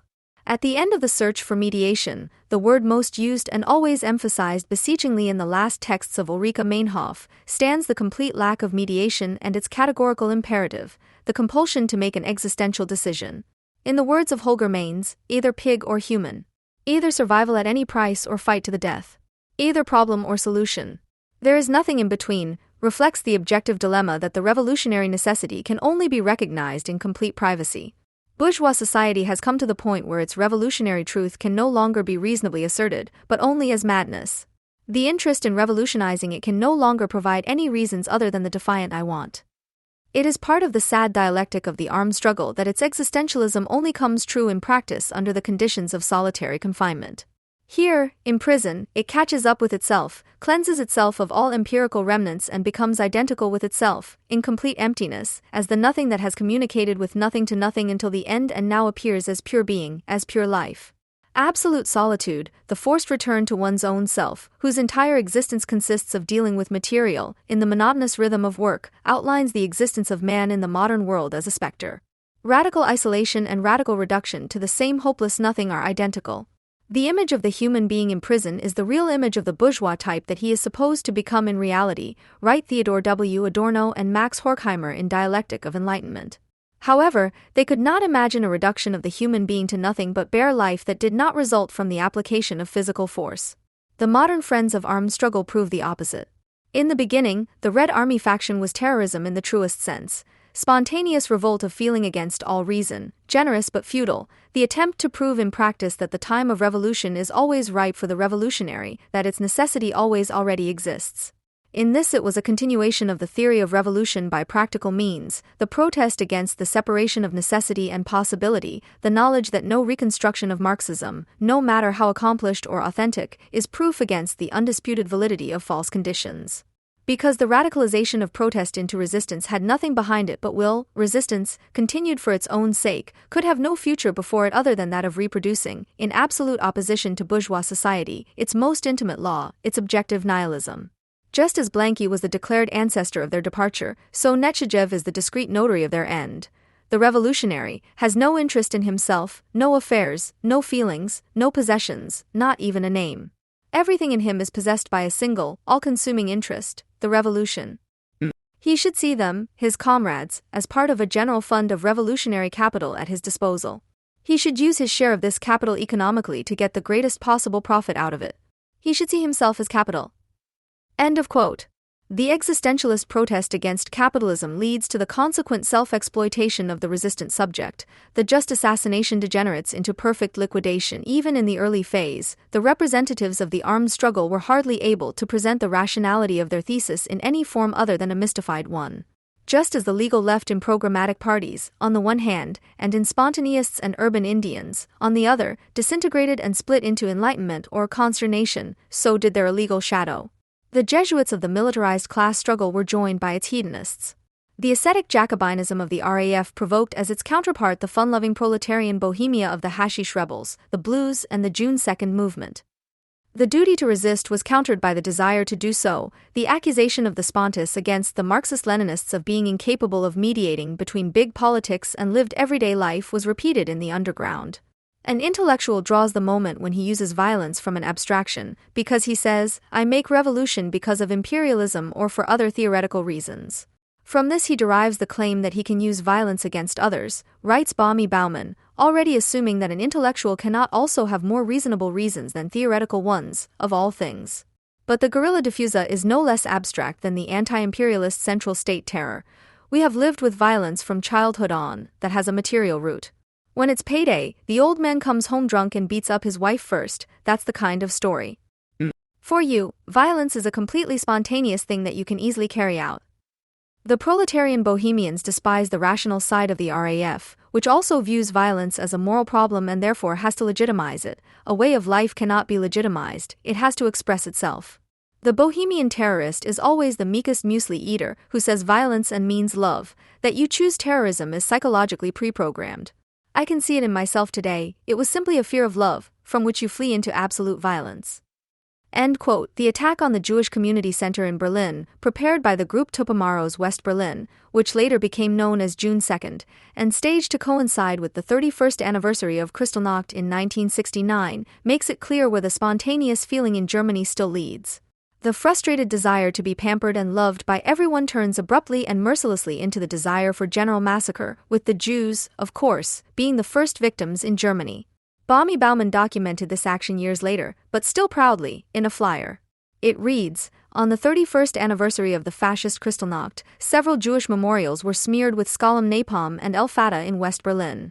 An incendiary bomb was deposited in the Jewish community center. Both actions can no longer be defamed as right-wing extremist excesses, but are a decisive link in international socialist solidarity. The Jews, driven out by fascism, have themselves become fascists. End of quote. Hatred of Jews, ennobled by left-wing Germans as anti-Zionism, appears, unbroken by reflection, as a completely spontaneous thing. The only thing Bauman can find fault with falls into the category of camaraderie and maneuver criticism. It was no longer possible to communicate that Germans were again planting a bomb in a Jewish synagogue. There is no intention in the attitude towards life that could be embarrassed by the result. It is always already beyond every result and celebrates the mediation with itself without memory. Violence, a rational means of revolutionary politics that is serious and does not want to dissipate into a critical dialogue with domination, degenerates into dogma in the state of impossibility of this politics. Without a political strategy, violence is not even a tactic. The urban guerrilla fighter becomes indistinguishable from the person running amok. Just as the latter's blind rage only becomes completely identical with itself in the indiscriminate massacre and takes complete possession of the person, still without the control of self-preservation, so the guerrilla materializes for Holger Mainz in the fight, in the revolutionary action, and that is, without end, that is, fight to the death and, of course, collectively. So the guerrilla is nothing but practiced existentialism and being toward death. If it is true that life and subjectivity are only possible in armed anti-imperialist struggle, then struggle and life are indistinguishable. In this existentialism, violence and life are almost synonymous. The germinating ear that breaks the frozen ground, the chick's beak that smashes the eggshell, the woman's fertilization, the birth of a child, are not burdened with the guilt of violence. No one accuses a child, a woman, a chick, a bud, a grain of violence.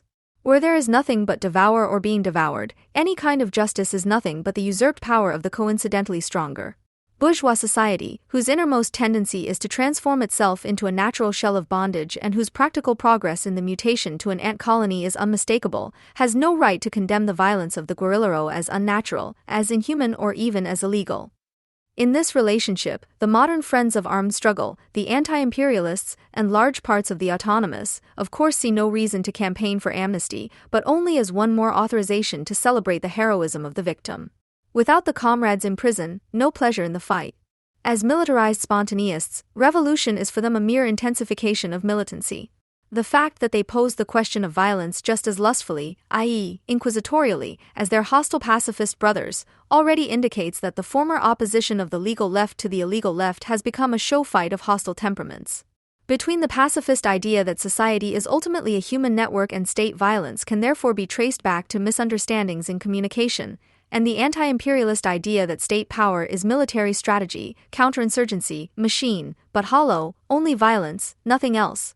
The only difference is that the undecidable question of whether the FRG resembles an amusement park or a prison more must be decided according to taste.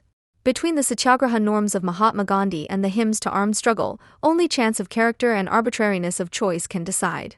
Horst Eberhard Richter, who wants to therapeutically eradicate the latent willingness to use violence down to the last link and found a grateful audience for it in the peace movement, and Petra Kelly, who, in the tradition of politicizing Protestantism, believes that the work of the peace movement is nothing counts if the intention was not pure, represent only the domesticated version of the anonymous authors who invited to the Congress of Anti-Imperialist and Anti-Capitalist Resistance in Western Europe in Frankfurt in January 1986.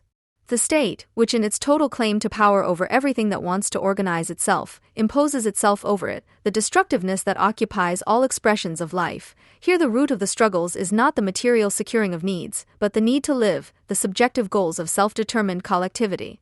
That is the driving force for the struggle here, and where life only begins again, where you break with the whole normality of metropolitan reality, are antagonistic to it because you are fighting, and from there the reconquest of identity and class consciousness begins. End of quote. The decision for or against violence, as well as the distinction between the various forms of oppositional violence, is an expression of an existential dimension that cannot be justified in itself and depends entirely on the demands one places on one's psychological interior, one's identity. The Radical magazine says, there are no arguments for or against the total attack on imperialism with all means, that is a personal decision of will and less a result of theoretical discussions. Your motivation for the fight can only be yourself. Quote end. While the anti-imperialist faction prefers to furnish its identity with the pure negations of the bourgeois, i.e., with nothing, and finds the appropriate linguistic form for this, the stammering hardly able to master itself, the autonomous ones furnish themselves with the remnants of the first-person politics formerly popular among spontaneists and urban Indians. Reading the radical left confirms the suspicion that the autonomists are the purple dungarees of yesteryear, now draped in black leather. Consequentially, their criticism of the armed struggle of the RAF and the anti-imperialists means only one thing: we are different. Everything else is a question of communication. Communication and guerrilla are two things that cannot be separated. The guerrilla must be able to communicate. Guerrilla is a perspective that is completely alien to us, who deal with everyday life out here. Because we want life in the first place, so that we can transform it into struggle, not see struggle as our life. End of quote. Where anti-imperialism admits that there is no mediation between revolutionary necessity and social needs, the joy of life of the autonomous sees a seamless continuum between need and communism. Cheese theft and bomb building are only different forms of the same break with legality. The generally practiced practices of tax evasion or the mass practice of walking across the street at red, dominated by the dream of the communist cause, which lacks only the consciousness of this cause to really have it. Anti-imperialism, as the radical knows how to object to anti-imperialism, starts in the classroom, when students learn to give a shit about grades, when they refuse to take tests, when they evade compulsory schooling. In the parental home, when people defy parental authority, break through stifling sexual morals. In the factory, absenteeism and sabotage, in every act freed from the logic of exchange value. Shoplifting is anti-imperialism. End quote. The autonomous gaze effortlessly sees through the social context of coercion to a cosmos of resistant life. In the grumbling after work about the whims and victimizations of superiors, he sees the tender shoots of a fundamental contempt for authority, which could be tied into, not, as would be more obvious, the Heinz-Rühmann character of German criticism, criticizing to prove that one can do the business of the authorities better. The impossibility of deriving the rational connection between interest and revolution from the pure will and thus permanently placing the autonomous self-valorization on the orgiastic sense of life of street fighting is acknowledged in the recourse to tradition. Words like have negative meaning for us because we have only got to know their reactionary content. History, morality, people, suffering, hunger, ancestors, parents. End of quote. The radical author admits that for her, these terms are also quite new. I have recently realized how much progressive power can be found in them. It seems that the autonomists are following the peace movement into the internal struggle against parasitic needs with some delay. Autonomy leads to a new folksiness, a result that the honorable left, before it dissolved into green complacency, still had to justify with a veritable block debate. While the concept of urban guerrillas had still tried to ground the armed struggle in traditionalism, in the framework of the classical Marxist identity of the theory of capital and the theory of revolution, the RAF ultimately only succeeded, like every other therapeutic direction, in seeing the motivation and goal of its actions in the restoration of the full dimension of the human being. The search for a revolutionary subject that could fulfill the theoretical demand of being both the complete immanence and the revolutionary transcendence of the capital relation ended in existentialism, which, as the capital form of the subject, revels in the infinite abundance of its complete emptiness. Were the theorists of autonomy, also on the ground of classical Marxism, endeavoring to locate the militant subject that could turn the armed struggle, in contrast to the RAF, from its head to its feet? The product of their surreptitious search for a subject, the mass worker, was sufficient for this purpose, and was also based on a theoretical premise. It could even claim social evidence, with reference to the French gauche proletarian and the Italian Brigate Rosse. However, in the end they only came up with the demand to existentially sense the revolutionary subject and to morally anticipate it from their own absolute power. The hope of Karl-Heinz Roth, for example, that the state of emergency of the workers' everyday life will lead to the antagonistic and no less everyday workers' guerrillas, simply because the negation of labor by capital only occurs because of the subsequent negation of capital by labor, only led to the justification of every riot as revolutionary and to the stylization of every biker as a revolutionary. After only a few years, the thesis that the barbarized and uncivilized mass worker, who has so far been the most brutal negation of the liberated communist society by capital, must necessarily pass most consistently to the negation of negation in his resistance had been discredited. The negation of labor did not want to and could not become a new position, at least not on its own. It was a consequence of the search for the subject that the refusal of the mass worker to give birth to the concrete utopia from his complete emptiness, as demanded, was interpreted to mean that he only refrained from making this effort in his contempt for work because he would find its content already ready in the form of the alternative movement. the struggle against work is nothing other than the struggle for the social, self-determined activity of the masses in the community. By withdrawing from the false objectivity of second nature in the form of the capitalist factory, the subject returns all the more decisively to his everyday life and begins, by liberating himself in alternative to the we, to reassemble the fragmented social spheres in favor of the commune. Quote end. No sooner had radical left communism grasped that its content should consist of nothing other than the latest German fad of flat-sharing communities, than the theorists of autonomy were already breaking not only with the unity of capital and revolution theory, but, in order to at least hold on to the revolution theory, with Marxism altogether, and declared themselves heirs to the Narodniki of the Tsarist era. The Narodniki, who in their time could actually assume what only the RAF could hallucinate, that the rift between society and the state in the metropolises, though not yet complete, was nevertheless evident, were to serve as a model for the existential decision to further develop one's own experiences and learning processes in such a way that analytical insight and practical action once again coincide. Quote end. The practice, for the time being separated from the theory, had to continue. A speculative credit on the existential was taken out on its intellectual expenses. This attempt has also since become bankrupt, and it is a mark of the honesty of the magazine Autonomy to admit the bankruptcy and to devote itself, in the search for the subject, no longer to politics but to the study of history. Autonomy has recognized that the revolutionary left in Germany has only the sad choice between terrorist nihilism on the one hand and social work satisfaction on the other. And that autonomous theory does not possess the arguments to dispute the premises of this false consequence. In the face of the enervating coldness of the realization that after Auschwitz, life as an ethical complex disintegrates, timid hope and the distant inkling that life is something other than work and consumption can only establish the opposite of politics, remembrance as the chance to break the repetition compulsion. The declared bankruptcy of their theory will not prevent the autonomists from continuing to indulge their overriding need to pursue their praxis at any price.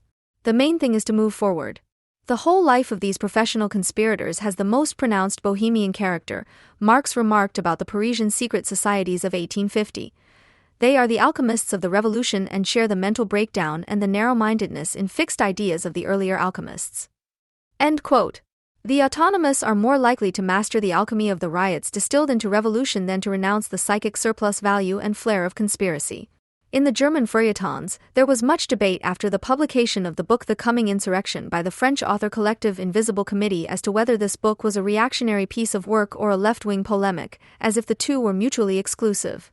The polemic was enthusiastically reviewed in media as diverse as the FAZ, November 8, 2010, the SZ, November 11, 2010, and Freitag, November 17, 2010. On the other hand, an article by Johannes Thumford in the Taz, November 22, 2010, and The Jungle World, November 25, 2010, which sees the book as the intellectual legacy of Martin Heidegger and Carl Schmitt, caused trouble among its supporters.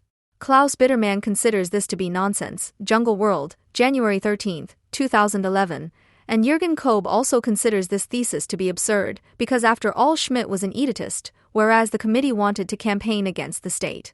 It seems to have escaped Kobe's notice that Schmitt is the author of a theory of the partisan. The same applies to the fact that Schmitt contributed to the destruction of the German state by opting for National Socialism and that he wrote an obituary for the state in his anti-Semitic book Leviathan in 1938. Nevertheless, the claim of eternal statism enjoys widespread popularity, and so Cord Riechelmann also postulates that for Schmitt there is nothing worse than the end of the state, adding enigmatically, in the coming uprising, the term state of exception is used precisely in the sense that Walter Benjamin gave it. End of quote. To point out that Benjamin is not even mentioned in the book, let alone discussed, would have meant stooping to Riechelmann's level, who let us know, Carl Schmitt does not appear in the whole text, neither explicitly nor implicitly. End of quote. Which is why the book cannot stand in his tradition, according to the conclusion of Riechelmann's argument. It is more interesting to look at what the purpose of this Schmitt-Benjamin castling is. Riechelmann draws on a much-quoted sentence from the historical philosophical theses. The tradition of the oppressed teaches us that the state of emergency in which we live is the rule. This more than questionable sentence is repeated today by the enemies of enlightenment, perhaps because invoking a Jewish victim of National Socialism is considered proof of good intentions and the quote is therefore considered beyond reproach. Nevertheless, constant repetition does not improve a sentence that seeks to declare National Socialism a constant of history, which was already wrong at the time it was written. But it is this all-equalizing moment that makes Benjamin's thesis so attractive for authors like Agamben and the Invisible Committee, who are quite rightly lumped together by Riechelmann. It enables Agamben, for example, who devoted an entire book to Benjamin's thesis, to equate Auschwitz and Guantanamo. The fact that Agamben is a student of Heidegger and also of Badiou, whom Richelman also classifies in the tradition of the committee, and whom he calls his master, is only mentioned here in passing. For Richelman, it is important to see the book about the supposedly coming uprising in a less controversial tradition than that of Heidegger and Schmitt. After all, the collective draws from other literary sources, so there can be no question of a reimport of German forms of thought, and the book therefore does not belong in the dirty corner of German ideology. If the notion that a French tradition could protect against German ideology betokens a naive conception of what is German, the attempt to give the committee a good report becomes completely absurd in view of the proponents summoned to testify, since they include only professed Heideggerians, including, not least, Kojève. It becomes absolutely ridiculous, however, when Richelman claims in a small column in the January 6, 2011 issue of Jungle World that Adorno got his lace tablecloths, which are supposed to stand for aesthetics, from Heidegger, which is why he also speaks of a Heideggerization of Adorno. If Richelman had read the other works by the group of authors they wrote under the name Ticken before giving free rein to his anger at Thumford's supposedly subjective review, he might have found sentences like this: more than any other phenomenon, panic reveals the plural and inorganic body of the species. Sloterdijk, that last man of philosophy, continues this positive view of panic. He also seems to have overlooked the following statement by Sloterdijk, which the committee approvingly quoted. From a historical perspective, the alternatives are probably the first humans to develop a non-hysterical relationship to the possible apocalypse. The current alternative consciousness is characterized by something that could be called a pragmatic relationship to catastrophe. End quote. With Sloterdijk, the committee also believes that panic can lead to an intensification of relationships. Following Elias Canetti, the authors try to give the general panic a revolutionary content. Canetti illustrated the consequences of panic using the example of a theater fire, in which every single theatergoer rushes to the exit and, without regard, fights against the others, who hinder one on all sides. Ticken, aka the Invisible Committee, does not agree with this account, not because of the acts of blind rage that Canetti describes. They see these as an expression of the Civil War in all its nakedness, which is how they want to unleash it, but because Canetti started from the premise of a closed milieu. If the panic were to break out not in a closed space but in the open air, it could develop its full potential, just as Canetti has already suggested. If one were not in a theater, one could herd together like a herd of animals in danger, and increase the energy of flight through coordinated movements. An active mass fear of this kind is the great collective experience of all animals that live in herds and save themselves by running together. End of quote. The combination of fear and herd instinct is supposed to give direction to the revolution. Canetti ruled out the possibility of the panicked masses fleeing in the same direction and feared a battle of each individual against all others who are in his way. The danger, which until now had an exhilarating and unifying effect, sets one enemy against the other, and each tries to save himself. End of quote. However, the flock of the coming uprising of the Invisible Committee is not a mass fleeing, but a mass of pursuers. The enemy is clear, and the masses form up to attack and fight against anyone who gets in their way. Just isolated by capitalist competition, individuals lend to the herd, which instinctively chooses its direction. Those who are not good runners and fail to anticipate the direction will be crushed by the masses pushing behind them. This characterizes the coming insurrection according to its authors. Civil war is the status quo, neutralized and concealed by the state. The goal of the coming insurrection is thus to unleash this concealed war. The competition in the economy and the opponents of the insurrection in the public debate are to be fought in existential hostility as the democratic anesthesia. While the debate about the propriety of comparing Heidegger and Schmitt was still going on, Der Spiegel spoke out with unusual clarity. In its November 22, 2010 issue, several pages from the coming insurrection were printed, with the following comment. This text comes at a time when cars are burning almost every night in this country, too, when citizens are demonstrating against government decisions. Quote end. Consequently, the Süddeutsche Zeitung, the central organ of the Wutbürger, angry citizen, recommended the book to its readers with the following words. People's displeasure with the powerful is once again more frequently erupting into demonstrations on the streets. The text of a French committee now provides a theoretical framework for this diffuse anger. Quote end. Despite the overwhelmingly positive response, not only Richelman and Lionel Vico from Retro-Situationist magazine were outraged by the few critical voices, the committee itself was also dissatisfied with the course of the debate and therefore decided to largely withdraw from it on the grounds of "we don't give a shit." Not without threatening their own critics from the relaxed perspective of the supposed victor in the world historical struggle. Distance to the street will catch up with you eventually. End quote. Lionel Vico countered the criticism with the astonishing argument that the book paints an image of the world with the magic of words, which is why no text interpretative methods can be applied to the book. Because the Invisible Committee imagines itself to be on the side of the victors, having agreed with all the tendencies of the coming catastrophe, which they present as a world civil war, it was easy for them to give their pamphlet about the coming uprising the universally admired force. Its resource is the affirmation of what is or threatens to be. The committee openly admits this when it claims to be merely a writer of the situation. In fact, the conditions described are already revolutionary, but we are repeatedly talked out of this.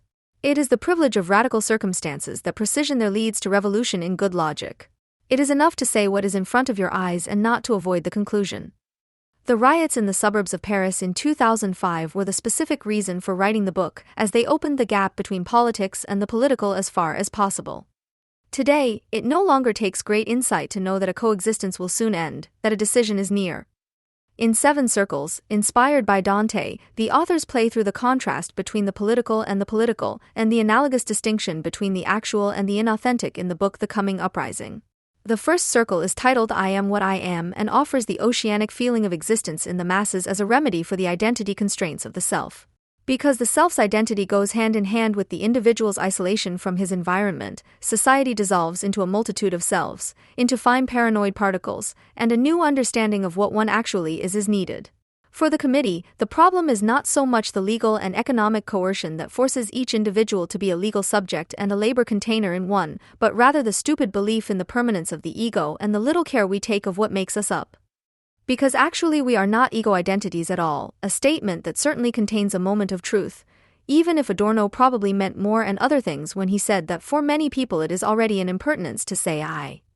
However, the committee is not concerned with denouncing a state in which everyone has to experience their powerlessness on a daily basis, but with welcoming this powerlessness as the adequate form for being. The ego should finally let go and accept that it is not itself, but others, who exercise control over it. Quote, everything that binds me to the world, all the ties that make me up, all the forces that inhabit me, do not weave an identity that I can wave in front of me as demanded of me, but a unique, shared, living existence from which, in places, at times, this being emerges that says I. End of quote. How an existence determined by its environment is supposed to gain a consciousness of itself at certain points, only to then be lost again in the swirling mass of bonds and forces that make it up, only to emerge again at a different time and in a different place as that very self, is not revealed by the committee. Thus, it must remain a riddle as to who the itself is in the following quote. Freedom is not the gesture of breaking away from our ties, but the practical ability to act on them, to move within them, to create them and to cut them. End of quote. What is it that acts, moves, produces, and cuts here, if existence knows no principium individuationis? On the one hand, existences must be capable of action in order to have an effect on their environment, and at the same time they cannot be traced back to an acting individual. The common, living existence apparently uses the individual body merely as an executing instrument. If the weakening of the ego is the path to healing from the illusion of the ego, then society, which weakens the ego and makes it sick, is the energy center of rebellion. It must no longer just be, destroy what destroys you, but also, what destroys you helps you to be liberated. Lars Quadfassel, at the Bremen Congress How Shitty is Germany, citing Walter Benjamin, tried to explain something very similar. Benjamin writes, even antiquity knew the true practice, and Scipio, stumbling as he enters Carthage, calls out the victory slogan, spreading his arms wide in his fall, Teneo, te, terra africana. What should have become a sign of terror, an image of misfortune, he binds in the flesh to the second and makes himself the factotum of his body. End of quote. Just as Scipio turns his fall into a victory pose, so should the weakening of the subject by circumstances be reinterpreted as a victory. The promised liberation from the inauthentic society thus lies on the line of development of this society, and the revolt against society is its own extremism, which does not question the basic principles of society, but overaffirms them, which is why the coming revolt would be a typical conformist revolt. All inauthenticity obscures the authentic and thus prevents the decision for the authentic. The bourgeois society's promise of happiness is, to the committee, a mere lie that obscures appearances. Instead of holding on to this appearance as an indispensable moment for the revolution, pointing beyond bourgeois society, they want to stage the endgame in order to establish themselves as a group of truncated existences in the wasteland of reality, Morpheus in the film Matrix. Mark Felix Serrao, writing in the SZ on November 24, 2010, wanted to see parallels between the pamphlet and the film Fight Club. The right-wing secession, however, noted that the main character of the film, Tyler Durden, was fascinating, dangerous, apparently resistant and free, but as it turned out in the last third of the film, was nothing more than the pathological fantasy product of the narrator's sick brain, the split ego of a paranoid schizophrenic, who was indeed the child of a sick, pathogenic society. Quote end. Otherwise, the secessionists were also satisfied with the pamphlet and only mocked the fact that it was obviously aimed at a left-wing readership, which is why they would rather recommend Ernst Jünger to them. In fact, the parallelization with Fight Club is not correct, because the committee does not seem to have woken up from its delusional dream to this day. In other sections, considerations were also given to films with similar mindsets. No one mentioned the Matrix movie, although the parallels are obvious. Quote, "Our lack of adaptation, our fatigue, are only problems from the point of view of those who want to oppress us. They indicate rather a starting point, a point of connection for completely new forms of complicity. They reveal a landscape that is far more devastated, but one that can be shared infinitely better than all the illusions that this society has created." End of quote. In the second circle, this context is viewed from the perspective of the state. The ego, already familiar from the first circle, is presented as the result of the cruel, centuries-old individualization work of a state authority. This is a notion that is discussed in detail in another of the same author's works.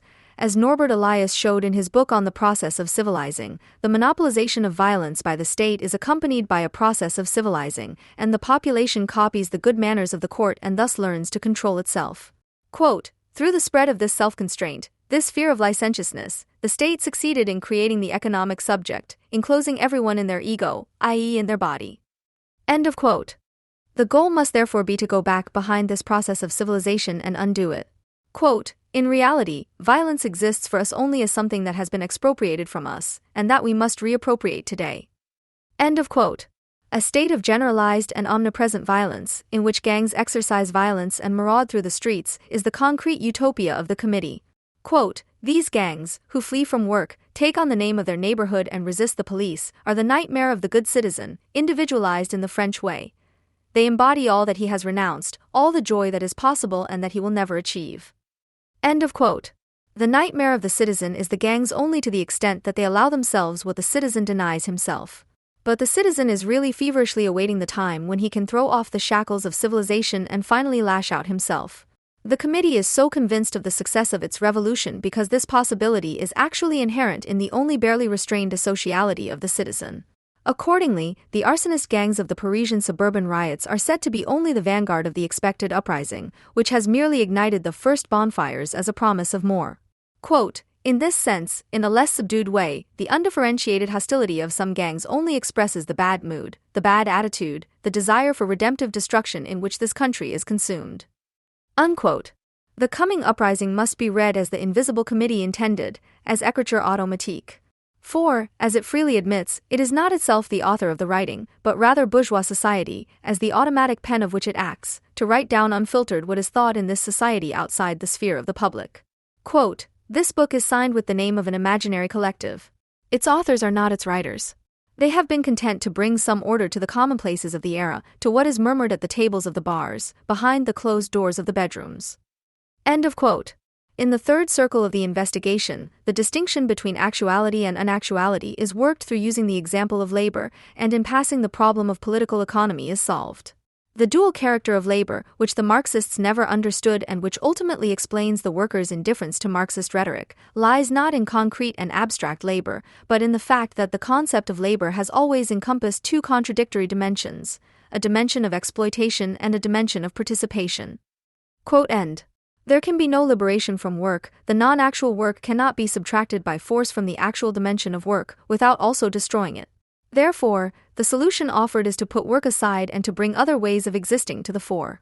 For this, the following are offered: familiarities of the neighborhood, the profession, the village, the struggle, the kinship, bonds to places, beings, seasons, ways of acting and speaking. End of quote. All these modes of existence of the actual have been destroyed by the dominance of labor in centuries of systematic destruction. Those who associate this utopia only with reactionary home movies do not want to see the revolutionary enforcement of actual home under the regime of Pol Pot. In the fourth circle, the committee becomes a little more specific and describes very vividly what it imagines by the other ways of existing. Quote, "Trapped in the meshwork of the metropolises, a few fragments of city and a few scraps of land remain. but the living has taken up quarters in the so-called social hotspots. Paradoxically, the places that are most obviously uninhabitable are the only ones that are still inhabited in some way. An old, occupied shack will always seem more populated than these comfort apartments, where you can just put your furniture down and perfect the decoration while you wait for the next move. The slums are the last livable places in many megacities and, this is not surprising, also the deadliest. End of quote. What is striking about these repulsive statements is their apparent agreement with critical thought. In its polemic against modern living, the text strikingly coincides with Adorno's aphorism Asylum for the Homeless. But where the committee sets out to discover the right life in the slums, Adorno laconically ends his aphorism with the sentence, "There is no right life in the wrong." Adorno refuses to reconcile with the existing conditions, while the committee transfigures life in not only social misery to the best of all. Seeing the negative principle of society in its most inhospitable places is also a bad Marxist tradition, but at least it stood for the elimination of misery and not, as the committee does, for declaring it to be a source of elan vital. The discussion of the metropolis and its slums allows the authors to project the image of their coming insurrection and to connect it to the already existing uprisings. What they long for is the already mentioned situation of civil war, as it prevailed not only in the Paris suburbs in 2005, but also in Somalia, for example. The metropolis is the terrain of an ongoing low-intensity conflict, the highlights of which are the capture of Basra, Mogadishu, and Nablus. End of quote. In all these places, the West took action against those insurgent forces that had taken up the fight against the state as the vanguard of the coming uprising. But this list also makes clear the tradition in which the committee sees itself and on whose side it will stand, should it come to a confrontation with the Islamic forces in Tunisia, for example. Although the metropolis is a battlefield prepared by the police and military, it also provides the means by which it can be fought. Because the metropolis has a network structure consisting of connections and nodes between which people, material, and information circulate, all that is needed to make the fabric implode is to stop the circulation. Circulation is seen as the essential element of the new economy, and by negating the dystopian social order based on this economy, the utopia of the committee becomes visible. The new bioeconomy is the subject of the fifth circle. The committee reports that it aims to transform the entire planet into a closed system and thus into the cyberneticists' wet dream, in which the control of all ego particles is easily achieved. Only passionate violence cannot be integrated into this system. Wherever it appears, the system short-circuits. As for the perpetrators, as in the riots in the Paris suburbs, all that needs to be known is that they are united by little more than hatred of existing society and that the attackers no longer listen to anyone. That is the minimum requirement for the revolutionary subject of the coming uprising. What opens up under the fabric of the network is the actual world. It is explored in more detail in the sixth circle. The perfidious thing about biocapitalism is that it tries to increasingly resemble what makes up the world. Like a spider web, the system has spread over the world and biocapitalism in its center is slowly sucking it dry.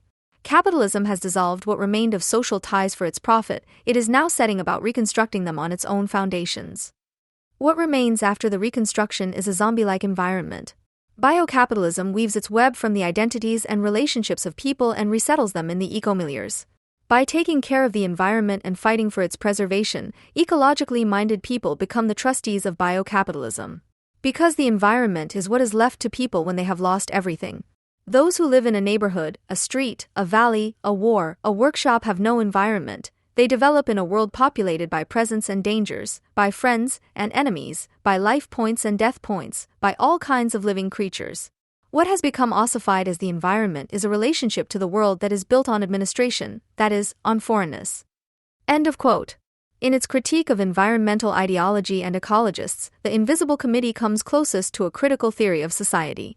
Here we find insights such as this. Quote, voluntary asceticism is on their banner, and they work for free to adapt us to the coming ecological state of emergency. The round and sticky mass of their guilt is loaded onto our tired shoulders and is supposed to help us tend our garden, separate our garbage and biologically compost the leftovers of the macabre banquet in which and for which we were pampered. End of quote. This insight has obviously grown out of experience and is not the product of impotent fantasies of omnipotence. It is they who distort these few correct insights because they feed the chimera of the unauthentic that can be swept away by a coup of force.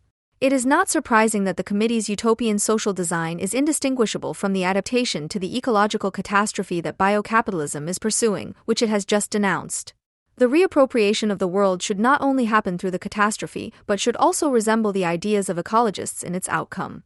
Quote, "What is called catastrophe is only the forced interruption of this state, one of those rare moments in which we regain a little presence in the world." Unquote. If the catastrophe has delivered what it promises and the coming uprising has reclaimed the world for itself, human existence will be organized into self-sufficient communes, as the committee would have it. Since this will mean tending gardens and composting organic waste, the committee is already rightly asking itself how everyone can be fed. But because they are realistic and because death is always part of life, its members assume, probably not wrongly, that the number of people will be considerably lower after the coming uprising. The practical question, therefore, is how to restore the food crops of rural areas until they can again support the population density that they had only 60 years ago. Unquote. So all the inhabitants of this post-apocalyptic world will have to draw on the specific ingenuity of the slums, and thus, in addition to living off the land in urban gardens, they will have to live from shoplifting, from collecting useful items from the rubbish bins of supermarkets or at night in the warehouses of industrial areas, in short, from looting. There is no leisure time either in preparation for the uprising or after it. Everything serves only the purpose of surviving the deadly competition in the Mad Max land of the communes. This misanthropic adaptation to the state of emergency is what the committee calls education and training, and by that it means stripping the pastimes of their absurd character so that they become something other than pastimes. In this way, it proposes, entirely in line with John's National Revolutionary Gymnastics Clubs, learning to box not for television, but for the uprising.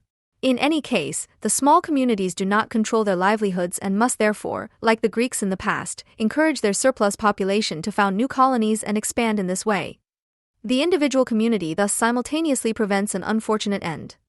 It's a good thing that the earth is then depopulated, and there is enough space again for such imperialist adventures. In the seventh and final circle of hell, into which this post-apocalyptic world is supposed to transform and which the Invisible Committee wants to sabotage, it is announced that this project will only be possible because of Western relativism. The committee is surely right in this, too, if it should ever succeed in enforcing its truth. The committee's chutzpah in asserting this is hard to beat, given that truth is a matter of taste for them, so they themselves are relativists. For the committee, truth is merely a matter of force, because it will only prevail if the coming rebellion proves it right. The weakness of the criticism directed against such a theory of violence is, as National Socialism has shown, that the committee could win the right of the stronger. The ruling conditions namely work to the committee. The stronger and older a state is, the less it is a superstructure, the ectoskeleton of a society, and the more it actually forms the subjectivities that populate it. End quote. A very similar and apt formulation can be found in Introduction to the Civil War.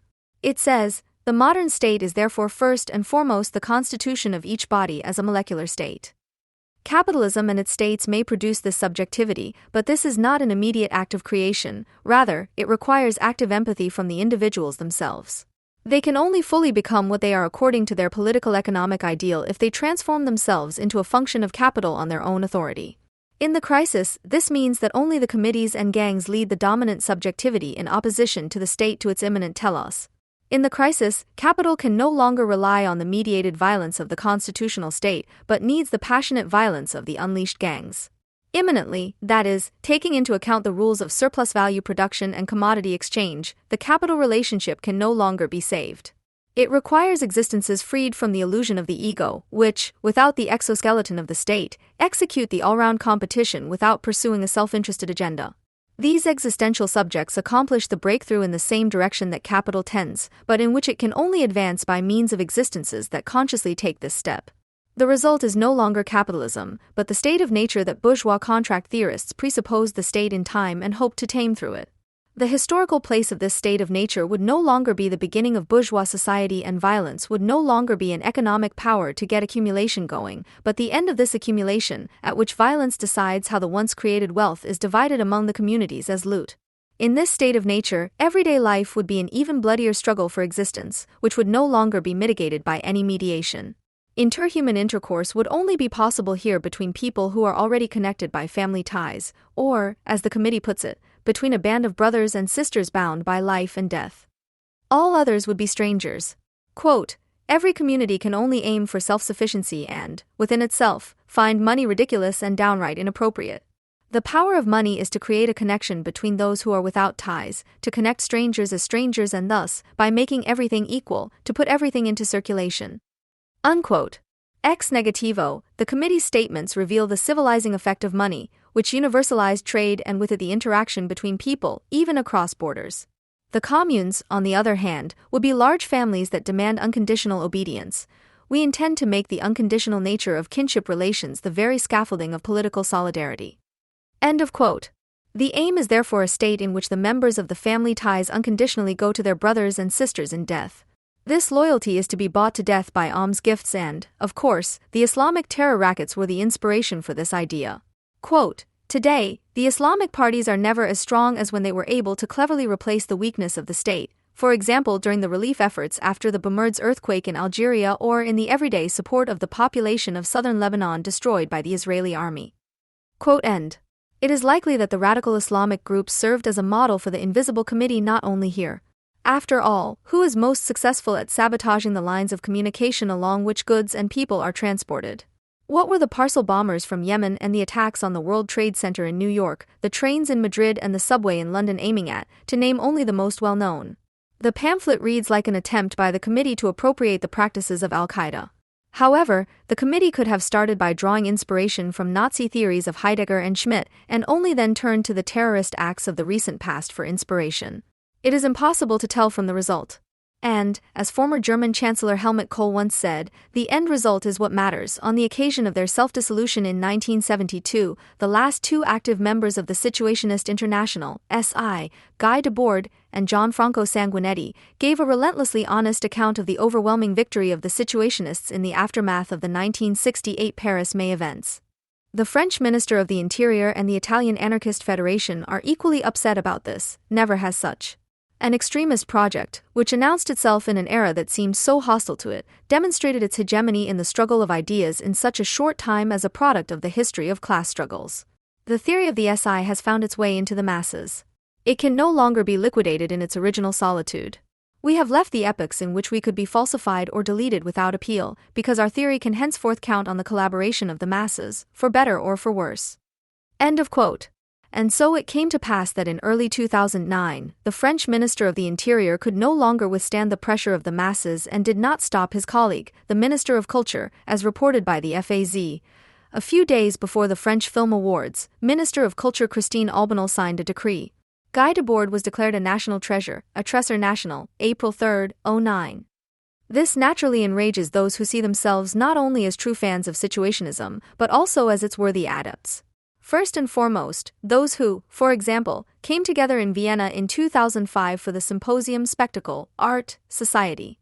Guy Debord and the Situationist International and published an anthology of the same name by Verbrecher Verlag, for which Stefan Grigget, Johannes Grenzfurther, and Gunther Friesinger were responsible as editors.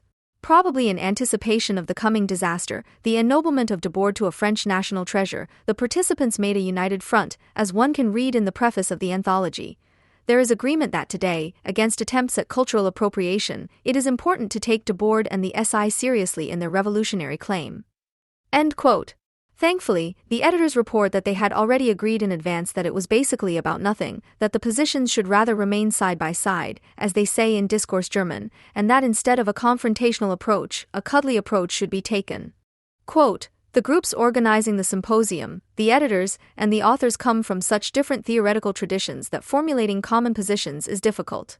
For this reason, content guidelines were largely avoided. Unquote. The fact that this pluralism precludes taking Debord and the SI seriously in their revolutionary claim does not occur to the protagonists, who, in contrast to the pleasantly ruthless Debord and the SI, are obviously primarily in need of harmony. Such a lack of content then automatically brings people forward who, because of their self-declared fundamental renunciation of content-related guidelines, one can only give a wide berth to. The co-editors of the anthology, Johannes Grenzfurther and Gunther Friesinger, in their own words, describing themselves for their book with Verbrecher Verlag, they belong to Monochrom.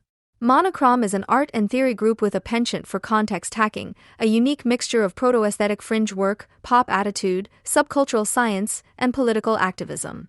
Monochrom publishes the eponymous journal and frequently volunteers in a wide range of realities. Above all, collecting, grouping, registering and questioning everyday cultural scarring is Monochrom's passion and quasi-ontological mission. End of quote. Griget, Grensfurther, and Friesinger have a recommended reading list for the interested reader who at least intends to take the SI seriously in its revolutionary claim, presumably in anticipation of how little such a term, which is anything but uncommon in pop and subculture circles, contributes to the elucidation of the subject. Quote, "The discussion was last significantly advanced by the introductory volume Situationist Theory of Revolution by the author collective Bean Baumeister's Wienegator, who, of course, was in Vienna, lecturing, and otherwise touring the country with the topic in their luggage, especially where one thinks that people are at least not averse to solidarity with Israel and anti-German criticism." A glance at the introduction to the recommended reading material shows that the collective of authors uses language that is just as familiar from the vegan plenary sessions at Brigittenstrasse 5 in Hamburg and the Rote Flora as it is from the gender studies seminar at Berlin's Humboldt University. Bean Baumeister's Wienegator attest to the SI in leftist discourse speak that it would have searched for the conditions of possibility of the revolution instead of the conditions of their possibility, and to make matters even worse, would have tried to critically express revolutionary practices instead of practices. The collective of authors about the SI correctly states, the failure to perceive the Shoah obviously results from the inability to adequately grasp anti-Semitism as the mortal enemy of the critique of political economy and its foundations. In this, however, it has something in common with the left of the time and today. End of quote. The collective of authors is right to insist that this failure of the SI alone is not a sufficient reason not to strive for an appropriation, as stated in the subtitle of the 2 volumes on Situationist Revolution Theory. However, it becomes problematic when appropriation is understood in the way Bean Baumeister's Wienegator obviously understands it. It will be necessary to examine, as it says in the preface, immediately following the above, whether possible points of contact within the situationist theory extend beyond their time horizon. End of quote. End of quote. Experience teaches us to generally mistrust people who would rather search for points of contact than grasp the essence of the matter. The source of the collective of authors' preference for situationism can be found in the aforementioned anthology. There, Bean Baumeister and Wienegator reveal their immediate need for class affiliation. What is the actuality of the situationist critique based on? First of all, on the attitude of proletarianized and precarized people who, regardless of whether and how wage earners as a class are currently behaving, want to impose certain criteria on themselves in order to associate themselves into a group of theorists and experimenters for communism. End of quote. To cite the class question, of all things, as a reason for its current relevance is more than just ignorance of the late realization of Guy Debord, who, in his 1988 comments on the Society of the Spectacle, using the term integrated spectacular, clearly and unambiguously wrote to all adepts with class struggle ambitions that reality no longer stands opposed to the spectacle as something alien. The spectacle has merged with reality, and thus at least appropriated a central insight of critical theory, which Adorno had already formulated in 1942 in his reflections on class theory with the formulation that the oppressed can no longer experience themselves as a class. If nothing revolutionary can follow from the social position of proletarianized and precarized people, and this central insight must underlie any serious revolutionary claim, the question arises all the more as to what Bean Baumeister and Wienegator may be prompted to sayings like the following. Quote, "In view of the constantly changing class composition of the historical accidental phenotype proletariat, the category proletariat is thus, understood situationistically, no more and no less than a site of contention." Quote end. Understood in a situationist sense, this statement is at least a distortion of what drove Debord and his men. There were between 10 and 40 over the years, during the period of the existence of the SI from 1957 to 1972. By no means did the SI represent the position of a constantly changing composition of the proletariat. Rather, it was and is to its credit that it brought the category of proletariat up to the level of its time, even if the class affiliation as a site of debate with a revolutionary intention had objectively long since ceased to be tenable, and this realization was reserved for the late Debord. The expanded situationist concept of the proletariat was a kind of liberation through the reflection of subjective experience. It was the emancipation from the constriction long contradicting the reality of the post-war period, as practiced by the French Party Communists and their environment, which, in addition to the situationists in France at the time, included anyone who considered themselves Marxists. The 114th thesis from Debord's Society of the Spectacle under the headings The Proletariat as Subject and Representation reads, "This proletariat is objectively strengthened by the expansion of factory work, which extends to a large part of the services and intellectual professions." It was an attack in 3 directions that understood itself as Marxist in France. Firstly, it was an attack on the almighty French Communist Party, PCF, whose Stalinist cadres saw anything that was even remotely suspected of proletarian impoverishment or declassification as worthy of cleansing. Secondly, against Sartre, the gangster boss of existentialism, SI Review, not so much because of his hypostasization of subjective freedom of will and action, but rather because of his justification of Soviet crimes and his intellectual arrogance.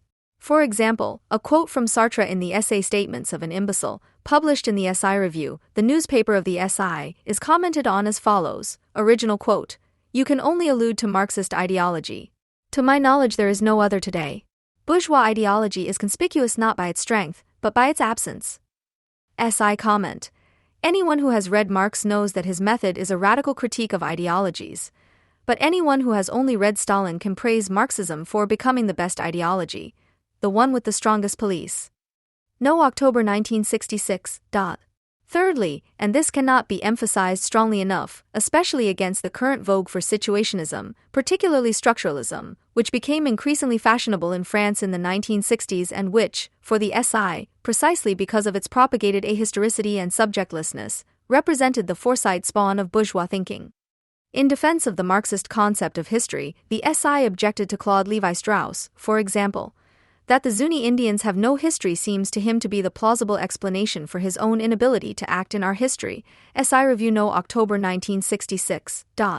Likewise, the SI was driven by a sympathetic antipathy to Althusser's reading of Capital, for which the chapter on fetishism in Marx's works is only a remnant of humanistic frippery from the time of the economic philosophical manuscripts, and the concept of alienation is found there. Debord says, "The standpoint adopted by the anti-historical thinking of structuralism is that of the eternal present of a system that was never created and will never end. The dictatorship of the unconscious, the dream of a pre-given structure of all social practice, could be abusively drawn from the structural models elaborated by linguistics and ethnology. Structuralism is the system guaranteed by the state, which thinks the present conditions of spectacular message as an absolute." Theses 201 and 202. Such a critique is surprisingly little removed from the commendable works of Alfred Schmidt from the late 1960s and early 1970s, who never tired of criticizing structuralism, in particular Levi-Strauss and Althusser's structuralism, for its highly charged categories of a theory of knowledge without a knowing self, indeed without a subject-object relation.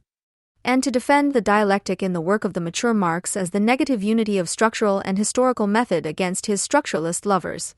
Similar to Schmidt, who was outraged by the psychoanalytic structuralism of Jacques Lacan in particular because, in contrast to Freud, it celebrates the dwindling of egoic consistency and thus once again proves the structuralists' interest in Heidegger, the SI declared Lacan to be one of its main enemies.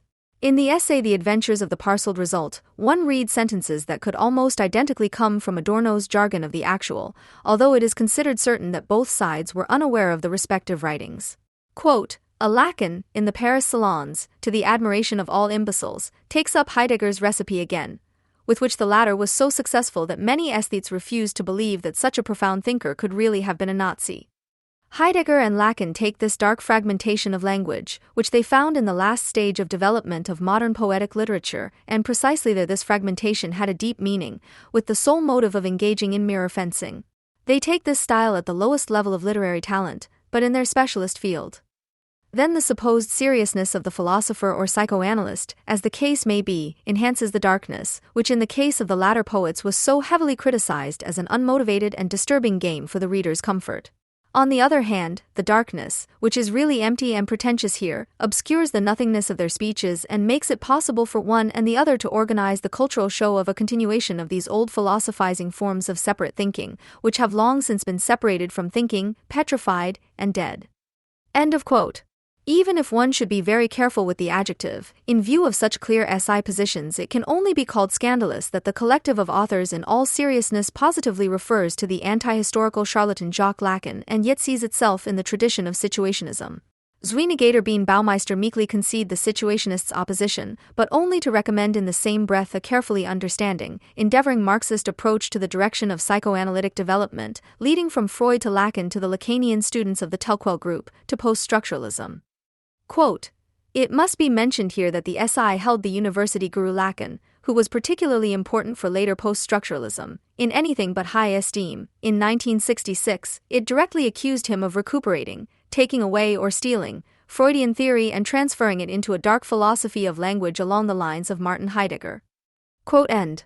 Regardless of this, however, under the heading psychoanalysis, the two claim that the SI had revised Lacanian psychoanalysis, in particular his theory of actuality of the mirror stage, which instead of the actual ego would create the other, the narcissist, as a pseudo-individual, as the critique of libidinal economy and that of the critique of political economy.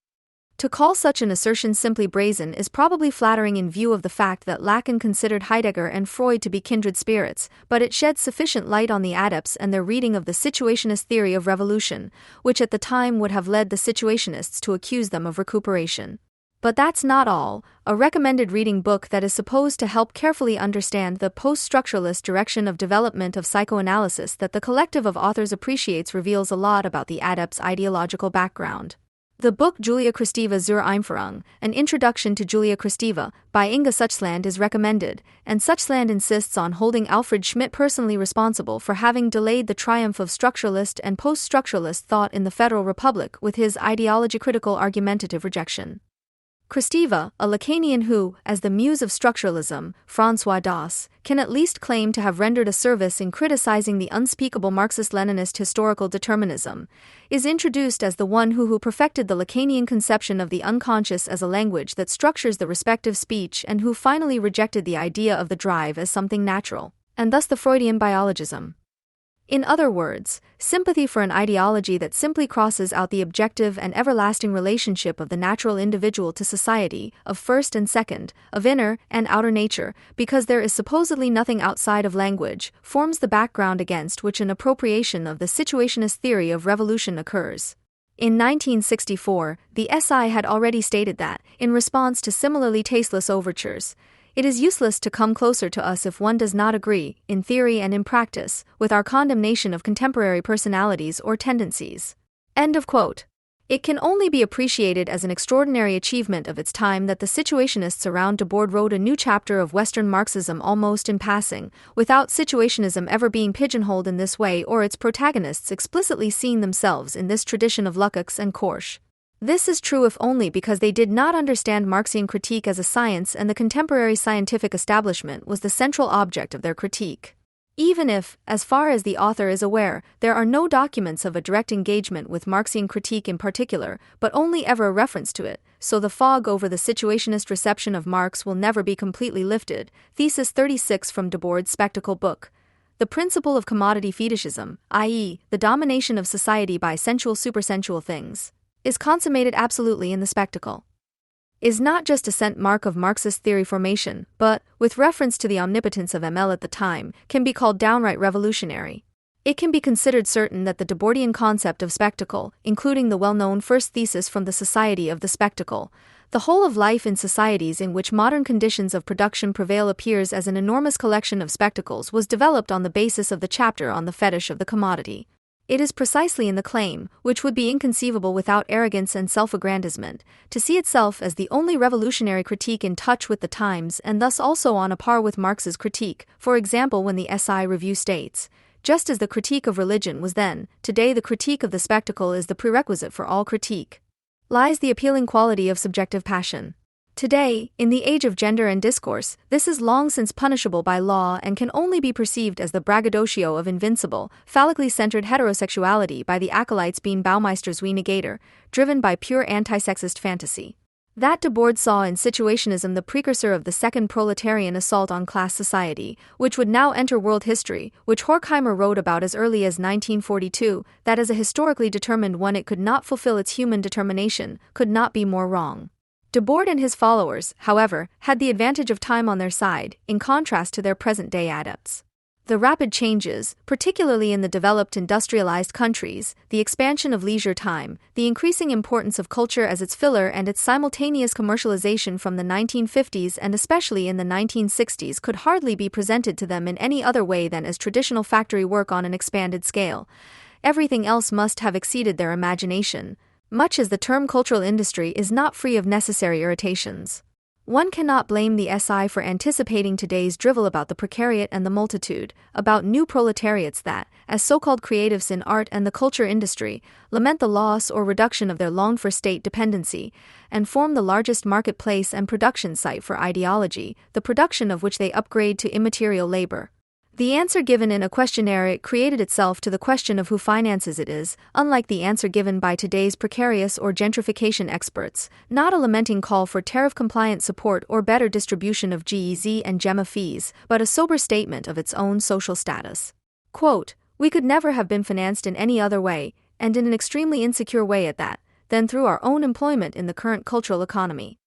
End of quote. It is this soberness in dealing with their own mode of existence that pleasantly distinguishes the situationists from the widespread lamentations of the so-called French cultural precariat in the present, who are in fact primarily state fetishists and were celebrated as the new heroes at the Vienna Debord Symposium and in the anthology by Grigat et al. It is important to emphasize the essential difference between the social conditions under which the situationists lived and those of today. In the ST's questionnaire mentioned above, the same question as above is further stated. Our claim of independence and complete coherence between our project and each of our current practical realizations is so strict that we are almost completely unacceptable to the ruling cultural organization, even on very secondary occasions. The state of our income follows from this component. End of quote. Today, when such a claim has long since been practically discredited and thus made impossible by the pressure to adapt to mass culture in the form of commodities, and has become the highest expression of conformity. Today, when the agents of the ruling cultural organization only rarely turn up at the Bayreuth Festival, but rather do ironically refracted counterculture, as it is called today, at Berlin's Hebel Theater or Volksbühne, when they cheer Goldenen Zeitronen, Tokotronic, or Charlotte Roche. To act today as if one were still living in the relatively pop-free 60s forever can at best be categorized as a refusal of reality. Much of the situationists' thinking corresponded to and arose from a youthfulness that was, on the one hand, biologically and, on the other hand, ideologically conditioned. Biologically, because two of the three main protagonists, Guy Debord and Raoul Vaneigem, were born in 1931 and 1934 respectively, and in terms of their life experience and ideology, because as part of the first post-war generation to have outgrown their teenage years and identify as left-wingers, they were almost bound to clash with their elders in family, profession, and left-wing organizations under the influence of Anglo-American mass culture. After all, they were the first to have enough free time to do so. What the third, older protagonist in the group, Esker Jorn, born 1914, who left the SI as early as 1961, said about Debord's films, or rather anti-films, can be generalized to the SI as a whole. Everything was done very quickly. And this speed with which they thought and acted can only be explained if one does not deny that the SI cultivated a professional youthfulness until its end, which seems to have a special appeal to this day. This youthfulness is probably perceived as a kind of blueprint for rebellion precisely because in the age of MTV and blogging, speed and superficiality are creating an ever-increasing demand for a Marx for the rushed to replace the study of the blue volumes. It was only logical that the SI was enthusiastic about Henry Lefebvre's Critique of Everyday Life from 1947. Lefebvre, with whom they cooperated amicably until they fell out with him in the 1960s, focused on the experience of an alienated everyday life. Lefebvre writes, "Where do we find the real reality? Where are real changes taking place? In the depths of everyday life, which are completely without mystery. History, psychology, science must become the study of everyday life. Marxism in its entirety is above all a critical understanding of everyday life." End of quote. A text from 1961 titled Unconditional Defense is central to understanding the SI. Adherents tend to ignore it, however, because it ties the situationists to their cause in a pleasantly de-radicalized way, as youthful modernizers of their time, which considerably limits their use for postmodern revolutionary purposes.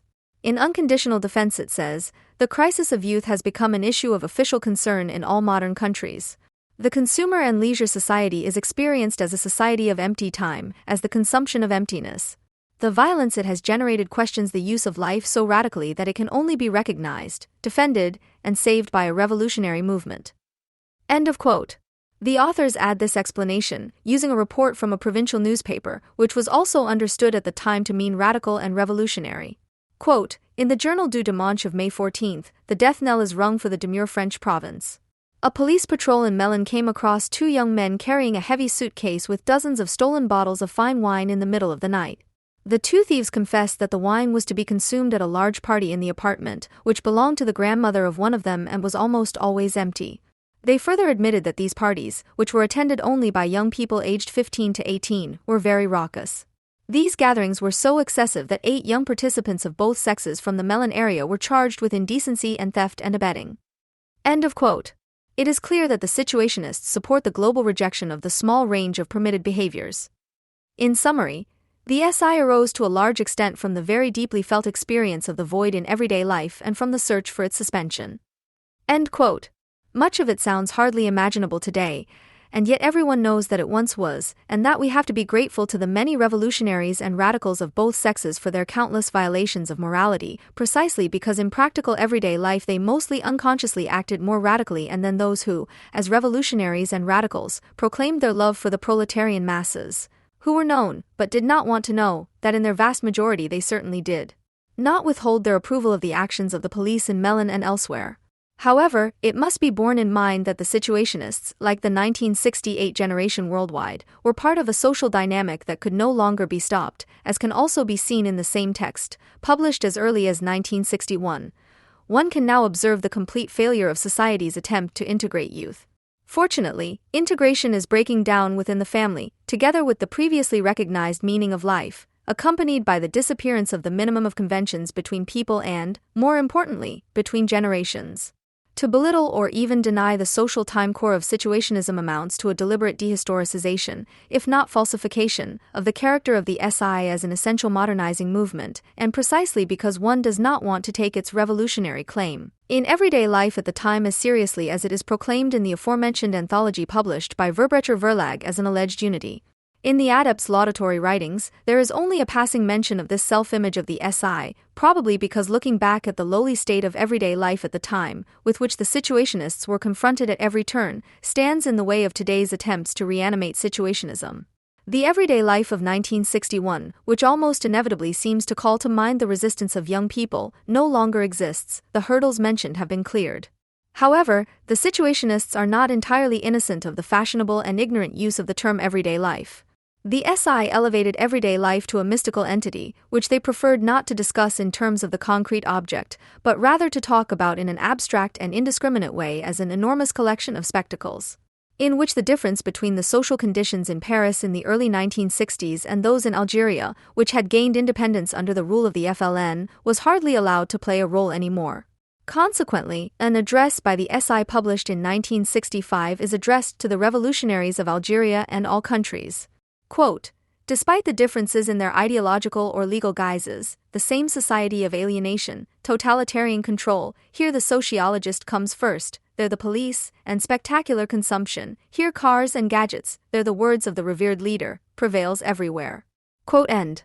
This mixing together of all peculiarities reached a sad climax in the SI in 1965 with the celebration of an orgy of violence as a revolutionary event, the so-called What's Revolt of Afro-American youth gangs in the district of the same name in Los Angeles.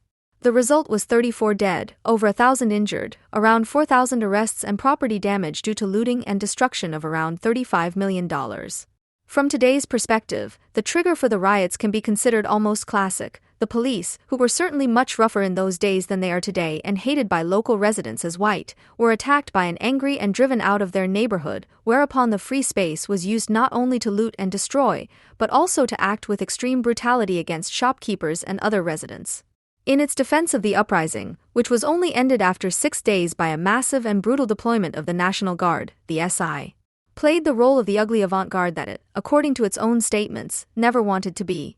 The role of a revolutionary magazine, as it is stated in SI Review No. 10 under the heading Decline and Fall of the Spectacular Commodity Economy, is precisely not only to prove the Los Angeles rebels right, but also to help give them reasons, to explain the truth in theory, the search for which is expressed here through practical action.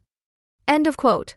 And so it had to be a reve.ke against the commodity, even though it was the opposite of this, where only the genuine desires of people were allowed to express themselves in the momentum of mass destructive rage, and where blacks were allowed to celebrate their justified contempt for whites as progressive contempt for the consumer, which was still quite avant-garde for its time. What is now taught as the standard program of every intercultural studies program with reference to colonialism sounded in 1965, despite the situation of so-called African Americans, which cannot easily be compared to today, like a statement by the Kreutzberg Anti-Racist Initiative or the plenum of the Hamburg Rote Flora. Basically, whites in the USA today are the slaves of commodities and the black people their negation. Blacks want more than whites. This is the core of an insoluble problem that can only be solved with the dissolution of this white society. Quote end. The anti-nationalist view of the SI, that is, its strong tendency to dissolve the relationship between the general and the particular on the side of the general, was, in relation to the left at that time, which had hardly gone beyond Stalin's socialism in one country or Lenin's divorce of oppressed and oppressor nations, ahead of its time. The SI not only rejected all Third World friendship of peoples, but even exposed the metropolitan anti-imperialist friendship of peoples as the projection that it had always been. In 1967, on the occasion of the Six-Day War, the French left in particular was addressed. The absence of a revolutionary movement in Europe has reduced the left to its simplest form. A mass of spectators who are enraptured every time the exploited in the colonies take up arms against their masters and who cannot help but see this as the ne plus ultra of the revolution. This false consciousness, it continues, would have led to getting caught up in its insurmountable contradictions and failing when it came to choosing between Israel and Nasser. End of quote. Because the group had just as little time for Nasserism as it did for Zionism, which it criticized for being about creating a national Jewish entity to protect against the anti-Semitic madness of decadent capitalism, but the opposite of a revolutionary solution had been achieved, which is why, as an immediate product of European capitalism, no abolition of injustice, but its displacement, had been achieved. They kept their distance from both Arab socialism and Zionism. Such equidistance, which in 1967 was still the lesser of two evils, after all, they refused to join forces with Nasserism, as the entire left did at the time, must nevertheless be denounced for what it is against any attempt at rescue, anti-Zionist. Adepts of situationism like the so-called Friends of the Classless Society, FDKG, are therefore beyond all criticism because, unlike Bean Baumeister and Zweinigator, they do not even raise a claim of solidarity with Israel and instead proclaim with anti-national pride. Because the debate on the Middle East question on this side of the Alps all too often strays from a class perspective and the radical left in Germany generally remains caught up in a tendency that ignores a materialist approach to the analysis of wars under capitalism, entrenching itself behind banners of different colors, it is better to read, critically of course, the pamphlets of the better Italian left, in which, among other things, a warning is issued against the philo-Israeli lobby in Italy and Israel, like every state, is considered worthy of being fought against in the name of the proletariat. As a counterpoint to recuperation, i.e., subsuming something under the spectacle, feeding it to it, the situationists regarded misappropriation, deterrent, as a subversive act for the construction of situations, i.e., the concrete construction of short-term living environments and their transformation into a higher quality of passion. As stated in a report by Debord from 1957 with the unwieldy title Report on the Construction of Situations and the Organization and Action Conditions of the International Situationist Tendency, the unofficial founding document of the SI. If we consider that the situationists were all people who saw themselves as anti or still artists, then the following passage from the 1957 text Instructions for the Misuse of Art sums up the basic mood of the SI at that time, which Debord would later say was a fortunately concluded epoch in 1962, which had been concerned with the main theme of the sublation of art before the one had finally begun in which it was only about the seizure of power of the workers' councils, the anti-state dictatorship of the proletariat. Quote, "The entire literary and artistic heritage of humanity must be used for partisan propaganda. It goes without saying that we must go beyond any notion of scandal. Since the negation of the bourgeois conception of genius and art has long been outdated, the mustache of the Mona Lisa offers no more interesting aspect than the first version of the painting. Now this process must be taken further, to the negation of negation. To put it bluntly, every notion of personal property in this area must be abandoned. The emergence of other necessities renders the earlier genius realizations obsolete. They become obstacles and terrible habits. It is not a matter of knowing whether or not we are attracted to them. We must rise above it." In this attitude of revolutionary asceticism, which, under the premise of a transformation into a higher quality of passion, rejects existing individual passions, art appears only as a relic on the necessary path to its sublation. Marcel Duchamp's Mona Lisa Ready-Made serves very aptly as a cipher for the critique of the modern art avant-garde, which the SI accuses of having betrayed its anti-bourgeois claim, from which it follows that all previous avant-garde movements were not anti-bourgeois enough. In his often quoted 191st thesis in The Society of the Spectacle, Debord writes, "Dadaism wanted to abolish art without realizing it, and Surrealism wanted to realize art without abolishing it. Without doubt, Dada and Surrealism failed both in terms of their own principles and in terms of social dynamics, which the situationists were among the very few to recognize, along with their ability to co-opt and straighten, recuperate, supposedly subversive elements. And surrealism oppose the notion of art as a sphere strictly divorced from social reality, a notion that in the name of aesthetic beauty and true rationality would not take note of real life. Situationism is fundamentally in agreement with this, and that is what makes it so attractive today for political artists and their program directed against the allegedly established art. The reservations about an allegedly bourgeois art are largely an expression of a thoroughly understandable dissatisfaction with the spectacle of the art business, the products of the feuilleton, the worn-out, mendacious words about genius and mastery. Such reservations become questionable when they are vented on the work of art, which they apparently only intend to do with the art consumers, or, even worse, want to oblige the living or dead artists to take a particular stance. A tendency is the silly mustache on the Mona Lisa, which supposedly provokes, just like Erwin Piscator's attempt in 1926 to reinterpret Schiller's Robbers as a contemporary class struggle play. The hatred of art that does not comply is reflected in the seemingly revolutionary demand for its abolition. At the latest since the 1920s, when Debord identified the beginnings of the society of the spectacle and thus meant the final social breakthrough of mass culture and the cultural industry, the artwork has also been available as a strictly individualistic product manufactured in complete isolation by a few initiates. The avant-gardes that have been springing up since the beginning of the 20th century, all of which sought to liberate and ultimately dissolve traditional forms, have, at the latest since the revelation of the Holocaust, called into question any future of art, especially its claim to capture the truth. They could not, however, eliminate the need for art, if only because since then revolution, in whatever form, as the sublation of needs was able to replace art as the expression of needs. Hegel.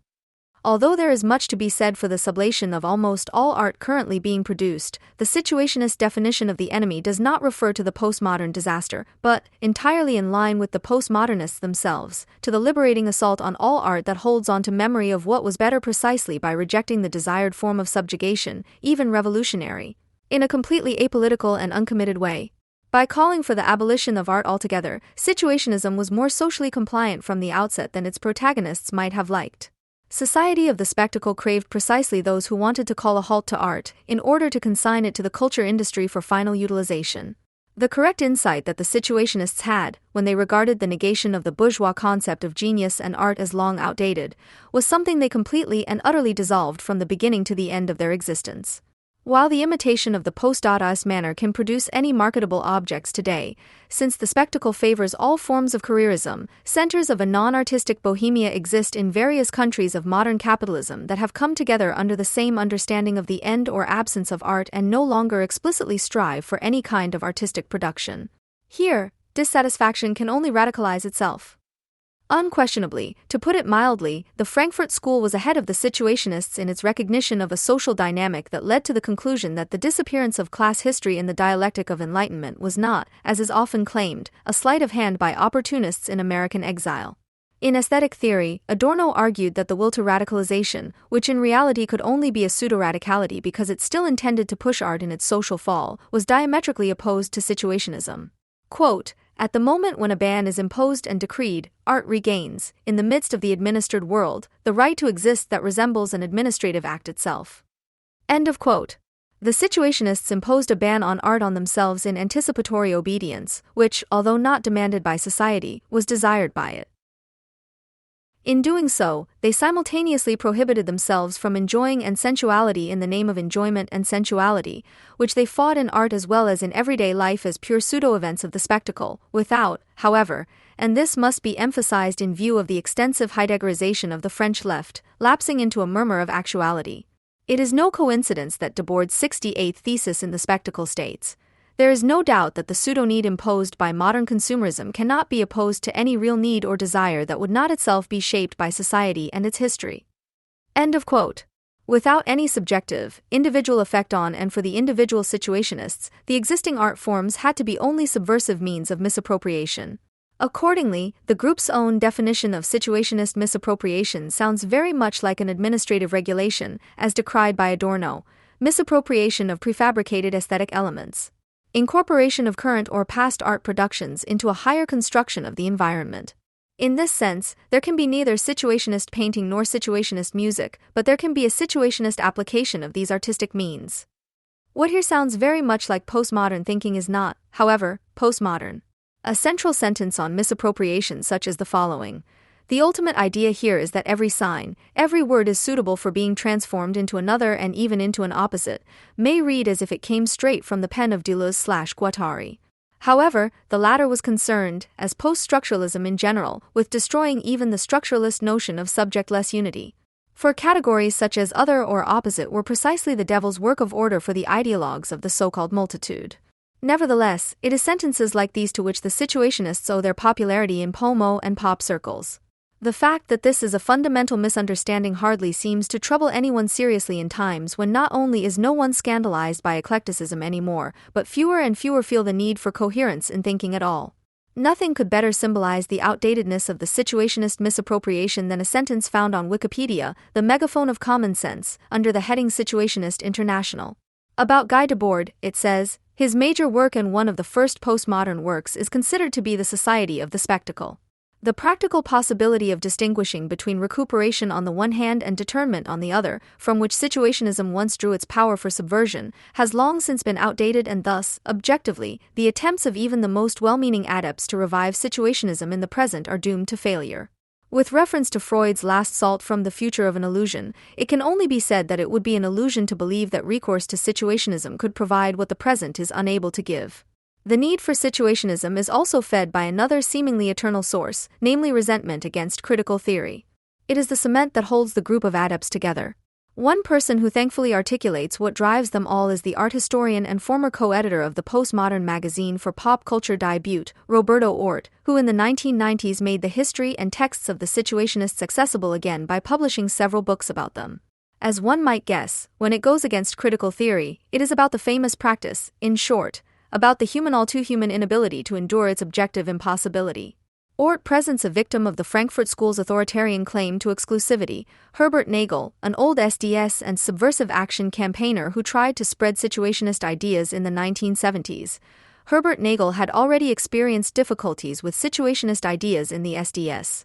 In the 70s, he was surrounded by the theoretical demands at his location, which, in the tradition of the Frankfurt School, dictated an unattainably pure and secure level for all practice and theory, which consequently meant that hardly anyone was active there. End of quote. An old left-wing rule is, anyone who is so encircled, that is, suppressed and subjected to a dictate, has a natural right to resist, in which one must not be squeamish, take whatever comes, and certainly not allow one's freedom of action to be denied in the choice of one's allies. Ort continues, the situationists were not squeamish about themselves. They would rather bet on the wrong than on nothing at all. End of quote. It is worth reading this sentence several times to get an impression of the pathetic and at the same time masochistic level at which the situationist urge operates in one of its main adepts. Ort does not even shy away from disparagingly equating the situationists with indigenous peasants who play noble savages on behalf of their ethnic group and defending their patron, who has adopted the title subcommandant. Quote, the latest developments in Mexico prove that it is more fruitful to risk revolutionary ideas in the social struggle than to protect them at all costs from possible misapplication. The SI stood for this confidence, which, without a mandate and without any patron, enters history as an unexpected force. End of quote. Ort apparently finds this objection of critical theory, that a practice is not a practice if it is wrong, to be practically too radical. And so he doesn't even want to get beyond Hans-Jürgen Krahl, who was after all the smartest person the SDS had in its ranks and whose relationship to critical theory was that he had claimed in a difficult-to-explain vulgarization against critical theory that its misery consisted in its inability to pose the question of organization. It should be known that the latter was almost always the end of revolutionary endeavor and the beginning of its administration by revolutionary officials. Situationism also paid homage to the organizational fetish and ended its existence in a very traditional way, although it operated at a high level, so that despite the embarrassing end, one can say that it was among the best that the left had to offer, because it opposed the left. It was the aforementioned May 68 riots in Paris that forced Debord and his followers to undergo a revolutionary litmus test, which led to the bankruptcy of situationism. Driven by a veritable delusion that the masses everywhere were going on strikes and occupying factories in line with the situationist idea, Debord believed that the time had come for an organizational debate. The accusation of a lack of will to organize, that is, to what leftists generally understand by practice, which not only Roberto Ort of critical theory makes, but basically all current adepts of situationism, be it as an alleged persistence in abstract negation, Andreas Benel, as an alleged postulate of an exclusively autonomy of art, Eiko Grimberg, or as, Institutionalized thinkers on the side of the bourgeois monopoly on the use of force, Zweinigator and Bean Baumeister, does not come in the form of brusque rejection, but usually as a mixture of approval, poisoned praise, and criticism. At least, hardly anyone is as unsuspecting as the would-be master thinker Roger Barons, who, as a dyed-in-the-wool anti-racist, has already convicted Adorno of racism. From him we learn, the theory of the society of the spectacle operates with the same premises as the critical theory of Adorno, Horkheimer, Marcuse, and Benjamin, Karoshi, January 1997. It must remain an eternal riddle for situationist adepts why Adorno, of all people, who was supposedly pessimistic and hostile to practice, criticized Benjamin's concept of aura in his essay The Work of Art in the Age of Its Reproducibility as being too pessimistic and hostile to practice. Adorno complained about the essay's penetrating popularity, which it certainly enjoys among the SI adepts, not least because he already sensed how much the countless friends of mass and pop culture would like a catchword like that of the politicization of art. To cite it as a theoretical alibi for their business of the final de-artification of art, for their participation, Bean Baumeister and Zweinigator will hardly be dissuaded from continuing to dismiss Horkheimer and Adorno's critical theory as a tendentious, resigned and religioid paralysis, not least because the author collective has completely different concerns. Quote, "The dilemma, the split of critical theory for communism, remains extremely painfully open to this day. The inability to historically think together, with regard to the work of liberation, on the one hand, the repressed, the emancipative possibility of a revolutionary proletariat, and, on the other hand, the barbaric possibility of Auschwitz and the like. End of quote. In response to this, with regard to communism, the dilemma of the adepts of situationism consists in their inability to finally renounce the neat, ahistorical split between the proletariat on the one hand and Auschwitz on the other, whereby the work of liberation would degenerate into a barbaric possibility if it ever fell into the hands of the builders and negators.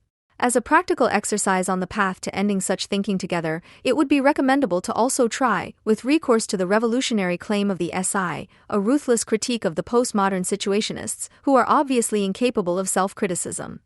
Pirmasens is a small and unattractive town in the Palatinate region of Germany.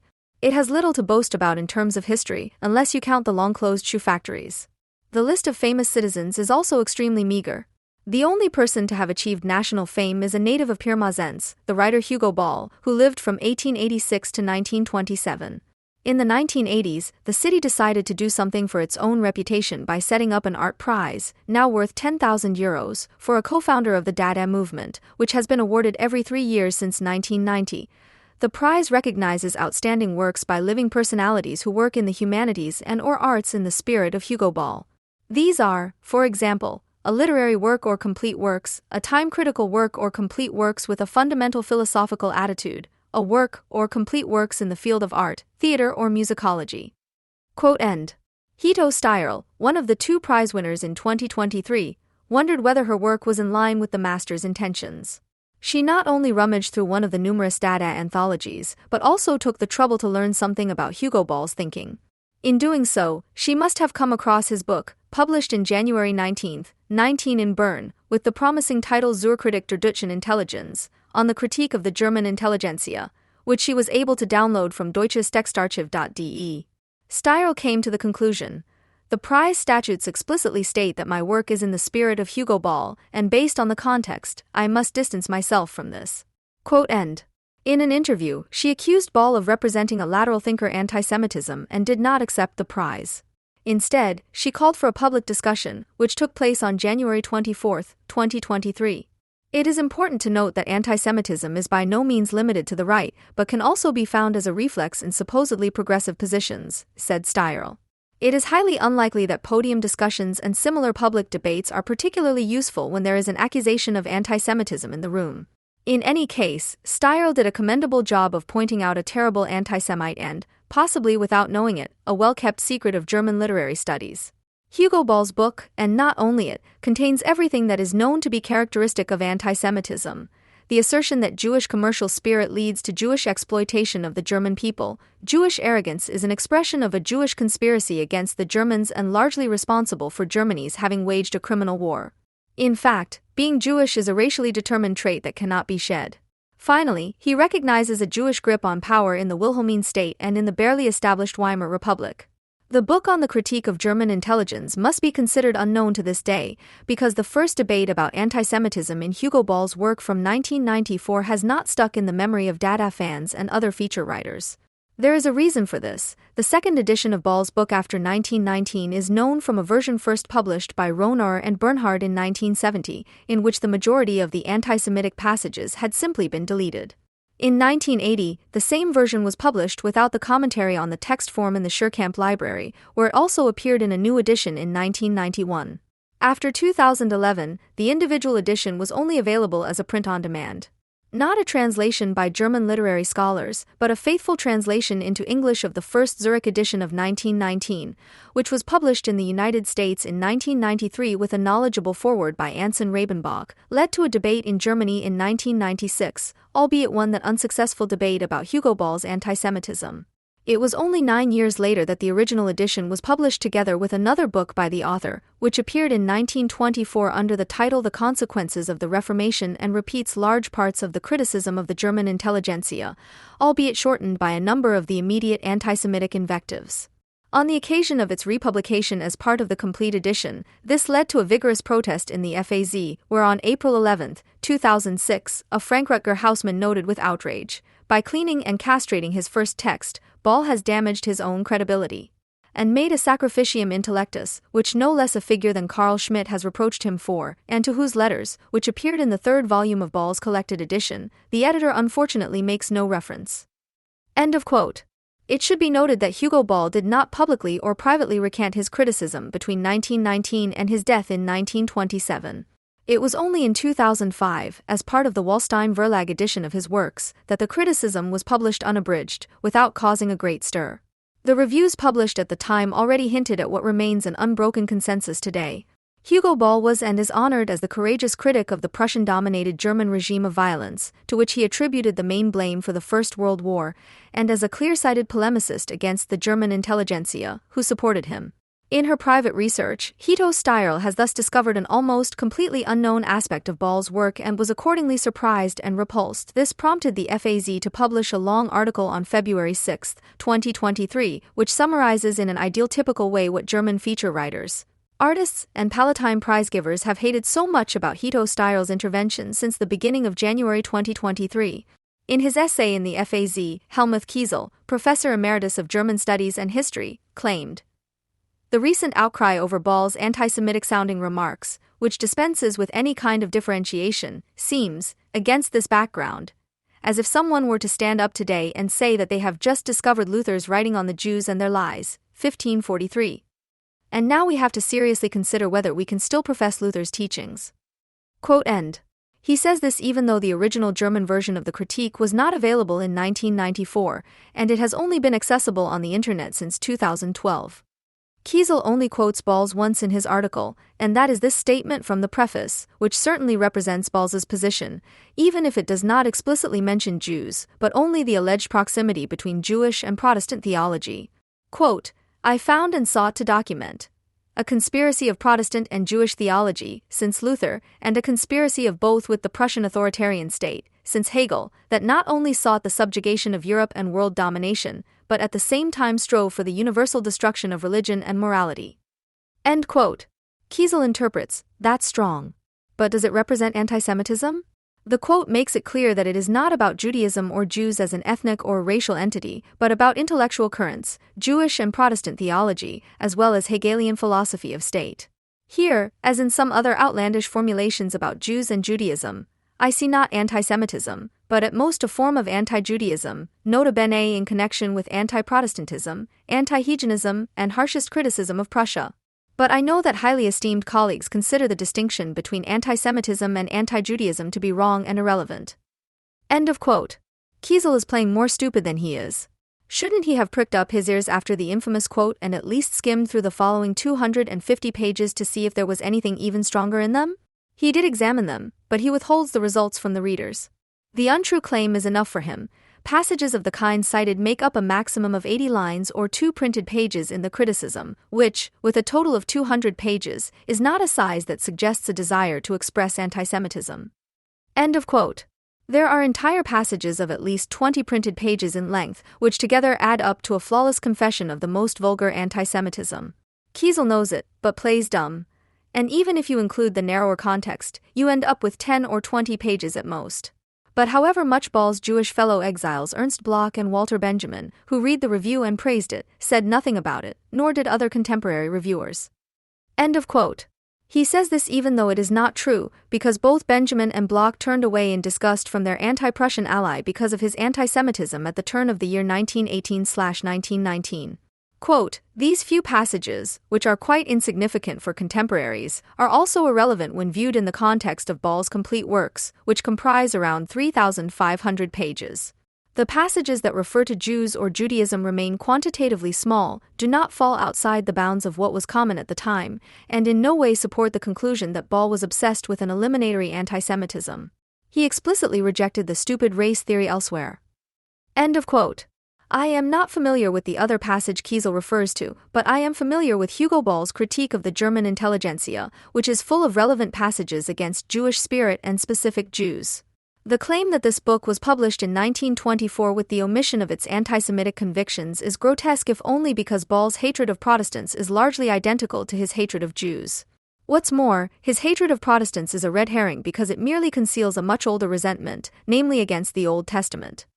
It is also incomprehensible how the publishers of the original edition, which was supposedly cleaned of anti-Semitic passages by Rohner and Bernhard and then Schurkamp, could have manipulated the book in such a way that it was free of anti-Semitism. Everything suggests that Ball's book, after its rediscovery, was so appreciated by the rebellious cultural critics and Dada fans who read it with such pleasure, also because of its anti-Semitic implications. We should not forget that in 1970, anti-Semitism was once again in vogue among critical minds. But enough of the allegations. If it is true, as Hito Steyr suggests, that Hugo Ball had anti-Semitic ideas, then it is up to her to prove it. Because from 1996 until today, exculpatory interpretations of a text that was initially almost completely inaccessible and, from 2005, first German publication of the original version, nevertheless unknown, have been passed around, which manage almost entirely without quotations. This should now be made up for. Ball's core thesis is, Luther and the Germans decided in favor of the Bible and thus for Jewish tradition. This meant endless darkness, a poisoning with theology for the whole nation. End of quote. Despite all his anger against Luther, Ball does not even mention Luther's anti-Semitic confessions. Helmuth Kiesel's work is sufficient with this quote from Christian anti-Judaism, as if it were based on the rejection of the Old Testament as unchristian and not almost exclusively on deicide and the desecration of the host. In the background, Ball, and by no means only he, is influenced by a much more recent prejudice against the message of Jesus Christ, which is said to have been falsified in the New Testament and who is said to have actually been a kind of anarchist revolutionary. As a falsifier and traitor of the great cause, the Apostle Paul is traditionally presented by critical Christians and other seekers of the heat flow of history who has significantly founded Christian theology, as Hugo Ball has done. Paul also seems to have introduced the peace of reconciliation between the Old and New Testaments, between a judging God and his rebellious Son, by reconciling the irreconcilable and subjecting the rebellious Christian, crucified by the oppressor, to the old Jewish God. End of quote. What is presented in theological terms is developed in the course of the book into a question of fate and survival. Quote, but those who hold the opposite view, that the meaning of this existence is not the exploitation of the world, but the welfare, freedom, and independence of individuals, will not have too much expectation of a Prussianized Europe under Jewish directive, but will pose the alternative, Christ or Jehovah. End of quote. Luther then goes on to criticize metaphysics, particularly Hegel, whom Ball apparently only knows from the lecture notes, which were published after his death as Philosophy of History. This is a book that is both submissive and chauvinistic towards Prussianism and which has founded a very unhealthy cult of Hegel. Against the Wilhelminian era, Ball writes courageously, this state of idols and popans, which represents the centralization of all the forces of a great, hard-working people and its murderous allies, this state, which the negligent optimism or ambition of its responsible intellectuals helped to found, and which knew how to absorb or neutralize any opposition. This state, which emerged from a pietistic, coercive militarism and a despotic prison, not only of its own nation, but also of the world, and which set itself up as a moral judge and law, while it itself broke international law and neutrality, imposed war, and stole countries. This state must be judged and overthrown if there are to be guarantees for the reconstruction of humanity, for a world republic, for peace work for the good of the affected peoples. End of quote. But what about the intellectual giants responsible? Ball only speaks in passing of the German poets in 1914 and the years that followed, and their blood-drenched, rhyming calls for murder, or the cartel of professors and scientists that joined in the same chorus. His hatred of Hegel, and to a lesser extent of Kant and the Protestant parsonages from which a significant part of the German intelligentsia originated, leads him straight to three representatives of the German intelligentsia who at least did not come from parsonages: Karl Marx, Hermann Cohen, and Walter Rathenau. Ball's relationship with Marx will be discussed later. He was displeased by the Neo-Kantian Cohen's 1842–1918, 1915 pamphlet Germanness and Judaism, with fundamental considerations about the state and internationalism. In it, Cohen desperately tried to prove that Judaism and Germanness are inextricably intertwined and subscribed to German war logic and its jingoistic phraseology that claims to benefit humanity. Hugo Ball used this thoroughly opportunistic declaration of allegiance to belligerent Germanness, partly quoting and partly taking up its argument against the Jewish philosopher throughout an entire book for his anti-Prussian polemic. He knows, Hermann Cohen, the recently deceased champion of German Jewry, has demonstrated the connections that have linked the Jewish spirit with the German spirit since Luther's translation of the Old Testament and Moses Mendelssohn's ritual reform. End of quote. It should have occurred to him that this was written by a man at the end of his tether and not by a universally esteemed representative of Prussian Germany who wanted to make a rotten compromise to protect hundreds of thousands of people at the end of their tether, and in whose realization he obviously did not believe himself. But what unsettles the impartial seems to have given Hugo Ball a sense of satisfaction. On page 38 of his booklet, Cohen writes, "We do not want to make any specific demands here about how the conditions of national unanimity will permeate social life, a complicated question. But for the great national educational institution of the universities, it should be an absolute obligation, out of decency and national honor, that the exclusion of Jewish German students from student corporations and associations should simply disappear as contrary to good manners. It also goes against the respect owed to the Jewish professor. Those who do not consider me worthy of their academic community should also avoid my lectures and spurn my teachings. The demand is therefore addressed just as urgently to the academic authorities as to the students, with their academic freedom." End of quote. Against Rathenau, who was an efficient and convinced official of the war economy and at the same time a not very pleasant writer of state fetishistic and pseudo-socialist edification books, Ball objects quite understandably. Leave aside the transcendent ethical evaluation when you organize raw materials for a robber state and don't speak of intelligible freedom when you trade in stocks. End of quote. Elsewhere, he accuses Rathenau of rolling over subtle ballast, feigning thoughts where there is little or nothing to say, and concealing attitudes behind sweetly rich prolixity. End of quote. Ball's anger was directed against the Jewish philosopher Cohen and the Jewish industrialist Rathenau, and not, for example, against the then much-praised philosopher Wilhelm Wundt, 1832–1920, who had signed the Declaration of the University Teachers of the German Reich in 1914 and who attracted attention through his own chauvinistic declarations. Or, although it would have been obvious, against Gustav Krupp von Bohlen und Halbach, whose arms empire H. G. Wells described shortly before the outbreak of the war. At the very heart of this disaster, which eventually erupted into a global catastrophe, sits Kruppism, this dirty, powerful trade in the tools of death. End quote. Hugo Ball said, seemingly only directed against Wilhelm II and his supporters, but in reality against the Jewish string pullers behind them. All shady and cynical elements of the world, all secret big speculators and obscurantists, together with the Jesuitical cancer-walking of ecclesiastical court politics, cling to the Attila pose of their ruler and the saber-rattling of his advisors. Quote end. With this tremendous threat, he continues, this power will and must fall sooner or later, and the task of the responsible intelligentsia will be to prevent a slaughter from then beginning within the unprincipled nation that surpasses all the horrors of war. No single character will be pure and great enough to withstand the destructive power that will then rage in his own country as it raged in a foreign country. No individual, regardless of their physical and moral strength and powerful constitution, will be able to cope with the tasks and the jubilation that will then shake the world anew. But all this is inevitable if human existence on this earth is not to become a laughingstock for animals. End of quote. Anyone who thinks that Ball is only talking about the looming civil war against shady and cynical elements and is even warning against it should read on.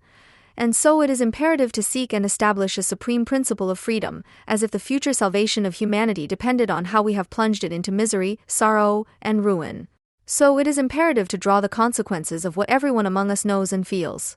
So it is up to us, within our nation and trusting in the guarantees that a redeemed world will not refuse, to make the great distinction between the bestial sadists who are at work to corrupt us and the superhuman suffering of those who, deceived and betrayed, have been defending the honor of the nation for 4 years now.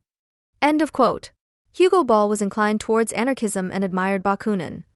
He characterized the emergence of the Social Democratic Party in a way that was also in line with Bakunin's thinking. By Karl Marx's success in combining the Jewish International with the Socialist International and placing German Jewish Messianism at the head of both internationals, by Lassalle's simultaneously fettering the proletariat to Prussianness, the dictatorship of German Jewry, the world domination of the Jewish Junker was ideationally secured. All that was needed was the World War to confirm it. Quote end. Of Marx, he reports that he placed the objects of need and use above the religious and the ideal, matter above the spirit. This overestimation of haggling, which appears with the claim of a philosophy, despite having no place in the realm of ideas, this reversal of all values, is his work. Quote end. To dispel any doubt, he quoted Marx's most prominent victim and identified himself with him as a precaution against possible criticism of his anti-Semitic view of the world. In his writing Aux citoyens rédacteurs du Réveil, 1869, Bakunin raised the question of how far free socialism could correspond to Jewish natures at all. Their history has given them, long before the Christian era, an essentially mercantile and bourgeois orientation, and that is why, when considered as a nation, they prefer to live off the labor of others and have a natural aversion and fear of popular masses, which they otherwise openly or secretly despise. The habit of exploiting others has certainly developed their intelligence excellently, but at the same time it has given them a regrettable tendency towards exclusivity, which contradicts both the interests and instincts of the proletariat. I am well aware that by expressing so frankly my most intimate thoughts about the Jews, I am exposing myself to great dangers. Many people have these thoughts, but few dare to express them openly. The Jewish sect represents a much more formidable force in Europe today than the Catholic and Protestant Jesuits. It rules despotically in trade and finance. It occupies 3/4 of German journalism and a very considerable part of the journalism of other countries. So woe betide anyone who has the misfortune to displease it. Quote end. And suddenly there is Hugo Ball's distancing from anti-Semitism, which Helmuth Kiesel and others have emphasized. These sentences will always be wrongly paraded by anti-Semites. They go way over the top and can only be explained by the implacable war of extermination waged by the German Jewish socialists from 1870, Hess, Durkheim, Marx, in a temporary alliance with Liebknecht and even with Bebel, against Bakunin and the Federalist International. End of quote. Unlike Liebknecht and Bebel, Moses Hess and Karl Marx, as well as the little-known Sigismund Ludwig Durkheim, 1826 to 1885, were Jews. The distinction between perpetrators of extermination and those who, although not of Jewish origin, were temporarily allied with them or even allied with them, points to the difference between seemingly correctable incitement and a hereditary disposition that urgently demands incitement. This is perfectly consequent. Quote, but it must be conceded that the exploitative and mercantile tradition holds the Jewish mind more deeply than he himself is aware of, and not to be underestimated is the general methodology of the Jewish race, in which it is not the achievement of the individual that decides, but the result to which his conspiratorial work often leads only after generations. The individual sacrifices himself for the Jewish idea. The individual can be a revolutionary, he can seemingly betray his race.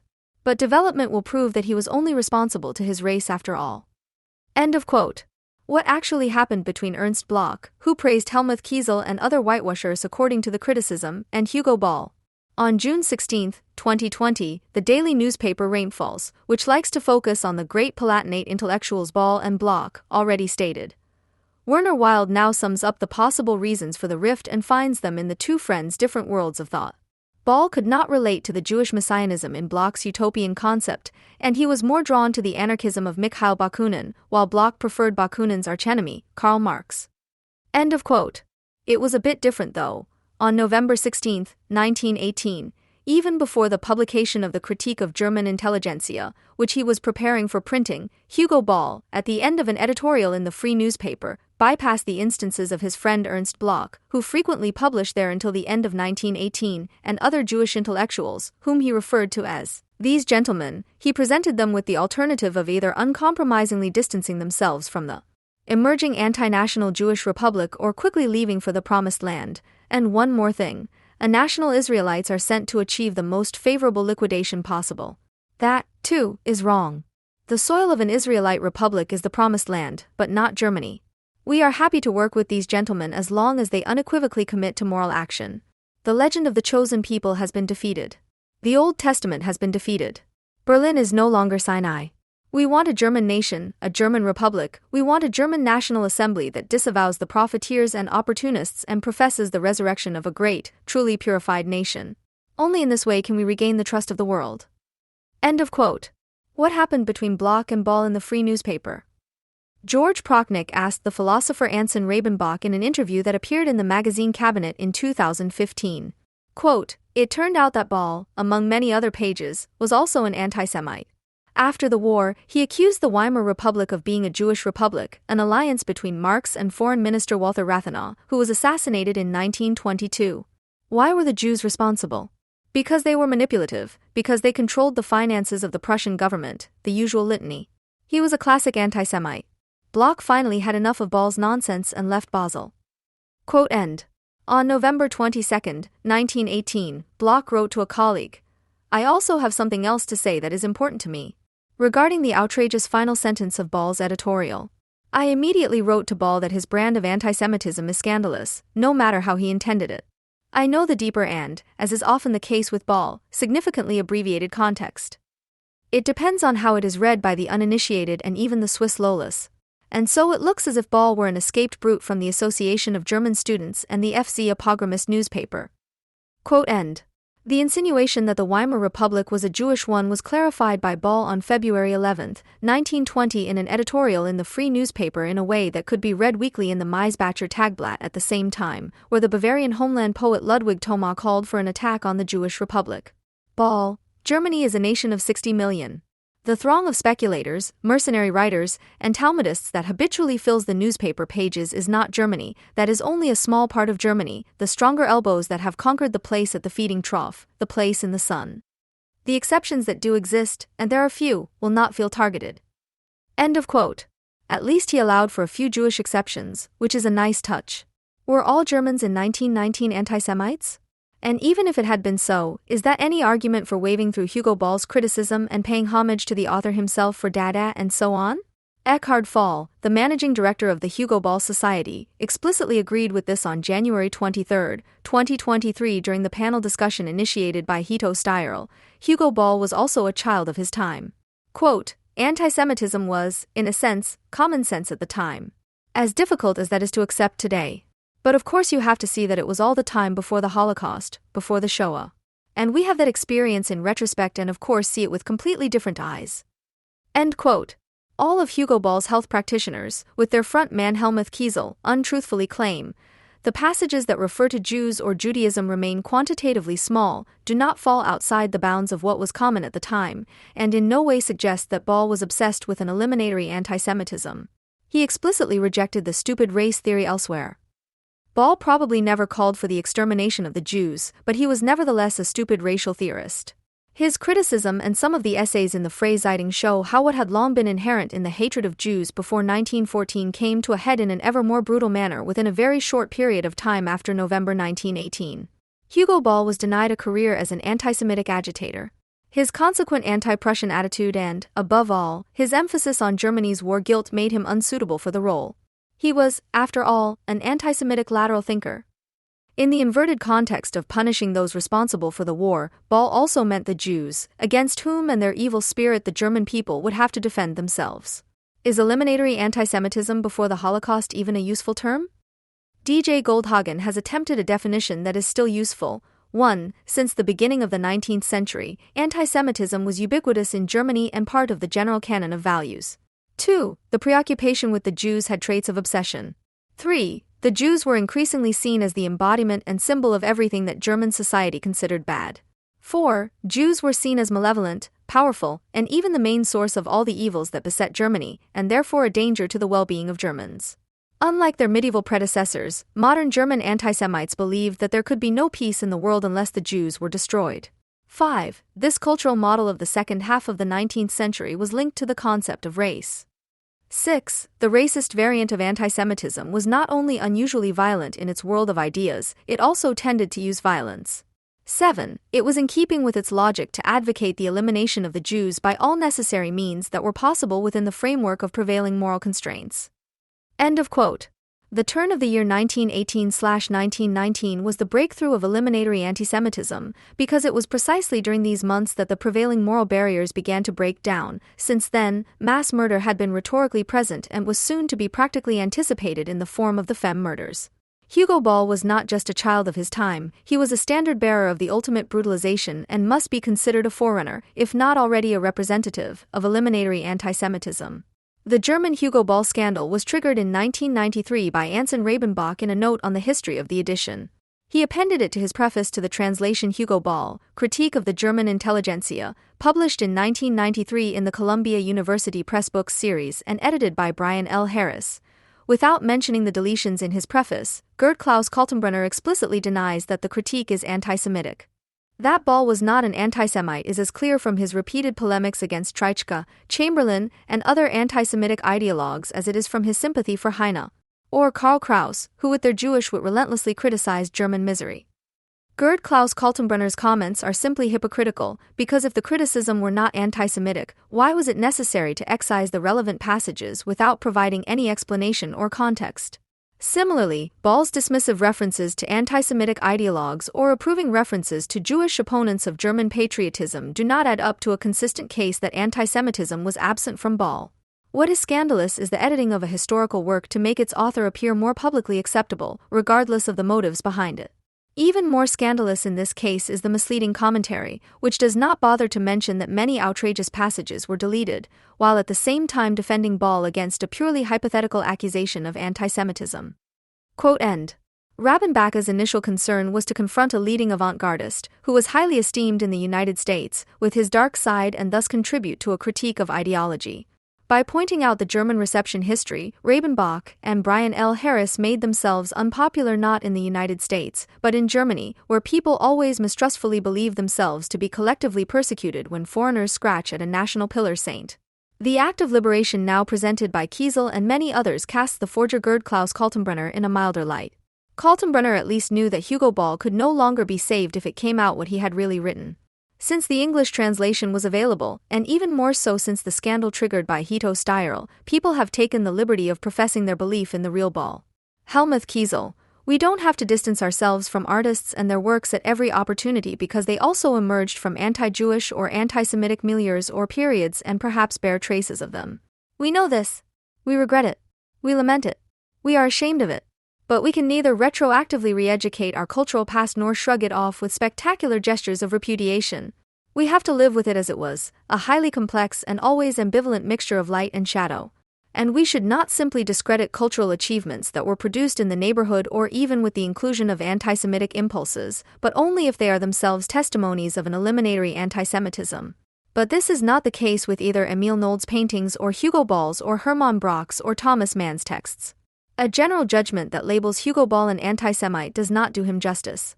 However, his case shows that we can neither retroactively re-educate our cultural past nor shake it off with spectacular gestures of repudiation. End of quote. Nold was an anti-Semite when he painted, so he expressed himself in a language that, if it is genuine, is also free of ideology. In his diary in 1919, Thomas Mann expressed crude anti-Semitism in the face of the Munich Soviet Republic, but it remained in the drawer. There are no anti-Semitic articles by him and nothing of the sort in his work either. To impute an intellectual closeness to Hugo Ball's anti-Semitism to Hermann Brock is only possible for someone who, because of Brock's treatment of the relationship between Judaism and Protestantism in the third volume of Schlafwandler, Sleepwalkers, wants to make the author into one of Ball's Jewish revenants, because he needs the Jewish crown witness for his perfidious argumentation. Whatever our anti-Semitic heritage in the realm of the written word, it can be sifted through, evaluated and, if necessary, discarded. Hugo Ball cannot be saved because he was essentially the author of criticism and related writings. Nobody wants to get rid of his Dada poems, and anyone who wants to can try to save his other poetic works, which no one has succeeded in doing in 100 years. However, prizes should not be awarded in his name. Instead, a clear statement should be made in favor of abolishing the Hugo Ball Prize. Pirmasens could follow the city of Munich's example. The city of Munich had awarded a Ludwig-Thoma medal annually since 1967, but stopped the ceremony in 1990 after it could no longer be denied that dozens of anti-Semitic inflammatory articles published under a pseudonym in the Maisbacher Anzeiger were actually written by him. This does not change the fact that in the midst of his anti-Semitic agitation, he wrote the novel Der Rupp, 1921, which is quite good. The FAZ used to be read with particular scrutiny in radical left-wing circles as the most influential organ of self-understanding of the ruling circles. Long before the tendency had become established, one could see from its assessments, from the leading article to the business section to the feature pages, how the Federal Republic of Germany would decide and why these decisions would speak in favor of or against the interests of the established bourgeoisie. Today, the FAZ also hears the voices of the not-so-established bourgeoisie and takes issue with Hito Steyerl, who falls prey to the verdict of the moralizing slaying criticism of Hugo Ball's work. But it is not only the Hugo Ball case that is meant. Hito Steyerl had already become an object of hatred in the summer of 2022, when she, as an artist, of all people, exposed herself against the freedom of art. Steyerl was the only one of the artists participating in Documenta 15 to withdraw her video installation that was initially set up there. Even if her words remain general. Quote, "She has no confidence in the ability of those responsible for Documenta to convey and translate complexity." This refers to the repeated refusal to enable a sustainable and structurally anchored inclusive debate around the exhibition, as well as to the de facto refusal to accept mediation. Quote, "She is the only artist who, bucking the trend, has not spoken out in favor of more Israel-related antisemitism, but has rejected it, and that as a prominent, even star figure. That was subversive, and she will not be forgiven for it." Quote, Annie Ernaux, Nobel Prize winner for literature. "You could cry with happiness. Francophone literature speaks to the world in a subtle language that is not that of money." Unquote. Jean-Luc Mélenchon wrote this on Twitter on October 6, 2022, thus involuntarily passing a scathing judgment on the literary qualities of his admirer, to whom we owe the enduringly beautiful sentence "Consumption replaced the ideals of 1968. Ernaux is one of the many Nobel Prize winners chosen out of embarrassment. In October 2022, Salman Rushdie was not allowed to receive the prize simply because the Israeli head of government Yair Lapid condemned the assassination attempt on Rushdie on Twitter on August 12, 2022 as an attack on our freedoms and values, and added that the incident was the result of decades of incitement, led by the extremist regime in Tehran. And although Michel Houellebecq was only on the outside as a provocateur and critic of Islam, awarding the prize to another French writer meant that the nation's most prominent novelist was deliberately passed over, even though he had been awarded the Prix Goncourt in 2010, a move that was met with gritted teeth even in his home country. In the midst of the biggest wave of protests in Iran, which centered on the liberation of women, and just a few weeks after an assassination attempt on Houellebecq and especially Rushdie that was inspired by an Iranian revolutionary leader, not to award the prize was a purely political decision made solely for reasons of appeasement with Islam. Unimpressed by this, the journalist Sandra Cagle, representing the entire cultural establishment, commented in the FAZ that it was a small surprise that Stockholm explicitly did not want to be carried away by an obvious intervention based on political topicality. The compromise solution of Annie Ernaux is not the award for an unjustly unrecognized poet, but for a star of Francophone literature, whose agents were not above broadcasting the silly home and vacation movies of the Ernaux family from the 1970s on Arte, complete with profound commentary. For several years, their political engagement has also been part of the grand literary allure. Ernaux is a staunch defender of left-wing hatred of Israel, firmly supports the BDS movement, called with more than 100 other French artists in 2019 for a boycott of the Eurovision Song Contest in Tel Aviv, and has again joined others in calling for France to end cultural cooperation with Israel. Because it is a moral obligation for every person of conscience to reject the normalization of relations with the State of Israel, she has repeatedly called Israel an apartheid state and called for the pardon of Lebanese terrorist George Abdullah. In 1982, in Paris, he murdered an employee of the American military attaché and later an Israeli diplomat, and to this day he stands by his actions. In the text in question, the victims are described as members of Mossad and CIA. But her ugly daily political interventions against Israel are not a sufficient argument against the quality of her books, but rather initially only in favor of the fact that Ernaux should not have been awarded the Nobel Prize in Literature. After all, Alfred Nobel had decreed that the prize should go to the person who had created the best in an idealistic direction. So you have to make an effort to read her books, which was impossible for 6 weeks after the Nobel Prize decision was announced in Germany because the last copies were immediately out of print. And judging by the stereotypical praise, it seems that no one has made the effort to do so since the reprints came out in November. But this assumption is wrong. For years, Annie Ernaux's books have been read not only by experts as something they were willing to recognize in them. Which is why, quite rightly, those who have never picked up one of her books must also be counted among the readers, but who, along with the Nobel Prize Committee, know that her work is characterized by the courage and clinical acumen with which she uncovers the roots, alienation, and collective constraints of personal memories. The exclusively positive reactions to the Nobel Prize Award in Germany read similarly enigmatically. On December 12, 2022, the NDR summarized, "The dissecting the archaeologist in her own cause, the ethnologist of herself, the indomitable, the proud feminist, is how the feature pages describe the Nobel Prize winner in literature Annie Ernaux. The Süddeutsche Zeitung uses the hymnic phrase, her way of speaking about herself has changed the world."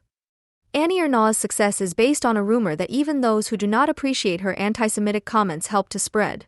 Pascal Bruckner, who has sharply criticized the Israel hater, did not praise her effusively, but acknowledged, "Annie Ernaux is undeniably a good author in the field of small, succinct books."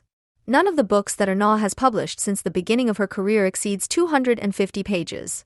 But with each of her works, she manages to touch the hearts of her readers. End of quote. The only thing that is true about the critics' findings is that Annie Ernaux has written exclusively about herself.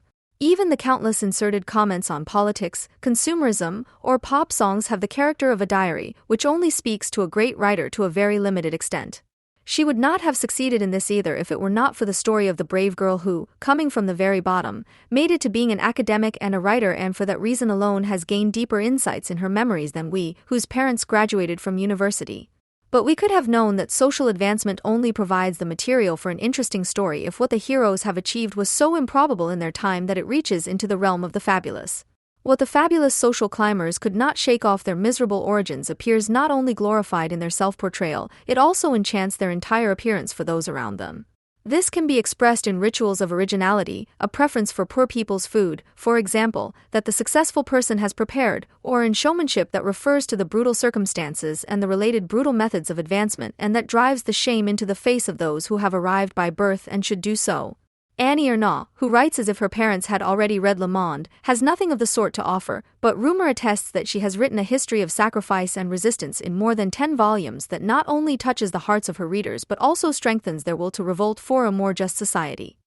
Alphonse Léon Duchesne, 1899–1967, and his wife Blanche Madeleine, 1906–986, only seemingly escaped the fate of their class.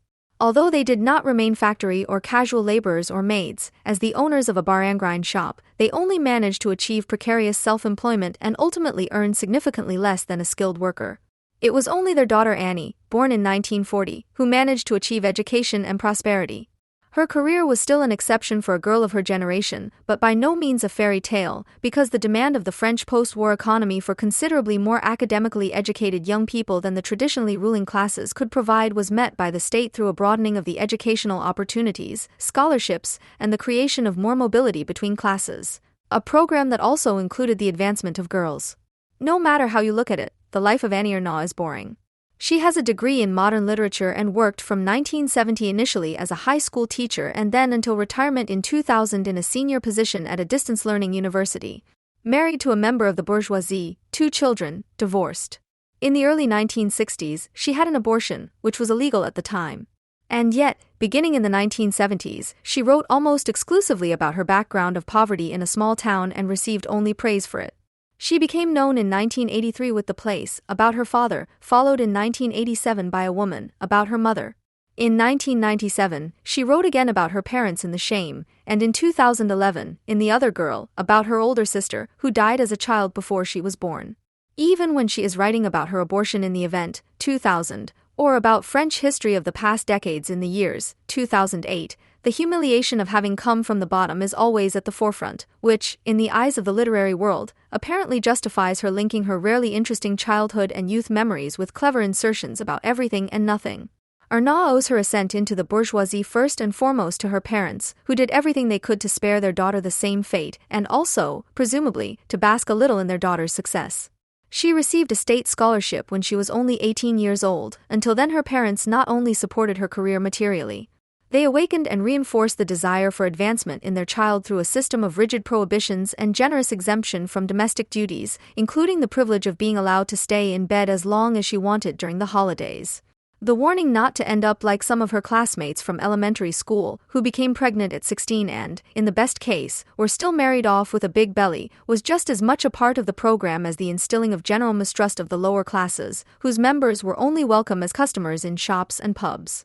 To distinguish oneself in appearance, to strive for higher things, to always look up to those who have arrived, that is how one rises in the world. If you succeed, you fall back on what your parents have never mastered. The adolescent daughter not only notices the considerable poverty of her parents' home compared to that of her classmates, but also its deficits in the accumulation of knowledge and, above all, in manners. The distancing from the lower classes learned at home is eventually directed against one's own home. Alienation is inevitable. Annie Ernaux is one of those social climbers in whom the need for distinction, which is acquired and later expanded into a system through the influence of institutions and members of the higher classes, leads to coldness, which she tries to cover up with sociological phrases. In her early books, she had already robbed her parents of almost all personal characteristics and mercilessly discredited them. As a result, the circumstances in which her parents, as border crossers between the proletariat and the petty bourgeoisie, struggled and she grew up, are also dealt with schematically. She accuses her father, who has been reduced to the mere representative of the class struggle, of betraying his class in all seriousness. The father was, after all, half merchant, half laborer, doomed to solitude and mistrust. He was not a union member. End quote. The voices of adults during the years of her childhood were reminiscent of things one was proud of: the strikes of '36, the Popular Front. Before that, as a laborer, you were worth a damn. End quote. Her father was not part of this chorus. He was just as afraid of the right-wing firecrossers marching through the streets of L as he was of the Reds, who could take away his business. End quote. Of course, Annie Ernaux's contribution to the revolt is not limited to class struggle nostalgia. The year 1936, which she makes mythical, is primarily the materialistic foundation for her lifelong struggle against the longing for the unspeakably beautiful world that would miraculously emerge through an inspired language, as it is found in the by no means inspired, but rather advanced language of the autonomous work of art. The dream of exclusive happiness and the associated desire to break out of the prevailing stupidity and narrow-mindedness appears to her as an illusion deliberately spread by those in power, which she counters with the bleak utopia of a just people's state. Regarding the short-lived reforms implemented after the left-wing coalition's election victory in 1981 under President Mitterrand, she wrote, "The nationalizations, wage increases, reductions in working hours, all the measures that had been thought of as the first steps on the road to a more just society now seem to us only like hollow rituals of a gigantic commemoration of the Popular Front of 1936. Like a cult of bygone ideals that the participants in the ceremony had long since buried." Quote end. The sociologist and Bourdieu student Didier Eribon, who, encouraged by Annie Ernaux, was able to land a bestseller with his Social Rise in 2009, programmatically exclaimed in his Journey to Reims, "Interest in art is a question of education."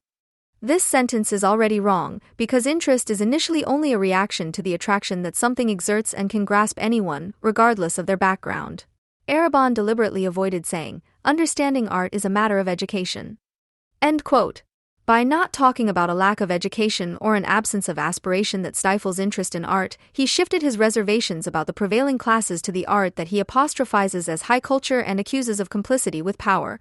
An interest in art is a matter of education. I had to learn it first.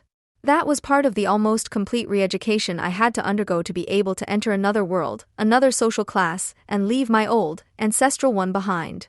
Interest in art or literature always has to do, whether consciously or unconsciously, with enhancing the self by setting oneself apart from those who have no access to such things.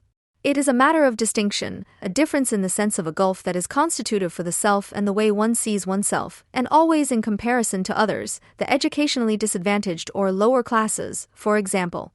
How often in my later life as a cultured person was I able to observe the self-satisfaction that exhibitions, concerts, and operas give many of their visitors? This feeling of superiority, which is as evident in their perpetual discreet smile as it is in their posture, their knowledgeable jargon, their ostentatious sense of well-being. In all these things, the social joy of conforming to cultural conventions and belonging to the privileged circle of those who take pleasure in the fact that they can relate to high culture is expressed. End of quote. Eribon was born in 1953 and could not have had his first experiences with high culture and its friends until the 1960s at the earliest, and probably not until the 1970s, at a time when many young members of the ruling classes were ostentatiously turning away from their parents' preferences. The re-education he had to undergo could only have had very little to do with real or assumed art connoisseurship as a way into the world of the established. In reality, the resentment is directed against high culture and not so much against the caricatured opera-goers, who are all the more annoying the more recently they have risen. Those who still have to hide a father who, although he has risen from being a carpenter to owning several furniture stores, avoids the living room and dining room at home because he prefers the corner bench in the kitchen diner, defend their social reputation against intruders far more intrusively than those who are notaries in the fifth generation, and it is these people that Arabon and, to an even greater extent, Annie Ernaux are concerned with. Even though both turned against a bourgeoisie that was already gradually disappearing in this form during their youth, Ernaux never seems to have come to terms with the fact that, beyond actual knowledge about questions of art and culture, the world of the traditionally established was dominated by manners that were free of the acid sweat of the newcomers, who had nevertheless repelled them far more in their imaginations than in reality. Not all social climbers felt rejected, some because they had no desire to emulate the educated bourgeoisie and cared nothing for its aura, others because they merged with it. Arabon, for example, noted that he had done everything he could to become like these people, to display the same ease in cultural contexts and to give the impression that I had become like them too. End quote. People like Annie Ernaux, who, as outraged citizens, do not want to do away with privileges, but rather with the notion that things could be a little more generous than in their own narrow world, which they want to set up as the only true one, do not have to come from the very bottom at all. Rather, they have trained themselves out of an annoying illusion, which may once have haunted their dreams as well. The art of being able to live in an old house with valuable furniture instead of being in charge of a museum with a bedroom. The unagitated way they deal with questions of real new and old art, which they have not worked for because the concept of work, which always resonates in specialization, was foreign to them, more generally. A courtesy that is not stuffy and yet excludes indiscreet questions just as much as inappropriate interrogations, lent the established French bourgeoisie, from which, for example, Jean-Paul Sartre and Simone de Beauvoir emerged, its discreet charm. Instead of recognizing in this equality, even if based on traditional class rule, that enabled Marcel Proust over 100 years ago to create a completely different form of memory, one that is free of nostalgic comfort and a critique of the ruling lie and yet could not do without the actual wealth and exclusivity, Proust was opposed by people who rationalized their envy of the great poet with hatred of the allegedly pampered creature of luxury. While he joined Proust in the old chorus about social hypocrisy and dishonesty, but like that chorus never explicitly criticized society at its very basis, he nevertheless became a critic of society against his will and therefore all the more authentically. He continued to respect its norms and contents. As a narrator, however, he suspended its system of categories and thus undermined its claim to be self-evident, the illusion that it is nature. Only those immune to recognizing him as a self-indulgent narcissist, which he certainly was, and who feel the unbridled energy of resistance to convention that seems to have shaped every sentence of the Platonist Proust, will truly understand him. Annie Ernaux, on the other hand, has written a veritable anti-Proust, driven by an existentialist emphasis on not belonging and the presumptuous claim that she can do the same as him, and even trump him, precisely because of this. Filled with the blunt intention of exposing Proust as a representative of the exploiters and their privileges and countering him with the realistic, sociologically grounded memories of the people, she had to fail not only with one of her ever-same books, but with her entire oeuvre. She has cultivated exactly what Proust opposed. She has used prejudices and clichés, exclusively the already existing opinion. She affirms the opinion-leading classes, which have been in existence since the 1960s at the latest, and in her retrospective of her childhood and youth she does not get beyond the enumeration of banal externalities, to which she knows only banal meaning to give. These are the memories that are usually shared among friends in the tone of remember? And provoke the inevitable, yes, we have all grown older, or those final insights, according to which we have abandoned our ideals in the consumer frenzy. Quote, society was given a new name, it was now called consumer society. End of quote. About the inaccessible classic she knows, Proust writes something like, our memory lies outside of us, in the damp breath of a rainy day, in the scent of an autumn fireplace, etc. In natural phenomena, then, which underline the permanence of man through their recurrence. End of quote. Such completely ignorant insinuations were needed to give the robust critic of the circumstances the opportunity for impertinent retorts. For me, and perhaps for everyone who grew up in my time, memories, on the other hand, are connected with a summer hit, a fashionable belt, ephemeral things, and so they by no means prove my consistency or are an expression of my identity. Rather, they make me feel my fragmentation, my historicity. End of quote. Instead of making this narrowing of memory to products of fashion and, even more, of the culture industry the subject of her reflections, and at least pursuing the question of why and with which textual and musical means a particular summer hit was able to take up and at the same time bury the hopes and desires of the masses, Ernaud elevated her self-consciousness, which even kills off childhood memories, to an inviolable identity. She, who claims to describe the streets of her childhood without any other guideline than precision, is really only concerned with making their social hierarchy legible. Quote, "It almost feels like committing a sacrilege, replacing the delicate topography of memories, made up of impressions, colors, and images, the Villa Edelin, the wisteria, the brambles and champdecourses, with another, one of those harsh strokes that demystify, but whose obvious truth memory cannot refute. In 1952, I only had to see the tall facades behind a patch of lawn and a gravel path to know that the inhabitants were not like us." End of quote. Adorno objected to this purportedly class-conscious sense of reality, saying that Proust is automatically reproached for having fallen prey to the vice he otherwise describes as harmless, while only someone who has idiosyncratically succumbed to a social relationship is able to play its own melody, instead of denying it with the rancor of the excluded. Annie Ernaux's rancor does not allow for tender, even affectionate memories of a possibly beloved father, whom she disqualified with a few harsh strokes as a victim without qualities. Quote, "He loved life in the pub, but maybe he didn't love anything except gardening and building new sheds. And the scent of flowering privet in early summer, the bright barking of dogs in November, the rattling of trains in winter." Quote end. It starts off pseudo-poetically, only to immediately instruct the reader with a very harsh V-effect, because it continues like this. All the things that those in power, those who are in charge, who write in the newspapers, have claimed, these people are happy despite everything. End of quote. Anyone who, for the sake of the threadbare scheme, disenchants the musings of a man who may have been close to nature and who experienced a hint of happiness, believes on the word that she, a real educational overachiever who always completes her workload accurately, has read a Roman à clef about the existentialist seen alongside the dying man. Quote, "I sat at his bedside and tried to read Simone de Beauvoir's Mandarins of Paris. I couldn't concentrate on the reading." End quote. Why? Because she finally realized the brutal irreverence of her actions and closed the book? But of course not. Quote, "On any page of this thick book, my father would no longer be alive." End quote.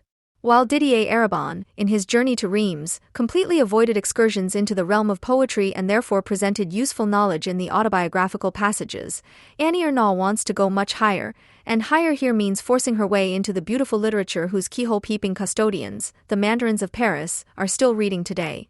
Her literary ambitions met with complete failure, but it was not the educationally deprived parental home that took revenge. Rather, false praise for the literary figure coming from below and, even more so, the general disappearance of distinctions between art and kitsch led to Annie Ernaux's excessive self-esteem. Her bloopers, lame metaphors, and garden-shed poetry are at least realistic. They reflect the kind of language preferred in places where people have had enough of experimental literature and are relieved to exclaim. They discovered the Nouveau Roman authors like Butor, Rob Grillet, Salers, and Seurat, and wanted to get enthusiastic about their books, but found that they didn't offer enough support. End quote. What is supposedly only reflecting the attitude of the student in the early 1960s is also the credo of the 68-year-old writer of the years. Annie Ernaux has followed the slogan "Our benchmark was always authenticity for a lifetime of writing, with terrible consequences." After her abortion, for example, the studious writer reflects on her ordeal in the most embarrassing way. Quote, "In my room, I listened to Bach's St. John Passion. When the solo voice of the evangelist rose to sing in German about the Passion of Christ, it felt as if someone was telling me about my ordeal from October to January in a foreign language. Then the choir started. Where? An immense horizon opened up, the kitchen in the passage cardonet, the probe, and the blood dissolved in the pain of the world and eternal death. I felt redeemed." End of quote. Comparing yourself to Jesus Christ after the procedure and a subsequent 5-day stay in hospital is grotesque enough. But only when you compare the rant with the words of the evangelist in Bach's Passion, it becomes clear that the rededication of high culture to the material store for those struggling for authenticity, concerned writers, and other feature writers has led to the monstrous self-aggrandizement of the members of the new bourgeoisie as the real victims of either the family, the lovers, the colleagues, or the same history. In line with the prevailing pietistic ideology of the time, Bach's contemporaries were called upon to empathize with pain and torture and to look almost lustfully at the place of skull, where after all, it was still Jesus Christ and not Saint Annie who hung on the cross. For what does the evangelist sing? Hasten, you afflicted souls, / come out of your dens of torment, / hasten, to where? To Golgotha. / take the wings of faith / flee. To where? To the hill of crosses, your welfare flourishes there. When Golgotha is invoked to bolster one's own authenticity, Auschwitz is not far away, even if this time the point of reference is not Bach but Erwin Leiser. Quote, the night before the abortion, I went to the movies with some girls from the dormitory and watched Mein Kampf. I was very agitated and thought the whole time about what I would do the next day. Nevertheless, the film gave me some insight. The pain I would inflict on myself was nothing compared to what people had experienced in the death camps. This thought gave me courage and strengthened me. End of quote. What kind of readers, and probably mostly female readers, would allow themselves to be influenced by this, and what kind of reviewers, who praise the book to the skies? In any case, people who don't care about anything, as long as the trivial message is right. About her father, Ernaud writes, he rode his bicycle to school with me. A ferryman between two shores. End of quote. We already know that they wanted to murmur something about two worlds. Here the uneducated parental home, there the Catholic educational institution, but she cannot have meant that her father would have taken her across the river of the dead to the entrance of Hades every day. But to have said it just like that, without being exposed to mocking laughter, points to a literary public that no longer has to turn a blind eye to such gross nonsense because it has long since become as blind as its idol. Her mother, who had suspiciously guarded that the teenager did not dress sexily for men and avoided even the mention of sexuality, let alone sex, puts her on a par with real monsters. So I write as neutrally as possible, even if some sentences, hopefully no misfortune happens to you, are anything but neutral for me, in contrast to other, more abstract ones, a rejection of the body and sexuality. For example, quote end. And she doesn't immediately come to speak of the executioners of Christ or the SS men of Auschwitz when she posthumously insults her mother, but there is another way. When I remember these sentences, I am overcome by the same feeling of despondency as when I was 16 and I mistake the woman who has shaped my life the most for African mothers who hold their daughters' arms behind their backs while a circumciser removes the clitoris. End of quote. Such clitoral prose gets under the skin and goes deeper than the will to level any distance that separates one from the real victims of cruel crimes, because no sympathy arises for the indigenous girls, let alone solidarity with those who criticize the conditions that the circumcisers themselves produce. She had discredited her failed competitor for the Nobel Prize long before a Frankfurter Allgemeine Zeitung journalist rejoiced that the Nobel Prize for Ernaud was not an all-too-obvious intervention aligned with political current events. People were looking elsewhere. Khomeini's death sentence against Salman Rushdie, the writer of Indian origin who had allegedly insulted Muhammad in his book, went around the world and stunned us. The Pope continued to ban the use of condoms, also pronouncing countless death sentences, but his victims were anonymous and died with a time lag. Quote end. The Islamic war against female sexuality, which culminates in clitoral circumcision, may only be invoked where the far more moderate sexual taboo of the mother for self-staging as a victim must be scourged as much as possible so that the legend is true. Otherwise, it is important to play off 3 possibly genitally circumcised girls against the writer-colleague hunted by Islamic murderers. Quote, suddenly, 3 girls who insisted on coming to school with headscarves were considered the vanguard of an Islamic fundamentalism that was anti-enlightenment and misogynistic. Finally, one could say and think that the North Africans were more backward than other immigrants. End quote. Enthusiasm for the followers of the religion that has wanted to kill Salman Rushdie for over 30 years also creeps in where it seems to be celebrating only one member of a Catholic murder gang who became a martyr in the fight against a conservative prime minister. Mitterrand no longer spoke of the peuple de gauche, the people of the left. He was still treated with leniency. After all, he was not Margaret Thatcher, who let Bobby Sands die and sent soldiers to the Falkland Islands as cannon fodder. End of quote. As a representative of the ruling lie, she must have intuitively recognized that there has been a Bobby Sands Street in Tehran since 1981. The renaming is the result of an initiative by student activists who originally wanted to fly an Irish flag on the grounds of the British Embassy on Winston Churchill Street. Since they could neither find an Irish flag nor make an adequate version themselves, they came up with the idea of naming Winston Churchill Street after Bobby Sands using homemade cardboard street signs. The authorities took up the idea and officially renamed the street Bobby Sands Street or Babasands St. The British Embassy is still located on this street today, but uses the address of a side street. In the same book, the Jew appears only associatively, as opinions do, but inevitably. A right-wing extremist resurfaced, Jean-Marie Le Pen, and it was remembered that he used to wear a black eye patch, like Moshe Dayan. End of quote.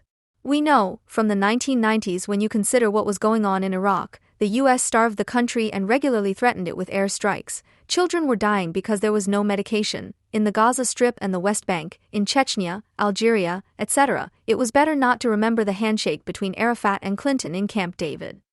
End of quote.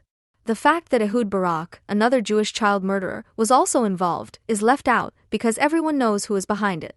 In Die Jar, The Years, the book that is considered her masterpiece, she bluntly expresses what she seemingly only claimed for her generation 11 years earlier in Die Sham, Shame.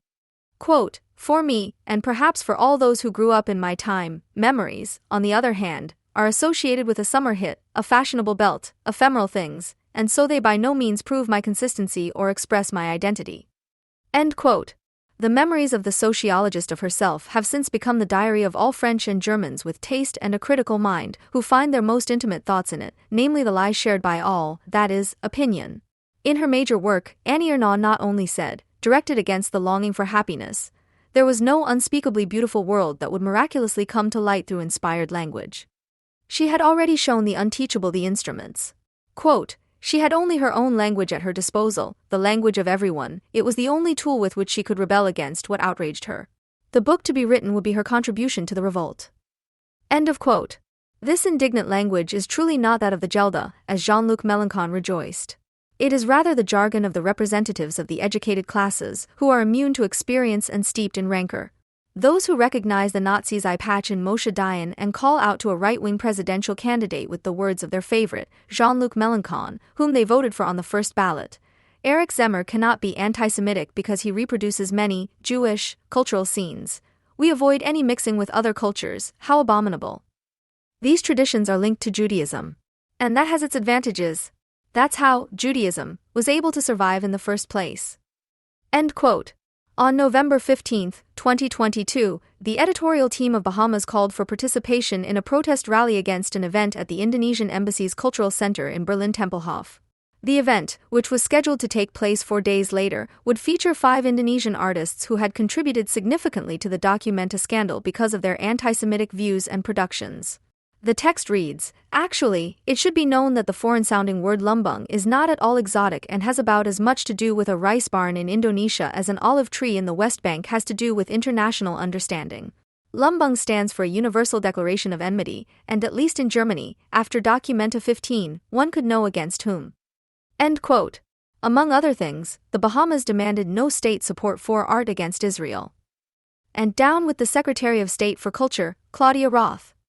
The appeal has also appeared on the Bahamas Facebook page, which has prompted an uninvited guest, Paul, to leave his sent mark where comments are not welcome.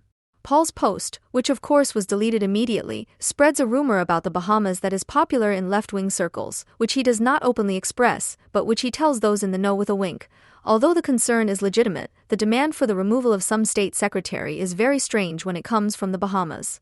In the past, you have shown connections, articulated thoughts, and said something new. It has never or very rarely read like an angry speech at the regulars' table, because good polemics never lose sight of their subject in order to turn into a mere discharge of effect. The magazine reads more and more like that. It is almost symptomatic of how one cannot let go of the Documenta. The topic is given such prominence as if the German and Lumbung anti-Semitism were saying goodbye with Claudia Roth or other exponents of German politics and being done away with in favor of a new activism of anti-German color. People are getting worked up as if the Documenta were a caesura, while at the same time the events are interpreted as a continuity and not a break with history. It almost seems like a symptom. When you have to suppress the big picture around it, then you fixate on daily politics and demand resignations. You take pleasure in the pacification of small frustrations. End quote. The news from the Bahamas is unpleasant because it regularly disturbs existential innovators in the propagation of their concerns and sensitively disturbs their project, which today is called Revolt, Annie Ernaux. Paul speaks of repression when he does not want to talk about anti-Semitism, and flies into a rage when others name connections that range from Kassel to Berlin and Jakarta, or from the friends of engaged art to the feature writers who ride on the coattails of every frill of the culture industry, who in the same fall of 2022 were concerned with waving through an anti-Semitic Nobel Prize winner as a great artist. His objection culminates in the realization that in the Bahamas, the events are interpreted as a continuity and not a break with history. He was obviously talking about different events than the agreement of German artists and cultural politicians to remain loyal to someone who had announced in 2014, "They will pay millions for every drop of blood in Gaza. Palestine shall be free, come rain or shine, and has been the artistic director of the House of World Cultures in Berlin since January 2023, which Claudia Roth explicitly welcomes. Those who are disgusted by campaigns of solidarity with Israel and explicitly recognize events that constitute a break with history think in terms of the rupture of civilization. This is the interpretation of the Holocaust that recognizes in it the total deviation from all social and state conventions that the liberal era stands for. However much the term civilization break may need clarification, since 3 months after Germany's unconditional surrender, an atomic bomb was dropped on Hiroshima. The gas chamber deniers and manipulators of the number of victims have not been the first to work through this term, but rather those who are thoughtful, initially out of concern for Germany's reputation, in order to quickly adopt it for their own purposes, which in turn is intended to enhance Germany's reputation in the world.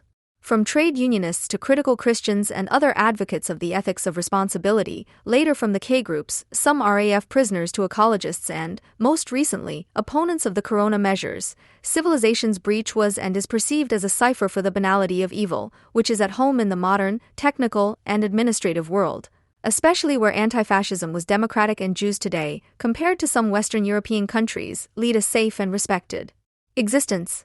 Meanwhile, the research for historical ruptures, which has always been crowned with success, can also do without all too obvious anti-Americanism, which has the advantage that a positivist reason, shrunk to a belief in science, coupled with a parliamentary constitution and the public sphere associated with it, can be identified as banal and evil anywhere and anytime. In an interview in October 2022, Dan Diner explained, "The term Zivilisationsbruch, which I coined, is intended to express something more general, namely that what is at issue here is the destruction of the foundations of reason and also of purposive action. That is the core idea behind what is now called the Holocaust. An act was carried out that stands beyond reason and whose core is mere annihilation. And that, in turn, stands outside all possible forms of human exploitation, including slavery and even colonial exploitation, which all contain the negative energy of utilization. That is what I understand by a rupture with civilization. Something that has never happened before, namely this killing without purpose, so that in the end there was actually only something like destruction for the sake of destruction." To avoid any doubt, the Holocaust was a rupture in German and universal history as a precisely executed atrocity, not only in its magnitude, but also in its intention, which mocked any rational purpose and is unique in human history. The Holocaust was also a rupture with the expectations placed in liberal ideology, liberal historical consciousness, and liberal society. The annihilation of the European Jews was not a rupture with civilization if one does not exclude the mode of production necessary for its constitution. The release of individuals from the bonds of land and tradition has liberated the best that human inventiveness is capable of achieving in art, science, and philosophy without solving the riddle of the uncovered check on which this is based. It is not only the crises that make people dizzy, the suspicion that they would constantly repeat themselves, destroy ever greater values and drag human lives into ruin, already made the state theorists of the 18th century shrink back, who, helpless but not blind to what might come, opposed the idea of large-scale production and envisioned the ideal republican state as one supported by small-scale producers, whose wealth would be based only to a modest extent on wage labor. Civilization is always also the rationalization of a perfectly imaginable final horror, which was present in the nightmares of small and not-so-small businessmen.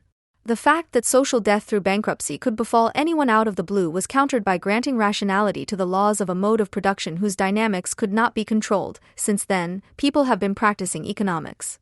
There was no going back to better times, only to actual death, which, in the dying man's embryonic posture, grotesquely depicts the dream of the blissful times of carefree living. Trust in what was built to last disappeared, turning the individual into an appendage of a destiny of which he was then also called upon to be the active hero. Civilization in its state form does not make the free private individual, who exchanges with other free subjects for mutual benefit, its subject, but rather the subject, who has taken on the task of mastering the crises of capital with the means of capital. In the state of capital, there is no impersonal subject that simply dictates its actions to the government staff, and yet forces seem to be at work behind their backs that cannot be unmasked. To undertake it makes the individual, in the search for the authors of his fear, fall back on pathic projection and go out in search of the pest in the house. The executors of the Holocaust followed a logic according to which those discredited as particularly rootless were to be destroyed in an act of self-defense, in order to abolish once and for all the crisis-by-crisis destruction of capital in favor of honest production. But a general tendency and its extreme realization are not the same, just as the citizen, however powerless and prejudiced he may be, does not automatically become an acclaimer and helper. It took specific ideologues and actors who made the destruction of the foundations of reason and purposive action their program for the purpose of exterminating the Jews, while others could choose to go along with it or to resist it.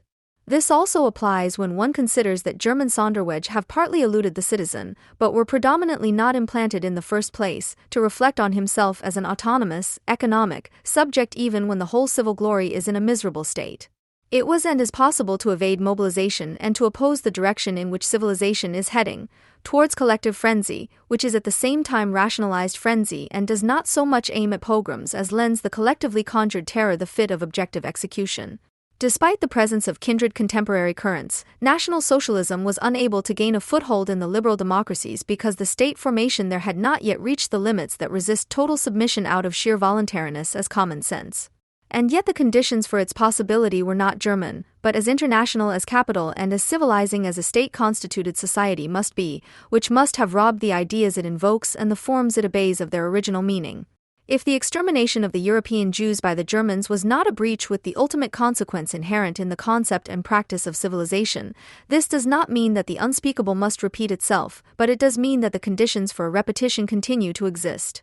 This has been formulated above all, but not only, against those for whom the imperative to do everything to ensure that Auschwitz does not repeat itself has become a confession without consequences, which soon found itself as an integral part of the arsenal of official ideological set pieces, which are dutifully dragged out when Jews are attacked in Germany. They are not asked when acts of murder are committed against Jews in Israel, and certainly not when the Holocaust is generalized as genocide and this is discovered en masse as an outrage against the life, freedom, and identity of indigenous peoples, inspired by Western rule and ideology. One thing must be said for the speechwriters of German politicians. They, unlike Paul, cannot escape the trap of repression and do not claim a break with German history without mentioning the Holocaust. They still talk about Jews. I use the term break with civilization in a more precise form because I am convinced that it is possible to resist the repetition of Auschwitz, and, seemingly paradoxically, by insisting on what civilization has produced against its general tendency. The point of reference is not some kind of heritage of humanism, which, well considered and taught, could immunize the individual against barbarism, but rather, initially, only the possibility for self-reflection, which is also present in the post-liberal state and is based on the recognition of the split from any proclaimed universality or, even worse, community. This also means that, however unsteadily many of its functionaries and ideologues may shake its foundations, this state provides the framework for independent reflection. Even when directed against itself, the difference between China and the Federal Republic of Germany, for example, is not one of degree.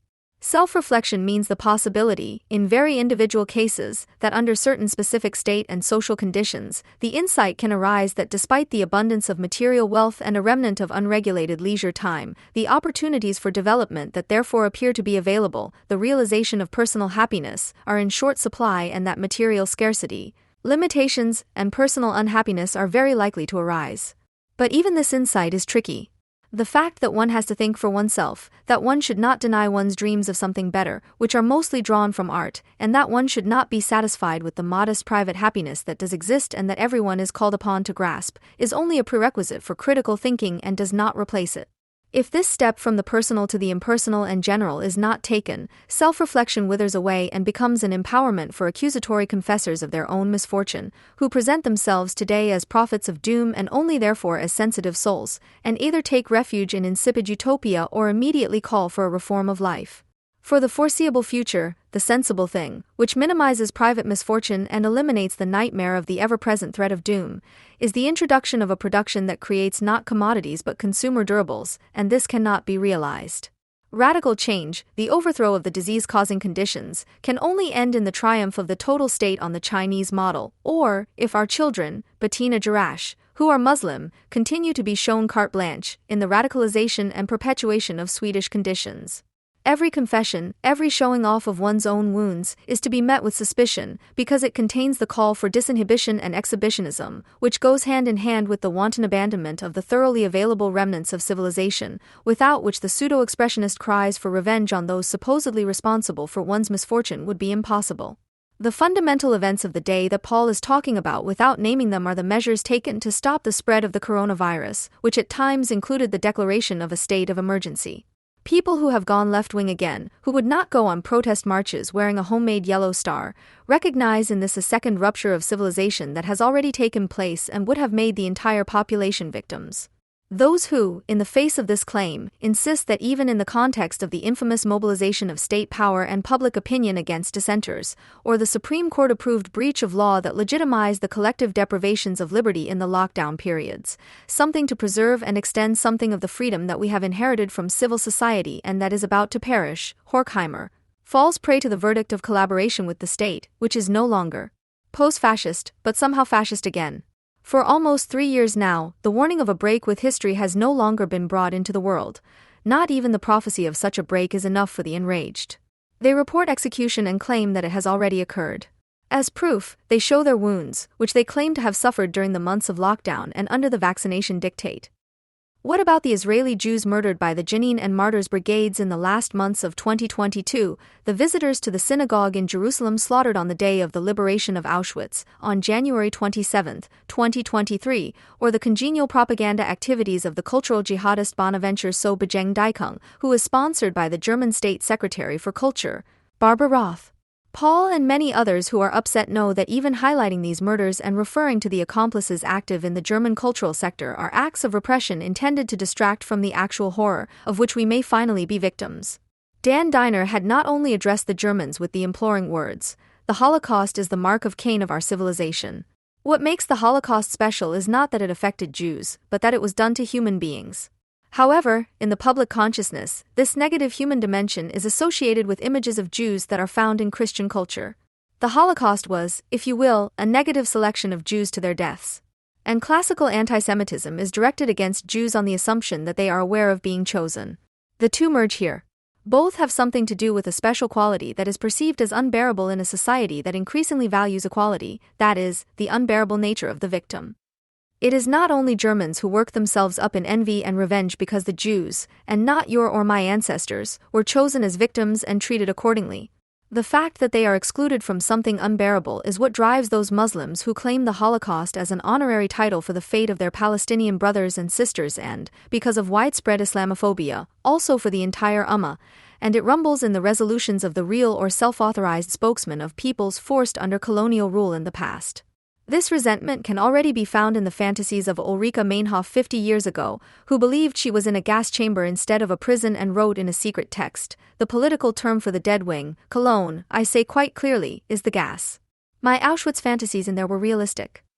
And is currently being taken up by agitated people who have gone back to the left and their numerous admirers, who blather on in the brochure The Pathogen No. 2, published in the summer of 2022, by those injected to death and did not mean the murder of thousands of Jews by phenol injections in Auschwitz, but the victims of German doctors in the vaccination centers of the Federal Republic of Germany in 2021.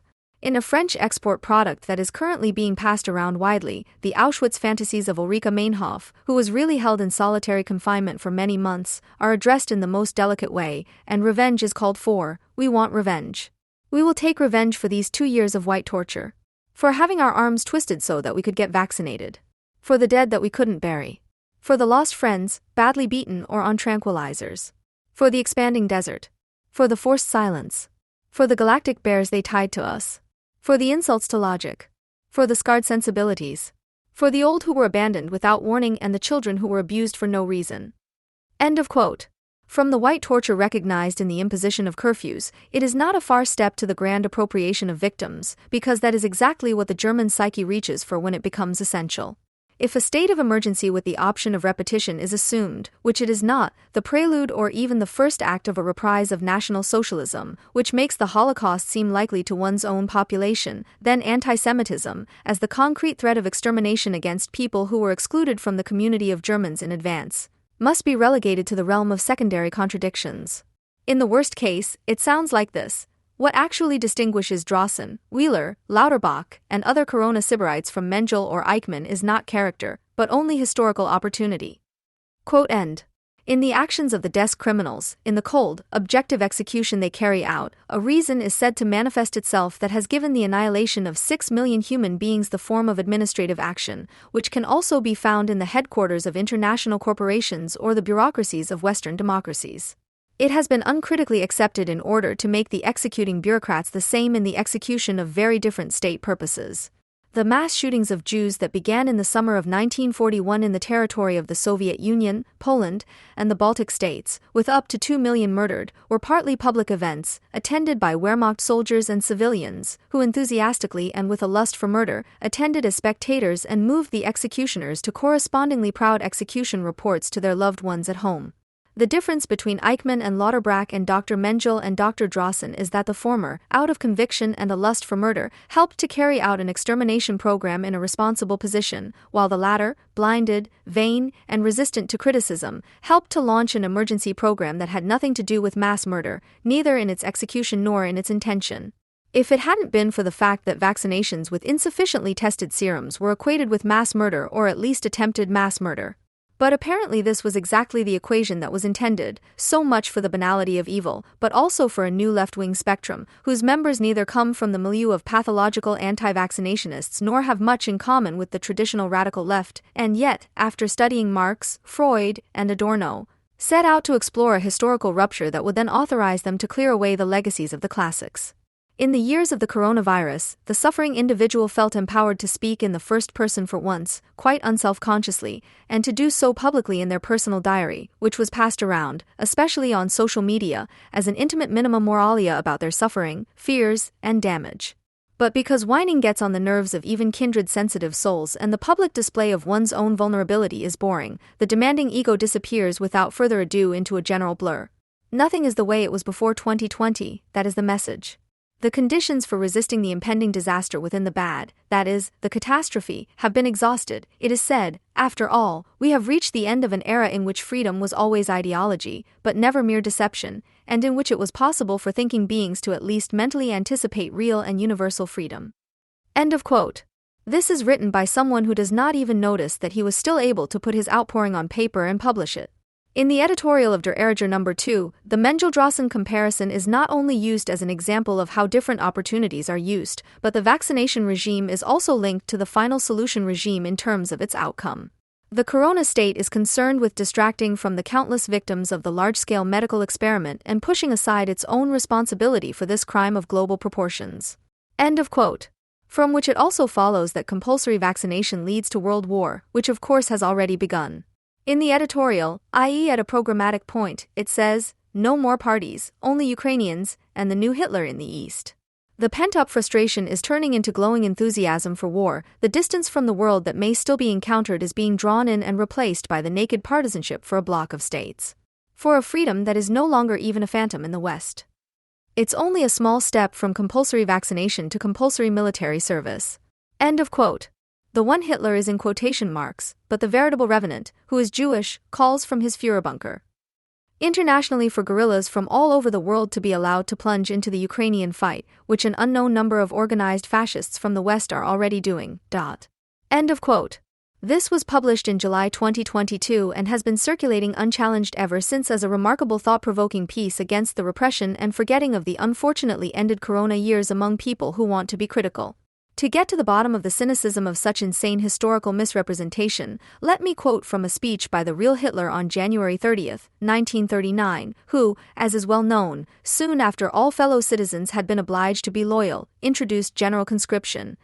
If international Jewish financial jury inside and outside Europe should succeed in plunging the nations into another world war, then the result would not be the Bolshevization of the earth and thus the victory of Judaism, but the destruction of the Jewish race in Europe. End of quote. Such soliloquies not only lead to fascism analogies, but, because they are presented in Germany, necessarily to a national concretization, the analogy with National Socialism. The accusation of fascism has been most loudly, if by no means as effectively as hoped, used by the state, its media pack and the Antifa. In November 2021, the outgoing governing Mayor Müller of the SPD had shouted at an AfD member of parliament, "You are trying to build a scarecrow here. That we are bullying the poor unvaccinated, excluding them. Yes, that may be the case for your clientele, for whom you spoke here. It is no longer acceptable for a minority to permanently dominate a majority and endanger their health." Quote end. Just 3 months before the nightmare was over, he confirmed what the AfD accused him of. He was wholeheartedly prepared to harass his opponents in the name of the majority and exclude them from social life, and he did everything in his power to do so. No freedom for the enemies of freedom, that's what it means in good Antifa German. While Müller still wanted to mobilize democratic Germany against the poor unvaccinated, who, via the AfD, became his Nazi revenants, others were already a decisive step ahead. Müller's Nazi analogy harked back to the years before November 9, 1938. Opponents of left-wing measures have easily overcome the hurdle posed by Kristallnacht, September 1, 1939, and, even more decisively, June 1941, and are quite relaxed about turning victim envy into anti-fascism. In doing so, they have found their place in the now prevailing anti-fascist raison d'etat, because anti-fascists of all stripes have never overcome the difference that German fascism was National Socialist and made a caesura on the Jews and not on its political opponents, that it brought terror of singular magnitude not over humanity or at least the Germans, but over the European Jews. The appropriation of the Holocaust for national purposes is always part of the effort of fascism as the writing on the wall. In a song by Ernst Busch on a text by Yevgeny Yevtushenko from 1967, it says, "In those nights when the flames were raging, and the chimney draft blew through my ashes, I rose as smoke from Dachau's chimneys, and sank down alive into the ground.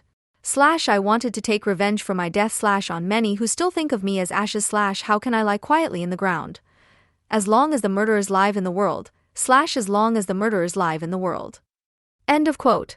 Starting with the demonstrations of summer 2020, it was an absolute must to accuse the Querdenker, at that time they still called themselves that, of anti-Semitism because they transplanted Auschwitz to Dachau with more crude means than the traditional Antifa and presented themselves as victims of fascism. The state Antifa and Mayor Müller had not only implied that those refusing the vaccine were endangering the health of the majority, but others such as the president of the Medical Association, Frank Ulrich Montgomery, or Marie-Agnes Strack-Zimmermann had long been talking about the tyranny of the unvaccinated. However, the accusation of mass murder against opponents of the government line did not include the idea that one could stigmatize the very different opponents of the corona measures as the chosen ones, whom one would have to select for extermination in self-defense. The Nazi analogies of the opponents of the measures, who initially did not come from the radical left, from the schoolgirl who felt like Anne Frank during the lockdown to the presentation of concentration camp armbands and Jewish stars at demonstrations and Sunday walks, point to images of perpetrators modeled on an Eichmann or Mengele, and at the same time serve to portray themselves as the chosen ones of the victims. Those who rejected the planned compulsory vaccination and the compulsory distancing and masking on the streets at the turn of the year 2021-22 contributed to the fact that the law enforcement authorities in particular pushed for a retreat due to the threat of the situation becoming incalculable, which then took place in March 2022 in the German Bundestag as a voting farce in the matter of compulsory vaccination. This does not change the fact that their propagandistic atrocities became more harmless because those with the Jewish armbands and the homemade camp gates with the inscription Arbeit macht frei were not so numerous, and victim envy and anti-Semitism are not the same. The peace demonstrations in eastern Germany in the fall of 2022 have already shown that Thuringian agitators and communist political strategists from Berlin are in agreement. Behind them lies fascism and ahead of them lies the hope for a Nuremberg trial, because the motto is, if not a revolution, then at least punishment for the perpetrators, and for that reason alone, expropriate BioNTech. And Nuremberg 2.0 for politicians, judges, journalists, doctors, scientists, teachers, informers, etc. It can't be done any less. Quote end. Almost everything is wrong, even with the analysis of the radical corona critics. During the corona years, German society has proven to be less incited than was to be feared. Those who did not hold out in their mental Vollküche, a German neologism for a kitchen where people gather to make decisions and plan actions, together with other diehards, could see that after a state of shock that lasted until the fall of 2020, doubts were growing among colleagues, neighbors, and relatives, and once strict supporters of the government's course were voicing their doubts and sometimes even becoming opponents, albeit not publicly. German society has also proved to be more divided than could have been imagined, and the gulf between the supporters and often beneficiaries of the system and those on low incomes and with little education, including many of those employed by the police and public order offices, has deepened. This is one of the reasons why the regime has simply abandoned the set of measures, allowed its emergency laws to expire, and even given up on the compulsory wearing of the stigmatizing masks, which is not to say that they won't be quickly reintroduced when the occasion arises. Public pronouncements have shifted from the guilty as charged rhetoric against any potential murderer of the accused to the realization that one must live with the virus. What has long been recommended and then practiced in many European countries has suddenly befallen Germans, as have the coercive measures since spring 2020. The majority of the population has immunized itself against the constant barrage of propaganda, and yet nothing is as it was before. The reality principle, which post-fascist Germany has also adopted as a basis for its business, according to which state decisions must be based on a minimum of unprejudiced expertise and the media must not make itself the mouthpiece of the rabble-rousers, but must at least allow a modest degree of debate, has been abandoned in favor of unrestrained activism coupled with even more unrestrained propaganda. Faith in rational and transparent governance has been so badly shaken that the disintegration of society into special consciousness monads or corresponding groups continues to spread. Alongside the public and otherwise reputable media, which have unnecessarily offered themselves as propaganda tools, madness is flourishing on the internet, from which everyone now draws the independent information they need to fill in the blanks of their pre-established opinions. The arbitrary and insane behavior exhibited by the crisis-stricken state is being emulated by its citizens. Not only was the coronavirus policy paranoid, but citizens became paranoid, regardless of which camp they turned to. In the good, but unlikely, case, the corona years will be remembered as a warning against state-imposed horrors planned or recommended in the future, and more people will publicly distance themselves than in the years 2020 and beyond. In the worst case, but more likely scenario, people will act as if nothing had happened and continue to muddle through, knowing that the authoritarian grand staging of corona can be stored in the arsenal of politics, propaganda, and repression until the next time it is needed. And the inflationarily used word of permanent mobilization still has its justification. Not so much because people went to the vaccination centers, but because an ever-increasing number of the population has to seek their fortune in the ideological realm, and parcel delivery people or members of cleaning crews cannot outweigh what has to be accommodated in the state sector or in the supplier companies that serve it, or belongs to an economy that depends on the state. The appointment of an ever-increasing number of people to civil service positions, the elevation of subaltern figures such as nurses to saviors and announcers is deeply internalized in the standardization of language and attitude as an expression of the constant availability of the whole person for the propagated state goal. You can recognize them by their tone, and the culture industry, which is often found in the form of cultural manufactories and other startup businesses, sets the tone. The authoritarian participants pride themselves on being sensitive and vulnerable. They are creative and know more than just how to light candles of condolence. They not only love the quiet tones in films that get under your skin, they can also be different and go along enthusiastically with a climate-related "how dare you." Above all, they are the parents, siblings, fellow students, and colleagues of those who are currently taking a stand against civilization because of corona. Apparently, they are against the state-affiliated milieu, which is all too easily identified with the Green Party. In reality, however, the new radicals are using the Greens' methods to break with a tradition that became too difficult for them long before they came on the scene. As if it were not their own ancestors who, beginning in the 1970s, broke free as the declared New Left from the impositions that studying all critical theory entails, as do the difficulties of listening to Luigi Nono's music, written with revolutionary intent, today. Even when it is not about some kind of hit that people are constantly recommending to each other, the easy tone is sought, especially when it comes to catastrophes. It is supposed to be poetic and ultimately shape the song about ourselves. This is not new among leftists, nor is it new that the rhetoric, which pushes for escalation and cannot let go of the rupture, sweeps away everything the members of the Frankfurt Institute for Social Research, who had returned from exile, stood for and were already met with hostility by the agitated from 1967 onwards. Quote, not wanting to save or defend. Not the private happiness, which does not exist and, last but not least, the West. The pure intention of wanting to preserve is basically in agreement with the circumstances and makes one forget that they continue to push towards disaster, unperturbed by any lamentation. Calmer, bourgeois times that allowed for luxurious criticism will not return. End quote. They seek to connect with moldy German ideology, which includes the revival experiences on Monte Verita, first felt around 1900, as well as the healthy mixture of feeling and hardness of German autonomists of the early 1980s. As with the life reformers of all generations, self-awareness is back in fashion. Today, one must no longer just strive to criticize, but to live it, no longer just to draw conclusions, but to realize them. It is about the practical experience of negation. Exhibitionism as a weapon. Quote end. At the end, in the style of a RAF declaration, it is hammered, trust your own senses. Perceive the catastrophe that surrounds us. The attitude demands a linguistic upgrade. Shout it out, what has happened to you, and learn to be sensitive. Take the historical rupture, the claimed end of personal freedom in the post-liberal state, as self-empowerment. Radical rhetoric handed down becomes compulsory, the language of the feuilleton replaces criticism. Consequently, the oldest shopkeeper is putting the freshest products on the table, bringing tears of emotion to the eyes of old environmentalists and giving young climate activists their steely gaze, a sense of being chosen and community. What holds us together is the clarity of shared perceptions and the determination to take note of them. The aim is to help prepare a new beginning, which must assume that we will again talk about the same thing in a common spirit, in the certainty that today more than ever it is necessary to fundamentally change the world and life and to free ourselves from the spectator role.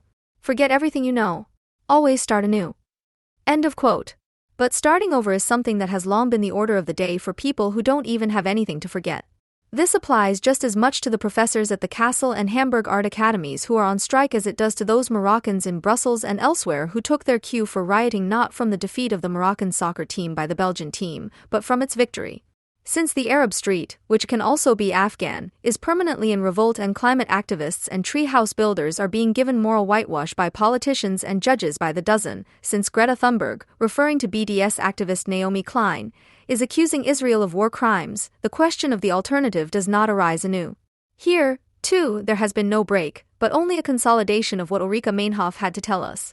The mere flirting with conspiracies, social resistance called uprisings of Russia understanders from Saxony and Thuringia or a protest movement led by a proven anti-Semite in France is self-imposed amnesia.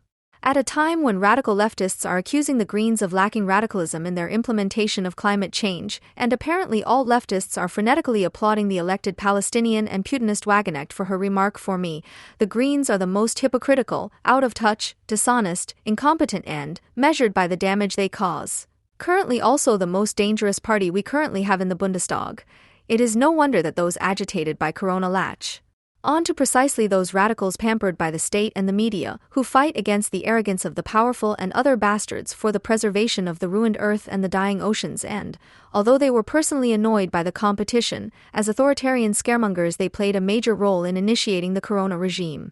The French Revolution of 1789 FF, with its terrible enforcement, would be nothing more than a bloodthirsty and slaughter-filled horror show if it were characterized entirely by the senseless calls for revenge that particularly excited journalists like Jean-Paul Marat and, above all, Jacques-René Hébert excelled at. Today, this is formulated by people who, as the advocates of the revolution, only celebrate themselves, but are received in France not very enthusiastically, but nevertheless in large numbers. As if the language of the pamphlets of the French Revolution were not repulsive enough, today their brutal gestures, accompanied by a Rousseau-trained sensitivity, are mixed with a rhetoric of revenge, adopting only the coarseness of Hébert and transforming Rousseau's language into a Lutzrath sermon. There is something for everyone.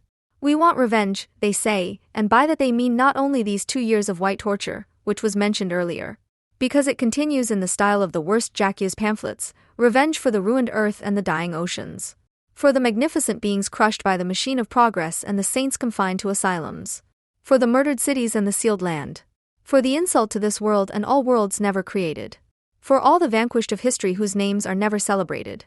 Avenge the arrogance of the powerful and the profound stupidity of the managers, for the certainty that it would be their right to crush the others, for the impudence with which they strive for the continuation of their predatory course, for the fact that they were able to put us in a state of confusion, doubt, and helplessness.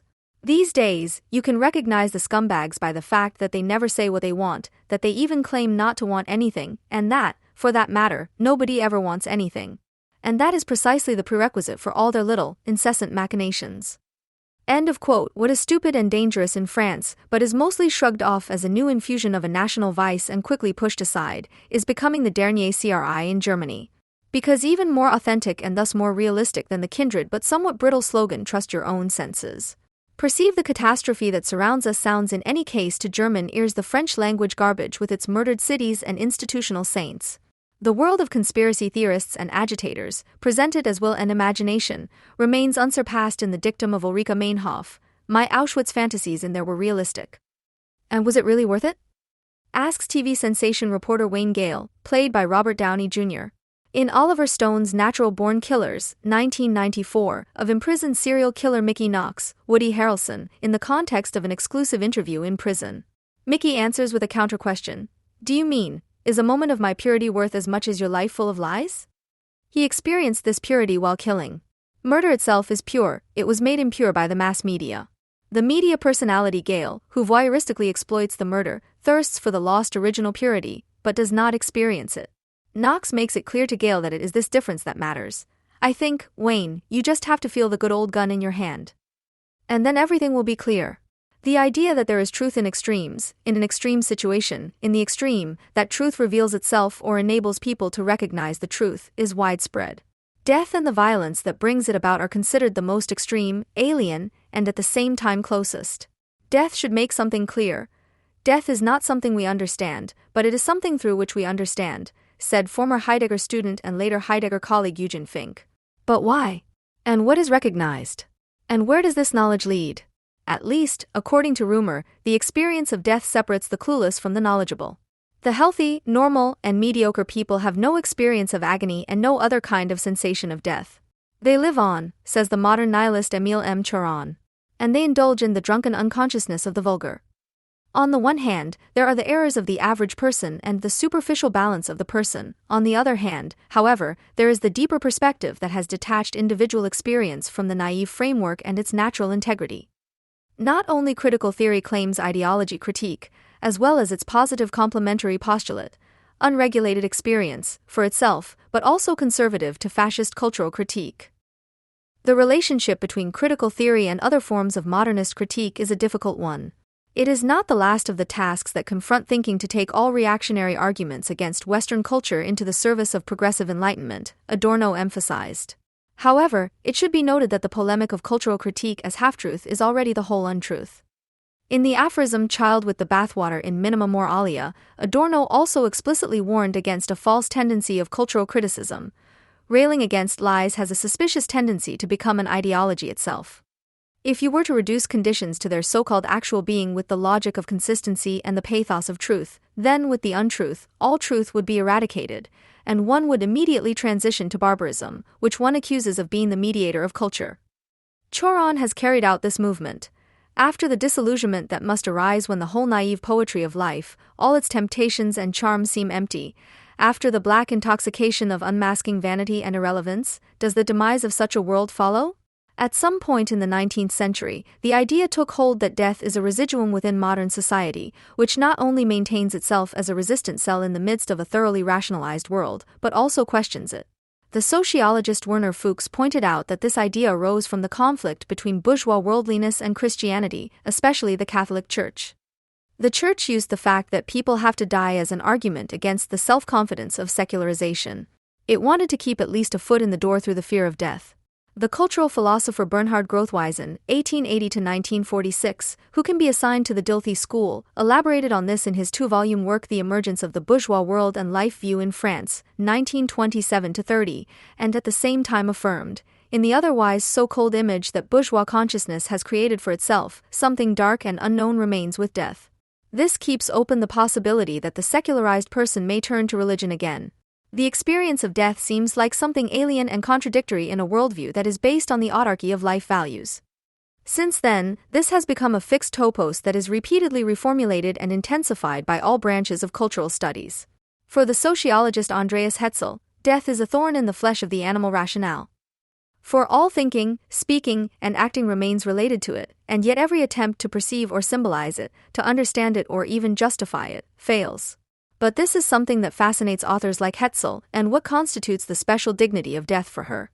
In this therefore always manifests itself a line of resistance, a possibility to withdraw from being reduced to a malleable and managed life.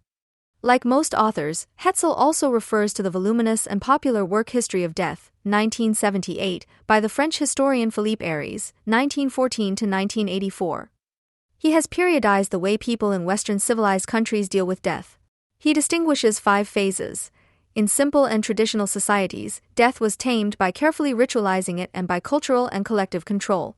In the early Middle Ages, a new kind of self-awareness emerged that changed attitudes towards death. The focus was on the death of the self. Provisions were made for the afterlife and for the approaching death, if possible, for life. The actual death took on immense weight. In the 16th and 17th centuries, death was distant and yet imminent. Under the influence of modernization and rationalization, after the taming of death, its wild and natural forces emerged again. It sows doubt and unrest. It was only here that people really became afraid of death. The 18th and 19th centuries were characterized by an increasing privatization of dying in the bourgeois family. The death of the other was above all the death of a loved one, which greatly shocked a romantic sensibility. In the 20th century, death was hidden, shunted off, and increasingly decidedly repressed into the unconscious. It was no longer a public event that interrupts the course of society. Because it is perceived as ugly, indecent, and unseemly, people feel ashamed of it and therefore consign it to medicalization. Here, death becomes clean. This is further emphasized by the various commercial funeral options on offer, especially in the USA. Ares' cultural diagnosis, especially towards the end of the history of death, is based more on historical intuition than on archive studies, as various critics have pointed out. Death and dying are neither repressed nor made invisible, and new rituals take the place of old ones. The criticism of new forms of dealing with death presupposes an anthropologically constant model of reaction, so that modern forms can only appear as an alienation of an actual behavior. Heidegger's interpretations of everyday modes of being in being and time are far removed from a moralizing critique of everyday existence and from philosophical cultural aspirations. Rather, he pursues a purely ontological intention with them, as Martin Heidegger repeatedly emphasizes. However, it is difficult to read Heidegger differently, since he mobilizes almost the entire vocabulary of the critique of civilization, which despises modernity. And even his apologists have rarely understood him differently. It is precisely this language that makes him so attractive to many. For Heidegger, death is existential. Existential facts encompass the movement of human life between birth and death before and outside of certain sciences. They are the basic features of human life. Heidegger invokes death shortly after the halfway point of being and time, initially as a necessity, in order to remedy a deficiency in his existential analysis that has existed up to this point. In order to illuminate the being of existence in its actuality and wholeness, death must still be added to the analysis. In the core framework of being and time, we find ourselves at the following point with sections 45 through 53. At the beginning, Heidegger posed the fundamental question about the meaning of being, which has been wrongly posed for about 2,500 years, sections 1 through 4. Only existence can clarify the meaning of being, which is why Heidegger turns to its analysis, sections 5 through 11. The essence of existence is being in the world, sections 12e, and its essence is care, sections 39 through 44. The essence of care, however, is temporality, which manifests itself in mortality and finitude. And this is where death comes into play. Its consideration is the central piece of the analytics of existence. For if there were no death, then the difference between actual and inactual existence would no longer apply. Because of these two terms, Heidegger's analysis of death is often read as a description of how a person can become authentic. And there is some evidence for this. In sections 45 through 53, Heidegger presents how existence can be possible as a whole. It is about existence in its actuality and wholeness and about the being whole of this being. The sections read like a critique of reification.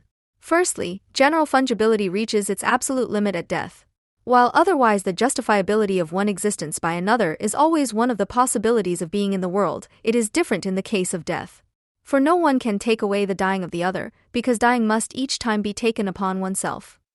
Secondly, Heidegger criticizes the public way of dealing with dying. In the talk, the actually irreplaceable dying is turned into a publicly occurring event that one encounters. The man is also an existential. In the state of the man, every other is like the other. Difference and expressiveness disappear. The familiar critique of mass society shines through.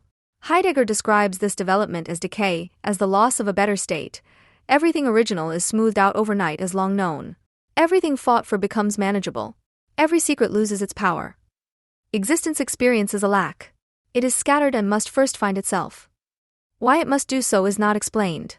The iron dictums and the motif of the ontological imperative belong to Heidegger's ontology. The public belongs to the man. It is insensitive to all differences of level and authenticity. In the public, speech becomes gossip. In contrast to genuine understanding, gossip is the mode of being of the uprooted understanding of existence. Fleeting speech in public does not speak properly about death. By thinking, you die in the end, but for now you remain unaffected, dying is distorted into a publicly occurring event. The covering evasion passes off death as an always already real thing. Like Ares, Heidegger criticizes the fact that the public should not be disturbed and unsettled in its concerned carefreeness. Heidegger describes this decaying evasion of death as an inauthentic being toward death, into which existence can, but does not have to, transfer itself. It has the possibility of relating to death in a different way, by proceeding into the possibility of its death. But just what this mere self-heating of becoming actual is supposed to consist of remains unclear. At the end, however, being, released from the illusions of the I, can be itself as freedom to death. The French writer and philosopher Maurice Blanquat criticizes interpretations that interpret this part of Heidegger's philosophy as a search for authenticity through death, because the term authenticity does not correspond to that of actuality. Joseph Koenig has explored this. Actual is that which is proper to the individual human being. And even more so Gunther Anders, actual is that over which I have power, of which I am the owner. Actuality comes from ownership. This is the other possible interpretation. In Heidegger's view, existence makes death its property. Death and dying are repeatedly reformulated in Heideggerian terminology and thereby reinterpreted. But in terms of existence, death is only an existential being toward death. Death has existence exclusively as an existential being toward death. Death may be the ending of existence, but existence is always already its not yet. Therefore, it is always already its end. Thus, for Heidegger, death is not an ending of existence, but a way of being that takes over existence.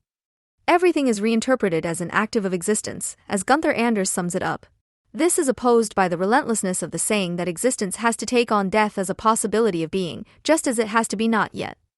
But for Heidegger it is also clear that existence confronts itself in its own ability to be with death. In Heidegger's work, freedom to make decisions and compulsion are so often and for so long reinterpreted reciprocally in the always already of being that they become indistinguishable. What Dacian wills, it must, and what it must, it takes upon itself, ennobled by the addition heroically. Whatever happens to Dacian and whatever it encounters is itself, its possibilities. The magic word possibility is the means of acquisition with which Heidegger acquires everything. If existence is to allow death to become powerful in it, then it sounds as if existence has swallowed up death. In Heidegger's work, two things can be observed. There is an ontologization of death that makes death something ephemeral. But there are also places in the ontological structure where the power of the intention to seal and close has not reached, places where death as a foreign, absolutely random, unexplored, and unknowable other intrudes into existence. As a way of being that takes over existence, as nothing that is missing from existence as coming from outside, as the most intrinsic possibility of existence, death has dissolved in the being toward death. But if death limits and determines the possible wholeness of existence, then it is consigned to its death. When we face death, we confront it as an other, against which we can also shatter. Jean Baudrillard, the postmodern philosopher par excellence, went further and spoke plainly. He called for the eruption of a death that is more than real, a symbolic and sacrificial death. He rejected Heidegger and found his own point of entry into the subject of death. The most minimal injection of death would immediately create such an excess, such an ambivalence, that the whole game of value would collapse. For Baudrillard, death is a remedy against the domination of Western capitalist societies. But why? To answer this question, one must be familiar with Baudrillard's hypothesis about the succession of social formations. He assumes that an era of imitation has been replaced by an era of production and this in turn by an era of simulation.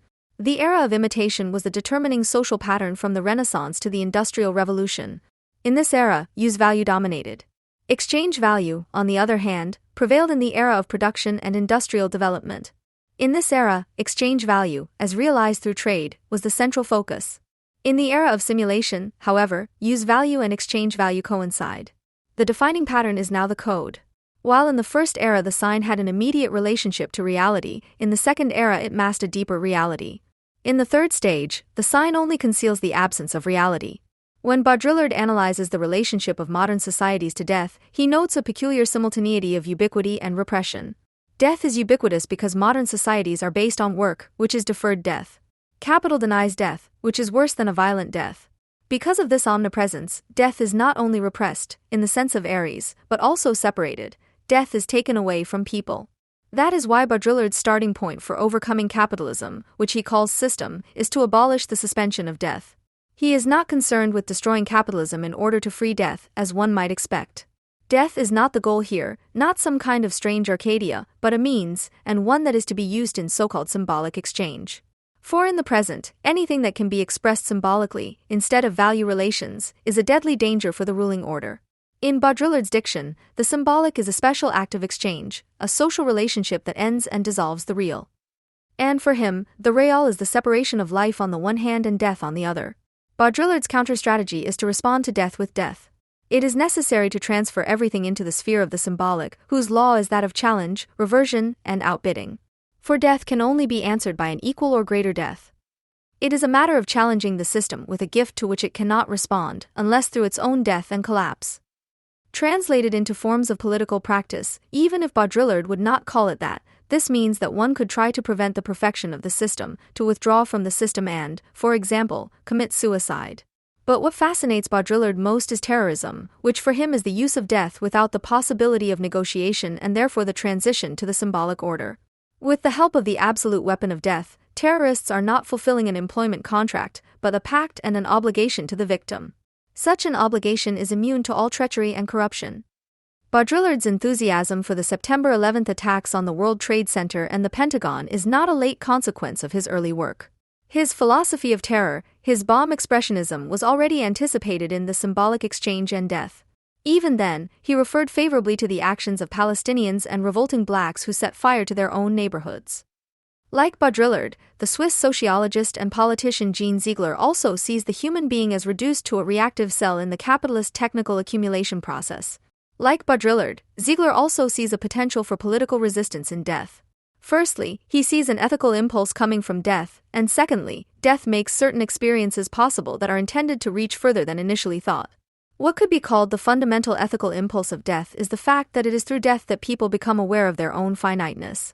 It is this awareness of their own mortality that makes world-changing praxis important to them. This applies in general, but for capitalism in particular. For under capitalism, the existence of death is denied.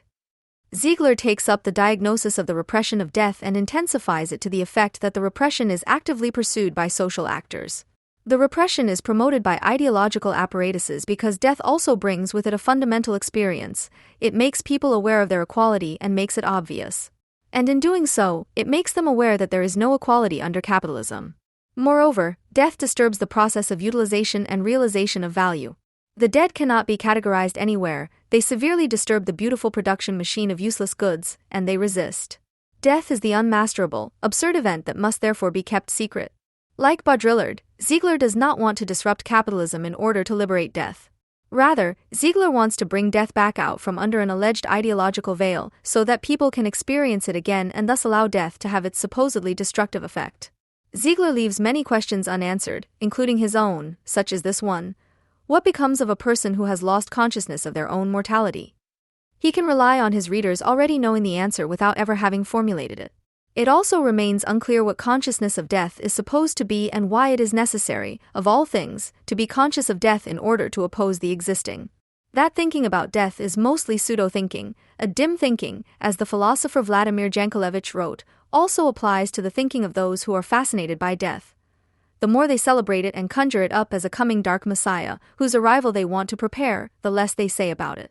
This continues when they write about the movement that, in the bitter words of Max Horkheimer about the First World War, made people more aware of death than anything else, fascism and especially National Socialism. One should read some of Ziegler's sentences in front of the pictures of piles of corpses from the concentration and extermination camps to subject them to a philosophical stress test. He sees in the dead bodies that suddenly stop producing and consuming, that answer no call, resist all seductions, stubbornly and triumphantly disobey orders. Worse still, the dead show strict solidarity among themselves. They are in fact completely equal to each other. What a triumph!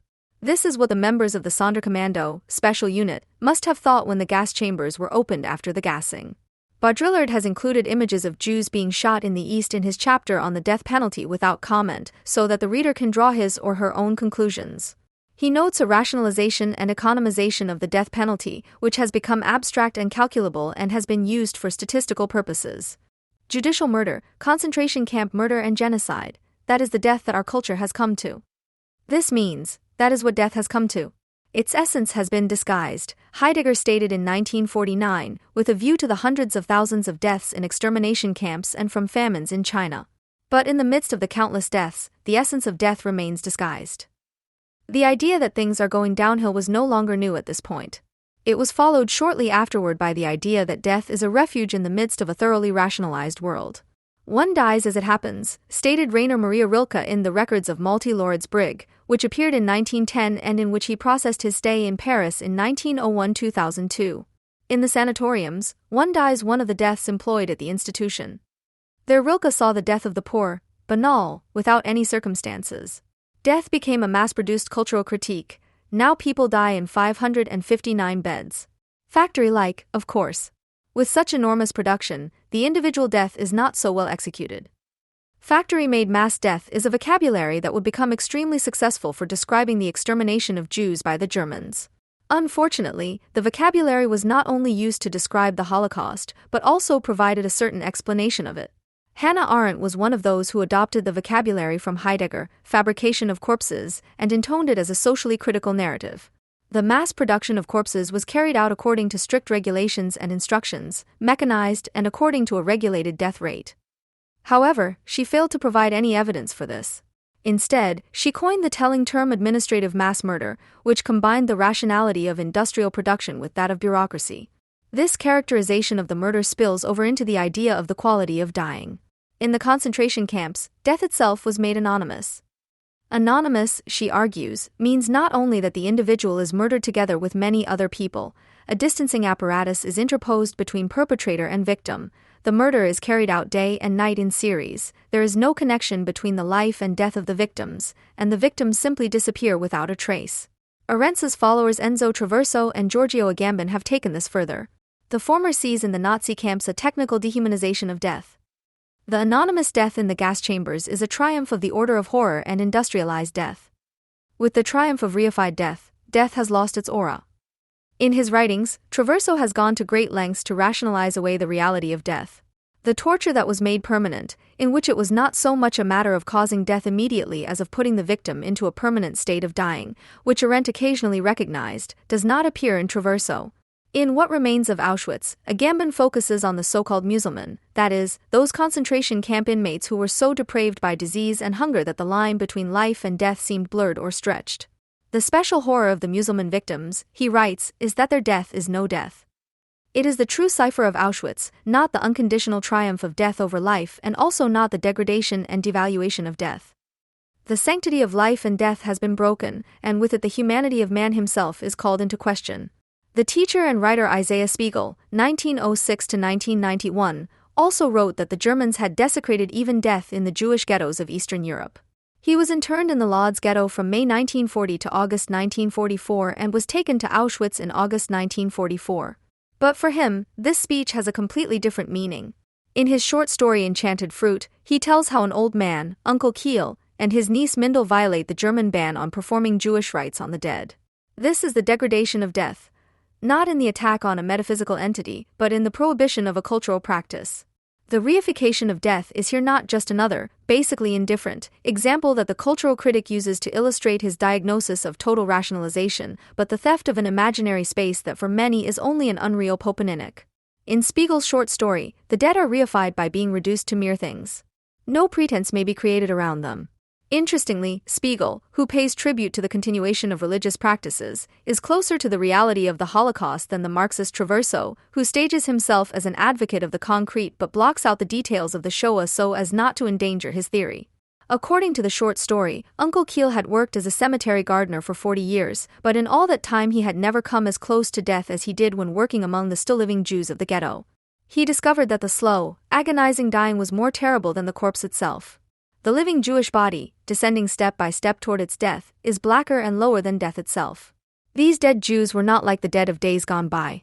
This death was a different death, a death that was not entirely human, a remote and hidden death that came from depths and swampy abysses, from a strange, inhuman world. In the ghettos and in the concentration and extermination camps, the Germans created a world of death, a necrotopia. The inmates were constantly at their physical limits due to malnutrition, violence, and disease. They were permanently confronted with the possibility of their imminent death. The dying and the murder of others, as well as corpses, were always present. An intermediate realm was created in which life and death were no longer clearly distinguishable. The inmates were tempted to give in to their own dying, and they saw in the so-called Muslims people who were only a breath away from death and no longer looked human. The boundary between the human body and the merely organic was blurred in the massive attack with dirt, vermin, weeping wounds, bodily secretions, and above all feces. The inmates had to take the deaths of others into account in order to survive themselves. Acting under almost total heteronomy, they were given the perverse choice between moral non-options. But by having to make a decision, they felt as if they had worked themselves into this world of death. In every single moment of life, we are those who must die. What George Simmel could write in 1910 about the metaphysics of death was realized in the camps not even 35 years later. Philosophy became true there quite unmetaphorically.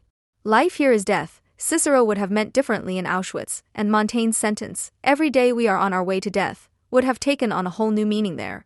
In 1881, Nietzsche would never have imagined that his metaphor that our whole world is the ashes of countless human beings would become a reality in Auschwitz. There, Choron would have actually been walking on a matter that is a shroud, namely on the ashes of thousands of Jews who had been burned to death. But in the camps, there was no shroud for the murdered. That is why this could have actually happened to him there. Death dripping onto my head, namely, if bodily secretions of dying and already dead people fell on him from the bed above him. To say, I live off of him, death, was not a dark philosophical saying from a deep insight that one bravely decided on, but a fact that was as banal as it was cruel, and one that one would have liked to never encounter. Here, death and life were equal partners in every second, noted Marguerite Duraz's partner at the time, Robert Antelme, who had been deported to Buchenwald concentration camp as a resistance fighter in the summer of 1944. The chimney of the crematorium smoked next to the kitchen chimney. Before we were here, there had been bones of the dead in the soup of the living, and the gold from the mouths of the dead had long since been exchanged for the bread of the living. Death was incorporated into the cycle of daily life in a terrible way. The numerous cases of cannibalism or necrophagy should also be remembered here, as should the fact that the members of the Sonderkommando knew that their survival, at least in the short term, depended on the stream of victims of extermination not drying up. Not everyone who was in the camp perceived it that way, and their books about concentration camps became bestsellers after World War II. Such as those by Viktor Frankl, 1905 to 1997, an Austrian neurologist and psychiatrist of Jewish origin. From September 1942 to April 1945, he was imprisoned in their Scienstadt and Auschwitz, among other places. Without doubt, a concentration camp was a terrible place for him, too.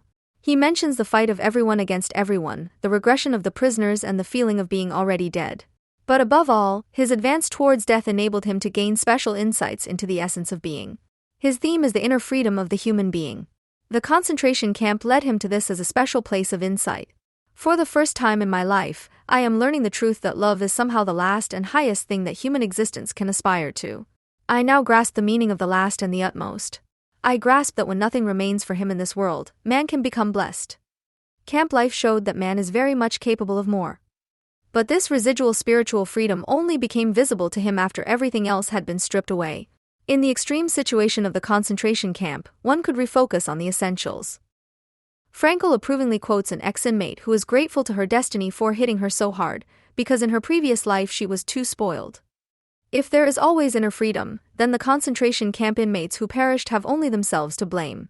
After all, there is an abundance of possibilities to make life meaningful, you just have to use them. However, Frankl gradually reduces existential freedom. You should no longer ask what life has to offer you, but look at what you have to offer life. If it is not enough to remember one's own existential debt, then one must willingly accept one's destiny. For he who rebels against his destiny has not grasped the meaning of all destiny. Destiny actually belongs so completely to the totality of our lives, and not the slightest thing of destiny can be broken out of this totality without destroying the whole, the shape of our existence. Frankl's concept is based on one point. Suffering must have meaning, because if it doesn't, then life has no meaning. He asserts this again and again. For him, the concentration camp was a test and a gain. He expressed this in his play Synchronization in Buchenwald, a metaphysical conference. 3 philosophers, Socrates, Spinoza, and Kant, want to find out whether people can be or become good, even in hell. To find this out, they observe the events in the fictitious concentration camp Birkenwald. A black angel has been sent to the camp, we are not told by whom, in the guise of an SS man. He has to test the people. I have to torture them to the limit. Then we will see what they are made of. Because only in the extreme does the truth reveal itself. The test is successful, and the philosophers are pleased with the steadfast people. Kant is pleased to have found material for his seminar, which proves that man can be stronger than nature. Frankl saw this proof in various places with extreme conditions, where man himself remained.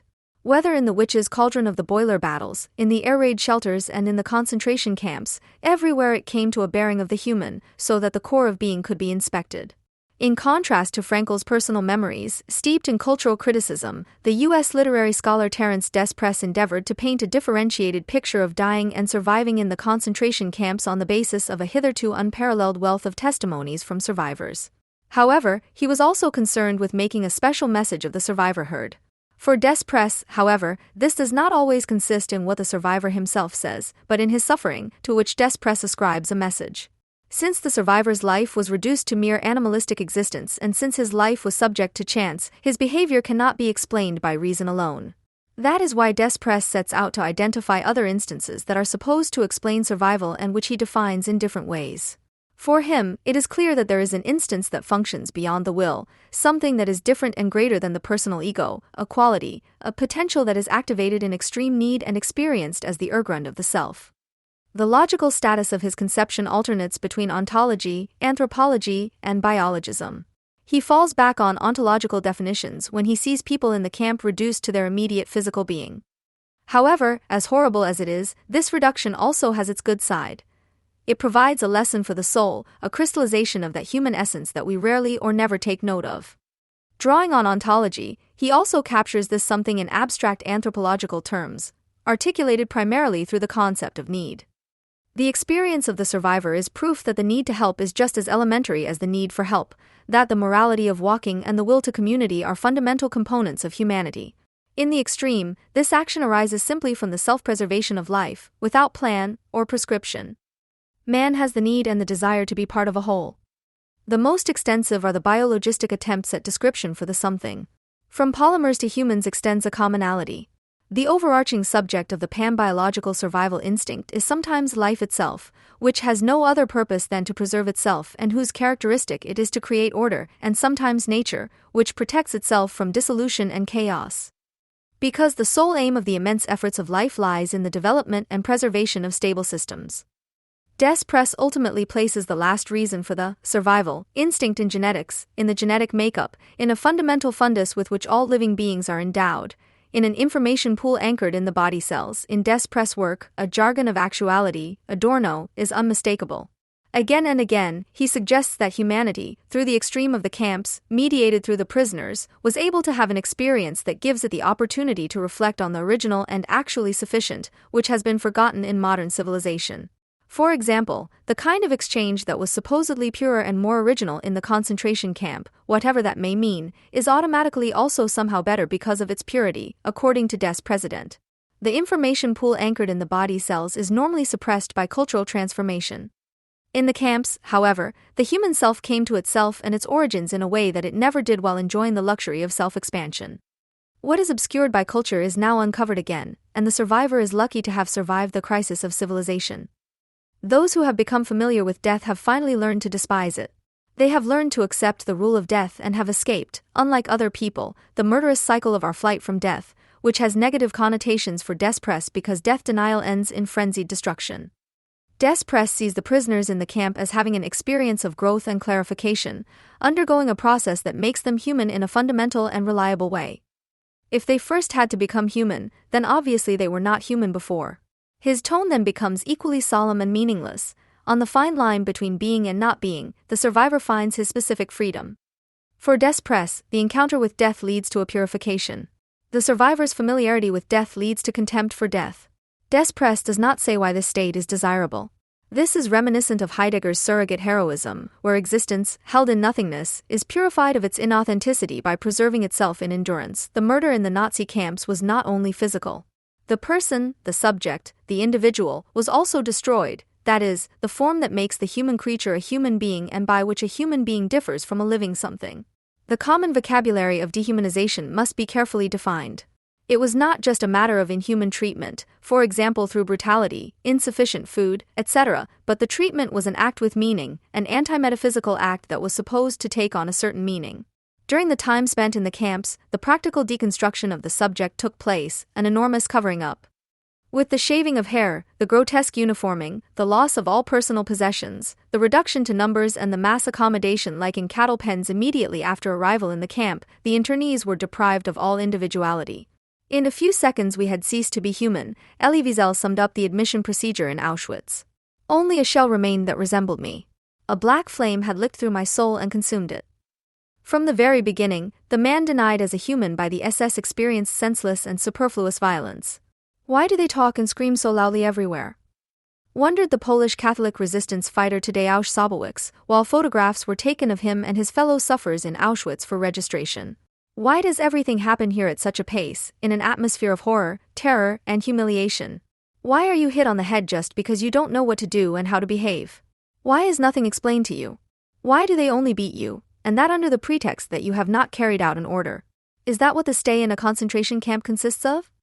Violence, arbitrariness, and absurdity disoriented the prisoners, made them defenseless and robbed them of the ability to determine their own lives.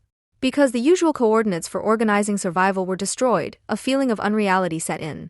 In this unreal and incited world, logic was not the basic principle. The important details of everyday life are those that survivors tend to keep secret and recipients tend to overlook because of their embarrassment. The loss of bodily control was an everyday occurrence. Basic civilized behavior was impossible because people could not maintain their bodily hygiene and literally vegetated in their own excrement. David Rousset described this scene in his compilation of camp experiences in novel form. In front of the entrance to the infirmary, an old man is walking down to the latrines. His face is hollowed out, dirty, his lips slimy. His eyes are dead. There are only 2 enormous holes. His jacket flaps. 2 men pull him along behind them.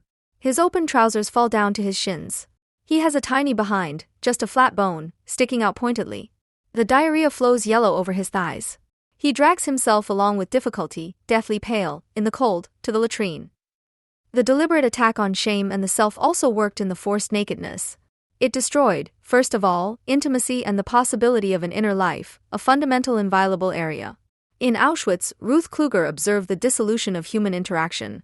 Old women in Auschwitz, their nakedness and helplessness, the needs of old people, the stolen sense of shame. Old women in the mass latrines, how difficult it was for them to defecate, or conversely, how they had diarrhea. All in public.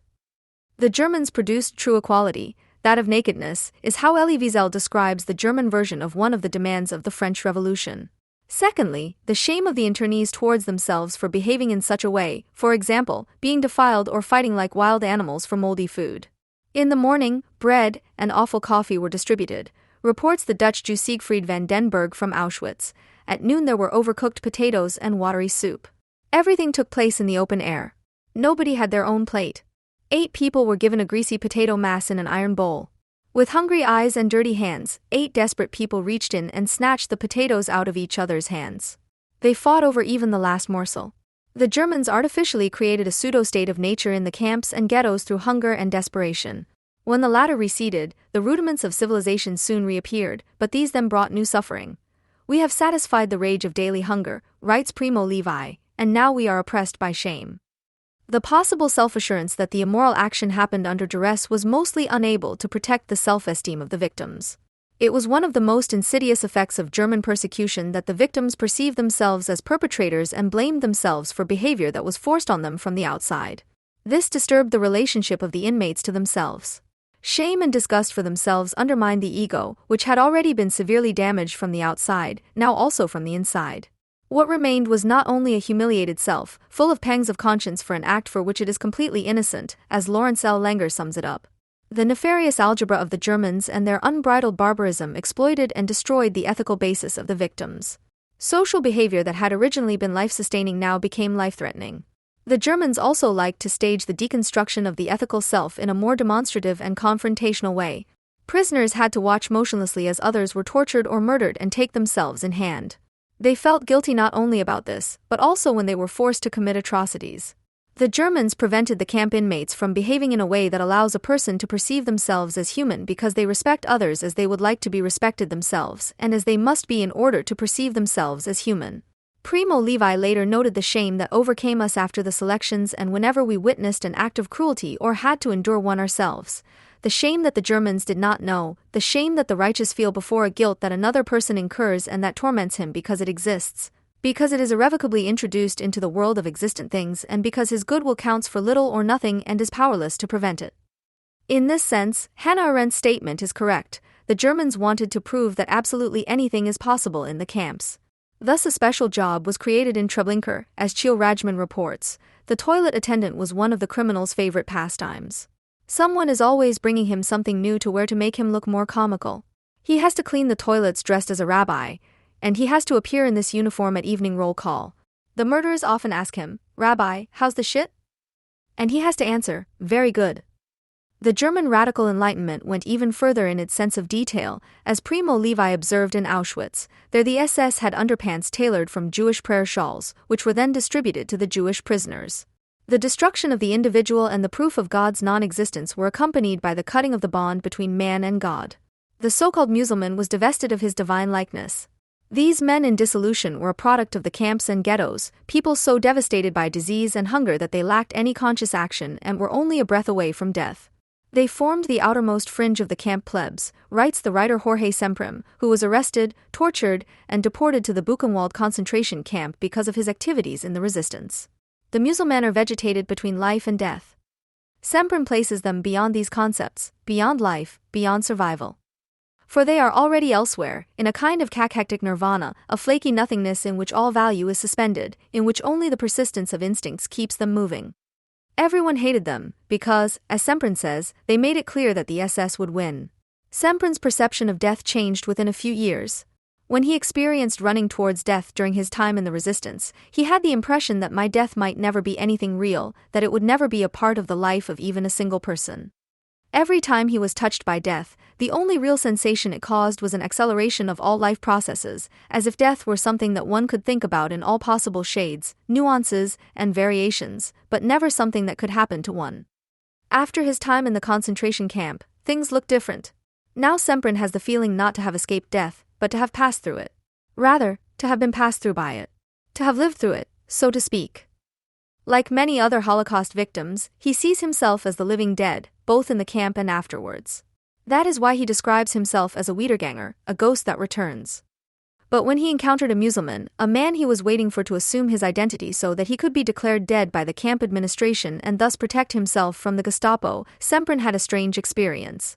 This being from beyond death seemed to him to be another self, or I myself as another. He felt connected to it by an almost ontological brotherhood of fate. Mind you, only almost. He explicitly distances himself from Heidegger's purely linguistic sleights of hand. From his instilling of darkness, tortured and tormenting pseudo-etymologies, purely rhetorical resonances and assonances. In particular, he regards the chapter in Being and Time on Being Toward Death as a rambling chapter, entangled in linguistic tricks, full of hollow obviousness and glaring obscurities. Semprún's alternative to Being Toward Death is much clearer. The vital, malicious, stirring, and warming disorder of death, its visible approach made all this flotsam brothers. There one could experience the death of others as a personal perspective, being with death. It is questionable what kind of common freedom Semprún wanted to base on being toward death with the others. He does not elaborate on this. Nor does he present his experience as a revealed eternal truth as a reason for being or something similar. It is explicitly Semprún's subjective experience, which was only possible under certain circumstances, and he draws no insight from it that he carries from the camp into other areas. There is no glory surrounding Semprún's experience of death, only exhaustion and diarrhea in this pestilence. The price for this experience is too high. When I saw these emaciated bodies with their protruding bones and hollow chests piled up 3 meters high in the middle of the crematorium courtyard, I thought that one had to have experienced their death as we who had survived their death, but did not yet know whether we had survived ours in order to cast a pure, brotherly glance in their direction. And this experience leads nowhere. I have fought with death, reports Joseph Conrad's narrator Marlowe in Heart of Darkness. But he comes to a very different conclusion than the death enthusiasts. It's the most unexciting fight you can imagine. If this is what the ultimate form of truth looks like, then life is a greater riddle than some of us think. The Auschwitz survivor Charlotte Delbo also came to this conclusion. The member of the resistance was arrested in Paris in March 1942 together with her husband. While her husband was executed in May, she was deported to Auschwitz in January 1942, where she was sent to the women's camp in Birkenau, Auschwitz II. 6 months later she was transferred to Reiskow, which may have saved her life, and in January 1944 she came to Ravensbrück, where she was liberated over a year later. She summarized her experiences in a trilogy. In it, she describes her progression towards death, the excremental assault, the torment of physical wounds, hunger and thirst, the omnipresence of corpses and body parts, and the behavior of the Germans with sadistic and murderous intentions, in far more drastic and haunting terms than in most other survivors' accounts. On several occasions, Delbo not only captures the familiar feeling from other accounts of being alive but dead, she also describes it. She describes what it is like to have your mind fade because your body can no longer support it, and she addresses the inadequacy of language to describe all of this. The second part of her trilogy is titled Unconnaissance Inutile in the French original, which can be translated as a useless acquaintance or a useless knowledge. Both relate to death. She drew the same conclusion from her experience of death as a cultural critic. I have spoken with death, and so I know how many teachings were hollow. She looked behind things, and that made them banal. The world became stale. Quote, you who pass by, well endowed with all your muscles, in clothes that suit you, that don't suit you, that suit you to some extent. You who pass by, with pulsating life in your arteries, firmly seated on your skeleton, with a brisk, sporty, dragging step, grumpy, laughing. You are beautiful, so ordinary like everyone, so beautiful, so ordinary, to be so varied, this life that prevents you from feeling your upper body, which follows your legs. Your hand on your hat. Your hand on your heart. The kneecap that gently turns the joint. How can you be forgiven for living? End of quote. Delbo notes that the others are different from herself. I am not alive. I look at those who are. When she looks at them all, she notices resentment in herself because they are so different. They are superficial, ignorant. Probably you have to be like that to live, to go to the end of life. Auschwitz stands between her and the others, the abyss between the world and us. This abyss exists because of a knowledge gap. If they had the knowledge that I have, they would be like me. They would not be alive. She compulsively subjects ordinary people to a virtual test of how they would have behaved in Auschwitz. With each person I meet, I ask myself, would this person have helped me to walk? Would this one have given me some of his water? But she doesn't just ask questions, she also thinks she already knows everything in advance. I couldn't read because it seemed to me that I already knew what was in the book and I knew it more surely, more deeply, with irrefutable evidence. What applies to books also applies to people. In the same way, I would lower my eyes to avoid seeing faces, because my faces were laid bare under my eyes, because as soon as I laid my eyes on them, I grasped everything about people through their faces. I saw the banality, the convention, the emptiness. I saw cunning in it. Delbo already knows everything in advance, like the socially or culturally critical left or right-leaning person with a deep insight. She has eyes that see. But this makes it unbearable to endure at the side of her fellow human beings. I know more about people than one needs to live at their side, and there will always be this useless knowledge between them and me. Choron's ability to reveal has penetrated her to the full. But in her case, the difference to the critic flashes through. It is useless knowledge, and she has to get rid of it. Quote, I return. From beyond knowledge. Now I have to unlearn. I see things differently. I could no longer live. End quote. For she was desperate to have lost every ability for illusion and dream, every openness to the imaginary, to knowledge. The fact that she has lost the ability for appearance causes Delbo sorrow. The imaginary is not to be despised, and above all it is not mere appearance. It is only appearance insofar as it is not material, empirical. But at the same time it is real because it occurs in people's lives and they live by it. It is important because it elevates people above mere existence. Of course you can make a skeleton in which diarrhea bubbles out of a person. But is that the so-called real person? And if so, what would be desirable about this truth? Imagination is the first luxury of the body, which receives enough nourishment, enjoys free time, and has the means to shape its dreams. Insight is not a special gift that would allow Delbo to become a tragic romantic figure, but rather a curse, a piece of Auschwitz that lives on in her. That is what died of me in Auschwitz. That is what makes me a ghost. Why should she lie if nothing is true? What is knowledge good for if you don't know how to live? Because the knowledge she has destroys her social relationships, to the extent that she allows them at all. She could not face others without disguising who she is. They would think I despise them and their little daily grind, their little worries, their little plans, their meager passions and fleeting desires. That is why she pretends to be like every other person and roam life. But she feels tired when she has to adapt to people, to their fleeting words. Unlike cultural critics, she does not conclude from this that she should despise people, but that she should hate what is being done to her. Delbo has not forgotten what she fought for. So that people would only have small concerns according to their measure, that the whirlwind of history would no longer sweep them away. In contrast to Viktor Frankl, Charlotte Delbo had no qualms about exposing Western culture, which is built on misunderstood identities and has constructed the image of an indestructible self from Enlightenment and Romantic ideas. This comparison is made by Lawrence L. Langer, a U.S.-American literary scholar born in 1929, who has studied the accounts of Shoah survivors, Holocaust literature, and the possibility of representing the Shoah more intensively than almost any other scholar. He accuses Frankl, Bruno Bettelheim, and Des Press of a terminology of transcendence. He criticizes their belief that those persecuted in the camps could still control their situation and thus act as subjects. Frankl, Bettelheim, and Desprez avoided the destruction of people in the camps and the fact that the Holocaust was a completely dehumanizing experience. They ignored the fact that identity, self-respect, inner freedom, autonomy, and dignity had disappeared by blocking out the outside world while they were in the camp. Even death had lost its heroic meaning. Martyrdom was impossible. Death was anonymous, no longer personal, and neither human nor fateful. There was no connection between life and suffering or between life and death. The Holocaust is a permanent rupture in human history. It splits it into a before on the one hand and an after on the other. In the present, we stand before ruins. The old, secure basis of our view of humanity and the world has been lost. The image of an invulnerable self is a legacy from the Romantic era, from a lost time. After the impossibility of dignity, freedom of choice, heroism, and resistance, Langer states the death of the idea of the self. That is Langer's melancholy truth. What the victims of the Shoah had to experience still affects those who hear about it. Because their experience threatened our sense of security, we avoided it. Langer criticizes Bettelheim and Frankl, and also Press, for not going far enough in their description of life in the camps. However, he does not do this in order to then celebrate a black mass for the end of humanism or to state the death of the subject. Langer's primary concern is to defend the victims against lofty moral claims that ignore the reality of the camps and condemn the victims for their behavior or even go so far as to claim the famous assimilation of perpetrators and victims. Secondly, he criticizes patterns of perception and explanation that are blindly applied to the camp situation.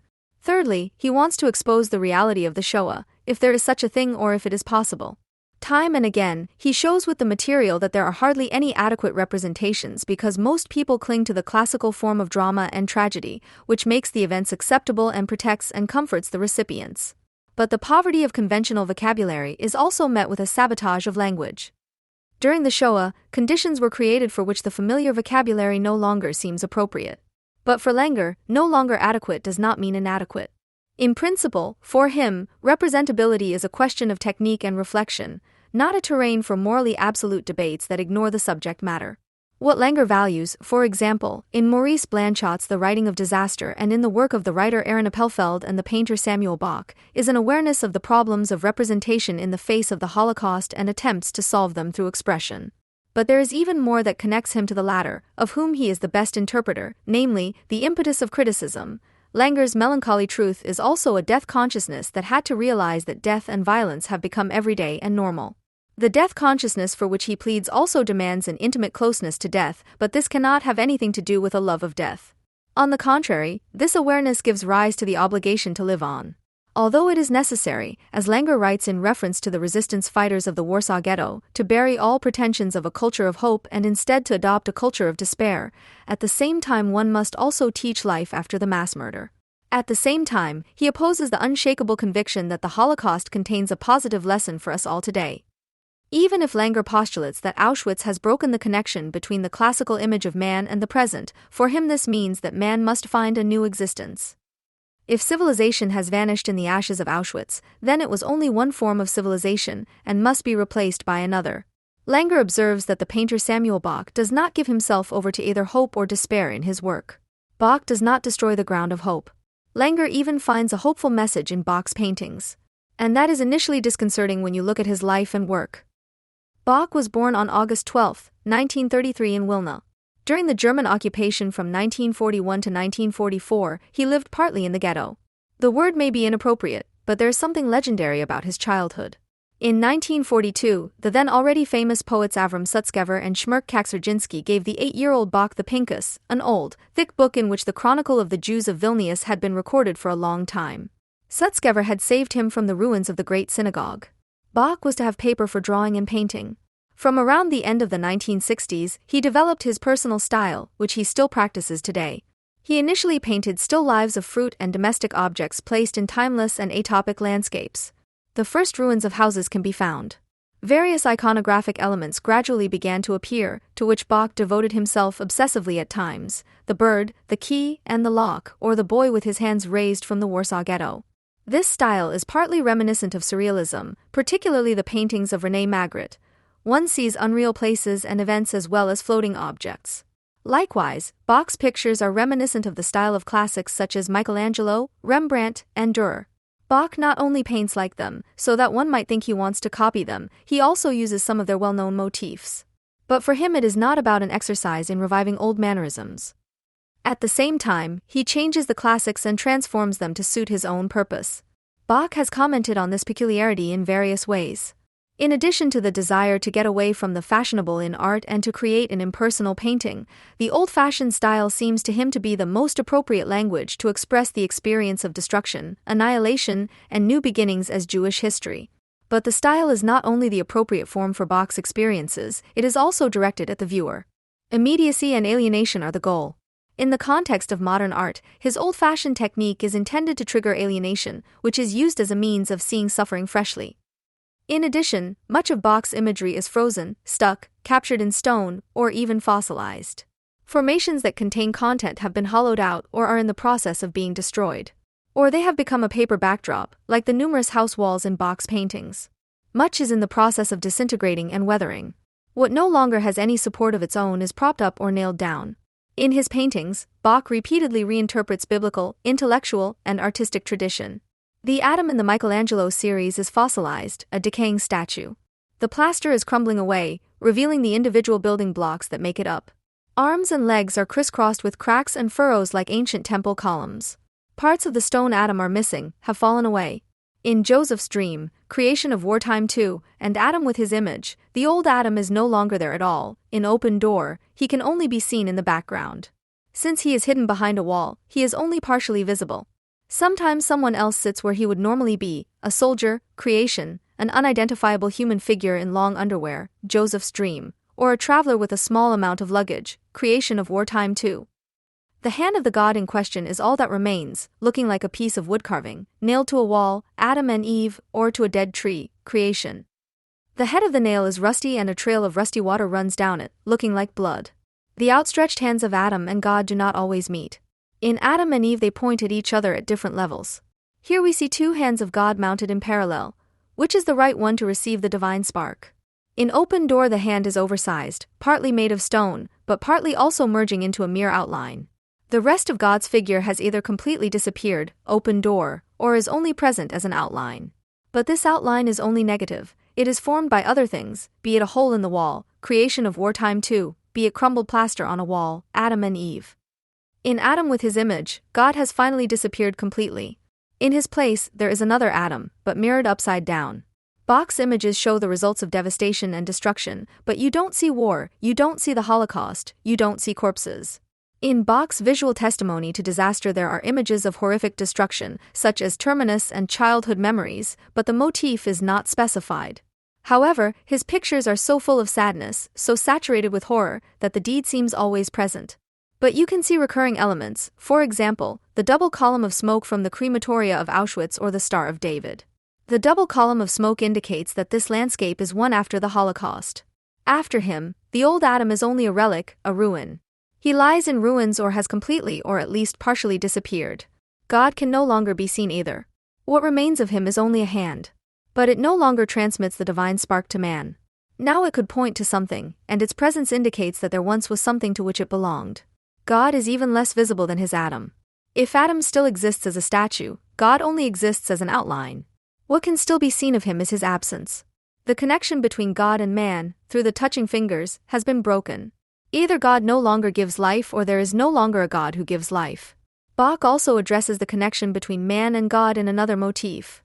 In Reflecting one sees a rainbow that has become dull.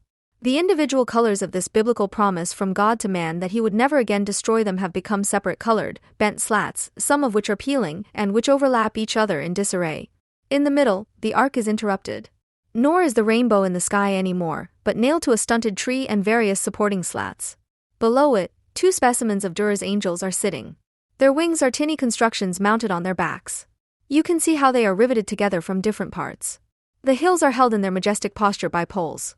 It remains an open question whether Bach means that man is no longer the old Adam, or whether he never was. Did God disappear, or was he never there? Did his hand make way for a man-made construction, which now looks rather shabby and tattered, or was he never more than this, an indeterminate something that people gave the shape of a human figure? Was the biblical rainbow once a divine sign, or had it always been nailed to the sky by people? Were the angels once angels, or have they always been just people who strapped a strange device to their backs, the sight of which reveals only one thing, that you can't fly with it under any circumstances? The difference in interpretation would be one of everything. Either the world finally reveals itself after the Holocaust as what it has always been, devoid of any divinity. Everything that was considered divine becomes transparently human-made. The Holocaust would then be the particularly drastic continuation of a secularization and demystification that has already lasted for centuries. Or there was once a divine reality, but it has now vanished. What remains is the human work that imitates and materializes it. There are two things that speak against the first perspective. Firstly, much of what is destroyed in box images is still there, such as the tablets of the law in Shema Israel, Othioth, all of a sudden and lo, against blue space.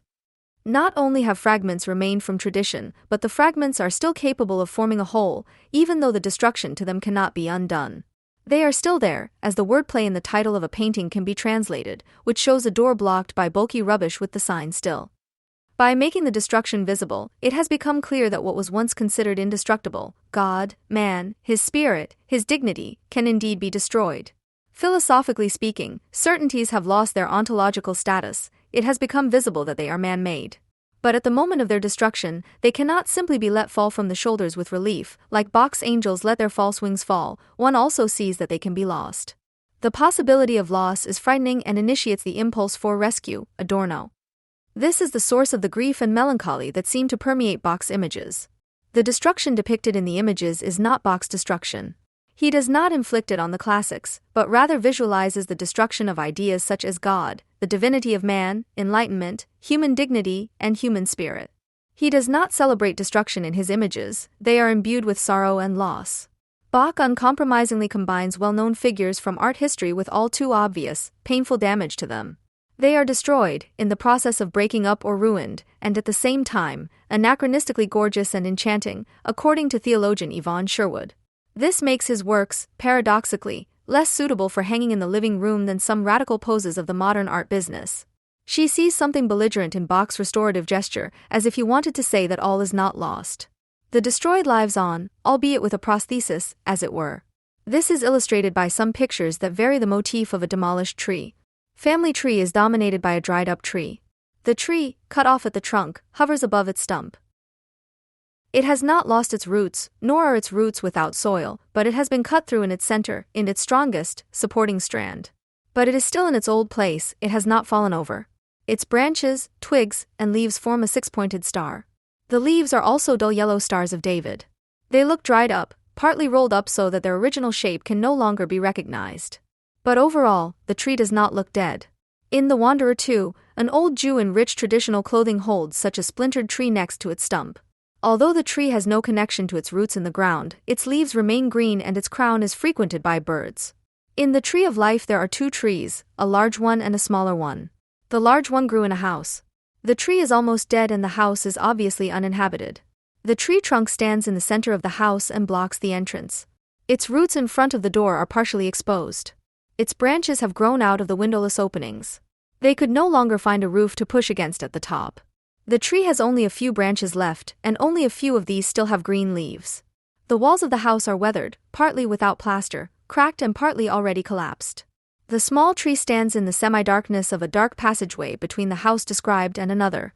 Its roots are not in the ground, but in a large pot on a small cart. This small tree reappears in Destinies. In front of a barren low mountain range landscape, there is a tree stump in a box with soil, grass, and roots. It is old and falling apart.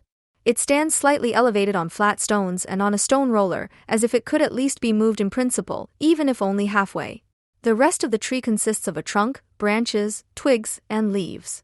On the left half of the tree crown, the leaves are gray-blue, tinny stars of David, some of which are bent and jagged. The right half consists of dull yellow stars of David, some of which are rolled up like dried leaves. The tree stump is held in place by 3 poles, floating in the air.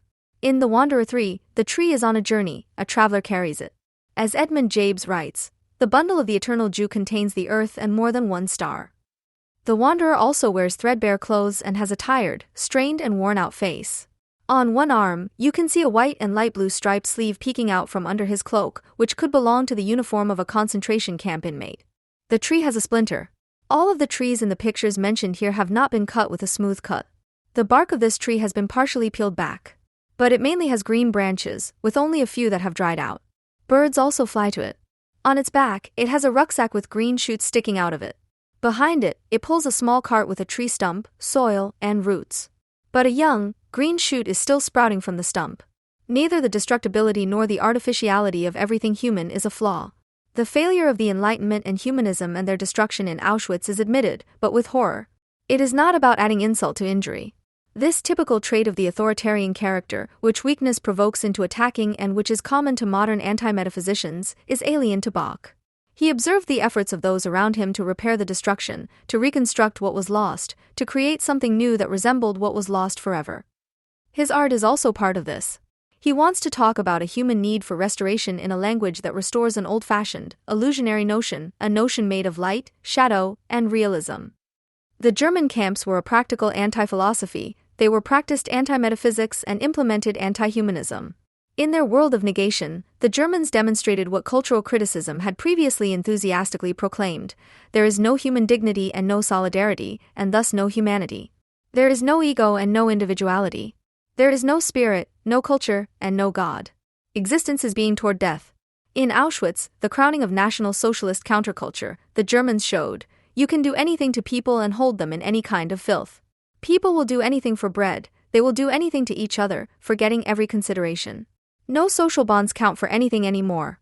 You can take away their individuality, reduce them to their bodies, and then so violate them that they no longer bear the human countenance, much less resemble God.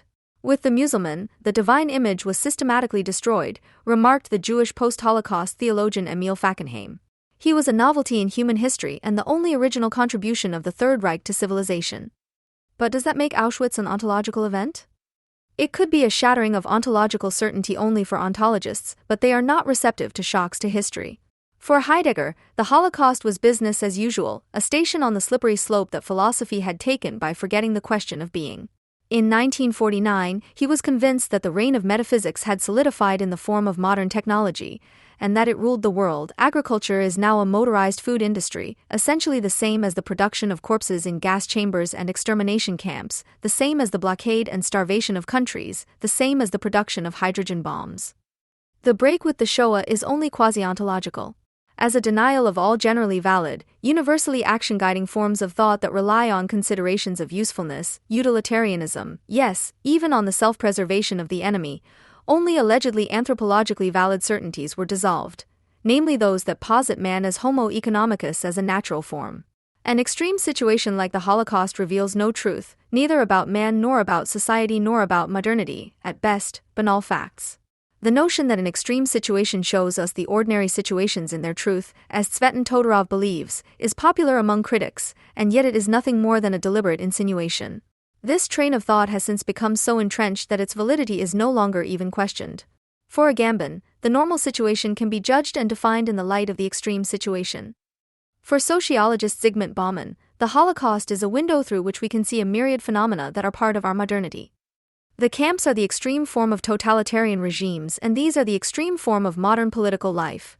This idea is widespread in various political camps. The fact that a work of art is hardly conceivable without the idea of beautiful appearance, but that this idea can only be expressed negatively today, brings us closer to the perspective of a rejection of art, insofar as it is understood as a medium of historical truth. Negativity presents a work of art with an actually impossible task. As an expression of suffering, it eludes immediate experience and sublimation, and consequently also representation by means of the artistic form. Ultimately, however, the success of artworks depends on the sublimation of their content. Only through this does the sensual, which for Adorno is the very highest moment of art, become beautiful at all. Only through the reflection of the sensual in its immediacy, to which a work of art is virtually allergic, can it become a representation of historical truth as an apparition. And experience, too, is indispensable to the works of art. As a tense relationship between subjective and objective moments, they are not indifferent to the subject, which, in the face of the works, has objective experiences with itself. The absolutized negativity, the destruction of form and appearance, can no longer be grasped even by means of the category of dissonance, in which the dialectic of the beautiful and its disruption is still conceived. It draws on a position like Lyotard's, which asserts in art both the end of representation and the obliteration of the subject, which no longer allows for experience and leaves behind only a feeling of the unrepresentable. The works of art are then no longer dialectical, but fall back into the opaque, into the immediate representation of suffering, without language or reason, which may, however, be appropriate to it. The question of the possibility of beauty can be sharpened into a question of the possibility of art at all. Adorno was also concerned not only with the question of the redemptive critique of traditional aesthetic categories, but even more, as Rolf Tiedemann notes, with the fact that, after the historical catastrophes, works of art continued to be created and continue to be created. The consequence, it seems, is that for Adorno, despite all his reflections on beauty, only absolutely negative works of art are still possible historically. These are, as it says in aesthetic theory, as the only correct consciousness of an epoch in which the possibility of total catastrophe is united with the possibility of utopia, images of doom. Such images must be dialectical. Taken to the extreme, their negativity can mean both the possibility of art falling silent, of art dying, and its temporal end in a seemingly present happiness. Thus, in negative dialectic there is a reference to the fact that as long as the world is as it is, all images of peace resemble that of death. But when such a distinction can no longer be made, such a dialectical image runs the risk not only of being immobilized, but of collapsing into a diffuse nothing is possible anymore. Adorno's aesthetic theory, in view of its historical problematic, attempts to account for the possibility of art and consequently of beauty, while exposing itself to this risk. This difficulty can be exemplified by means of Adorno's interpretation of Celan's lyric poetry. For the latter, it is not the motifs that guarantee the truth of the poem, but rather the pause or interval. In this context, utopia is only hinted at by considering the opposite. For Adorno, the poems have a purely negative truth content, since they express the utmost horror through silence, that is, through a refusal of sensual representation.